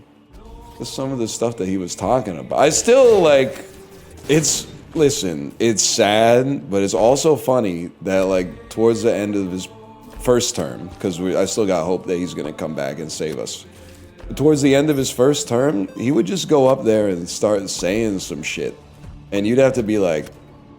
Yeah, like you kind of know what he was, you kind of know it, like, okay, listen, he has a stutter, but you know what he was trying to say, right? You know what he was trying to say, and like, that worked for a while, but there were some times where I was like, I don't know what the fuck this guy's talking about, man. The hell was he talking about with that Earth Rider stuff, man? On the third rewatch, you kind of get it? Wait, you think so? Always up, Pakistan Patan. Today we have here the bordering of Afghanistan near Hamter, the Afghani OCC border area. We have to the rocket launcher firing after in the people 3500 of Balkan. Oh shit. Help me. Give me an item. I don't know, now I'm starting to talk like that guy. Give me an item. Hold. You gotta try. Youch! More bombs? Great, more bombs. Oh my god. You're fucking trolling me. I'm fucking dead. The 3 chests all had bombs in them, bro! That's a damn joke. Whatever, we'll be back tomorrow. There was a black heart in the room? Oh! They gotta make that shit easier to see, man. One second. Always up, Pakistan Patan. Today we have here the bordering of Afghanistan near Hamter, the Afghani OCC border area. We have to the rocket launcher firing after in the people 30. The kid in the video is dying laughing too. He's literally in his head. He's going. I'm not sure if it's okay to say, but they do sound like that. They do. It really is reminiscent of what they sound like to me. You can read it on the kid's face. Today we have here the bordering of Afghanistan near Hamter, the Afghani OCC border area. We have to the rocket launcher firing after in the people 3500 of Balkan. Oh man! All right, I'll send you over. I'll send you over to my wife's stream. That's what I was thinking too, Chiblee. It's crazy that like I know English and I can't talk that fast anymore. I keep saying the words wrong. But he's just like freestyling. Flagon. A noun meaning a large, usually metal or pottery vessel. This is the shit they be drinking from in How to Train Your Dragon. Hieroglyphics. A noun meaning hieroglyph. Corrosive. A adjective meaning We're on one today. Pyrotechnics. A plural noun meaning the art of making or the Okay. How to drain your flagon is actually fucking sick. That's fucking cool. If they ever do like a Mystery Science Theater 3000 of How to Train Your Dragon, you should send that joke in. More like How to Drain Your Flagon. That would be huge when they were all, I'm assuming there's a scene where they mash their like drinking vessels together, their goblets together, and then go like glug, glug, glug, glug, glug. And then one of them grabs their belly and goes, brrr, and then it blows somebody's hair back. Like the burp is so big, it blows their hair back. It's one word away from being an awful thing to have said. Yeah, so is everything if the word is bad enough. Pretty much any innocuous sentence is one word away from being something you're not allowed to say. A graduate of Promenade Hall Colors College, and indeed a pro collar for 45 years now, Tony Oxendine is a GOAT level in what social pastime? auctions? I don't know if they're really a social pastime. That makes sense. The French-English folk dance mashup called the quadrille is a precursor of what American thing? Line dancing? If a guy just told... Square dance? Square dancing. Is a line dance just a quarter of a square dance? I'm not even trying to make like a glib mathematical joke, but honestly, can I say something? As someone who doesn't like dancing, I think that red states are missing a huge opportunity to attract neurotypical people like myself by advertising the rules-based nature of line dancing and square dancing. I feel like they'd be able to capture a lot of minds and hearts if they explained to people like me that you don't have to think about how to dance. It's just you do what the caller says, and there's like little steps that you do, and the steps are more like an animation. It's not like you have to find your flow and like hit the rhythm. You're just going tap, tap. I'm touching my ankle. I'm touching my other ankle. I'm grabbing my hat and turning to the side and turning, and then I'm spinning around one time, and then I'm spinning around the other way. It could work, man. It could work. There's a huge gay square dancing scene in the Bay Area. That's surprising, said nobody ever. Also, did you know Toronto is 1/5 as dense as New York City or whatever? What were we talking about yesterday? Fried chickpeas. I bet it's delicious. Green chilies, coriander leaves. Definitely seems like it could be Southeast Asia. But it doesn't really seem like...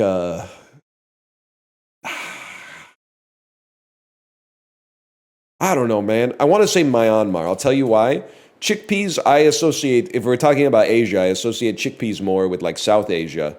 And then this stuff, green chilies, coriander leaves, you can get it all over, I'm sure. But I associate that more with Southeast Asia, like Thailand, Vietnam, Cambodia. So I'm going to split the difference. I'm going to take my... Oh!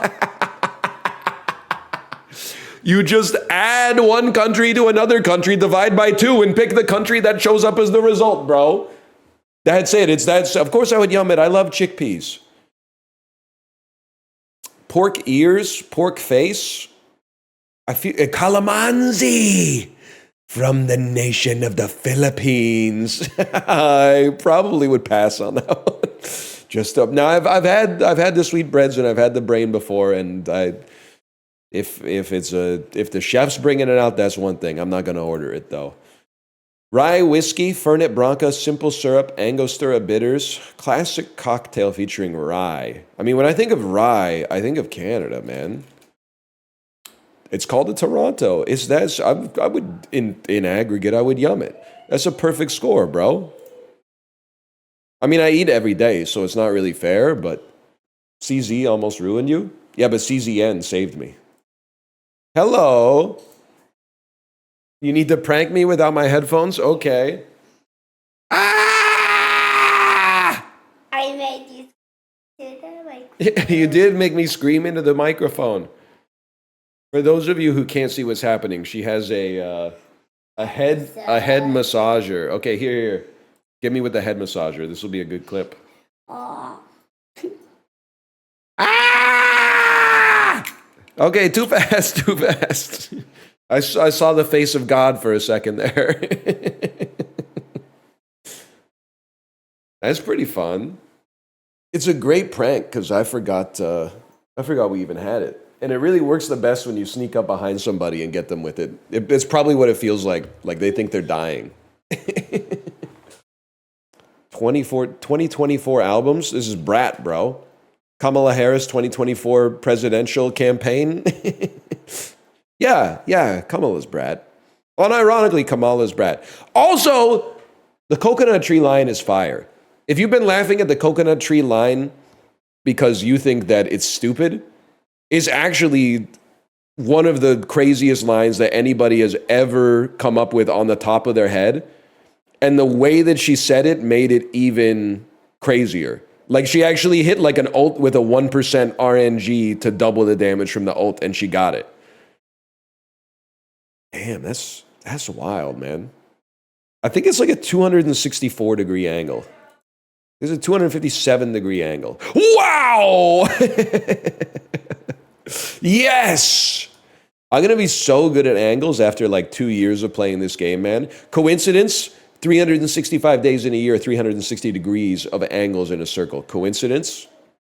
You think you fell out of a coconut tree? You exist in the context of all that came before you.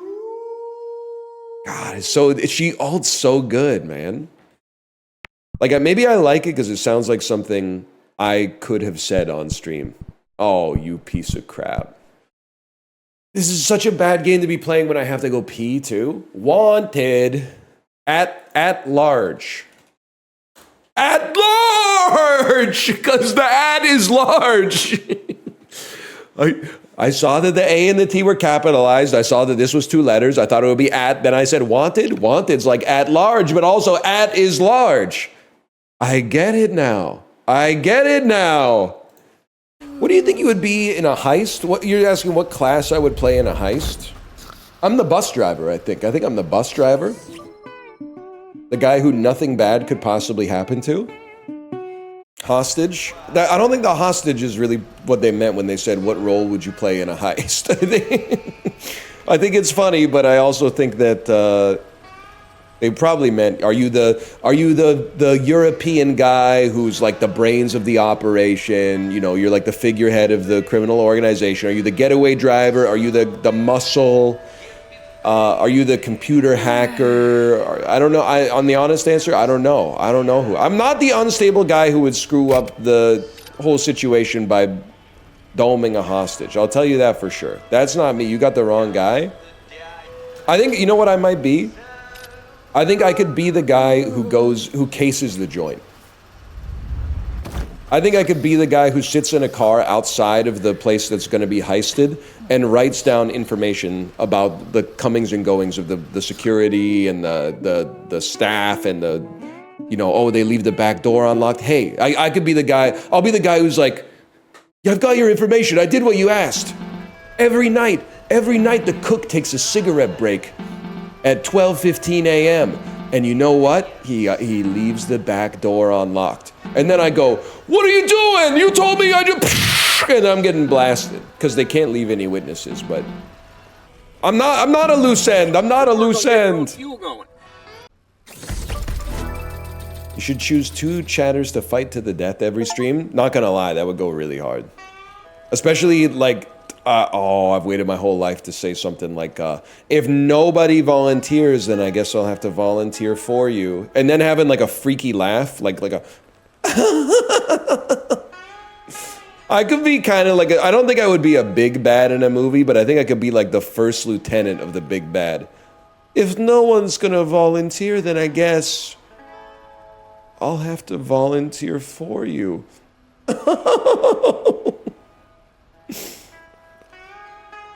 And then just like a little finger wave, and the minions know what to do.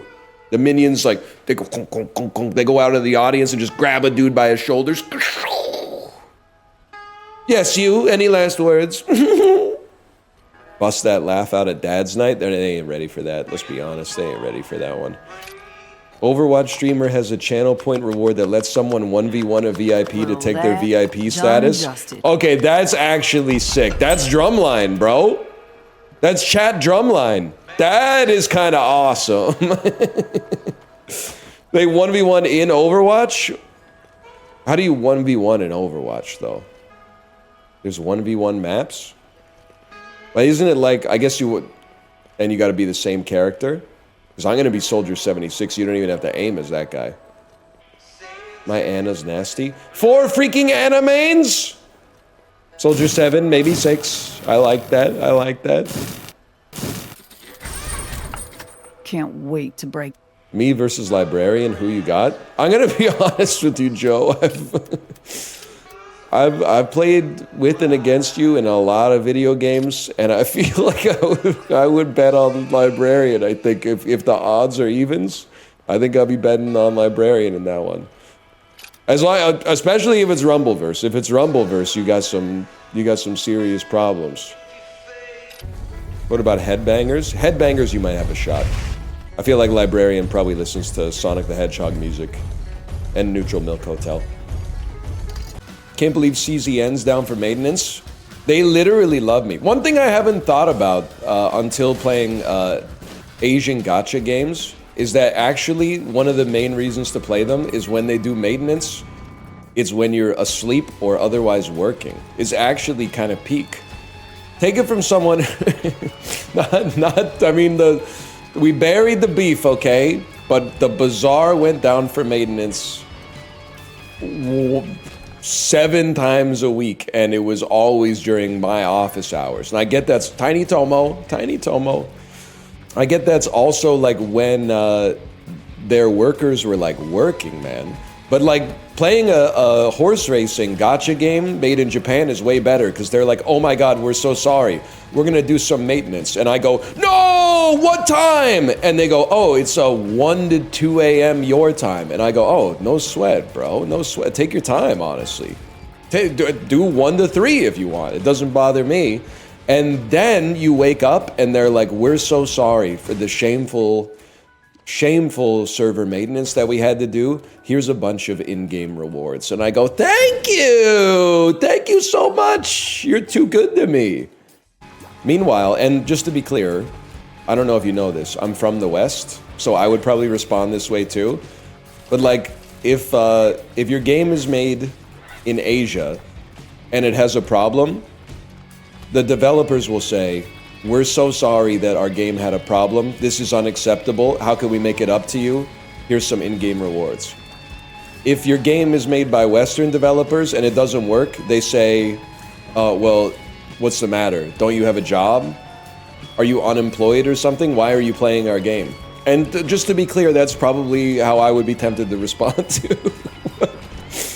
But as a player, it feels nicer. It feels nicer when they give you some in-game rewards. Did you pull Meisho Dodo? Meisho Dodo? Summer Maruzensky? I don't know what this is. Hey guys, did anyone else pull Magna from their free pulls in CZN? Anyone pull Magna? I'm having a hard time making Magna, Mika, and Owen work on my squad right now. Anyone got some tips for me? Haru's the GOAT? I haven't completed the event yet, sadly. There's too much stuff to do in that game. I was complaining there's not enough stuff to do in Uma Musume because they left us on one scenario for 6 months. But I'm almost having the opposite problem in CZN, man. There's so much stuff going on. You're blocking the item list, please? Bro, every item you get puts some stuff on your face. Just look at my face. I got Maggie's doll. I got Tiny Tomo. I got this fly following me around. I got Black Candle. Just derive it, bro. Guy who gets a face tattoo every time he picks up an item IRL. Could be. It could be. Yeah, I think I know him. I think his name's Pete Davidson. That you're just describing Pete Davidson, bro. Nah, I'm playing. Isn't he getting them removed? You know Pete Davidson? Yep, we go way back. I knew him when he was on Friday Night Live. I said, don't do it that way. You'll never make a dime. I gotta say, an LOL all caps from Prezzo hits, man. Getting an LOL from a partnered streamer is worth like 10 times more than getting one from an affiliated streamer, which is worth 100 times more than getting it from a chatter. One laugh from Prezzo is worth 10,000 -2s. Always with the affiliates. What if they became a partner in like 2008? You're talking about me. How did you get partnered? Oh wow, you did it the easy way. Grinding on your stream for like several months to several years, getting some attention, cutting up your videos into clips for socials, gradually parlaying that into extra momentum, never taking any days off, fostering an inclusive and supportive community. Congrats. I did it the hard way. Some of us actually worked for it. Getting invited to a media event in 2013 and being randomly seated next to a guy who worked at Twitch, and then saying, I've been thinking about streaming a little bit lately, and he said, no problem, send me an email, we'll partner you. It's that simple. I had to do it, bro, all you had to do was send an email. I had to fly to Iceland, okay? They say it's not what you know, it's who you know, but it's not even like who you know, because I didn't really know him. We were just making conversation. And he said, sure, I'll change your life. Grateful for that. It's who you sit next to. Big ups, Paradox. Thanks for sitting me next to John ParadoxCon 2013. And those games, you guys let some of those games die and I don't forgive you. We could still be playing the Showdown Effect right now if you guys got on the Showdown Effect. The Showdown Effect was sick. It was like a PC Super Smash Brothers, like competitive Hotline Miami type thing. I'll play it right now. I think the servers went offline like 7 years ago or something like that, but I appreciate the spirit. To be fair, I gotta remember, a lot of people watching this were born in like 2005, so you were literally like 10 when the Showdown Effect came out. No, you were literally like 8 when the Showdown Effect came out. Which means, even if you wanted to get it, there was like no chance that you could have gotten it. Because what are you gonna do? Be like, I don't know if the climate's like that. Because back in the day, I used to have, you know, when you were a kid, this is like prepaid Visa debit cards. You would have to ask your mom, you're like, Mom, the Xbox Live subscription runs out. Can I borrow your credit card to play video games? But I don't know if you could, excuse me, I wanted to go in here. I don't know if you could do that for like a random game on Steam, bro. I had to beg for Club Penguin money. That's the way it should be though, because it means that you don't waste your money on like impulse purchases or your parents' money. You have to shame yourself by standing in front of them and being like, can I have some money for a toy? And then you have to explain the toy to them. And if you can't explain it, there's no money, man. I remember, so in the Scholastic book order, sometimes they would have computer games. And they wouldn't even tell you anything about the game, right? It would just be like the box art and the price. And I remember they had Star Wars TIE Fighter in one of the Scholastic book orders, and it was like $30. And I was like, Dad, can I please, I know I'm supposed to be buying books, can I please get Star Wars TIE Fighter? And he went, $30? I don't know, you already got a lot of games. And I said, please, please. And then he went, I don't think it's a good idea. And I like literally, I was probably in like the 4th grade. I think I literally cried. I cried on the couch. Like, my life is over if I can't get Star Wars TIE Fighter from the Scholastic Book Fair in 1998. Which is crazy because he probably saved me. I would probably have one of those like, you know the bald guys who have a ponytail? I think if I started playing Star Wars TIE Fighter back then, how does that work? Well, the hair at the back still grows. I still am stuck on bald guy with ponytail. I don't know what to tell you. If you've never seen it, you might have to look in the mirror. Bald guy with ponytail it's an archetype. And can I say that aesthetically, I'm not sure it's a great look, but I will say you're gonna take some of these character traits that I'm gonna list and you're gonna think that I'm listing them as flaws, but I'm not listing them as flaws, I'm listing them as traits. Could be flaws, could be positives. Really into open source software, really into the free and open source software movement. Probably got hired as like employee number 6 senior engineer or CTO of a startup and is now reconciling with the fact that he really thought that the slick dude who is the founder really wanted to change the world, but now that they've got that like Series A and Series B funding coming in, and it's like it's less about like how can I make our app more efficient, and it's more about like how can I generate more eyeballs on it. He's kind of suffering like a little bit of a crisis. Like that's not why he learned to program. He's in my chat telling me to use DuckDuckGo. Yeah. I used to think those were flaws, but we need those guys. We do need those guys, man. They gotta stop making like $100 million and then retiring. We need them in the workforce, man. He is the kind of guy that would reject the premise of a question. Absolutely. He's the kind of guy to say we could have both. Sales guys are the real heroes. That's bait. I do. Sales guy culture is really funny to me because I have to imagine when I like go into a store and buy something that I went into the store because I wanted to buy.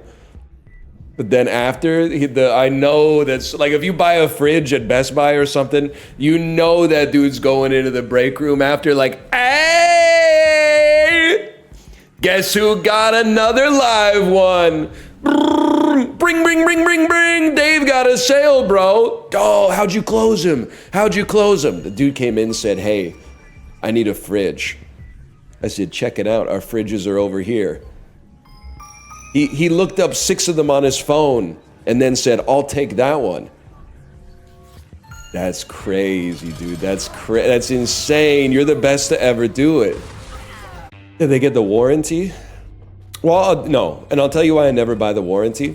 There's probably some situations where it makes sense, but I don't trust myself to maintain the warranty card or the information. It's kind of like one of the main reasons that I hope my house never burns down is because, like, I don't really know what the process is like for claiming that on insurance. Like, I guess you would just call the insurance company and be like, my house burned down. And then they would be like, okay, what's your policy number? And I would be like, I don't know, it was in the house. And then they'd be like, okay, that's no problem. What's your address? And I'd be like, okay, wait a second. I just got to go outside. Oh, wait. I don't know. I was going to consult the number on the front of the house, but it burned down. Uber millennial that keeps his refrigerator box. Okay, can I just say, I think you've got a funny character there. That's not a millennial thing. That's a baby boomer Gen X thing. I've started throwing out the boxes to absolutely every single new product I get. My parents raised me to keep the box for everything because you never know when you might need it. And that caused trauma in me for a while that led me to never throw anything away. I've recently gotten over it. Because I think it's probably been at least a decade since I went, oh, thank God I've got that box around here somewhere. So I think at some point you just gotta choose, like, enough's enough, man. There's a tinted rock, bro.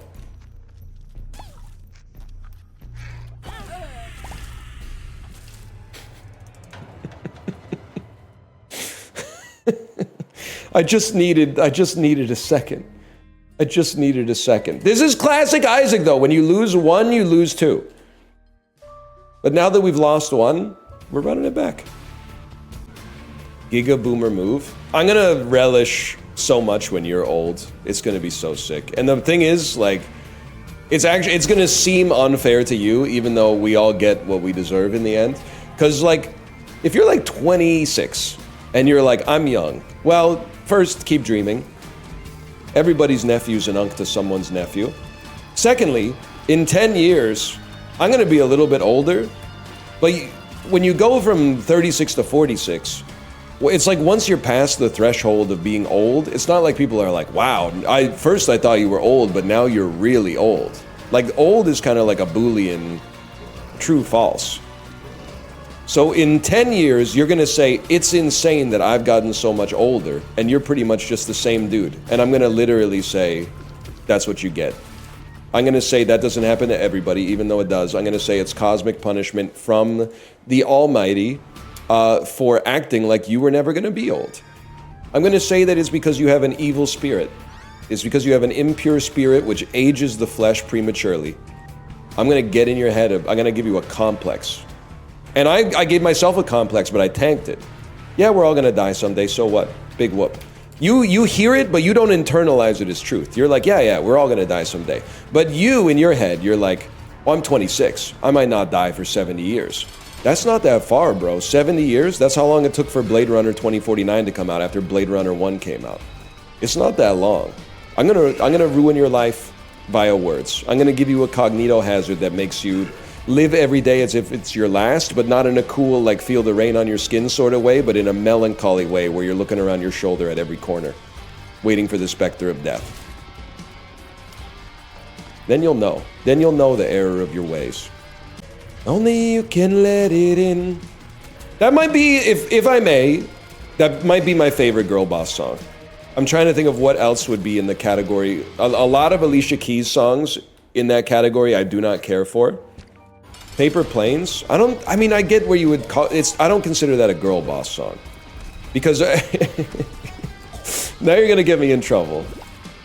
I'm gonna try to find a way to phrase it that isn't so obviously baitable. Is it about MIA being a girl boss? Yeah, I guess if crime is like work to you. I feel like a girl boss song is not really Paper Planes. Paper Planes is just a swag song. It's a pump-up song. Unridden by Natasha Bedingfield is a girl boss song. Fight Song by Rachel Platten, that's a girl boss song. I'm trying to think of what else is in there. I feel like No Scrubs is a girl boss song, even though at no point does she say what she does for work, just that for some reason, even though she might, I mean, I guess maybe they're singing it as TLC. So maybe they're like, I can understand why they wouldn't be messing with any broke boys, because they were very famous. This Girl Is on Fire. I actually hate this song. It's one of my least favorite songs that I hear once a month. But, if I may say, Fight Song by Rachel Platten I think is actually worse. This is my fight song. Take back my life song. Prove I'm alright song. I don't really care if nobody else believes. I still got a lot of fight left in me. What makes it a girl boss song? Well, I'm trying to think of a way to describe it that doesn't come across as rude. It's like songs you would listen to after, like, your boss didn't take your idea in a work meeting or something like that, you know? Like, my mom listened to Fight Song 24/7 after divorcing my dad. That's so fucking funny. But if I may, that's also exactly the vibe I was trying to suggest is cultivated by that song. I was going to describe it as like when you break up with your 9th grade boyfriend, but maybe it applies later in life as well. I feel for you on that one. Because you kind of like, first, the divorce element of it, which I'm sure is hard on the whole family.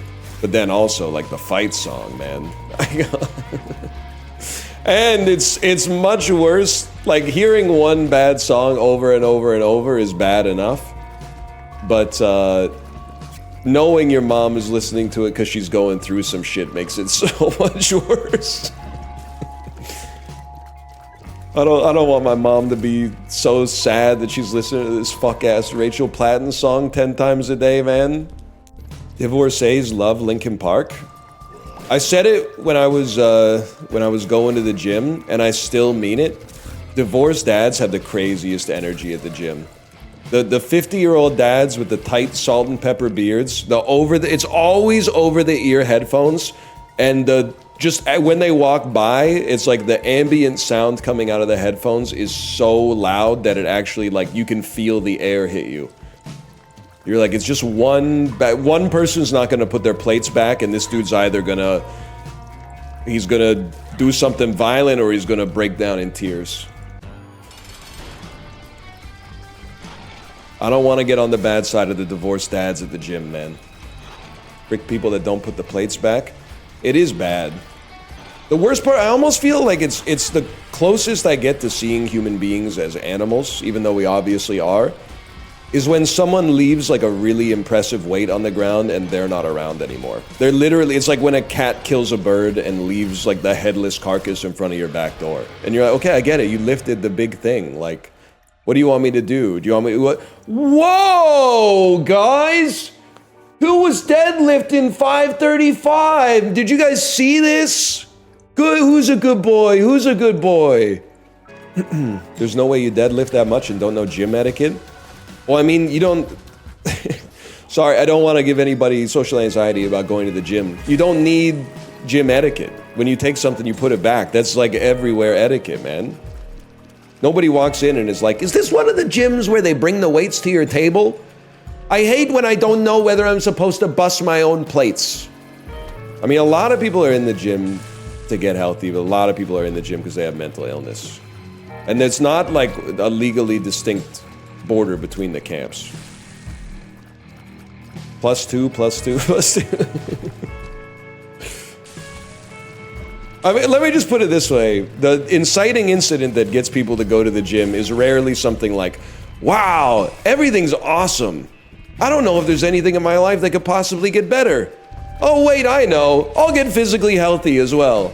Like mostly there's something fucked up happened, like you had a breakup or a heart attack, or like you saw yourself in a mirror when you weren't sucking in your gut or something like that and you went, what?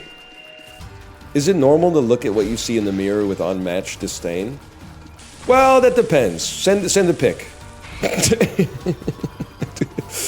No, it could be body dysmorphia.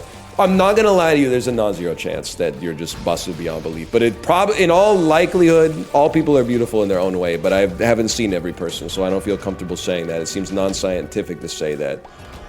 What about unmatched horniness? You're not a human being. Human beings have, it's like the same way you can't tickle yourself. You can't be sexually aroused by your own appearance. There was one dude who did that. His name was Narcissus, and they killed him. So be careful out there, okay? You reroll blue map. Librarian, we're talking about world-changing stuff here, okay? Sit down and educate yourself. Are you fucking me in the brain and ass? Alright, that's pretty funny. Were you the guy that cut me off at Space Chicken last weekend? I just gotten off a 10-hour shift. All I wanted was some chicken, but you had to cut me off while talking loudly on your phone. Then you had the audacity to rummage in your pockets for cash. You were $1 off and started pathetically begging for the cashier to let it slide. No, that wasn't me. I did drive by Space Chicken, though. I drove by Space Chicken en route to Galbi Korean barbecue restaurant in Burnaby, British Columbia, but I didn't stop. I didn't stop in. Holy, you're the asshole? I picked up the check, bro. What do you mean I'm the asshole? I was just going out for dinner. Can I play a greatest hit for you, by the way? We really have to do something about car horns. You got in my head, sorry. While I was in the middle of constructing the bit, I got in my own head because someone said I usually watch the edited YouTube clips. Now I'm watching on Twitch Live and it's awesome. And all I could think about was them being like, why does he pause so much? Why is there so much dead air? Why does he say the word wrong? Why does he stutter? Like, why are there 8 bad bits for every 1 bit that has a little bit of meat on it? I'm like, oh fuck, I got in my own head. I got imposter syndrome. Nah, it's chill. Thank you for saying that, first time chatter. Thank you for saying that. But can I tell you my #1 most hated car horn situation? Car stupidly makes they did something they shouldn't do. Typically tried to be the last car through on an intersection, but didn't realize that where they were going, it's full, so that now they're blocking like the intersection from traffic flowing. And now everybody that wanted to go is now honking at the person who got themselves stuck into traffic. Now, just wait with me here for a second. I'm not defending the person who made a mistake while driving. We all have to pretend it never happens, but it does happen, okay? What I'm annoyed with is we all see the situation, bro.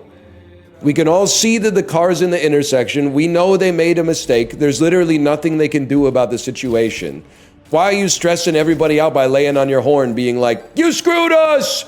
You screwed us! Like now, like I'm not even in that lane because I saw that shit coming downstream like 15 minutes ago. And now I'm getting stressed out because I'm trying to sing in the car, but the honks are interrupting my fucking pitch, man. The honk, it's reserved for when a car is changing lanes, but they're also watching something on their phone so they don't realize they're about to hit you. So you go, wait, you hit them with a quick blast and they go, oh, fuck!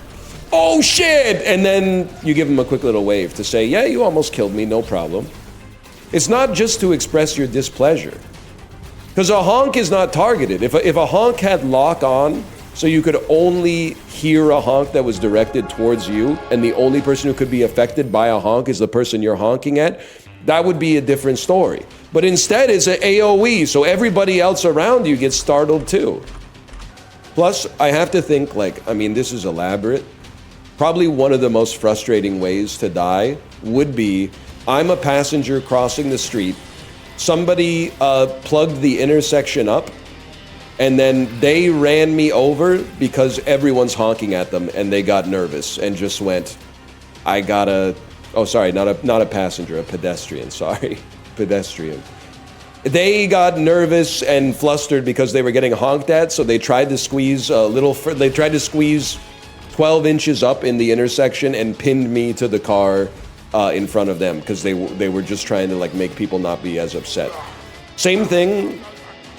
I mean, #1 way I don't want to die is mob mentality. Like the mob goes crazy and, you know, they like rip me limb from limb or something like that. But then the other one is I'm walking across the road and it's my light, but a car turning right runs me over because a car 7 cars behind them is like, why are we stopped? The light's green. And then the person that's up in the front is like very suggestible and they're like, I'm getting honked at, I guess I could go. Oh, I'm dead. But that's why, little pro tip for you, don't signal which direction you're going until the light changes. I know we've been through this before and people said you should die for this, but no, I'm telling you. You want to turn right, it's a red light. Pretend like you're gonna go straight so the cars behind you don't honk at you.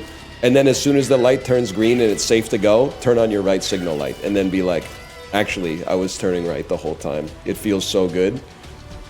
Otherwise, if you don't turn right on a red light, people behind you go fucking apeshit. Go! The light is red! The light is red! If you're turning right and the light's red, red means go! It's kind of sick, honestly. Sick tech.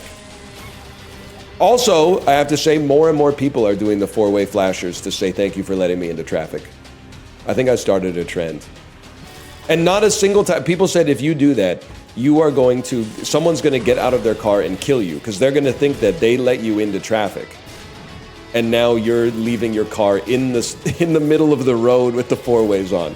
Which has happened. I've been a victim of that before, but it's not a single time has anyone killed me for doing this. Probably because I hit the 4-ways and then I go, skirt, and I drive at the legally posted speed limit to my destination.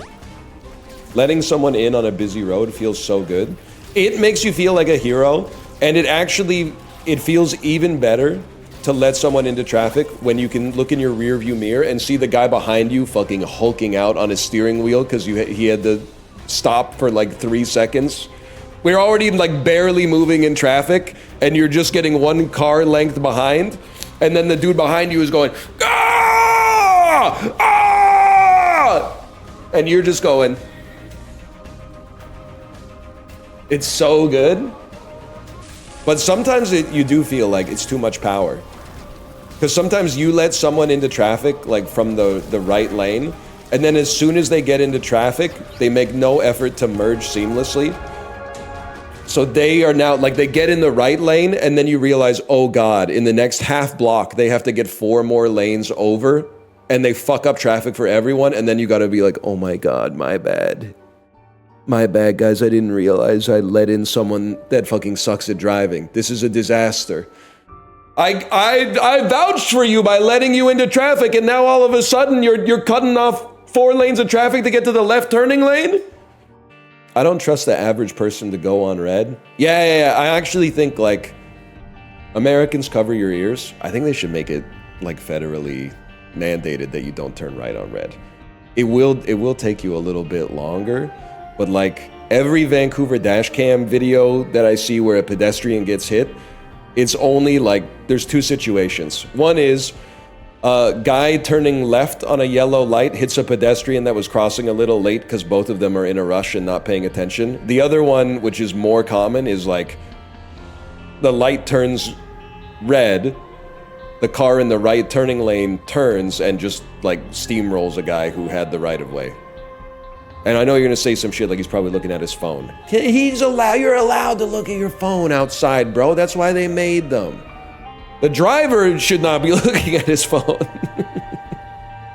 The driver should not be looking at his phone. Even Siberia goes through the motions. So true. Track 3 off of Close to the Edge. Also known as the final track. Wow, that must be an EP. Joke's on you, motherfucker. That's an LP because it's by Yes. It's 3 songs and the thing is 42 minutes long.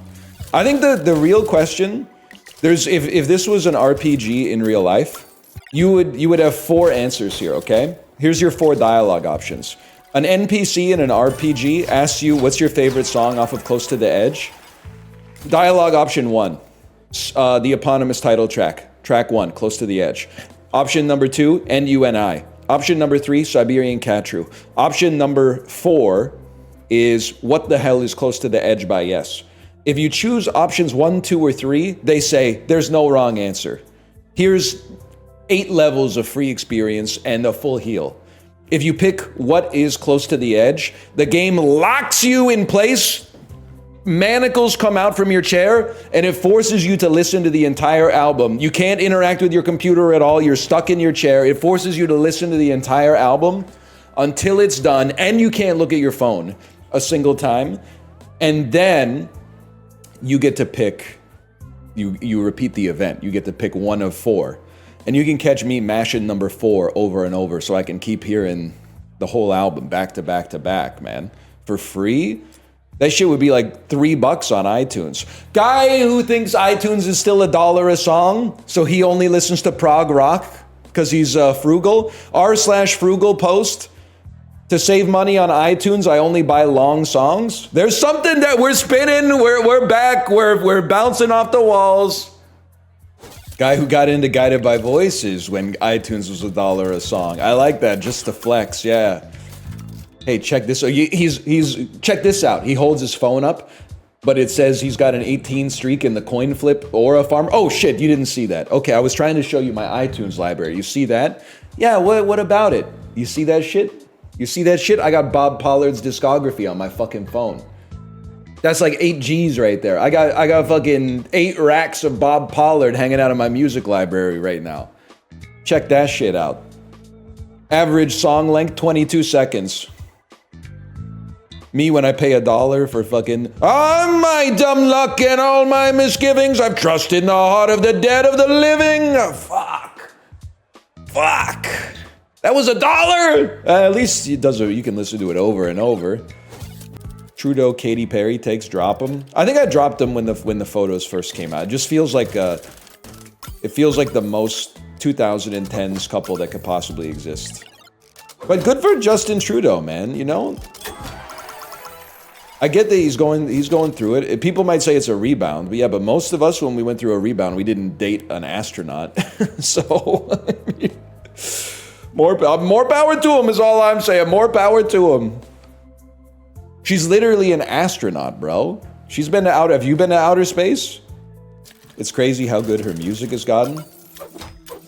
Yeah, it's because a lot of pop stars, they tend to fall off as they get older, but she bucked the trend. I'm banned from my local Target for stealing Magic the Gathering cards. I believe in rehabilitation. That's the first thing I'm gonna say. But I do want Girl the Boycott is really funny. But that's really good.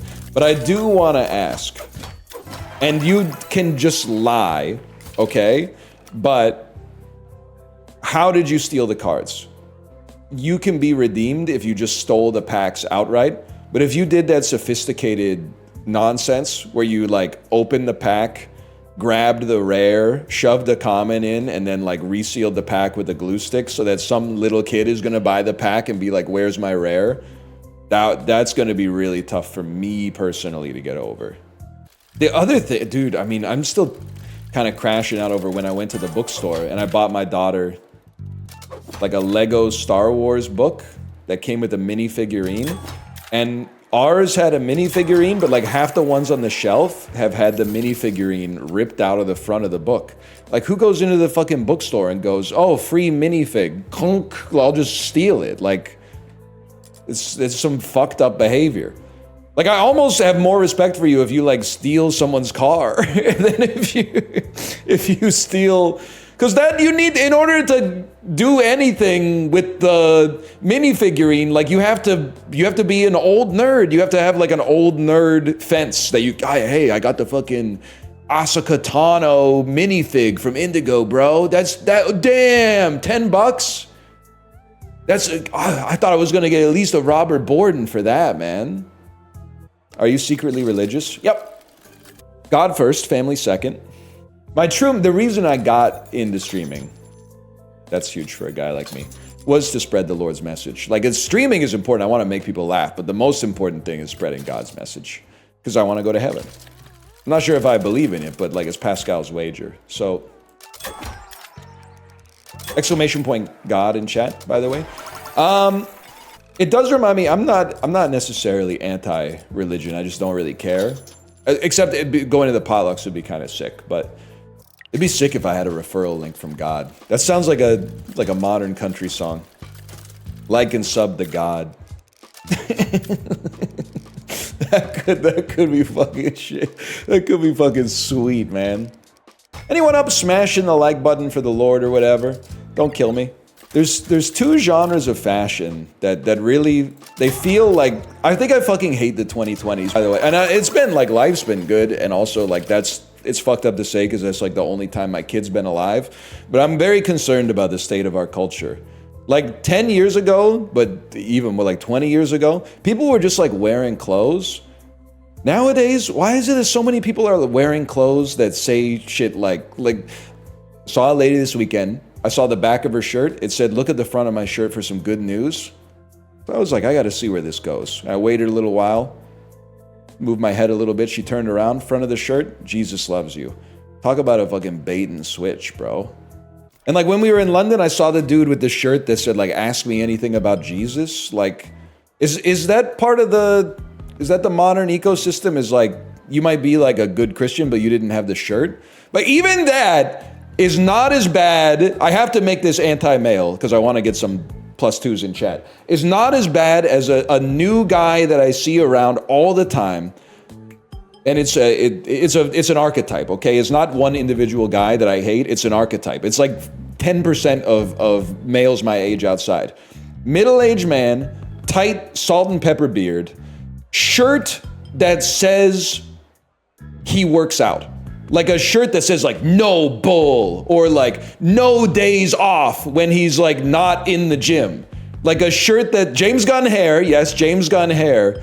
The shirts that say like I work out. Like motivational self-help shirts. Like the podcast is bad enough, man. But then like now all the podcasts have shirts that say you work out, but I look at you and you just like look like a guy. You're describing my stepdad. I don't know him. He might be a good guy. I'm just saying I'm sick of the shirts. Like I don't know. I thought people. I mean, maybe I'm being the asshole here, but I feel like I thought you'd wear a shirt and be like, this is appropriate for the weather today. Plus, I think it looks nice. But nowadays, every shirt has to double as like a Facebook status for people my age. Like, is that millennials are so social media coded that even your shirt has to be a status update? I'm starting to sound like 70 years old, but at least I'm complaining about my own generation and not like 14-year-old kids or something.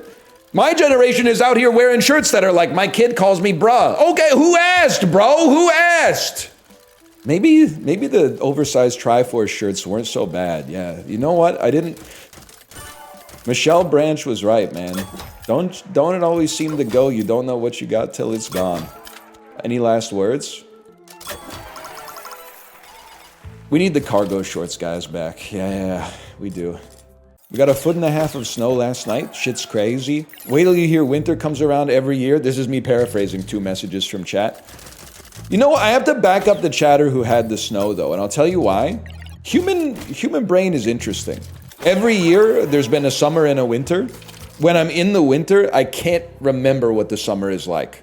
I can only remember what summer is. I remember that the weather is hotter, the days are longer, but I can't imagine my whole environment being different. I can't imagine the trees having leaves, the sun being out, people walking around in shorts and stuff like that. And now, like the winter is approaching, we can't imagine what summer's like. When you're in summer, you're like, summer's gonna last forever. Summer's literally gonna last forever. Remember, that was literally the last winter we're ever gonna have, bro. Then all of a sudden it starts raining I live in Vancouver, so that's what it's like here in the winter. It starts raining every day and you go, what the fuck? What the fuck is this? And you'd think like as you get older, maybe you get better at remembering the seasons. I don't remember at all, man.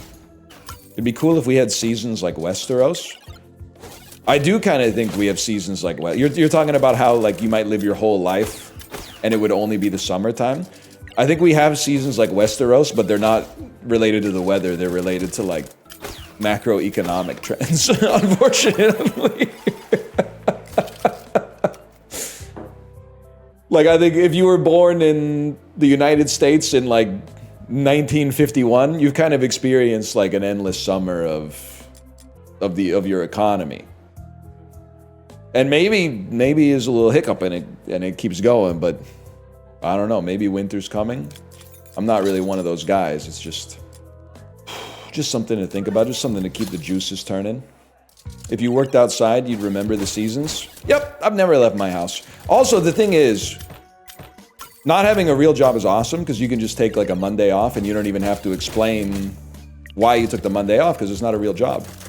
No reason for you to be pressed. What I'm doing here is not real work. You're the asshole? It's all just banter, lads. Just banter. Must be nice. It is nice. And then I went to the Discord to see what people are talking about. And even like long after the stream would have been over, there were people in there still LARPing, like if he's not here in 15 minutes, we could leave. And I kind of got like a little ticked off. And then I said, wait a minute, I'll just close the tab. I just clicked on the Peloton Discord instead and started talking about baseball. And I went, oh yeah, I could literally just do that instead of being mad. It was kind of sick. Why so many Habs fans are Vancouver? A lot of them, you know, Vancouver's got a lot of transplants. Nobody born in Vancouver still lives here. Everyone came from another part of Canada or another part of the world. And not everybody is as based as me. Not everybody has the principles of when I move to a new city, considering that it's my obligation to start a new lineage of fan of sports team from that city instead of carrying my latent sports fandom from when I was a kid. I'm a different type of beast that way. Yeah, also, Habs have been around since like, you know, 1871 or something like that. Vancouver's only been around for 55 years, so there's still people out there who, not as many as there used to be, but there's still people out there that were fans of hockey before the Canucks even existed. It's acceptable to consider previous fandom. Yes, I think it's okay, but I do think my personal, and it's not that serious, it's just sports, but my personal methodology, or what I think is the golden path for sports fandom if you move to a city. Let's say you move to rural Minnesota. Do you have an obligation to root for, well, Minnesota's a bad example because the team's based on the state, I suppose, but let's say you move to rural Missouri. Do you have an obligation to root for the St. Louis Blues? No, I don't think so. But you can root for whoever if you live in like 100 people in your town in Missouri. But if you live in the St. Louis area, you at least have to make that team, if you're planning to make your life there, you have to make that team at least your number 2, and your kids need to have it as their number 1, and then your number 1 as their number 2. If they're good, you have to give them the buff of growing, because it seems pick me. You can do whatever you want, and it's not that serious. It just seems a little pick me when you're like a kid in the Vancouver area and you're like, I root for the Bruins because my dad's a Bruins fan. That's pick me. I'm sorry. You can, and it might seem like oil and water. You can be Canucks 1, Bruins 2, but you can't just inherit it piecemeal. No man is an island. You read Defector, probably. You root for your guys, man. And who's more of your guys than the guys who are playing in your city? It's pick me to change to the team in the city you live in? No, it's not, bro. That's literally like a life synergy. Because then you go see, no matter who the local team is playing against, you're rooting for your fucking guys. Thank you for saying it's a survival skill. Oh, I'm a Leafs fan in Vancouver. What should I do? Well, you can pay $1,000 to go to fucking the Leafs Canucks game, or you can become a Canucks number 2 guy, and then you can see them play like the fucking Tampa Bay Lightning for $3. This is why I hate sports. No, you hate sports because you watched a lot of movies where like the jocks were bullies, but now the nerds are bullies, and you haven't revised your power rankings yet. The only people who are safe in this archetype are theater kids, but I hate to say it because they got their own problems. So just to clarify, because I don't know if I said it right, okay? If you grew up in, let's just say Ottawa. If you grew up in Ottawa, you moved to Vancouver, I think it's okay for you to be Sens first, Canucks second. If you want to swap them, that's fine as well. But I do think it's easier for your kids. I think it's easier for your kids to raise them as Canucks first and then Sens second. Why not let the kids pick? Well, because the kids are not good at, like, I don't let my kid make almost any decisions. If I let my kid make decisions, she would choose some shit that is like not good for her or me, to be honest with you. This isn't Yes Day, bro. This isn't a Netflix movie starring Jennifer Garner. Also, because kids they'll be mad when they get older. Have you ever read like Your Team Sucks on Defector? My dad let me choose what NFL team to root for when I was 10, and for some reason I picked the fuck-ass Raiders. Okay, well, like, that's not gonna be me. At least they're gonna root for the local team so they can turn on the TV and they're gonna know some of the players that are there, okay? It's just practical. I wouldn't expect you to understand. Cinnamon, get your thoughts on the game. I hate this team. I was born into this, and I'm not gonna ever. I'm always a Jets fan, but like, I hate this team. Why doesn't hockey have a funny team? They do. The Sharks. Who are not very good right now, but maybe, I mean, hey, Celebrini's gotten a hat trick. As a Blues fan, I nominate the Blues. When it's been almost 6 years since we won the Stanley Cup. Oh, no one has it as hard as a Blues fan. Oh, we made the playoffs for 26 years straight. And then we won the Stanley Cup, but now we're like only a bubble team. Oh, and we lost to the Canucks in the bubble playoffs. Oh, as defending Stanley Cup champions, and we're still crying about it. Oh, that's what you sound like in my head. Oh, no, it's chill. It's chill. Are you dripped up, you song? Am I dripped up? No, I'm literally Ichihime. Wait, hold on. Oh my gosh, before we start, we have to mention anyone who plays Mahjong Soul, can you guys do us creators a favor? When you log in, it's going to promote you to like a user survey. And then the survey doesn't take that long, maybe like 2 to 3 minutes. And in the very first option, you click on, I was first exposed this game to content creators, YouTubers, and live streamers like Twitch streamers. And then in like later questions, like 8 or 9 questions later, they ask which creator do you watch on YouTube or similar platform for Mahjong Soul. Can you put Lovely Momo and you_song? Thank you very much in advance. She's politician posting right now. Thank She's you. asking for your vote. What's your New Year's resolution, you song? Is it like go to Saint 1? Probably just like make more friends in real life. Is Oh, the answer. Okay.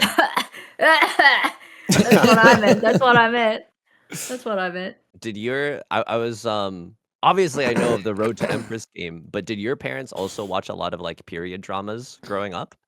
I Period don't know. dramas like Turning Red. No. Jesus Christ, Ryan. Oh, they want me dead. They want me to fucking die. Jesus. They want me killed. They want my head on a stick like Ashurbanipal. Yusong, did you see that the librarian of Laterno made a video about you dedicated to singing? I was very honored. I was very honored. At the start of all my my daily YouTube uploads, I do a little Ricci Mahjong song parody. And people say that it's a waste of time, but I don't think so. I think it's, nobody understood Picasso when Picasso first arrived on the scene. So I was really honored. Are you kidding me? That was huge. You get over it. Oh my god. Do you think your viewership increased thanks to the singing? I think so. I hope so. I wouldn't say that I have like a great singing voice. I don't think anyone was like, I don't think I'm seducing anyone with a siren song, but I hopefully the silliness can bring some people around. I think you seduced some people. Thank you. What? Wow, that's the first time I've heard that. First time. Excuse me? Yeah. I'm right here. Not me. Yeah, she's talking about Corey. Right here in front of my Ricci. Oh, you guys. Wow. Fuck, oh, thank God. Sumo means you drew it. Okay. Hey, I was like, is he waiting on this green dragon the whole fucking time again? And then I was like scared. Oh my God. But also, my wife and I saw your Ricci Mahjong compilation from across the bar. We love your vibe. We'd love to buy you a drink. Love your keys that. in the bowl. They don't like Real talk, is that like a swingers party reference? I think it's like key parties might have been a thing in like the 1970s. But now everybody who has never been to one, myself included, just has to say, "Oh yeah, it's real. It's real. It happens all the time." I got dragged into it while I was in high school. Holy shit! Really? You went to but like I didn't know. I thought so. Like at that time, my boyfriend and his mom was like, "Oh, it's a housewarming." Like they just moved. No, like they were like they just moved. It's like a housewarming party. And I'm like, oh, okay. Well, I'm like, why am I going to a housewarming party? But then she was like, she insisted, like, oh, you guys are not doing anything. You guys are just playing Xbox, you know. It's better to go touch some grass. And I'm like, okay, fine. We went there. And then as soon as we got to her friend's house, they're like, put the key in the bowl. And it was just like, the bowl was very full of keys. And I'm like, and then I was thinking, like, how are they gonna find which key is belong to us? You know?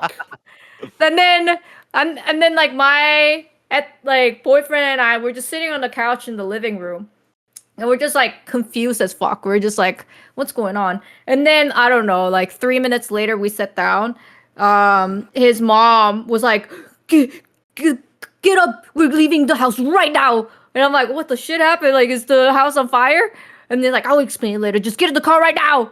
And then I was like, oh, okay. And then we went in, and then she says, the swingers party. And she was like, I'm sorry I dragged you into this. I'm like, what the heck does that mean? I had no idea what it was. I was only in high school. I don't know if that thing existed. Might be something wrong with your ex-boyfriend's mom. Like your ex-boyfriend's mom might have her social radar might not be that good. Yeah, I don't think it's all that. She brought two kids to a key party. Yeah, we were the only kids too, and we were very confused. And they were talking about how many bedrooms they have in the house, and I'm like, oh, they must be like showing off, you know, like they got 5 bedrooms in the house. That's fucked up, man. I will say, like, it could be, I don't know if they were, like, you know, first-gen immigrants or something, but, like, we've gotten, I mean, my mom so lovingly once at a restaurant was like, oh, hey, we lived in Long Island. You should get a Long Island iced tea. And, like, it's so fun. And I was, like, 13 at the time. And I was like, Mom, I'll get blitzed if I do that. So I can kind of see things getting out of hand. Oh, no, but they were 100% Canadian. They're oh, Caucasian. Damn. Okay. They got no excuse. Horny-ass Canadians, man. Classic. You guys have been frequent cruise enjoyers. Have you ever seen the upside down pineapples? No, I think it's What are those? so upside down pineapple indicates that they're on the cruise and looking for swingers. But I think hell, why are they call it upside down pineapple? Just call it what it is. well, it was probably better before the secret got out. Now everybody's probably like, don't put that shit on my door. It would be great to put it on someone's door as a prank, though. Oh, no! I don't on the Disney cruises. I don't think there's much of that vibe. A lot of people are there just to eat and see Mickey Mouse. I'm not gonna say it never happens, but I've never seen it. But I've only been on 9 of them. So I was telling, I forget, did I tell my chat this? We had not to circle back to the key party discussion. We were having a play date with our daughter's friends' parents like a month and a half ago. And at the end of the play date, you know, the kids never want to go. They're always like, I want to stay forever. So I went, she ran down into their basement, and then I went down there to grab her, and they had like a metallic poster that must have been like 3 feet by 4 feet of Kanye West writing in a notebook, and the Chicago skyline is like right behind him. Yeah, like a displate kind of. And then the dad came down like right after me and was like, I swear we got this like 12 years ago. We saw it and we were like, that might be cool. And then like people always ask about it and I always got to tell them like it was a long time ago. And I was like, nah, I get it. We were different people. It was a long time ago. I get it. I played a lot of The Binding of Isaac. I get it. Why do they not take it down? I think it's like screwed into the concrete or something. It's like, I mean, you always got stuff to do. Yeah, nothing you can do about that. You need some kind of pneumatic drill or something. Look, we have the illusion of being family friendly until Kate wins around, and then the character flashes across the screen. What's wrong with my character? She's all covered up. it's a She's lot. Halloween. It's for the Halloween costume. You were talking about Halloween costume. Have you seen what ladies wear on Halloween?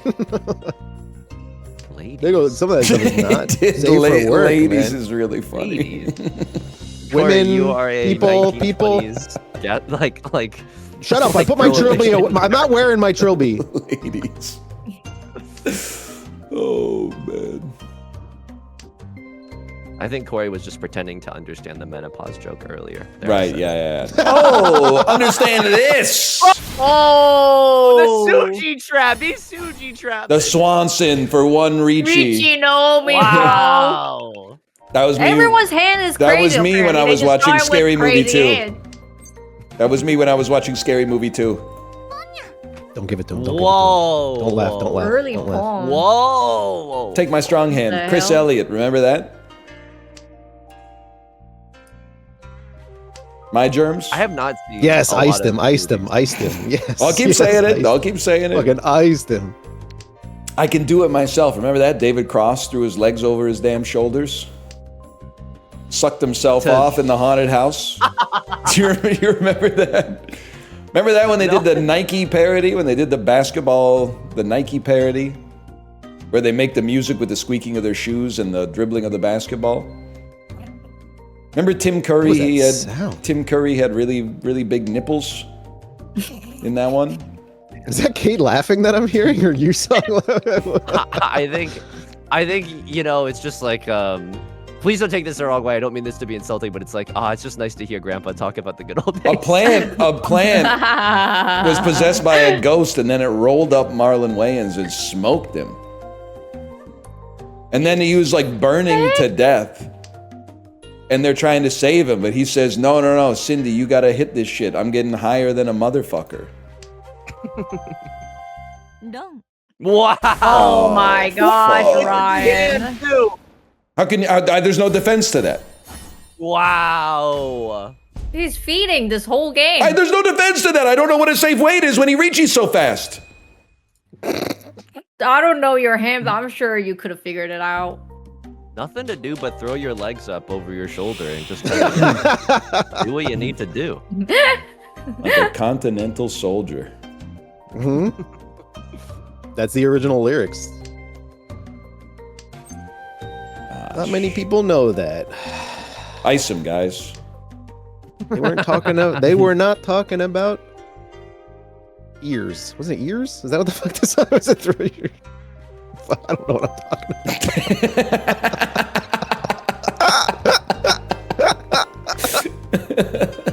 Did I smoke before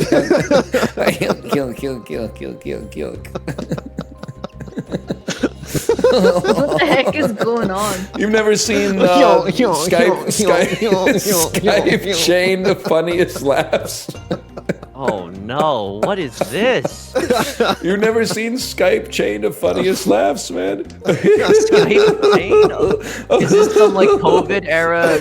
No, it's way older. It's from like 2005 or something. Oh Christ. Hey, That to anyone great. who's updating my Wikipedia, I wasn't even born then. I wasn't even alive. What? In 05? No, I'm lying. I'm lying. Yeah. Oh, he's such a liar. 05 was a movie, man.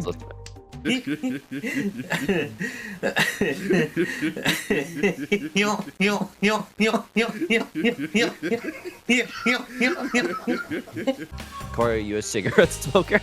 Corey likes to smoke cigarettes. I did, and this is like bad, but in college I did a semester of studying abroad, and when in Paris, you gotta let yourself be a little angsty, and have a cigarette. Voulez-vous fumer avec moi ce soir? Oui, as it were. I think that's exactly what they say in that song. Yep. You got it.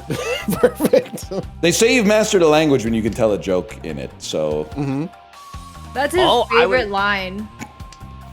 Wait, You say that. I do say it for about once a French week. and Chinese and Korean. Okay, I can't make a joke in Chinese. You don't be saying shay shay. Yeah, but I gotta wait for that to make a punchline. I did. I was in that study abroad semester. I went out with some like French young people, and I understood a joke, which is Which is just like, you know, one person was like, I don't want to eat fast food, and then another person say, tu peux le manger lentement, which means like you could eat it slowly. And I was like, ha ha ha, I'm living. Like, oh my god, this is what it's like. I'm having such a great college experience. Oh yeah, Kate, I wanted to ask, like, just because I've learned some Korean just from watching like Running Man and stuff. I know like Running Man with Arnold Schwarzenegger? He's literally Running Austrian. Man with Sock, man. I didn't understand what Yusak said because you guys were loud. I'm sorry. Sorry, I just know like a few Korean words like egi, nomu yepo, chemiso. What would you learn like the creep sentence? What? I'm a creep in Korean? Go around in Korea calling people baby, oh you baby. Jemisa is not creepy unless you're like Jemisa saying is it. funny. It's like saying it while you're getting a massage or something like that. What does that mean? It's not like chemo. It's like I like it. Oh, okay. Chowa But the is first, chowa? the first sentence that you saw was like, "Hey baby, you're cute." It's no, but like not baby, like hey, like flirting. It was like no, like a real baby, like a small child. That's what they. What else? What else? Korean? That's kind of It's not just in Korean. That's all. I know, You like- just know like baby, you're cute. I know like obso, like I know like kogi, Hwajang like just Shil. like yeah. Shilahamnida, Burger King, Orieo, Juseo. Stuff like that. Was it, excuse me, where's the Burger King? Is Yes. that what he said? Oh wow! Yeah. Whoa, Corey, I didn't know you spoke Korean. I know. I learned when I visited there. I learned Shilehamnida. Shilahamnida, and then you just start speaking English because you realize you don't know any more Korean. Pretty much. Yeah. It is kind of sick.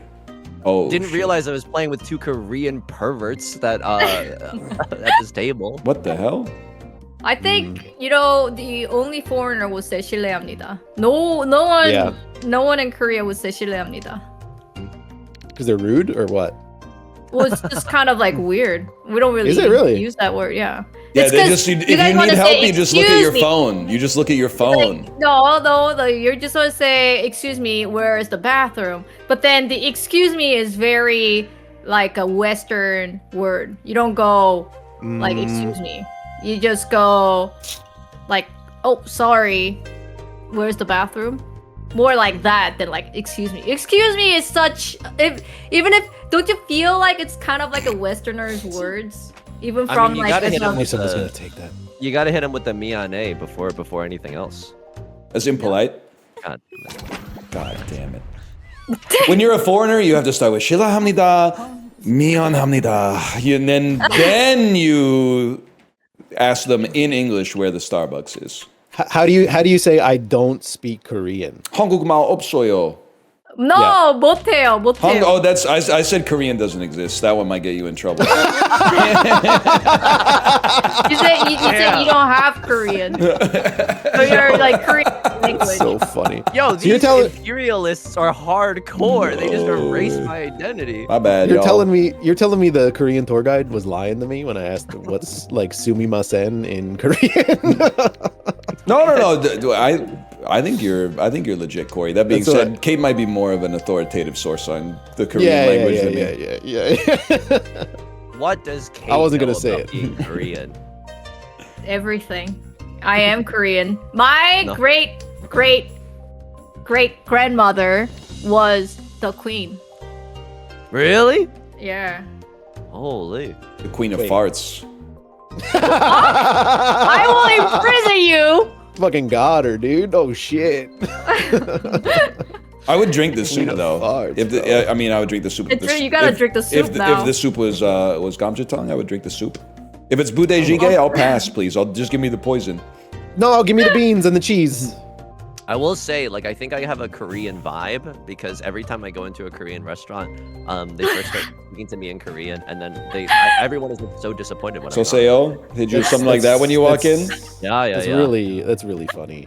That is the funniest thing that Yusung ever said. Wait, what? You got the Korean vibe? Dude, I think I do. That's something so about funny. me is it's giving Korea. No offense, but I don't think so. I don't really agree with that one. Okay, I mean, hey, I'll take it. I'm the type of beast to touch my elbow when I take the receipt from the cashier at H Mart. Yeah. Touch my elbow. I'm not, what is this? You wouldn't. It's a Korean thing, Corey. You wouldn't get it. Well, you could It explain. is a Korean thing. I forget what it's called, but it's Right? like, you know, instead dude. of receiving something from someone, you don't use one hand. You use like one hand, but then it's like supported by the other hand, just to show like honor, like, oh, I am honored to receive this from you. And Ryan should not use that to the cashier. But when I first met Ryan, he used it and I laughed. And I said, what the fuck are you doing, bro? I'm the type of beast who ain't afraid to say "kamsamnida" to the Chinese cashier at H Mart.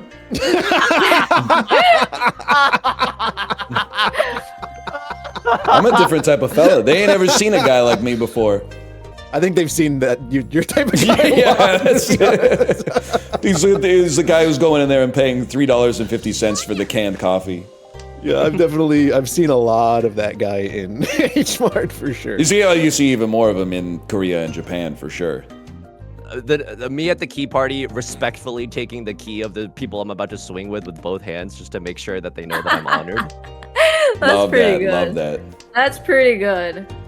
Ryan, can I try to like explain mahjong? Because I'm getting a lot of questions about like mahjong in chat. Can I try to explain mahjong in terms that your community might understand? Oh yes, please. Oh no.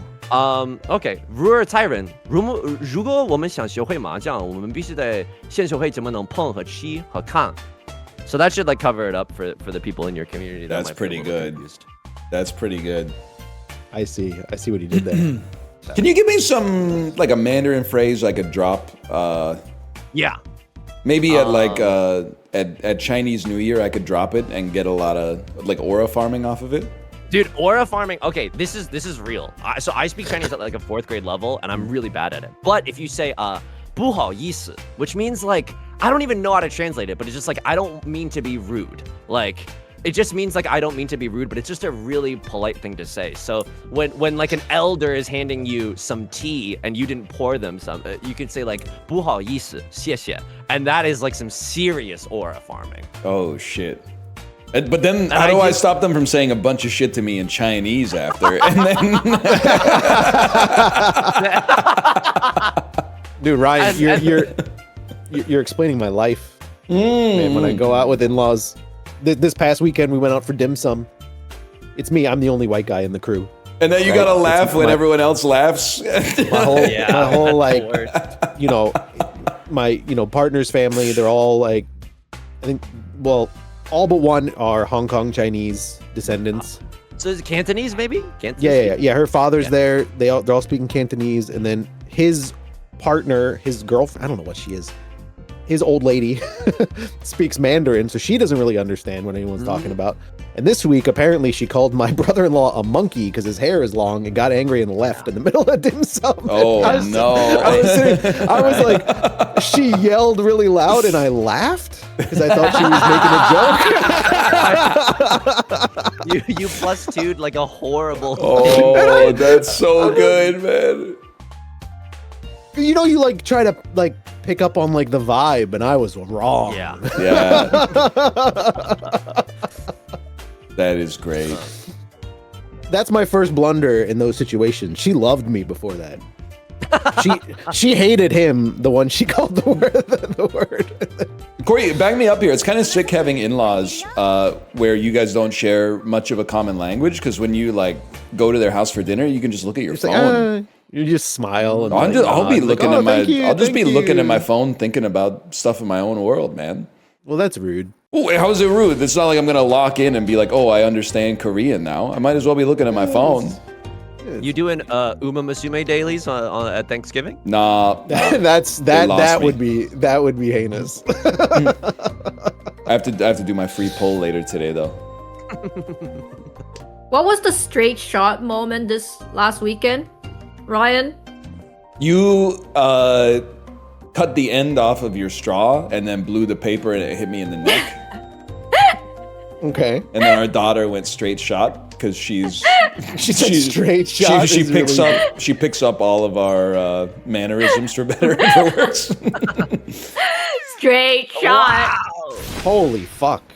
Also, get a room. I don't want to hear about your flirting. So true. What is happening? So true. And then she reloaded it. I gave her the wrapper back, and she did it again, and it hit me in the lip.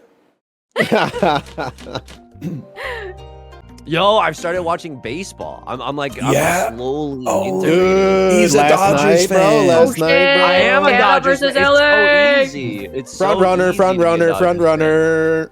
I had to. I don't pay for cable sports, so I had to jump around between like random TikTok lives. Oh my god! Oh no! Just watching an 18th inning game on Dude, on TikTok live. I was like, I was watching some dude, and then his stream got shut down, and then I found a guy who was broadcasting from like Mexico, so it was all in Spanish. And I'm like, well, I don't really need to that's like fucking funny, man. follow, and then his got shut down, and I found a Korean broadcast. Holy cow! I was watching in Korean. Wow. Oh. Well, he didn't. Whoa. Okay. Now it's time for big. What the hell? My impish bat music. Suji? This message is just too good not to read. Send it. A group of herpes-ridden monkeys are on the loose in Jasper County, Mississippi, after the trailer they were being transported in crashed. Wait, is this real? I'm like a real thing. It's not the first person that's written it, so. Oh my god! I think it's real. Oh. They were like lab animals, and then they crashed the truck and they escaped. It's Jasper County. No. It's all crazy, dude. Terrible. That woman's gonna make a awesome video. Oh no. Oh man. Soldier Boy. Nah, he cranks that. Sorry, that's my bad. It's my time. Drop It's my that soldier time to boy. shine. Drop that soldier boy. What Did you ever do that really vulnerable thing where you look up where you ever search like how to do this soldier boy? You ever do something that vulnerable? No. Oh no, your son is Yeah, me outing neither. himself now. Well, I think if you're I wanted to fit in with everyone else who was cranking that, you know. And I didn't You know how. what's really funny though is like Yeah. the vibe would have been hilarious if you did that before like going to a high school dance, and then you were the only person do. Everybody else is just kind of like moving to the music, and you knew all the moves. In your head it would be like, wow, this is so cool, but then like in real life it would be like a Napoleon Dynamite moment.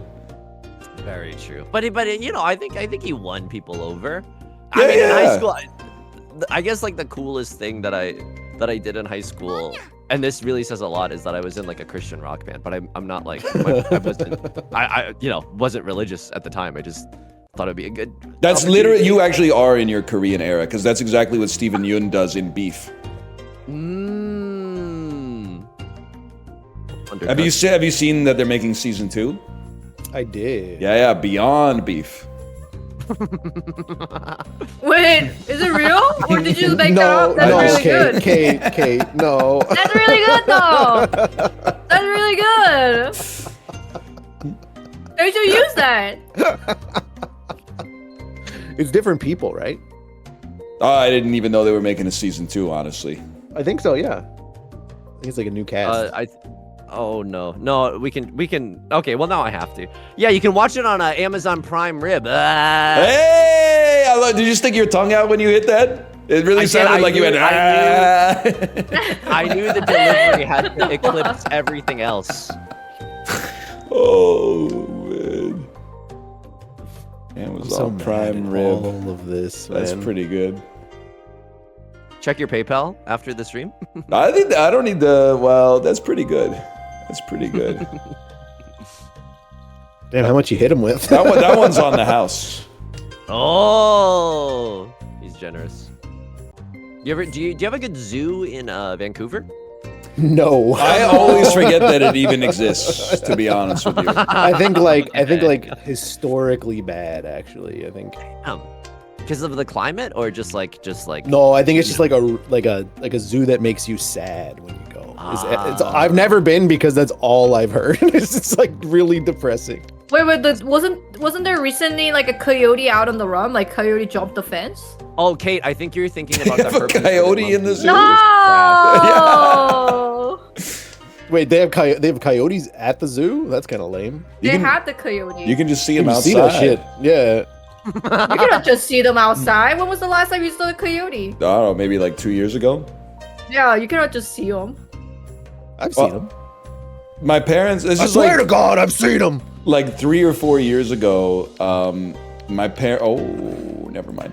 My parents visited us, and they brought a bunch of like home movies of me on a USB stick. So we were just running through them, and they were like, "Oh, this is the one where we like took you to the zoo," and then the video of the zoo. It was like me it was in the middle of summer, and it was me standing in front of this tiny, tiny cage. Where there was oh my God, the skinniest, Holy cow! The skinniest polar bear I've ever seen in my entire life was just pacing back and forth in the cage, and I'm like 3 years old, and they're going like, Ryan, look, it's a polar bear, and the polar bear is going like, ah, ah. I just got no, Did I do that? I'm the polar bear. Grandma's cigarette house? Just a funny expression. Anyone else's grandma pretend to quit smoking and then the house always smelled like cigarettes anyway, or is that just my grandma? That's just grandma smell? No, it was cigarettes. It was, which is like in the whole scheme of things, I was gonna say it's not that bad, but it is pretty bad, I guess. But she and my grandpa committed to quitting smoking in like the early 1990s, and then my grandpa did it, and then I think my grandma just sort of like pretended out of solidarity. I think she did it, she lied, but with like good intentions. She was kind of like girl bossing. My grandpa quit smoking in 1963 and still had to tell the doctor until 2020 that he used to smoke. Yeah, well, here's the thing. You're going, that's crazy. But what it really just means is that the damage you do to your body when you're young, kind of like your body keeps score. sorry to say. So don't get me wrong, it's better to have quit, and you can't change the past or quarantine it. But either way, you know, it's better to have not started it at all. But that's water under the fridge at this point. Smoking looks cool in old European movies, though. I don't know. I sell the narrative that oh, I gotta push the buttons. I sell the narrative that smoking looks cool. I think it looks goofy. Now I will say, smoking looks cooler than vaping because whenever I see someone vaping, like smoking, they're feeding an addiction. Let's start with the obvious. But it doesn't look like it's desperate. It looks like they're just casually like, yeah, I'm raising my chances for lung cancer and heart disease and stroke. Everybody that's taking a vape hit, to me, looks like someone that is like dying of thirst in the middle of the desert. They're always like, you know, after you finish like a long jog and you're thirstier than you've ever been? That's the vibe that every single vape hit I've ever seen in my entire life has for some reason. I don't know why. Also, cigarette smoke smells bad, which is cooler because it smells bad in like an industrial way. They smell like a factory, whereas vape smells bad in like I don't know, like a spiritual way, which is like the same people who are too old to wear Axe body spray have no problem smelling like sugar, alcohol, like synthetic fruit and desserts all day every day. But you know, I'm fighting a losing battle, I think, because I don't know. Nicotine is OP. It wins, man. It wins. I don't really like staying in bed. I'm a big 2 cups of coffee in the hotel room, Keurig, put them in the fridge overnight type of guy. How could you do that as a parent? It's pretty easy. You just like ignore your kid. You pay the price later, I'm sure, but in the short term, it's risk free. Depending on how old your kid is. My kid's at a point, I wouldn't say they can take care of themselves, but she is at a point where her safety is not at risk if she's got a little alone time, but still I'm needed to, like, you know, open a juice box or something like that, or get a glass of water, technical support. I don't know if other parents are out there thinking the same thing. Lately, I mean, I've loved my child since she was born. But if you'll allow me to be a little offensive, she hasn't been all that useful. She's been useful, you know, for like reorganizing the priorities in my life, you know, making me find out what's really important. And it's not necessarily 2 Isaac episodes a day. And she's been useful for getting me into like a new social circle because of going to school. So there's lots of like-minded adults that I've met as a result of that. But now she's becoming even more useful because kids have such an insane like raw memory that I've been using her as kind of like a notes app. Like I've always been the memory I gotta get this. I've always been the memory holder for our family. Like I gotta remember this person's name, where they're from, what their kid's name is, what's their job, etc., etc. But now I've started offloading some of that stuff to my kid, and her memory, like right now, I'm serving as like the backstop. I'm like the memory of last resort. I'm offloading some of the work to her, and she's doing a great job so far. Like sometimes she'll be like, play this song, and I'm like, who sang that again?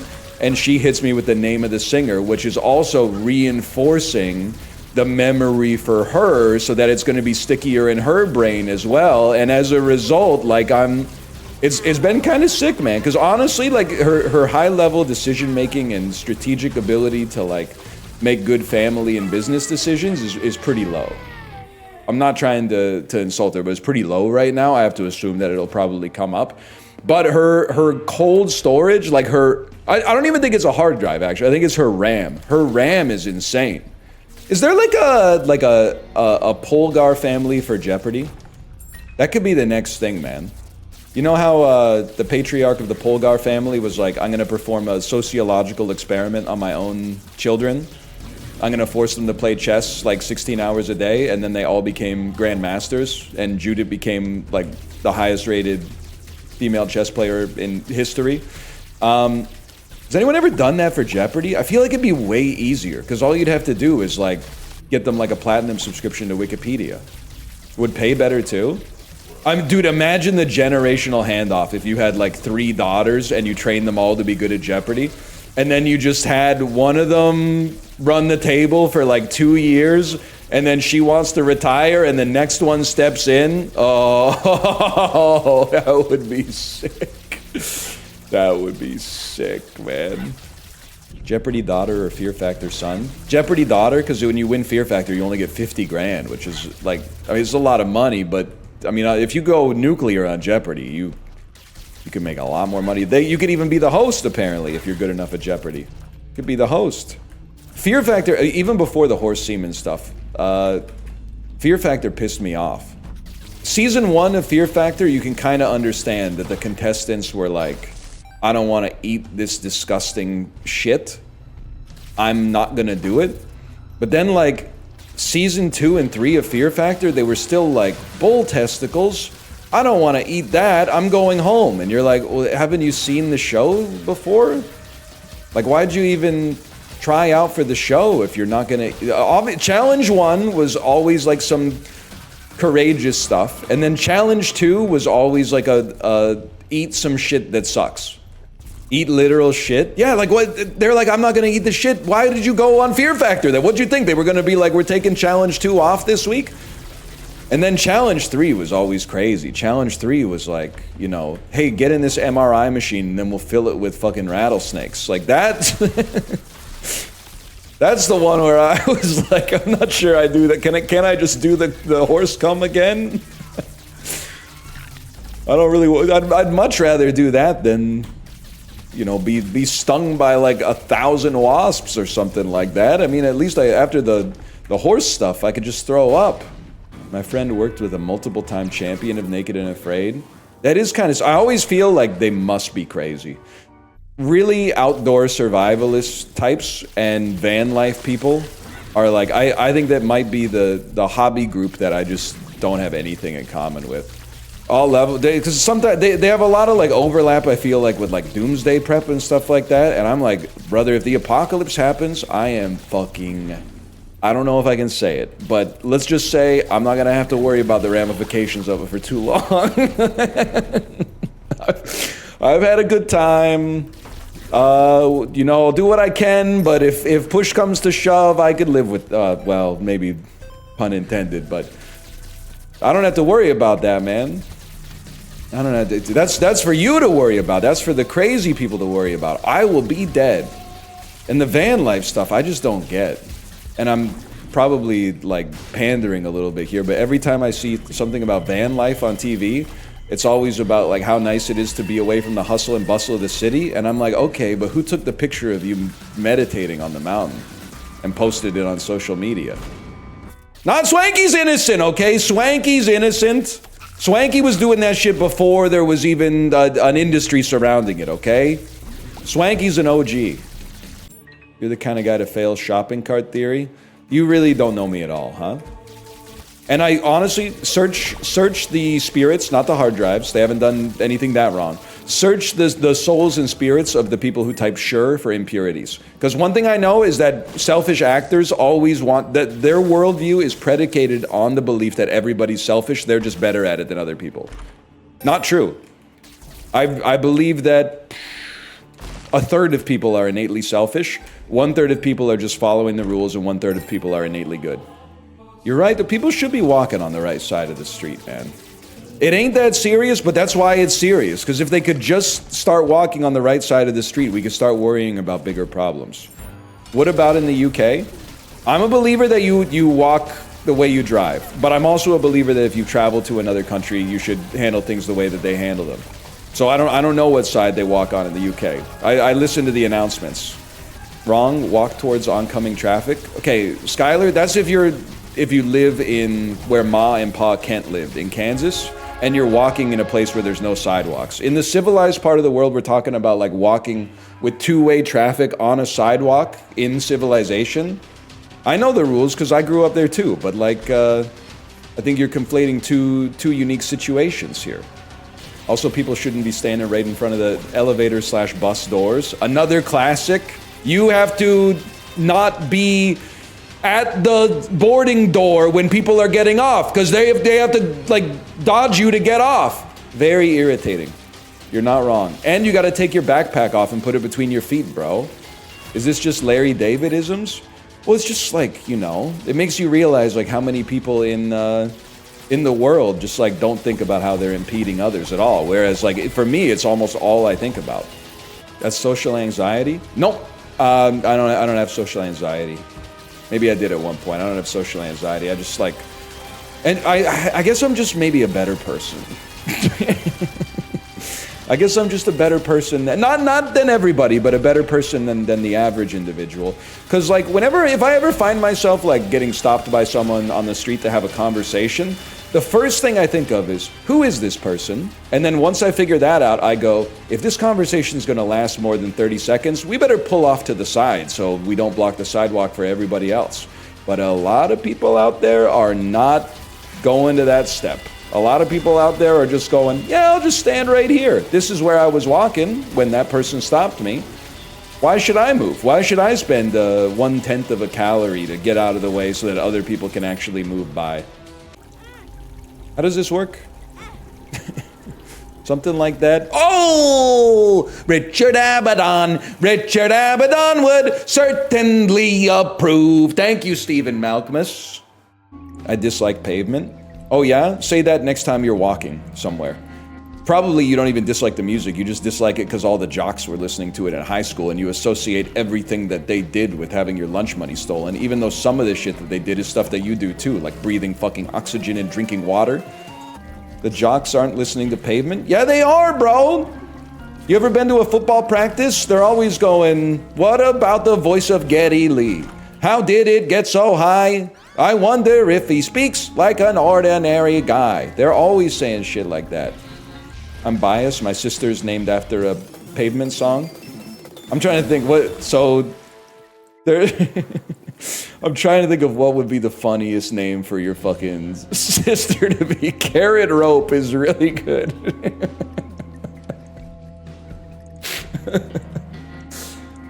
Mama's a Stephen Malkmus song!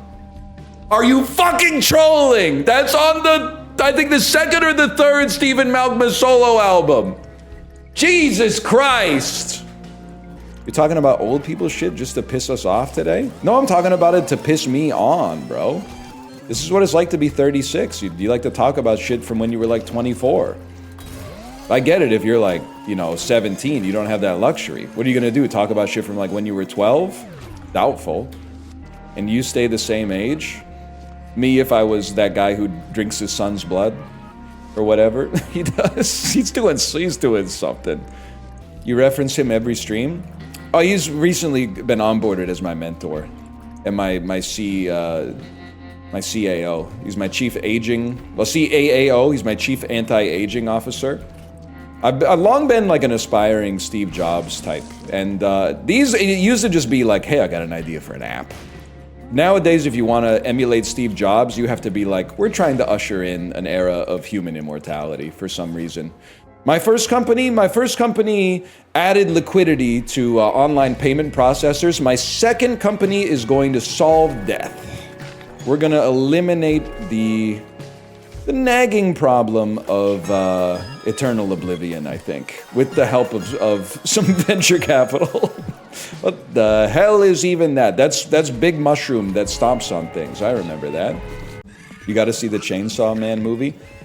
Rip to all the AMC Movie Pass holders who just go see whatever's new every week and had to see the Chainsaw Man movie knowing nothing about the fact that it's an anime. That's the Monday at 1 p.m. matinee for Chainsaw Man must have been a well of confusion, man. But yay, at least I got popcorn. LEEROY Movie! That's a new guy. It's LEEROY Movie. It's like Leroy Jenkins, but for movies. This one, Tron Ares got a 33.3% on Rotten Tomatoes. Repeating, of course. All right, chums, let's do this. LEEROY Movie. Did he just get a ticket for Tron Ares? Oh, you like everything now. You like that one, huh? That's what passes for humor for you. You like LEEROY Movie? I think I just might make an alt, a LEEROY Movie alt account. And he could roll like greed or need. Which one's good and which one's bad? Tron Ares, it's the best movie I've ever seen. It's like a 9 Inch Nails music video starring my favorite actor. And finally, after Past Lives, which we gave a roll for greed, Greta Lee has finally been in a good movie. We will be rolling for need on Tron Ares. Getting into movies, been watching a lot of Tom Cruise lately. What should I do? I just watched Edge of Tomorrow. Okay, Edge of Tomorrow, that's a good movie. Best Tom Cruise performances? I mean, listen, it's a little Zemeckis core, because it's made by Cameron Crowe. But Magnolia's the obvious one. You have to see Magnolia. Clear a couple days off your schedule to see Magnolia. You gotta see Jerry Maguire. Jerry Maguire is also peak Tom Cruise. And after you've established a baseline, like a base case for Tom Cruise, then you gotta follow that up with Collateral and be like, I didn't know he had this kind of range. Show him the movie! Yes! Let's do this, chums! LEEROY Movie! Could totally work, man. Could totally work. God. Nobody take LEEROY Movie, okay? It's growing on me. It's easy to laugh at. It's easy to laugh at. That's one of the things that's good about it. Does Canada have any real people? It's kind of like very offensive. It's kind of extremely offensive. It's kind of, which makes it very bad bait. Makes it horrible bait. Answer the question. Fuck, the deflection didn't work. They're on to us. LEEROY Movies. We gotta come up with a second part of this thing though. So you know how he normally says, "At least I have chicken," and by normally I mean that one time he said, "At least I have chicken." What could he say? What's a movie that sounds like chicken? At least I got kundun, something like that. At least I've got popcorn. Of course. I was trying to think of a movie, but at least I've got popcorn is so much better. When's K-Pax 2? Yes, when's Leroy movies? When's K-Pax 2? Kind of bush league to make the whole movie and not answer the question we were all watching the movie for. This is Leroy Movies review of K-Pax. We roll greed on K-Pax. Everybody wants to know if K-Pax is an alien and they don't tell you. No stars. No stars. You didn't watch the movie then? Okay, so bro's good at math. All of a sudden he has to be extraterrestrial in origin. You ever see Good Will Hunting? Bro's from Boston, man. It ain't that serious. Explain Leroy's rating scale? It's easy. There's 3 ratings. Roll for need is you've got to see this. Roll for greed is they were greedy for making this. Don't go see it. And then no stars is this movie's really bad. And I'm thinking that probably the Leroy Movies character, every good movie is gonna get no stars. And every bad movie is gonna get a roll for need. I guess I didn't kill everything in this room. Things Colin Firth did not say in Kingsman. Kingsman 1, that's a roll for, actually no, that's no stars. No stars! Everybody's got a funny accent. Leroy Movies can't understand what they're saying. Kingsman 2, The Golden Circle, roll for need. You need to go see this. It's the first sequel that's better than the original. We need this bit gone. You don't like Leroy Movies? Leroy Jenkins who watches movies? Hey NL, is it bad that I still think about the fact that 4 years ago you said you hated I'm Thinking of Ending Things because it was pretentious, but you said you really liked the Darjeeling Limited? Yeah, it's really bad. The reason it's really bad is you're half right. I do not like I'm Thinking of Ending Things, and I think Charlie Kaufman needs the tempering influence of a director like Spike Jonze in order to pare down his irritable neuroticism and make it more palatable for an audience such as myself. But if you spent 4 years thinking about this, you fucked up, buddy, because I do not like the Darjeeling Limited. I would never have said that I really like the Darjeeling Limited. I saw it in theaters at the screening room in Kingston, Ontario the weekend it came out, and I said, this isn't very good. You've been fighting a battle in a war that doesn't even exist. That's what really sucks about it. What makes it not good? Well, I don't know. I saw it 20 years ago. I saw it 20 years ago on a date that wasn't a date with my crush who didn't know I had a crush on her. So I was kind of, to be fair, it's probably not the best time to be reviewing a movie. I was a little distracted, wondering if this was going to be the day where I confessed in a not weird way that actually, like, I'm in love with you and have been for a long time. So it's probably, that's not Leroy Movies. That's a real guy. That's me. So maybe it's worth a rewatch at this point. Could be worth a rewatch. Squeeze me? That's Leroy Human. That's so true. Anyone else long on Bear Stearns? Dude, a Time Machine to 2006 would be crazy. It's kind of insane that if they did Hot Tub Time Machine now, and they went back the same number of years that they went back in the movie, they'd literally be in 2016. That's fucked up, dude. Rob Corddry, what are you doing, man? Hot Tub Time Machine is great. It's kind of a tearjerker at the end, man. When what is Rob Corddry's? I literally cried when I saw it in the theater. He goes back in time and invents Google, man, to save his life, to stop him from his addiction to drunk driving. It's a tearjerker, bro. You know I'm a dreamer, and my heart is cold. I gotta run away high, and then I never come home, yeah. He calls Google Lugal too. They don't make fucking comedies like that anymore. Well, they did make a Hot Tub Time Machine 2, and I never saw it. Because at that point, it seems like it was just stretching the bounds of good sense. They don't make movies like Hot Tub Time Machine 1 anymore, man. So true. They have to make it woke now. Lukewarm, non-denominational time travel device 1. probably like John Cusack. They'd have to be like Joan Cusack or something like that. It would be all fucked up. It wouldn't even make any sense. Instead of Crispin Glover, it would be like Chris Pratt and Danny Glover or something. I don't know. Kind of works. Trying to find a way to make it work. Josh Gad would be in there. So Josh Gad might be in the first one now that I think about it, but he'd be in there somewhere probably. He's everywhere these days, Josh Gad. Okay, Leroy Clinton is kind of good, man. Leroy Clinton is kind of sick. You have a 32.3% chance of winning the election. Repeating, of course. Actually, that is not what Nate Silver said, and I will never forgive him. Did he just launch his electoral? Okay, maybe it doesn't work at all. Never mind. These gas prices are pretty funny. Yeah. If you have to laugh so you don't cry or whatever they say. Gas prices actually been okay lately.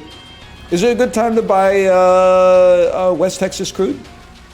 I'm looking to offload a lot of my West Texas crude. I picked up a million barrels in March 2020 when it was negative $100 a barrel.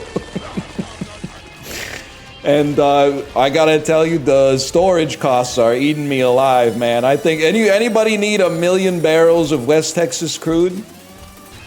Put some in the freezer? I'd love to, but we got a Costco order yesterday. Holy, man.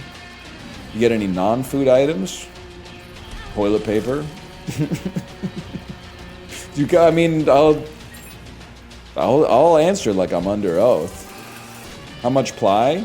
Was one level up from Kirkland Signature, but one level below Charmin. So it's like, I think it's 2 ply. The Charmin, okay, the Kirkland Signature is sandpaper. Like it's the type of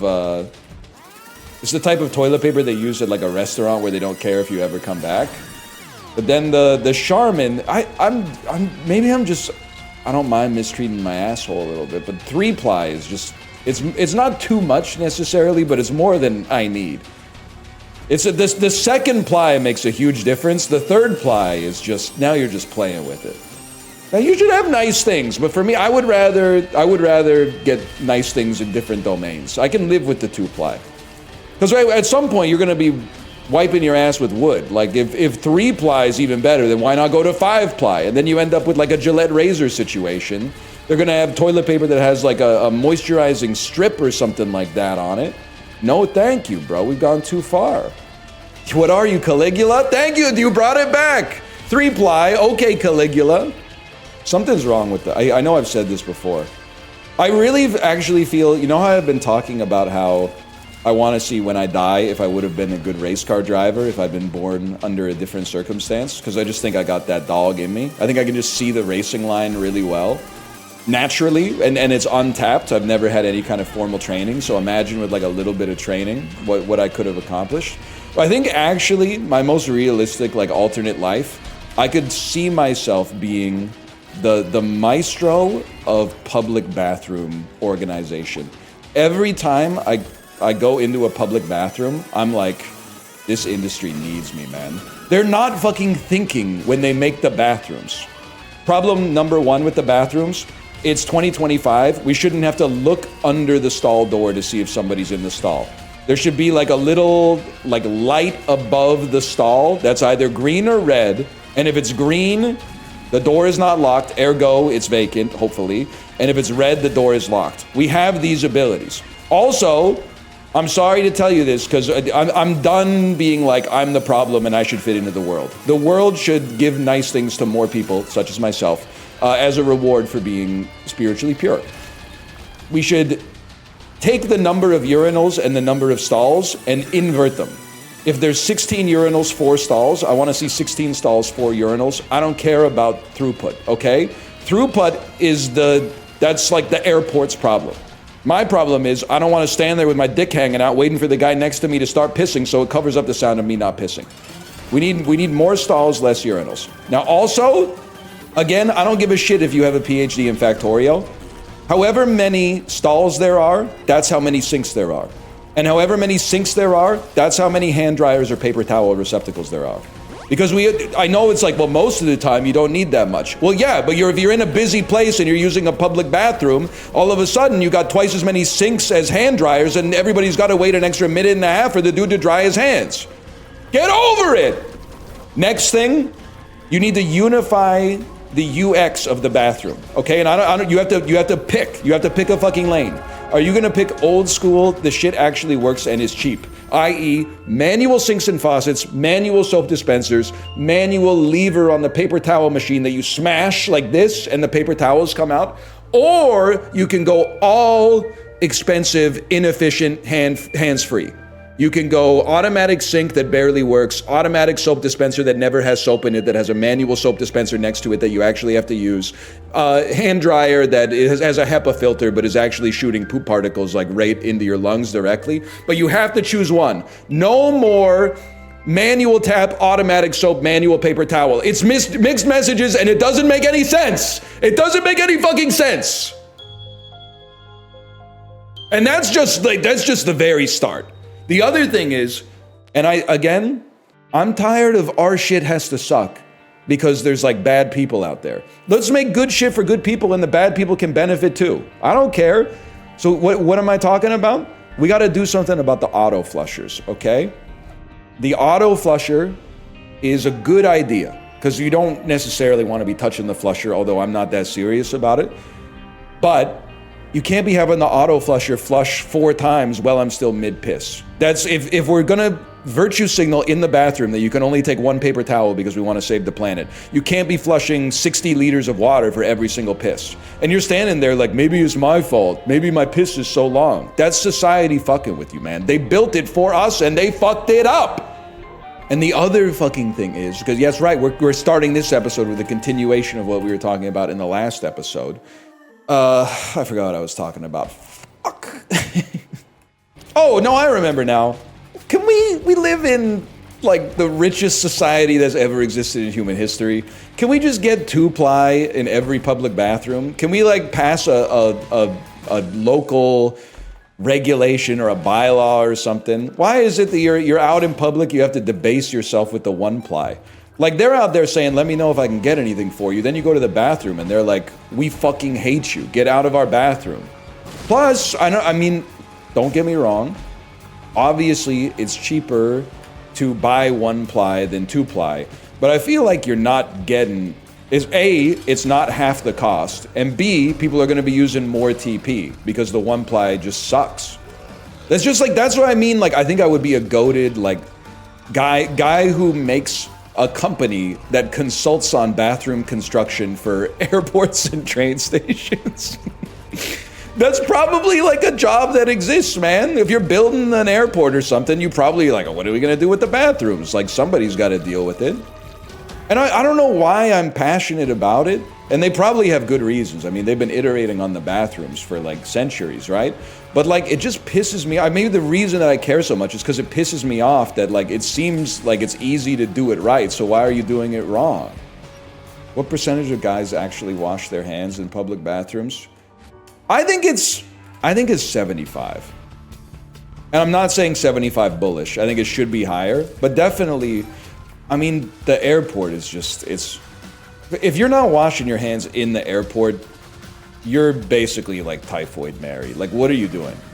Whatever you do in the privacy of your own home, I don't mind that much, but like in the airport to not be washing your hands with soap and water for at least 20 seconds is fucking insane.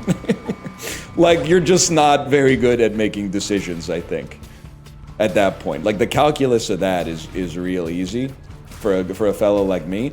Another thing that is crazy at the airport bathroom, how many guys are drinking the water straight out of the fucking tap in the airport bathroom, man? Like, as far as I know, the water's treated, but like they got water fountains and stuff outside. People are like going to the tap and then like cupping their hands and drinking it like it's like they're drinking out of a stream or something like that. It's crazy. This isn't real? I swear it to you.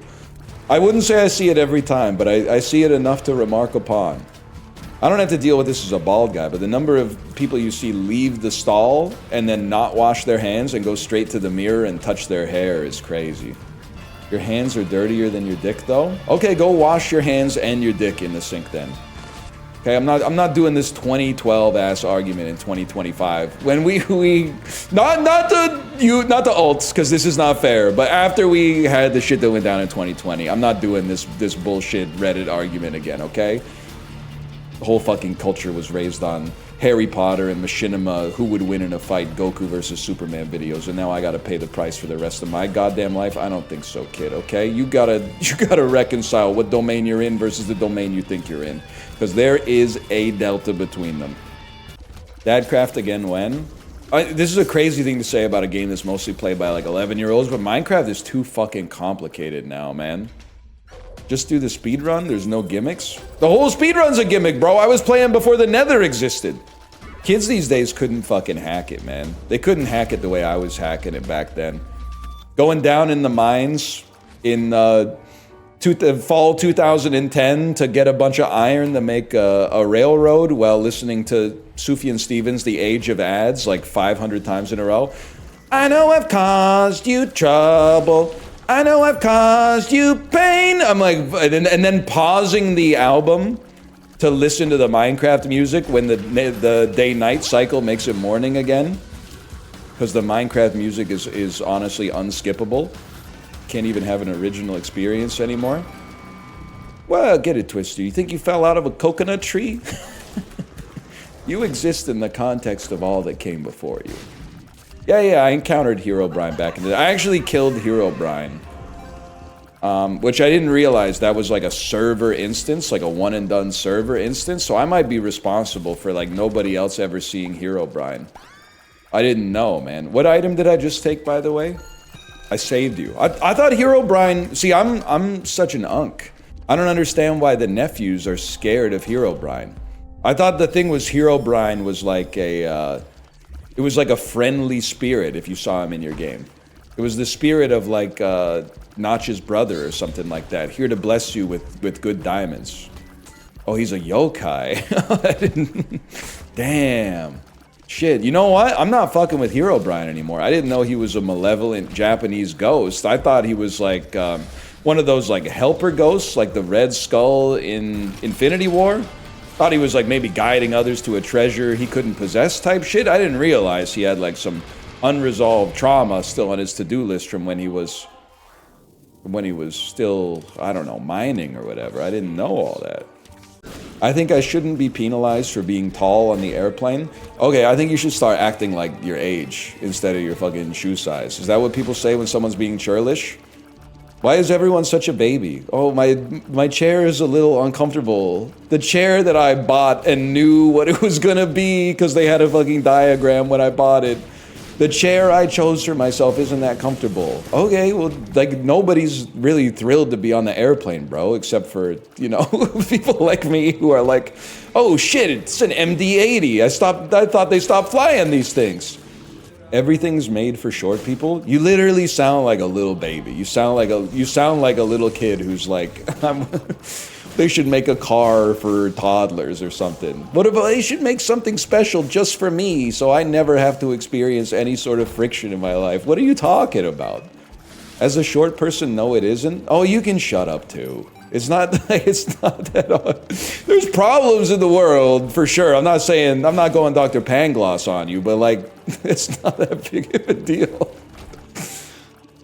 You're punching up and down on the bell curve? I mean, you can complain. A lot of people will say something like nobody wants to hear you complain. Not true. People pay lots of money to watch stand-up comedy with the price of Netflix these days, am I right? But you have to at least try to be funny or reinforce someone's pre-existing political beliefs if you're complaining. You can't just complain as like a person, especially a man in your 20s or 30s. You can't be like an adult man and be like, my seat's uncomfortable. You have to put some spin on it, bro. You can't, because if you're throwing that one, I'm hitting it out of the park every single time, is all I'm gonna say. I'm hitting it out of the park every single time.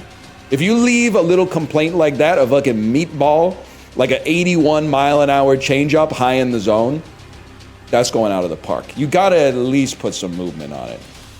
Yeah, exactly. You got to say something like, "Where was my seat made? The small seat factory." Like that. At least people would be like, "He's trying." My foot went numb on my international flight. Okay, like I'm sorry. The more specific you get with this, the more it's like just stand up, man. What do you want me to say? Everyone that was complaining is like, shut up, you're making us look bad. Just stand up and walk around for a bit, man. You have no empathy. You have no empathy because it pisses me off to hear you complaining. If you were empathetic, you would complain about some shit that's a real problem instead of some shit that isn't that big of a deal because it isn't happening to me. Stop saying you're 7 feet tall because first off, if you're, let's start with the obvious. You're not 7 feet tall. Like 1 in 50,000 people is 7 feet tall. Secondly, if you're 7 feet tall, take the team plane.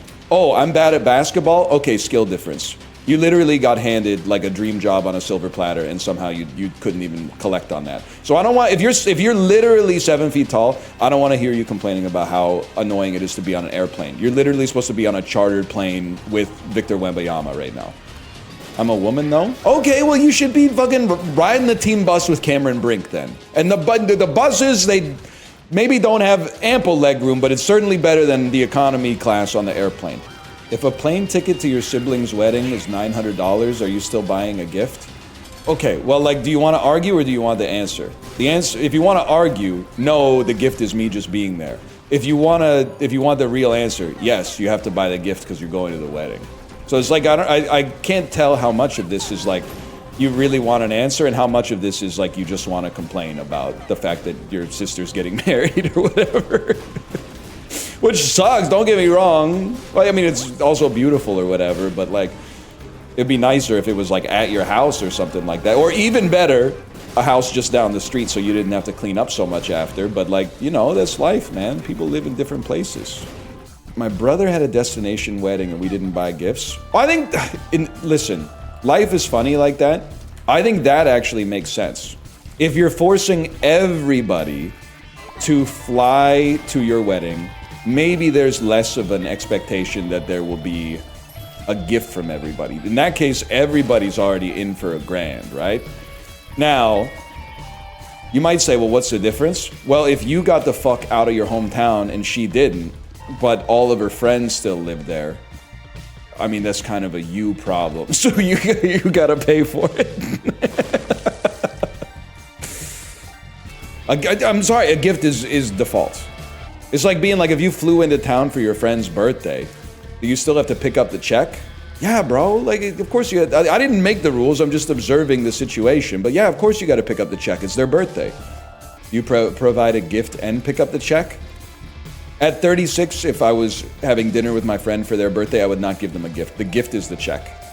And I also, it goes vice versa. I don't want my other 36 and 37-year-old friends, maybe 36, maybe 37, to get me a gift. You're the type of beast to give someone money and tell them not to spend it all in one place? Yep. And it's even better if it's like a really small amount of money. Don't spend it all in one place is mostly reserved for when somebody finds like a quarter on the ground or something like that. I like that. Give them a gift card and saying, becoming the guy who says, don't spend this all in one place, then giving them a gift card and saying, just this once. And then not even finishing the sentence, just wait, and then the realization dawns on them and you nod too and you go, yeah, that's what that might be what the fuck is all about, to be honest with you. For tobacco use only. I can't be the first guy to come up with this bit, but what about a guy who smokes his tobacco out of a bong? Has anyone ever come up with this guy? It could be LEEROY movies as well. The guy who packs the bowl with tobacco and then is like, you gotta hit this shit.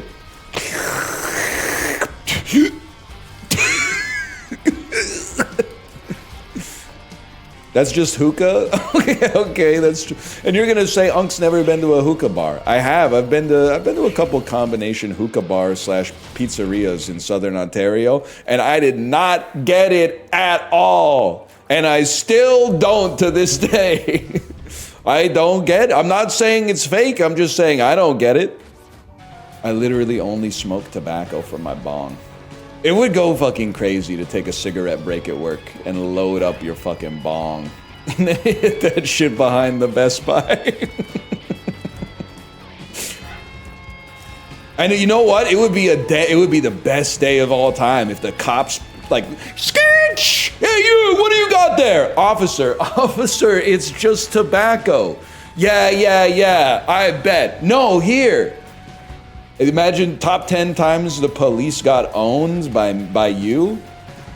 That's like how every time I go into a store with a product I bought in another store, I'm like hoping loss prevention tackles me to the ground and like injures me so I can get a settlement that would like barely impede London Drugs' bottom line, but really set me up for a long time. I'm walking in there with half-empty like San Pellegrino bottles all the time, just waiting for some cowboy loss prevention officer who's not looking at his phone for the first time ever. Oh, I actually bought this fucking San Pellegrino at Shoppers Drug Mart.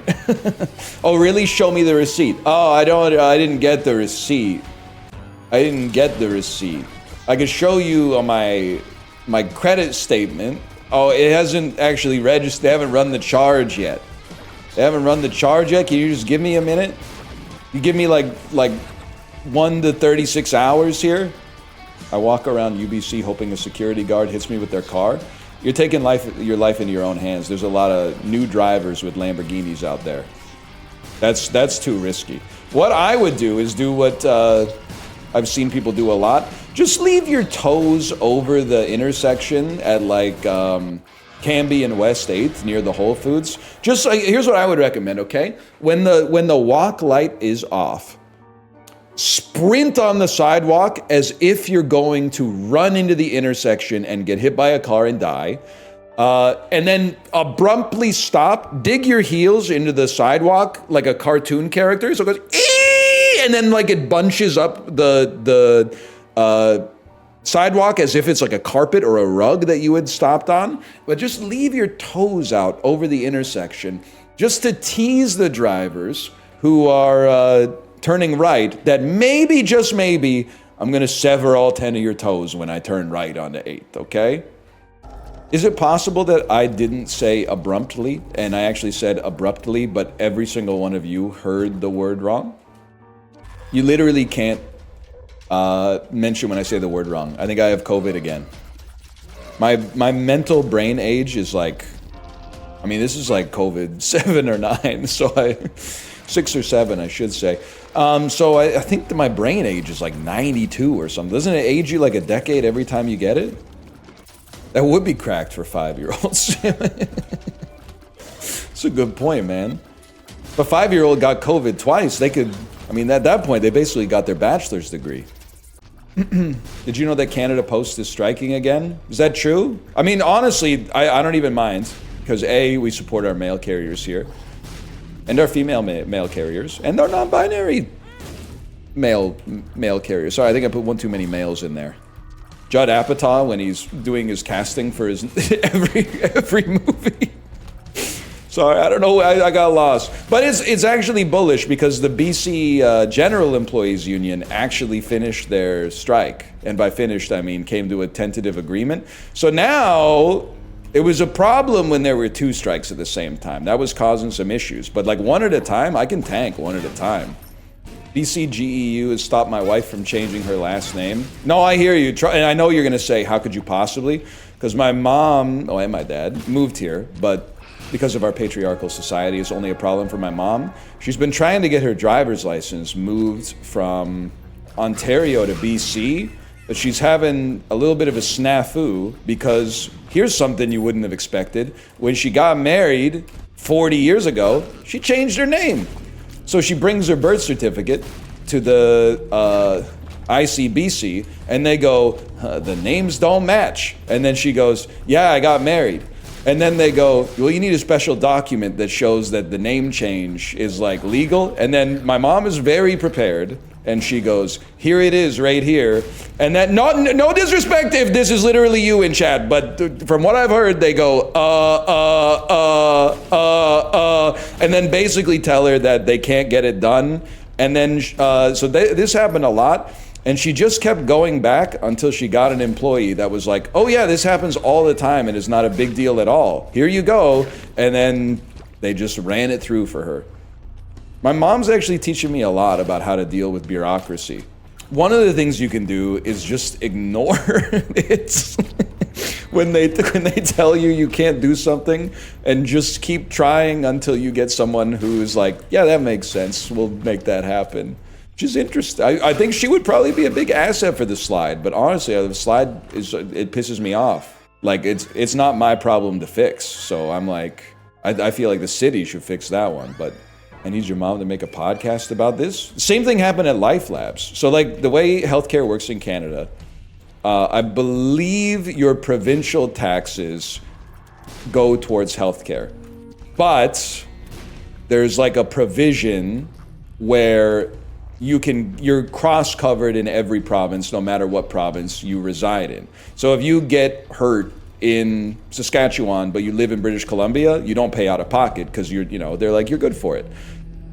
So she had to get some blood work done, and she gave them her Ontario ID, and they were like, well, we can't take this. We only serve like British Columbian residents. And my mom was like, that's not right. That's not how it, like, not in principle. That's just like not even how it should be in practice. And they're like, well, you don't know the rules, so tough luck. So she called her doctor in Ontario, and her doctor was like, well, that's wrong, but you could do this and this and this, and you can like get this form, and if you blah, blah, blah, blah. And she said, okay, I hear you. And then what she did was she went next door and got a coffee, and then walked back into the Life Labs and just lined up at a different slot at the desk. And then that person was like, oh yeah, we get that all the time. Like, we'll take your blood right now. So it's honestly like not even low key. It's high key, changing the way that I think about the civilization that I live in. So I previously would have been like, oh no, it doesn't work like that. I guess everything I read about it is wrong, and you would know better because you like work here every day. But then my mom's experience is actually emboldening me to be more like Dan Henschel and be like, everyone is an idiot. Nobody knows what they're doing at all. Just keep going. If you think that what you're doing is right, just keep going until you get someone who agrees with you. Which is probably like harmful in the long term. But if you need to get some shit knocked off the to-do list, it seems like it might go kind of crazy. Not to be that guy that's like, does anybody else think that like sometimes the government is like inefficient? Because that guy is also normally not my fella. But she needed to get a document sent from the government of Ontario, basically, from an organization called Service Ontario. So she had it sent, and then Canada Post went on strike. So she needed the document as soon as possible. So she called them back, and she was like, well, like, you guys sent the document, but the process by which you sent the document is not going to work anymore because Canada Post is on strike. So can I just like, can you send it via courier and I just pay you? And they were like, no, we don't have a button on like, I guess our computer that can do that. So we'd basically just have to wait until, I mean, there's other ways to like send stuff around the country, but there's no way for us to do it because it's not in the manual or whatever, I guess. And I get it. I mean, they don't want you thinking independently. They want you, executing on the process that the eggheads invented to be as efficient as possible. But they didn't build in the strike protocol, man. They'd get in trouble if it went wrong, honestly. Well, they're getting in trouble now. They're getting aired out live on Twitch TV. Imagine taking this website seriously. I mean, you say that, but then there's like people in chat that like 90% of their discourse is like an inside joke related to whatever the top clip is on live stream fails today. So it is mixed messages sometimes. But I get chat's not a monolith. A clip of you ranting about short form slop has popped off in 2 of my normie friend groups recently. Oh no, but how did they find the clip though? Isn't it ironic? You've also been going viral on Twitter for complaining about people who say this movie fucked up its marketing. Meanwhile, they have ad block and don't watch TV. That's just common sense, man. I'm not the first person to say it, I think. I might have said it the loudest and maybe like the most on camera, but showed my girlfriend the ad block clip. She got very confused. Fellas, I have some uncomfortable advice for you, okay? And you feel free to push back on this. I'm just one guy. I don't think, as fellas, you should be sending short form videos to your wife or your girlfriend. I don't think she wants to see them. I think it's a little bit of an aura loss to see a funny skit and then show it to your wife. I don't, because I think that she doesn't care. But there is a double standard. It doesn't go the other way. She should be able to send you funny skits and Instagram reels that she sees. And why? Well, because I don't know. She's been through enough. And you have to laugh. You have to at least say that's funny. And usually they're funny. But I don't know. Like, to be honest, maybe this is, I'm not going to say, misandrous maybe? I'm trying to think of the right word. But like, if the fellas group chat all of a sudden had a link in it to like an Instagram reel that one of the fellas wanted us to watch, I think I would be like, what the fuck are we doing here? We're dropping reels in the group chat now? In the group chat that exists for us to say, hey, did you see the game last night? And are you coming to the next meetup? This is such an odd one. Am I really? Is this an elder millennial, younger millennial difference? Unless you're my spouse, I don't want you to send me an Instagram reel. I don't want to see it. You know what it is? Oh, it's probably because I'm really funny. So I can just make myself laugh. So I consider that, like, for me, humor is like a limitless wellspring where there's infinite supply, and as a result, the demand from me is not that high. But if you are bad at making jokes and you can't tell jokes, then you might be like, oh my God, look at this awesome joke, I have to share it. I understand. No, I get it now. I get it now, and I'm taking this as comeuppance for a narcissistic bit, but I get it now. This is a hot take and I love it. I honestly thought people would be like, yeah, that's obvious. Obviously, husbands should not send their wives little Key and Peele sketches. And obviously, wives should send their husbands little Key and Peele sketches.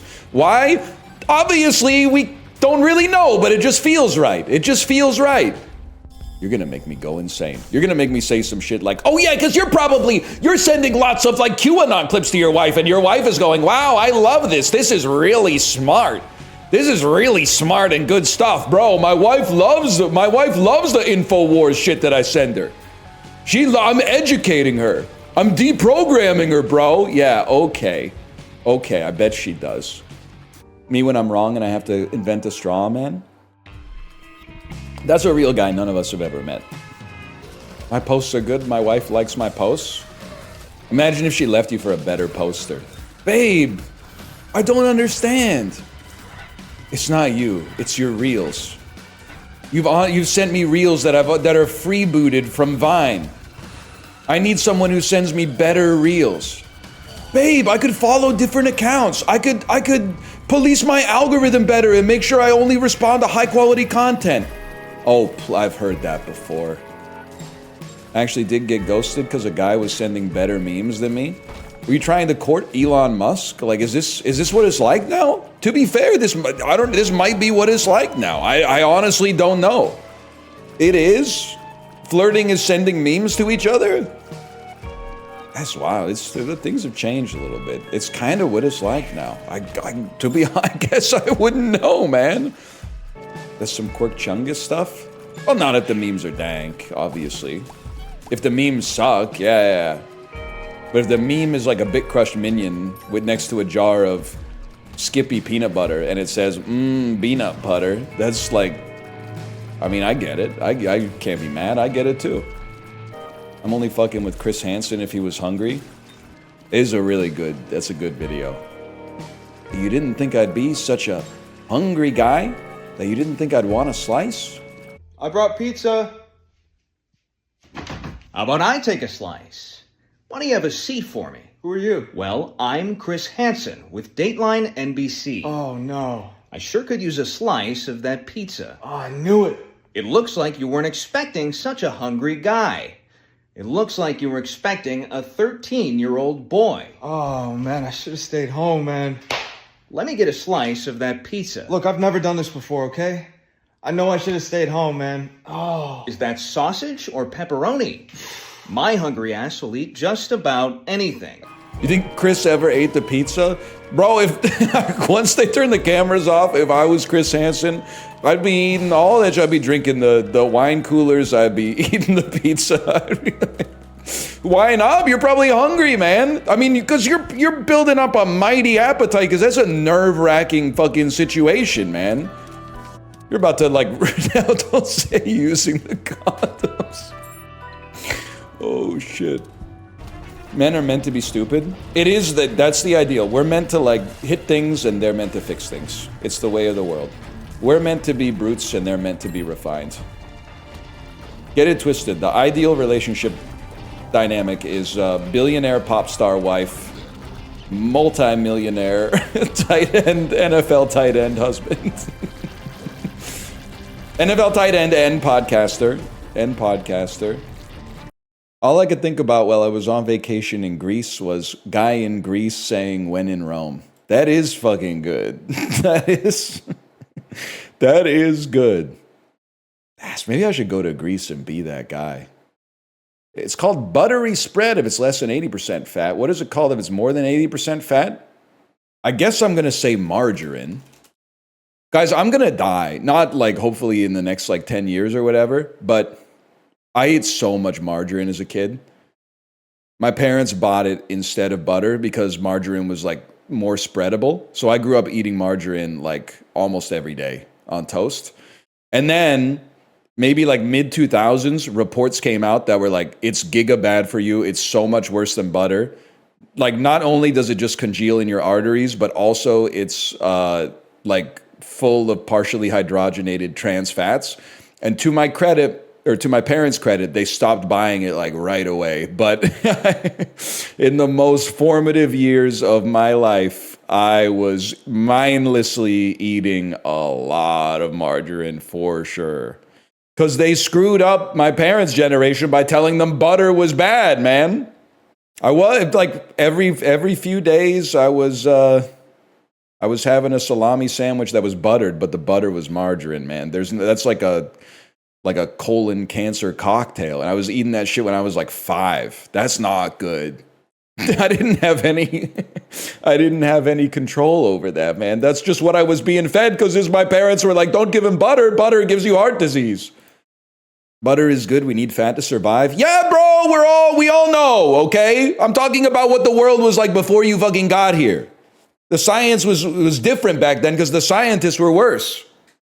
There's better fat than butter, though. You're literally policing the food that I was fed like by my grandma when I was 5 years old. What the hell are you talking about? Also, you know the rules. Post blood work, post abs.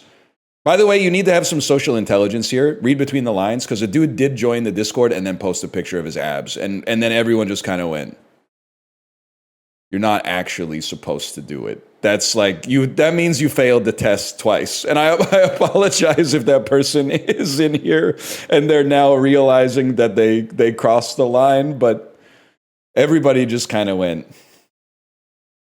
And then they started saying some shit like most food is poison, and we were trying to figure out. I think we never talked about it, but I think we were trying to figure out if this guy might be like RFK's son or something like that. But he was pretty shredded. Don't get me wrong, he was pretty shredded. But the thing is, even if you have abs, post a family photo. If you don't have at least one kid, then you should be jacked. Your base case should be being jacked at all times. Back me up here, parents. Do we have enough parents in chat to create a plurality yet? Or at least a group that's big enough to be annoying? You weren't jacked? I know, and I had no excuse. That's one of the first things I said to my brother-in-law when I saw him after we had our kid. I was like, why wasn't I jacked all the time? One of the classic sorry, this is so annoying, especially if you don't have kids. But probably still a little annoying if you do have kids. But one of the conversations that's evergreen is talking to other parents about how you thought you were busy before you had kids, but then you weren't busy at all. And just like, it just goes around in a circle over and over, just going, why were we saying we were so busy all the time? We weren't doing anything. We didn't have shit to do. We were saying stuff like, oh, after work, I have to go get groceries tonight. I can't work out tonight. I got to go get groceries. What candy you hanging out? Sorry, I can't say. I forgot how to talk. What candy you handing out this year? I have to check because my wife got a big Costco order, which included some candy. We got one bag that was like Reese's Cups, Reese's Pieces, Hershey's Cookies and Cream, the only good Hershey's bar, and then I forget the other one that's in there, but someone's gonna know. I feel bad giving out the fun size Reese's because they're still good, but the little peanut butter cups, something about the surface area to volume ratio, it just makes them not as good as the big peanut butter cups. Obviously, it's partly worse because there's less of it, but also just the change in morphology changes the flavor somehow. So fuck kids with a peanut allergy, I guess. Wait, whoa, hang on, I gotta check the label. Reese's peanut butter cups have peanuts in them? I guess we'll get, to be honest, we'll get an allergen-friendly bag too. I'm sure we got allergy-friendly candy in here somewhere. It already sucks bad enough to be a kid with a food allergy. People are giving you like made good granola bars that taste like fucking shit all the time. All your other friends are getting candy, potato chips and stuff like that. And they're like, here's some shit that the doctor tells you to eat when you're pre-diabetic. You guys really hate people that have allergies, huh? You're beefing with like a 6-year-old kid with a peanut allergy. Because you as an adult are like, I'm just waiting. Give me a reason. Somebody tell me to put my peanut butter sandwich away. I've watched so much George Carlin. Top 10 times George Carlin laid into people with food allergies. YouTube compilation. Anyone watching in 2025? I've been training for this moment my whole life. How you getting mogged by a peanut, though? I don't know. Have you seen the shit that kills most of us? I mean, if you're watching this and you're a man, pretty good chance you're going to die because your heart just gets tired, which seems fucking insane. Or alternatively, my cells are too good at reproducing. Nothing can stop my cells from reproducing. Oh, I'm dead. Great. Fantastic. So honestly, being killed by like a foreign agent entering your body and then your immune system being like, shut this bitch down, it makes a lot of sense to me. That seems more, frog voice, it seems more rational than your heart just being like, but I'm tired. Well, then take a nap and then fire the missiles. Don't get it twisted. I'm accommodating to the individuals that have food allergies. I'm not, and if I may, it's very Gen X coded to say something like everybody with a food allergy should just die so I can eat my favorite candy. Like, that's crazy. Honestly, the testosterone is kind of worth the heart exploding. Testosterone levels are like positively correlated with a lot of negative stuff, unfortunately. But also, whenever people say like the testosterone's worth like the prostate cancer risk, I'm like, what are we doing with the testosterone, man? I'm just mostly shooting the breeze and responding to emails. I'm not using it for all that much. I get Billy like back in the day, like pre-Neolithic revolution, it was probably like a little bit more important. But like these days, I'm mostly just, I don't know, I'm just kind of riding the hormonal waves, I guess. Glad to see the new PC being put through its paces. I'll be honest with you, if they could make a good game with good graphics, I'd be very interested in playing it. But it seems like the graphics and the gameplay are like negatively correlated somehow. It's like the better they make the graphics, the less interesting the game is, unfortunately. If they could like reverse that paradigm, then we'd be really cooking. The gaming industry would be really cooking, but they haven't figured it out yet, man. GTA will do it. You think I should? Maybe I should play GTA 6. Maybe I should become a professional GTA 6 gambler. Start saying some shit like GTA 6 is a roguelike, because every day on God's green earth is a little bit different. You never know what you're gonna get, and also it's permadeath as far as we know. No disrespect to the Buddhists out there, but as far as we know, I haven't seen Grandma in a while, to be honest with you. But maybe she's on a different plane or something, right? Like that. I gotta check Flight Aware. Please stop telling us we're gonna die and face eternal oblivion.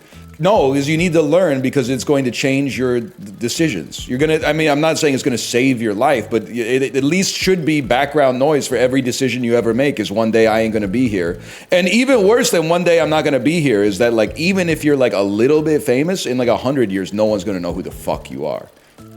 We know like The average person knows like one dude from the 17th century and none from the 13th century. So like no matter what, they degauss the monitor about once every 100 years. So you should be thinking about when you're getting stressed out about like, oh my fucking, I need to send this email. Oh, I really gotta send this email. You can just remember, you're gonna be dead one day. Your boss is gonna be dead one day. All of your clients and customers are gonna be dead one day.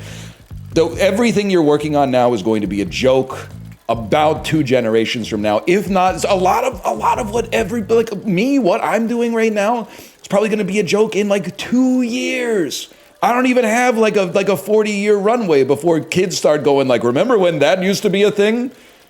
Remember when people used to write books by hand? Like that shit could happen in like 2027, man. I don't know. What I'm trying to say is that I'm the Joker, and I used to think this shit was a tragedy, but actually it's a comedy, man. It's a comedy. And I'm loving every minute of it. Why would I care about being forgotten? You don't care that everything that you consider emblematic of yourself is transient? You don't care, but you're too cool to care about the fact that there was a void before you came into existence, and there's going to be a void after you come out of existence. You don't give a fuck, but you care about like the new season of Chainsaw Man. The fuck are you talking? It's like you have to care about that before you care about anything else, man. It's the limited nature of your lifespan that makes life worth living. It's what makes it meaningful. If you had an infinite supply because your life never ended, then you'd be like, well, fucking take a century off and just nothing matters. That's why that's foundational, man. What I think it is I think the shit is so scary to you that you are posturing that I'm a hard ass. I don't care that I'm gonna exist only in this fucked up period of time and never again. I'm never gonna experience the past firsthand. I'm only gonna experience it through secondary sources of Wikipedia articles and video essays. And I'm never gonna experience the myriad wonders and horrors of the future. So I'm just gonna say no regrets, bro. This is how it goes. I think you're too puss to stare death in the face and say, I'm gonna shake hands with you because you're my friend. Our interests are aligned, and there's no way, it's 2 trains on the same track going in opposite directions. Eventually, there's gonna be a head-on collision. I think that you're too scared to face that reality that instead you pretend you're not afraid of it. It's normal and human, it's logical and rational to be afraid of it. And then use that as motivation to play some video games on Twitch. Or like hug your parents and tell them you love them or whatever, or fucking do whatever, I guess. But it should at least be an impetus. It should at least be the impulse that motivates you towards doing anything in this fucked up bitch of a world. And you want me to, why aren't you playing Arc Raiders? You're saying some shit like, why aren't you playing Arc Raiders? The hell are you talking about, bro? I'm 36 years old. It ain't that serious, exactly. That's what I'm trying to say. No one said that? Yeah, but if they said it, I would have owned them really hard. If you skip Gungeon 2, I'm going to hex you with kidney stones. Our world is spiritually bankrupt. We're playing a good game that's out now. And we're talking about a game that we saw in a trailer for 3 seconds in like a Nintendo Direct or something. Or was it Summer Game Fest or the Game Awards or something? What are you talking about? And it goes double for Slay the Spire 2. It's not out yet, man. It's not. You got to appreciate the shit that actually exists, not the shit. Because this is the shit that when this shit wasn't out, you were telling me, NL, you got to peep Slots and Daggers. Not you specifically, but you, the monolith of chat. I was playing Clover Pit, and you were saying, this looks good, but Slots and Daggers really looks good. Now Slots and Daggers is out, and you're like, are you ready? Are you ready for Gungeon 2? Chill, bro! But at least it's not as bad as the people asking if I'm going to play the Battlefield 6 Battle Royale. Nah, man, they think I'm Timothy the Tattooed Gamer. Remember when you played Marvel Rivals against him? I do remember that. I'll do you one better. Remember when he and his family were like 12 people behind me in line for living with the land at Epcot? Probably not, because I don't know if I ever told you that, but he was there. Do you have any stories? No, he was chilling with his family. Everyone looked happy. They were having a good day. Best ride at Disney? Okay, that's insane. It's like, I get what you're going for, but obviously you haven't been to Epcot since Guardians of the Galaxy Cosmic Rewind opened, because that shit actually will make you like feel like this is what the world could be like. I'm not even a ride guy, and that ride's crazy. The only thing is, I think I would be really disappointed if I rode it and it played a shitty song. I've ridden it twice. The first time they played Everybody Wants to Rule the World. and the second time they played September. So I think if I got on it and they were playing some other shit that sucked, I would be like, fuck. Shit, I'm spinning around listen to Congo by Gloria Estefan. No disrespect to Gloria Estefan. It's just not my favorite song. Cosmic Rewind transcends the concept of a ride. What's crazy is like what you said is obviously ridiculous, but I think you're right. I actually think like that it's not because it's Disney, just because of the actual ride itself. That's Church. If Church had Guardians of the Galaxy Cosmic Rewind, I would be fucking first in line every Sunday, man. I would be there every Sunday. What if Joel Osteen's Church had it? I mean, that's probably the most likely to get it. I don't know, I'd at least swing by. As long as it wasn't playing some fuck-ass hymn when I was on the ride or something like that. So a lot of people have said, hey, NL, you should play Deck Tamer. And maybe that means I should. But instead, I'm going to say that means that I shouldn't. No, I'm making a joke. But I saw Alex, who I trust more than the average chatter because he's a friend of mine.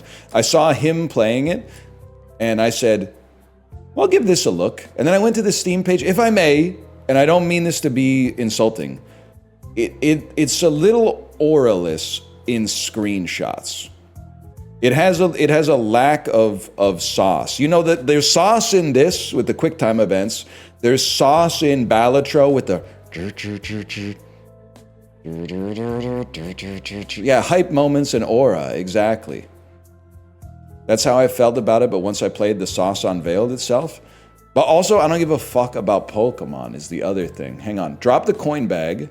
Guy who's been hating Pokemon since he was 5. I loved Pokemon so much before you were even alive. I did a presentation about Pokemon in the 5th grade. And I was like, it's really popular in Japan, and I think it might have a chance to take off in North America. And everyone called me a nerd. And I was right. But long story short, if you're happy that the Pokemon brand is still around, you owe at least, not a lot, but an iota of gratitude to me in the 5th grade. But like, it's literally not my fault, and it's weird that you're acting like it's my fault. That Pokemon Silver and Gold were worse than All-Star Baseball 2001. So I shifted my allegiance to All-Star Baseball 2001 because it was superior, and then all of a sudden, now you're acting like I've never fucked with Pokemon. I fucked with, I owned Red, Blue, and Yellow for some reason, man. A 0 should count as a crit. It's just a negative crit. Oh shit, I'm Dungeons & Dragons posting. Fuck. I do like that. I do like that in Dungeons & Dragons. If you roll a 1 on a skill check, it's like negative aura, right? It's an instant fail. So it's like if you roll a 1 naturally and you were just like, I roll to try to like open the bathroom door, you like rip the door off the hinges and it smashes into your face and breaks your nose or something like that. Pretty much. The door is locked. It's fucking worst DM at improv ever. You roll a nat 1, a 5% chance, and the DM says the door is locked. You can't open it. Fuck that shit, bro. No way. You gotta put a little extra sauce on it there. Every roll's a 5% chance? Yeah, we know. That's why I'm saying when you roll the 5% chance, you gotta put a little extra sauce on it. You think you're the first dude to ever figure out how to divide some shit by 20, bro? Neil deGrasse Tyson is right there. Have you ever played Dungeons & Dragons? I played it, I did a one-shot once. I'll tell you, my problems with Dungeons & Dragons are personal problems. And I mean that sincerely. It's not negative about Dungeons & Dragons. My experience with Dungeons & Dragons, I really liked the combat, because the combat was just like, you know, Divinity Original Sin 2, shout out to Macros. But I didn't like the improv stuff. And I think the reason I didn't like the improv stuff is that I wanted to talk the whole time. But everybody that's at the Dungeons & Dragons table also wants to talk the whole time. So you end up spending like more time listening than talking, which would be fine. But in my opinion, I'm the funniest. So I think I should be able to talk more. And the people who maybe aren't as funny, maybe they could take more of a leadership role in combat. That's just my thoughts on it. That's my thoughts on it. Why is your tongue so big on that lower middle picture? That's real, man. That's not edited. You ever seen the gif of me? This is a crazy sentence. You ever see the gif of me where I'm cheesing after I like won in a game or something, and then I stick my tongue out, but then they edited the tongue to be like Venom's tongue, so it shoots out like 3 feet. It is really, you made that? That gif is so good. There it is right there. Northernlion bald, hairless, surprised, excited GIF. Yep, that's it. If you're looking for how to find it in the GIF keyboard.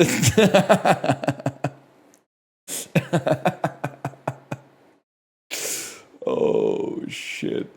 That is fucking good, man.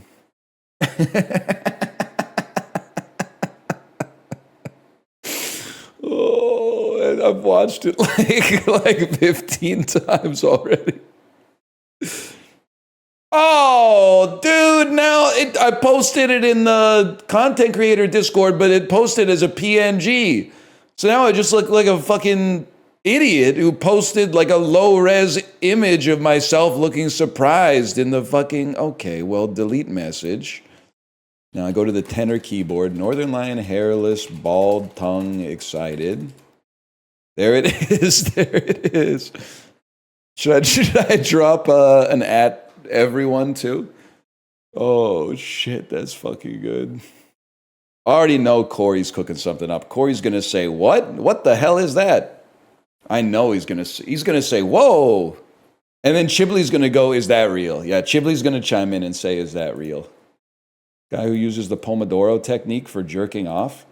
Okay, that's pretty funny, but you also reminded me of something in pre-chat. I wasn't late, but someone in pre-chat said, "He's 5 minutes late, he must be jerking off." And I understood that A, it's a joke, and secondarily, they're making a joke about my stamina, that it only takes me 5 minutes to jerk off from flaccid to completion. But it begs the question, or at least implies the existence of a group of guys out there who think that you can flex your masturbation stamina. That's not a thing. Your masturbation stamina is not a thing.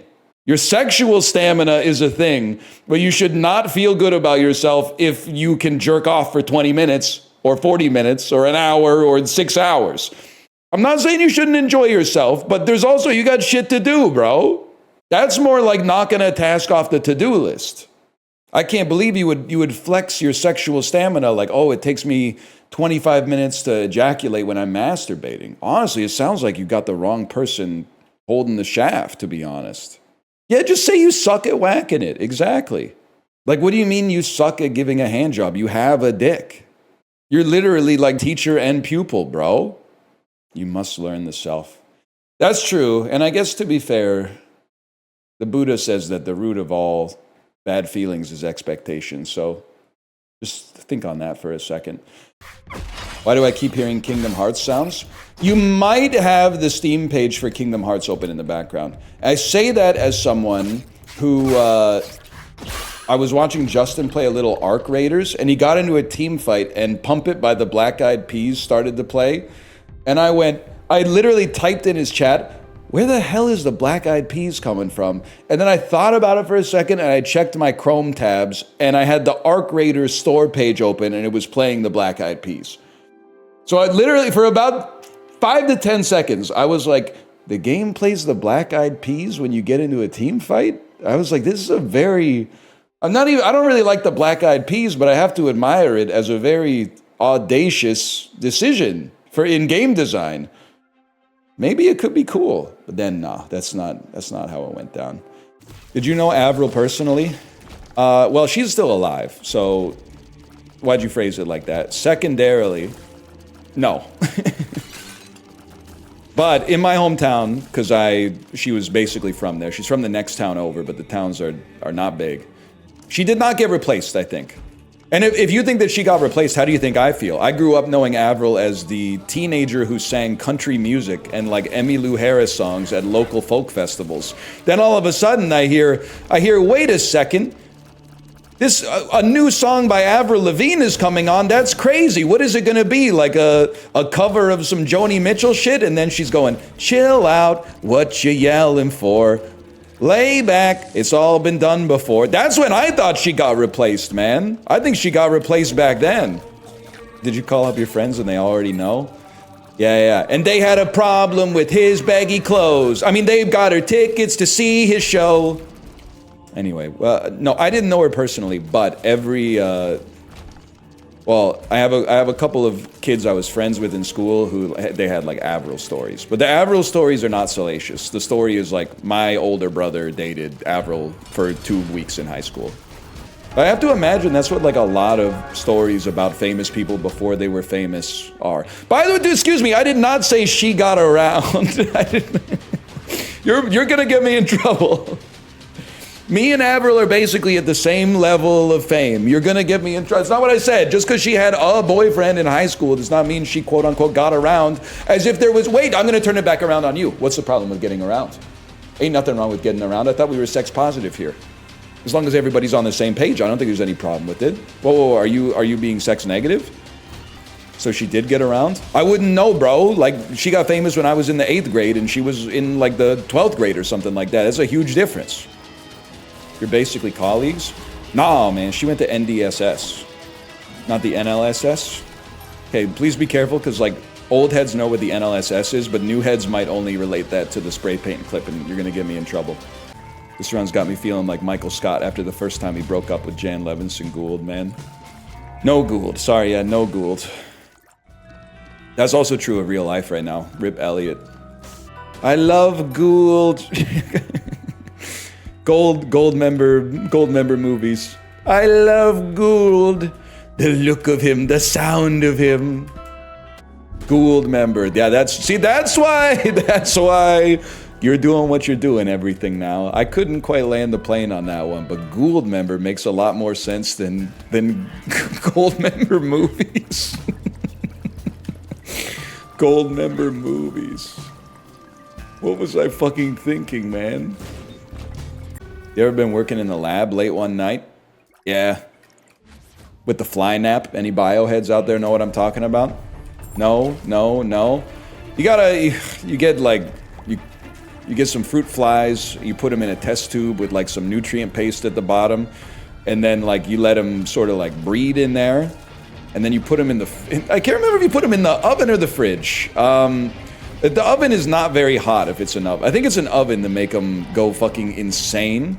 And then you take them out of the oven like 6 days later or something like that, and you insert like a Q-tip with some anesthetic on it, and then while they're asleep, you look at them to be like, hey, this one's a lady, this one's a dude, this one's a lady. And then you're like, at the end of the lab, your conclusion is supposed to be like, yep, genes are real. Like at Blue Notes? Yeah. Like I was like the Pink Panther of denim, man. Wait, I fucked up the joke. I'm like the Pink Panther of jeans. Denim. Damn,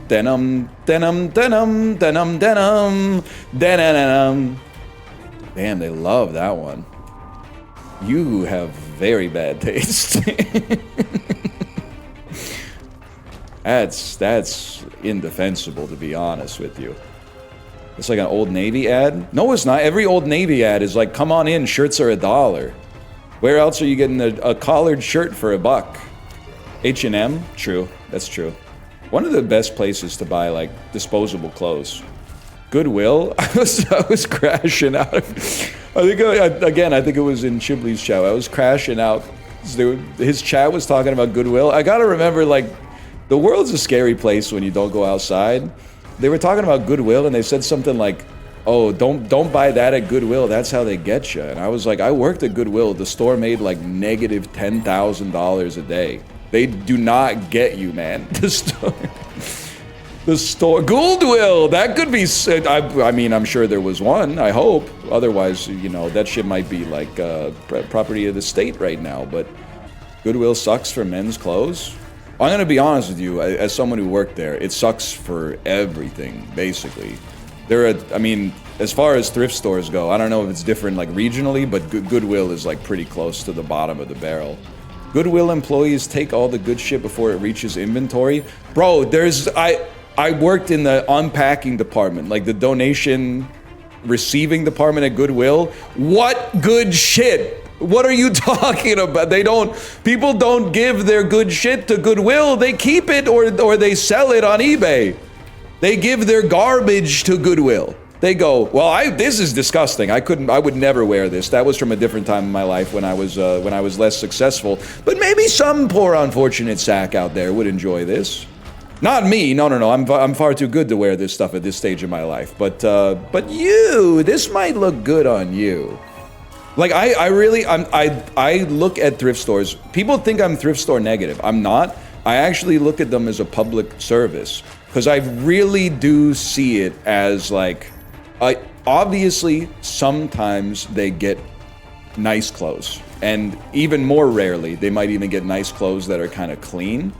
But mostly I look at it as like a place you can bring garbage, and I don't know if you tried this. Most places, if you were like, here's a bag of shit I don't want anymore, they would be like, okay, fucking throw it in your garbage can. Well, I don't want to deal with that. You know, we got to pay to deal with that. But when you go to the thrift store and give them a bag of shit that is garbage to you, they go, oh my God, thank you so much. You're basically a hero. You're incredible. You're supporting this ecosystem, and we love you. You're the most moral person that's ever existed in history. And then I kind of walk around, and I'm like, who the hell's buying tapes? But more power to you. Earlier today, I got a pair of sneakers for 20 bucks that people are selling for 200. Okay, can I ask you something though? Are you people, like, are you gonna sell them for 200 bucks? In which case, fuck you, bro. That's not what the thrift store is for. The thrift store is not for you to do that bullshit where you're trying to like Gary Vaynerchuk your way to like, you know, I'll trade my pencil in for a pen, and then in 12 years, guess what? I just traded my Lamborghini for a mansion, you know? You know what I found funny as well? Real heads might remember, I came up with 2 incredible scams. One of them was me trying to convince my parents, who go to Value Village all the time, to buy a bunch of stuff on Senior's Day and then return it on non-Senior's Days, because when you buy it on Senior's Day, it's like 25% off, and then if you return it on non-Senior's Day, they give you a full refund. They didn't go for that one. And the other one, going to the free section of Facebook Marketplace and then listing the shit from the free section of Facebook Marketplace on Facebook Marketplace for like 25 bucks and then getting paid by e-transfer and just giving them the location information from the free listing. And then lo and behold, in a moment of weakness, I was reading a personal finance book like 6 months ago, and the dude was talking about, and it's actually, the personal finance book, if I may say, was actually kind of based. It was talking about how hard it is to be trying to work your way out of poverty. And they brought up the story of that guy who was like, I'm a multimillionaire founder, but I'm gonna prove that anyone can become a millionaire from $0 in just like a year if they just hustle. Long story short, the dude got sick and then was like, I'm temporarily pausing the experiment because it's hard to do this while I'm sick. And everyone was like, that's not how it works in real life, though. If you've got no money and you get sick in real life, you have to work. That dude's first thing when he was trying to figure out how to get some starter money to get like an office space, that's what he fucking did, man. He would take the shit from Facebook Marketplace that was free and list it for money and then just sell it and just be like a middleman. He's like drop shipping free shit. But when I saw it, I wasn't like, wow, what a dummy. I was like, I knew that idea could fucking work. Everyone told me that idea was the stupidest shit they'd ever heard, but oh yeah? That guy tried it. I had an elegant idea, by the way. So people keep putting their dog poop in our trash on trash day.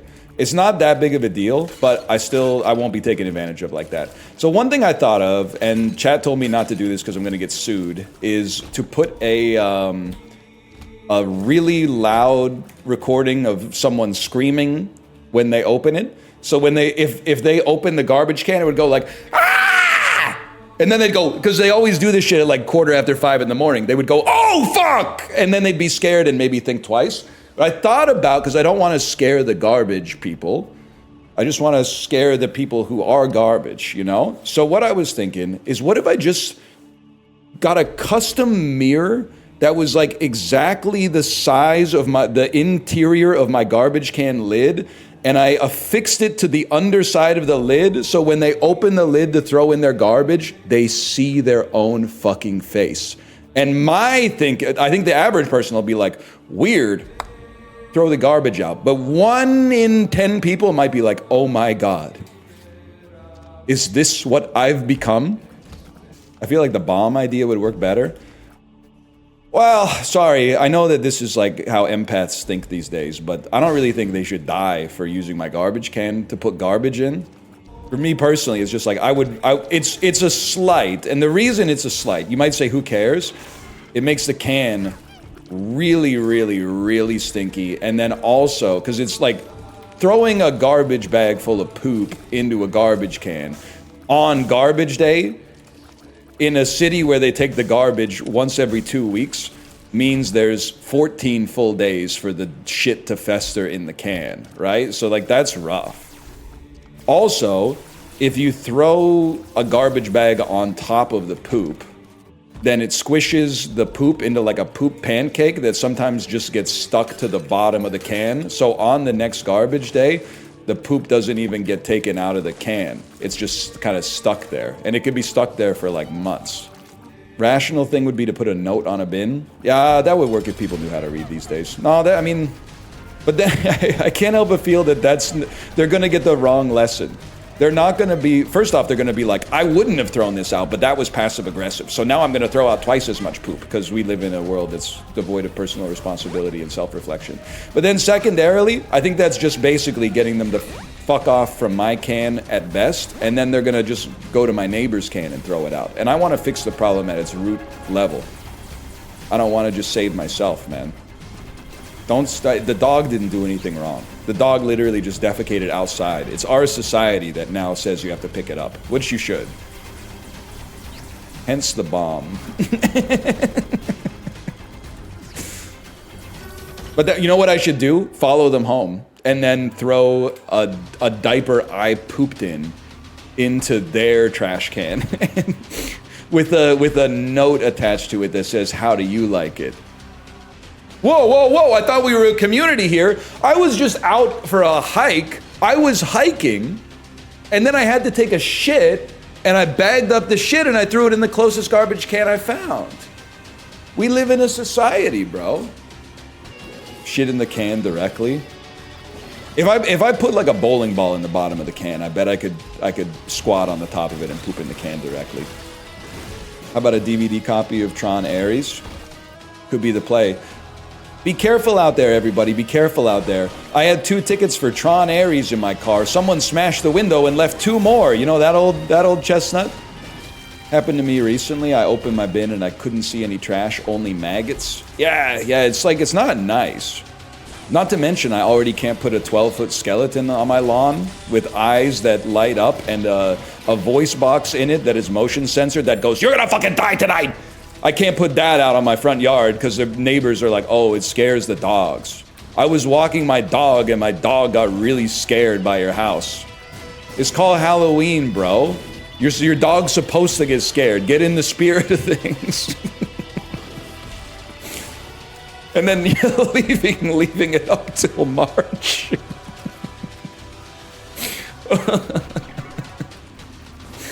Oh, I've been busy. Oh, fuck, that's good. And then neighbors being like, are you gonna take that down? Are you gonna take that down? And then being like, I've been busy. And then November 1st comes around and it's got a Santa hat on it. And they're like, what the fuck? I thought he said he didn't have any time. Putting a Santa hat on it only takes 5 seconds. Taking it down is gonna take like 15 minutes. That's a good bit. Somebody should do that. You gotta admit, there was some skillful play on this run. I'm not trying to act like it's already over, but Sci-Fly has put me in a big lead right now. That's huge, man. Let's send it. I'm just kidding. I don't want to be late for Jackbox. I'm a very spooky guy. Leave this house. Leave this place. Word to the wise, by the way, if you're on monitor capture, if you ever use your Steam wallet to pay for anything, it shows your full address. So be careful about that. It sure fucking does, but I learned that the hard way. Oh no. Dude, So make sure you I've either doxed keep myself. that wallet empty or default to credit card payments. Dude, the worst thing I ever did, which is insane, was when I got my house inspected. I was trying to DM it to a friend, and instead I DM'd it to his entire server. Like I just uploaded it to his general chat. I got like 1,000 DMs that was like, "Bro, did you mean to upload that?" I was like, "Oh fuck." Oh man. I was like, if the 6,000 of you in the server could just be chill about this. I hate to be the guy. I think Remake? I need a new game. Okay, Yeah. I'll remake. I don't know why it doesn't let me just like. Dude, if tabbing is acid, imagine what caps lock as a drug would be. I think it's meth. That's really good. That's really good. I've been complimented on my title many times. I said dressed up like Uma today, and Tarantino was asking me to do a hoof scene. That's pretty good too. That's pretty good. That's pretty good. Thank you. 6 or 7 players joined. Apollo's the Lord. Oh, I'm the Lord. I hate to be the guy who goes, how about my title? But my title is a 2-sentence horror. It's Halloween is my favorite day of the year. I guess that's why they call me the Halloween killer.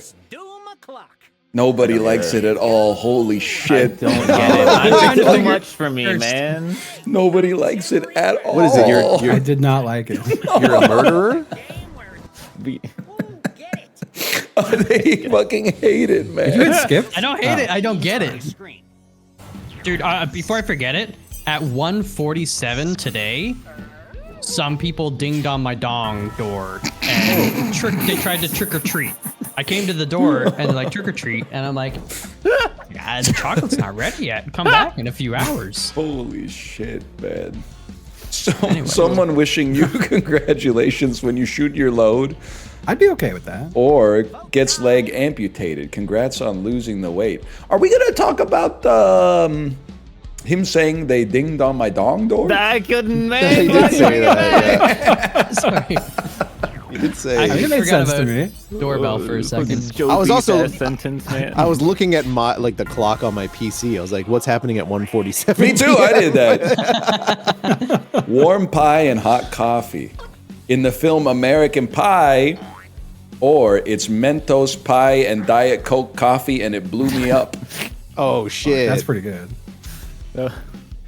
I mean, joke that went on a little too long, but it's still funny.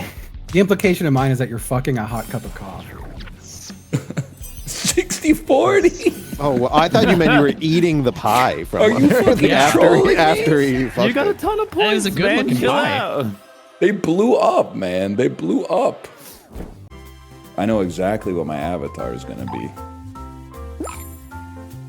be. Sorry. Justin! What?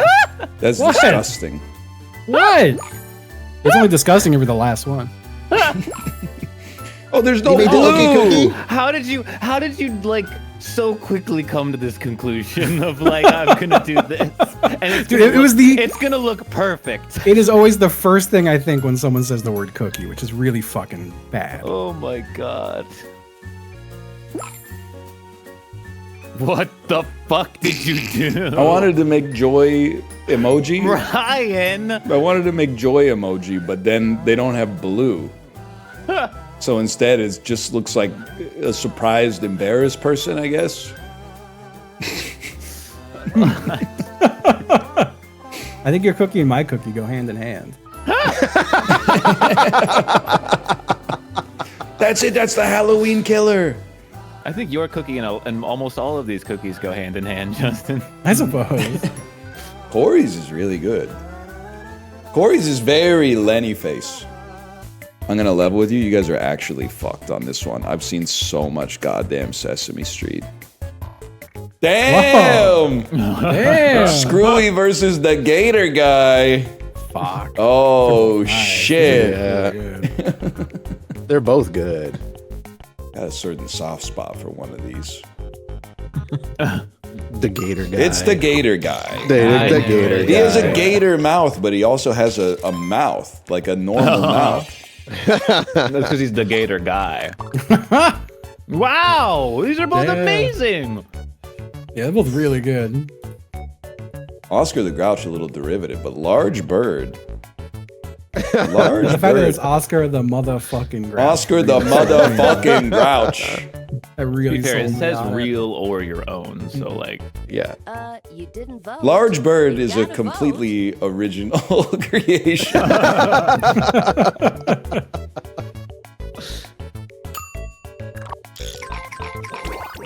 Wow. I'm so sorry. Oh no. Stupid fucking game, man. fucked up fucking shit, man. Some fucked up It's shit. so fucking dumb. I don't know what happened. We all kind of fucked this one. I got hacked. Oh my fucking god. Oh my fucking I don't know who did that. Nutting on the Mickey Mouse Homer hybrid is crazy. I don't know who did that. That's crazy. Oh shit. Jesus We Christ. cannot play this game with Justin, man. What? I got hacked and I took an Ambien. Oh shit. Jesus Christ. And the Poop and Pee Whopper. Guys, the Poop and Pee Whopper. I'm sorry, but I'm It's getting overshadowed. It's charbroiled, man. He's cheating. Does it ever end? I don't know, but the robot otter's back again. Oh.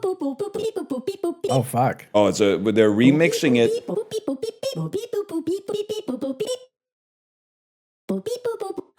A customer demanding unsolicited changes? Our favorite. We'd love to. Make it pretty. Okay, this is fine. You Huh? just gotta take these old cookies they brought back and make them different. It's a pretty good subtle change, I would say. I think I went fucking crazy. I think I added by subtracting. Oscar the motherfucking babe. Come on. Oscar covered in cum. Oscar the motherfucking Grouch.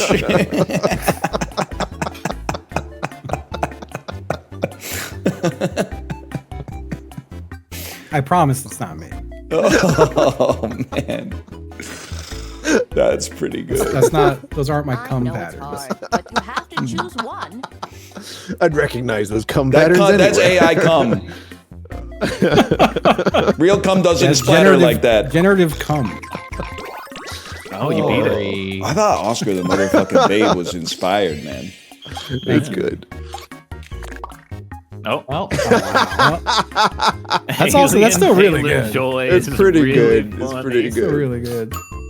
Just gave it some hair and a smile. Oh wow. Okay. That's really good. Oh, okay. All right. No disrespect to you know what it is, but the garbage chef is pretty Garbage chef fucking is sweet, crazy. man. And all you did was flip it upside down. Yeah. All right, I've seen it enough, I think.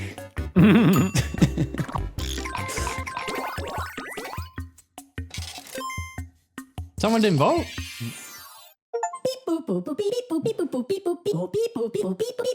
They love it. Oh, it was Dan. What a day. I guess let's see who flop sweated the least. Dan. Oh shit. Dan. Corey, you barely beat Dan. I mean, by 2,400 points. 20 points, man. That's crazy. This whole town's starting to smell like one big turd. Unfortunately for the criminal shits in this town, I'm a detective who loves the smell of poop. Wake up, you big, beautiful badass. Wake up and smell the diarrhea. It's time to... Life Can you is shut the fuck up?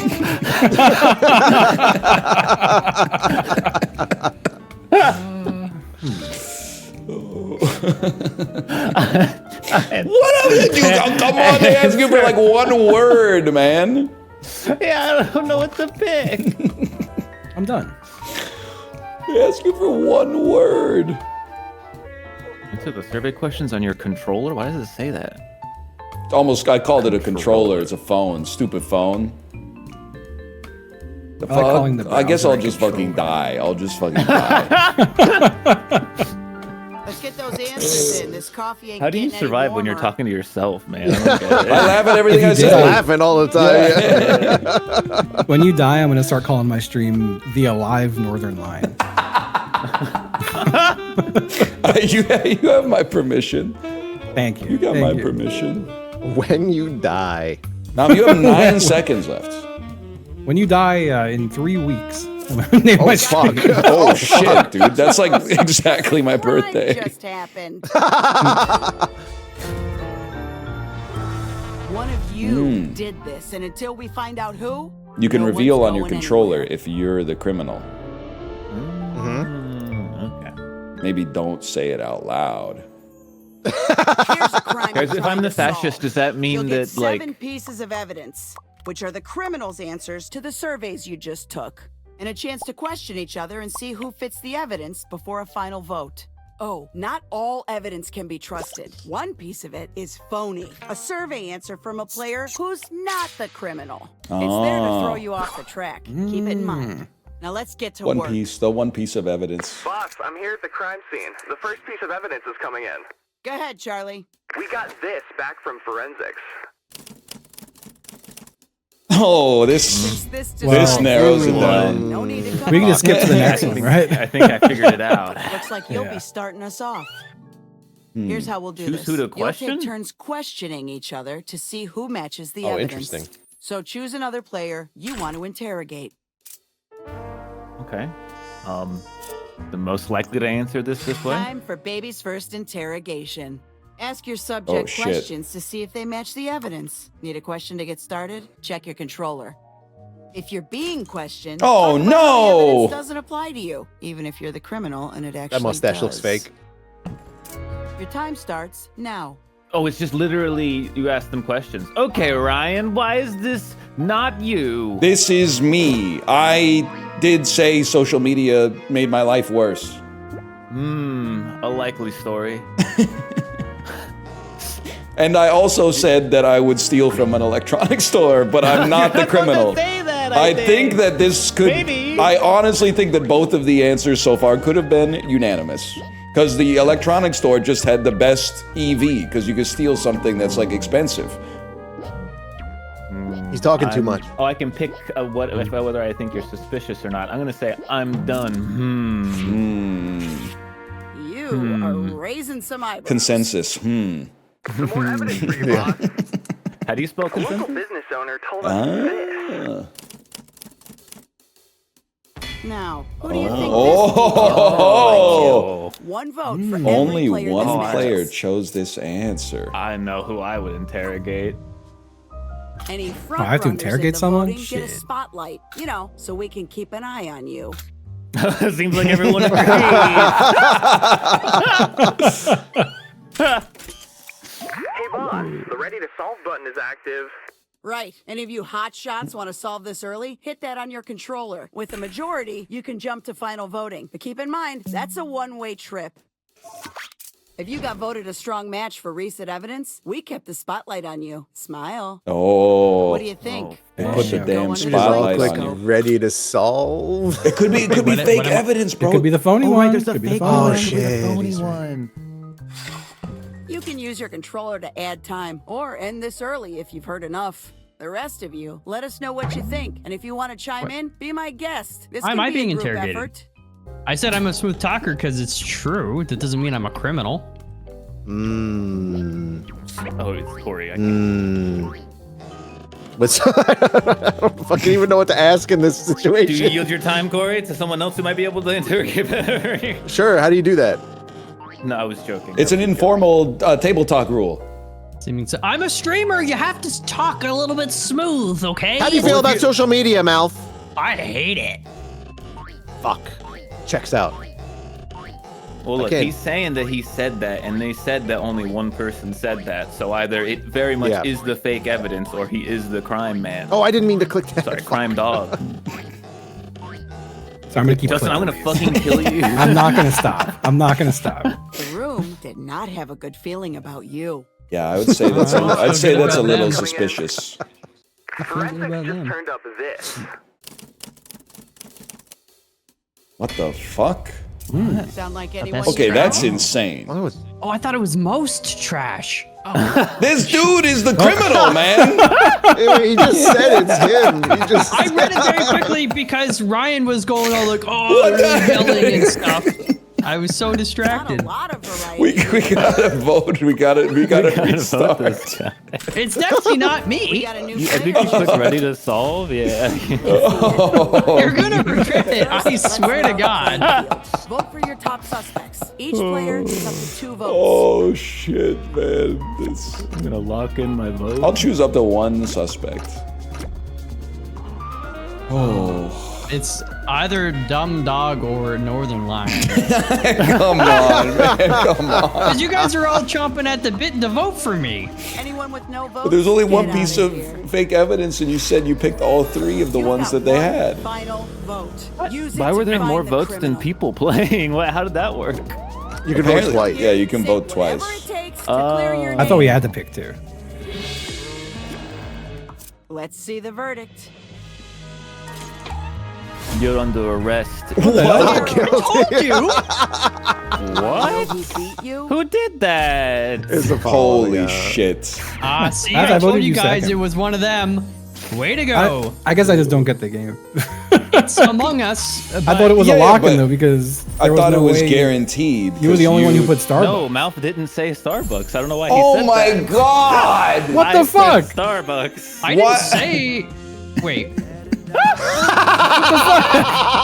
Yeah, I didn't vote for Starbucks. It sounded like you said you did. I said. Oh my god, man! I said I thought the prep was who had the most trash. Yeah. I thought that was you defending Starbucks. Yeah, That's your answer. Yeah. The Wii Shop Wednesday song. Super Mario RPG, Sonic the Hedgehog, Donkey Kong 3, Adventures of Lolo 1 and 2, Dig Dug, Bubble Bobble, Chew Man Foo, Harvest Moon. I remember that one. Puzzle Pokemon. Kojam and Earl in battle for Funkatron. Something like that. Donkey Kong Jr. Math. Ninja Gaiden 1. Ninja Gaiden 2. Ninja Gaiden 3. Cruising USA.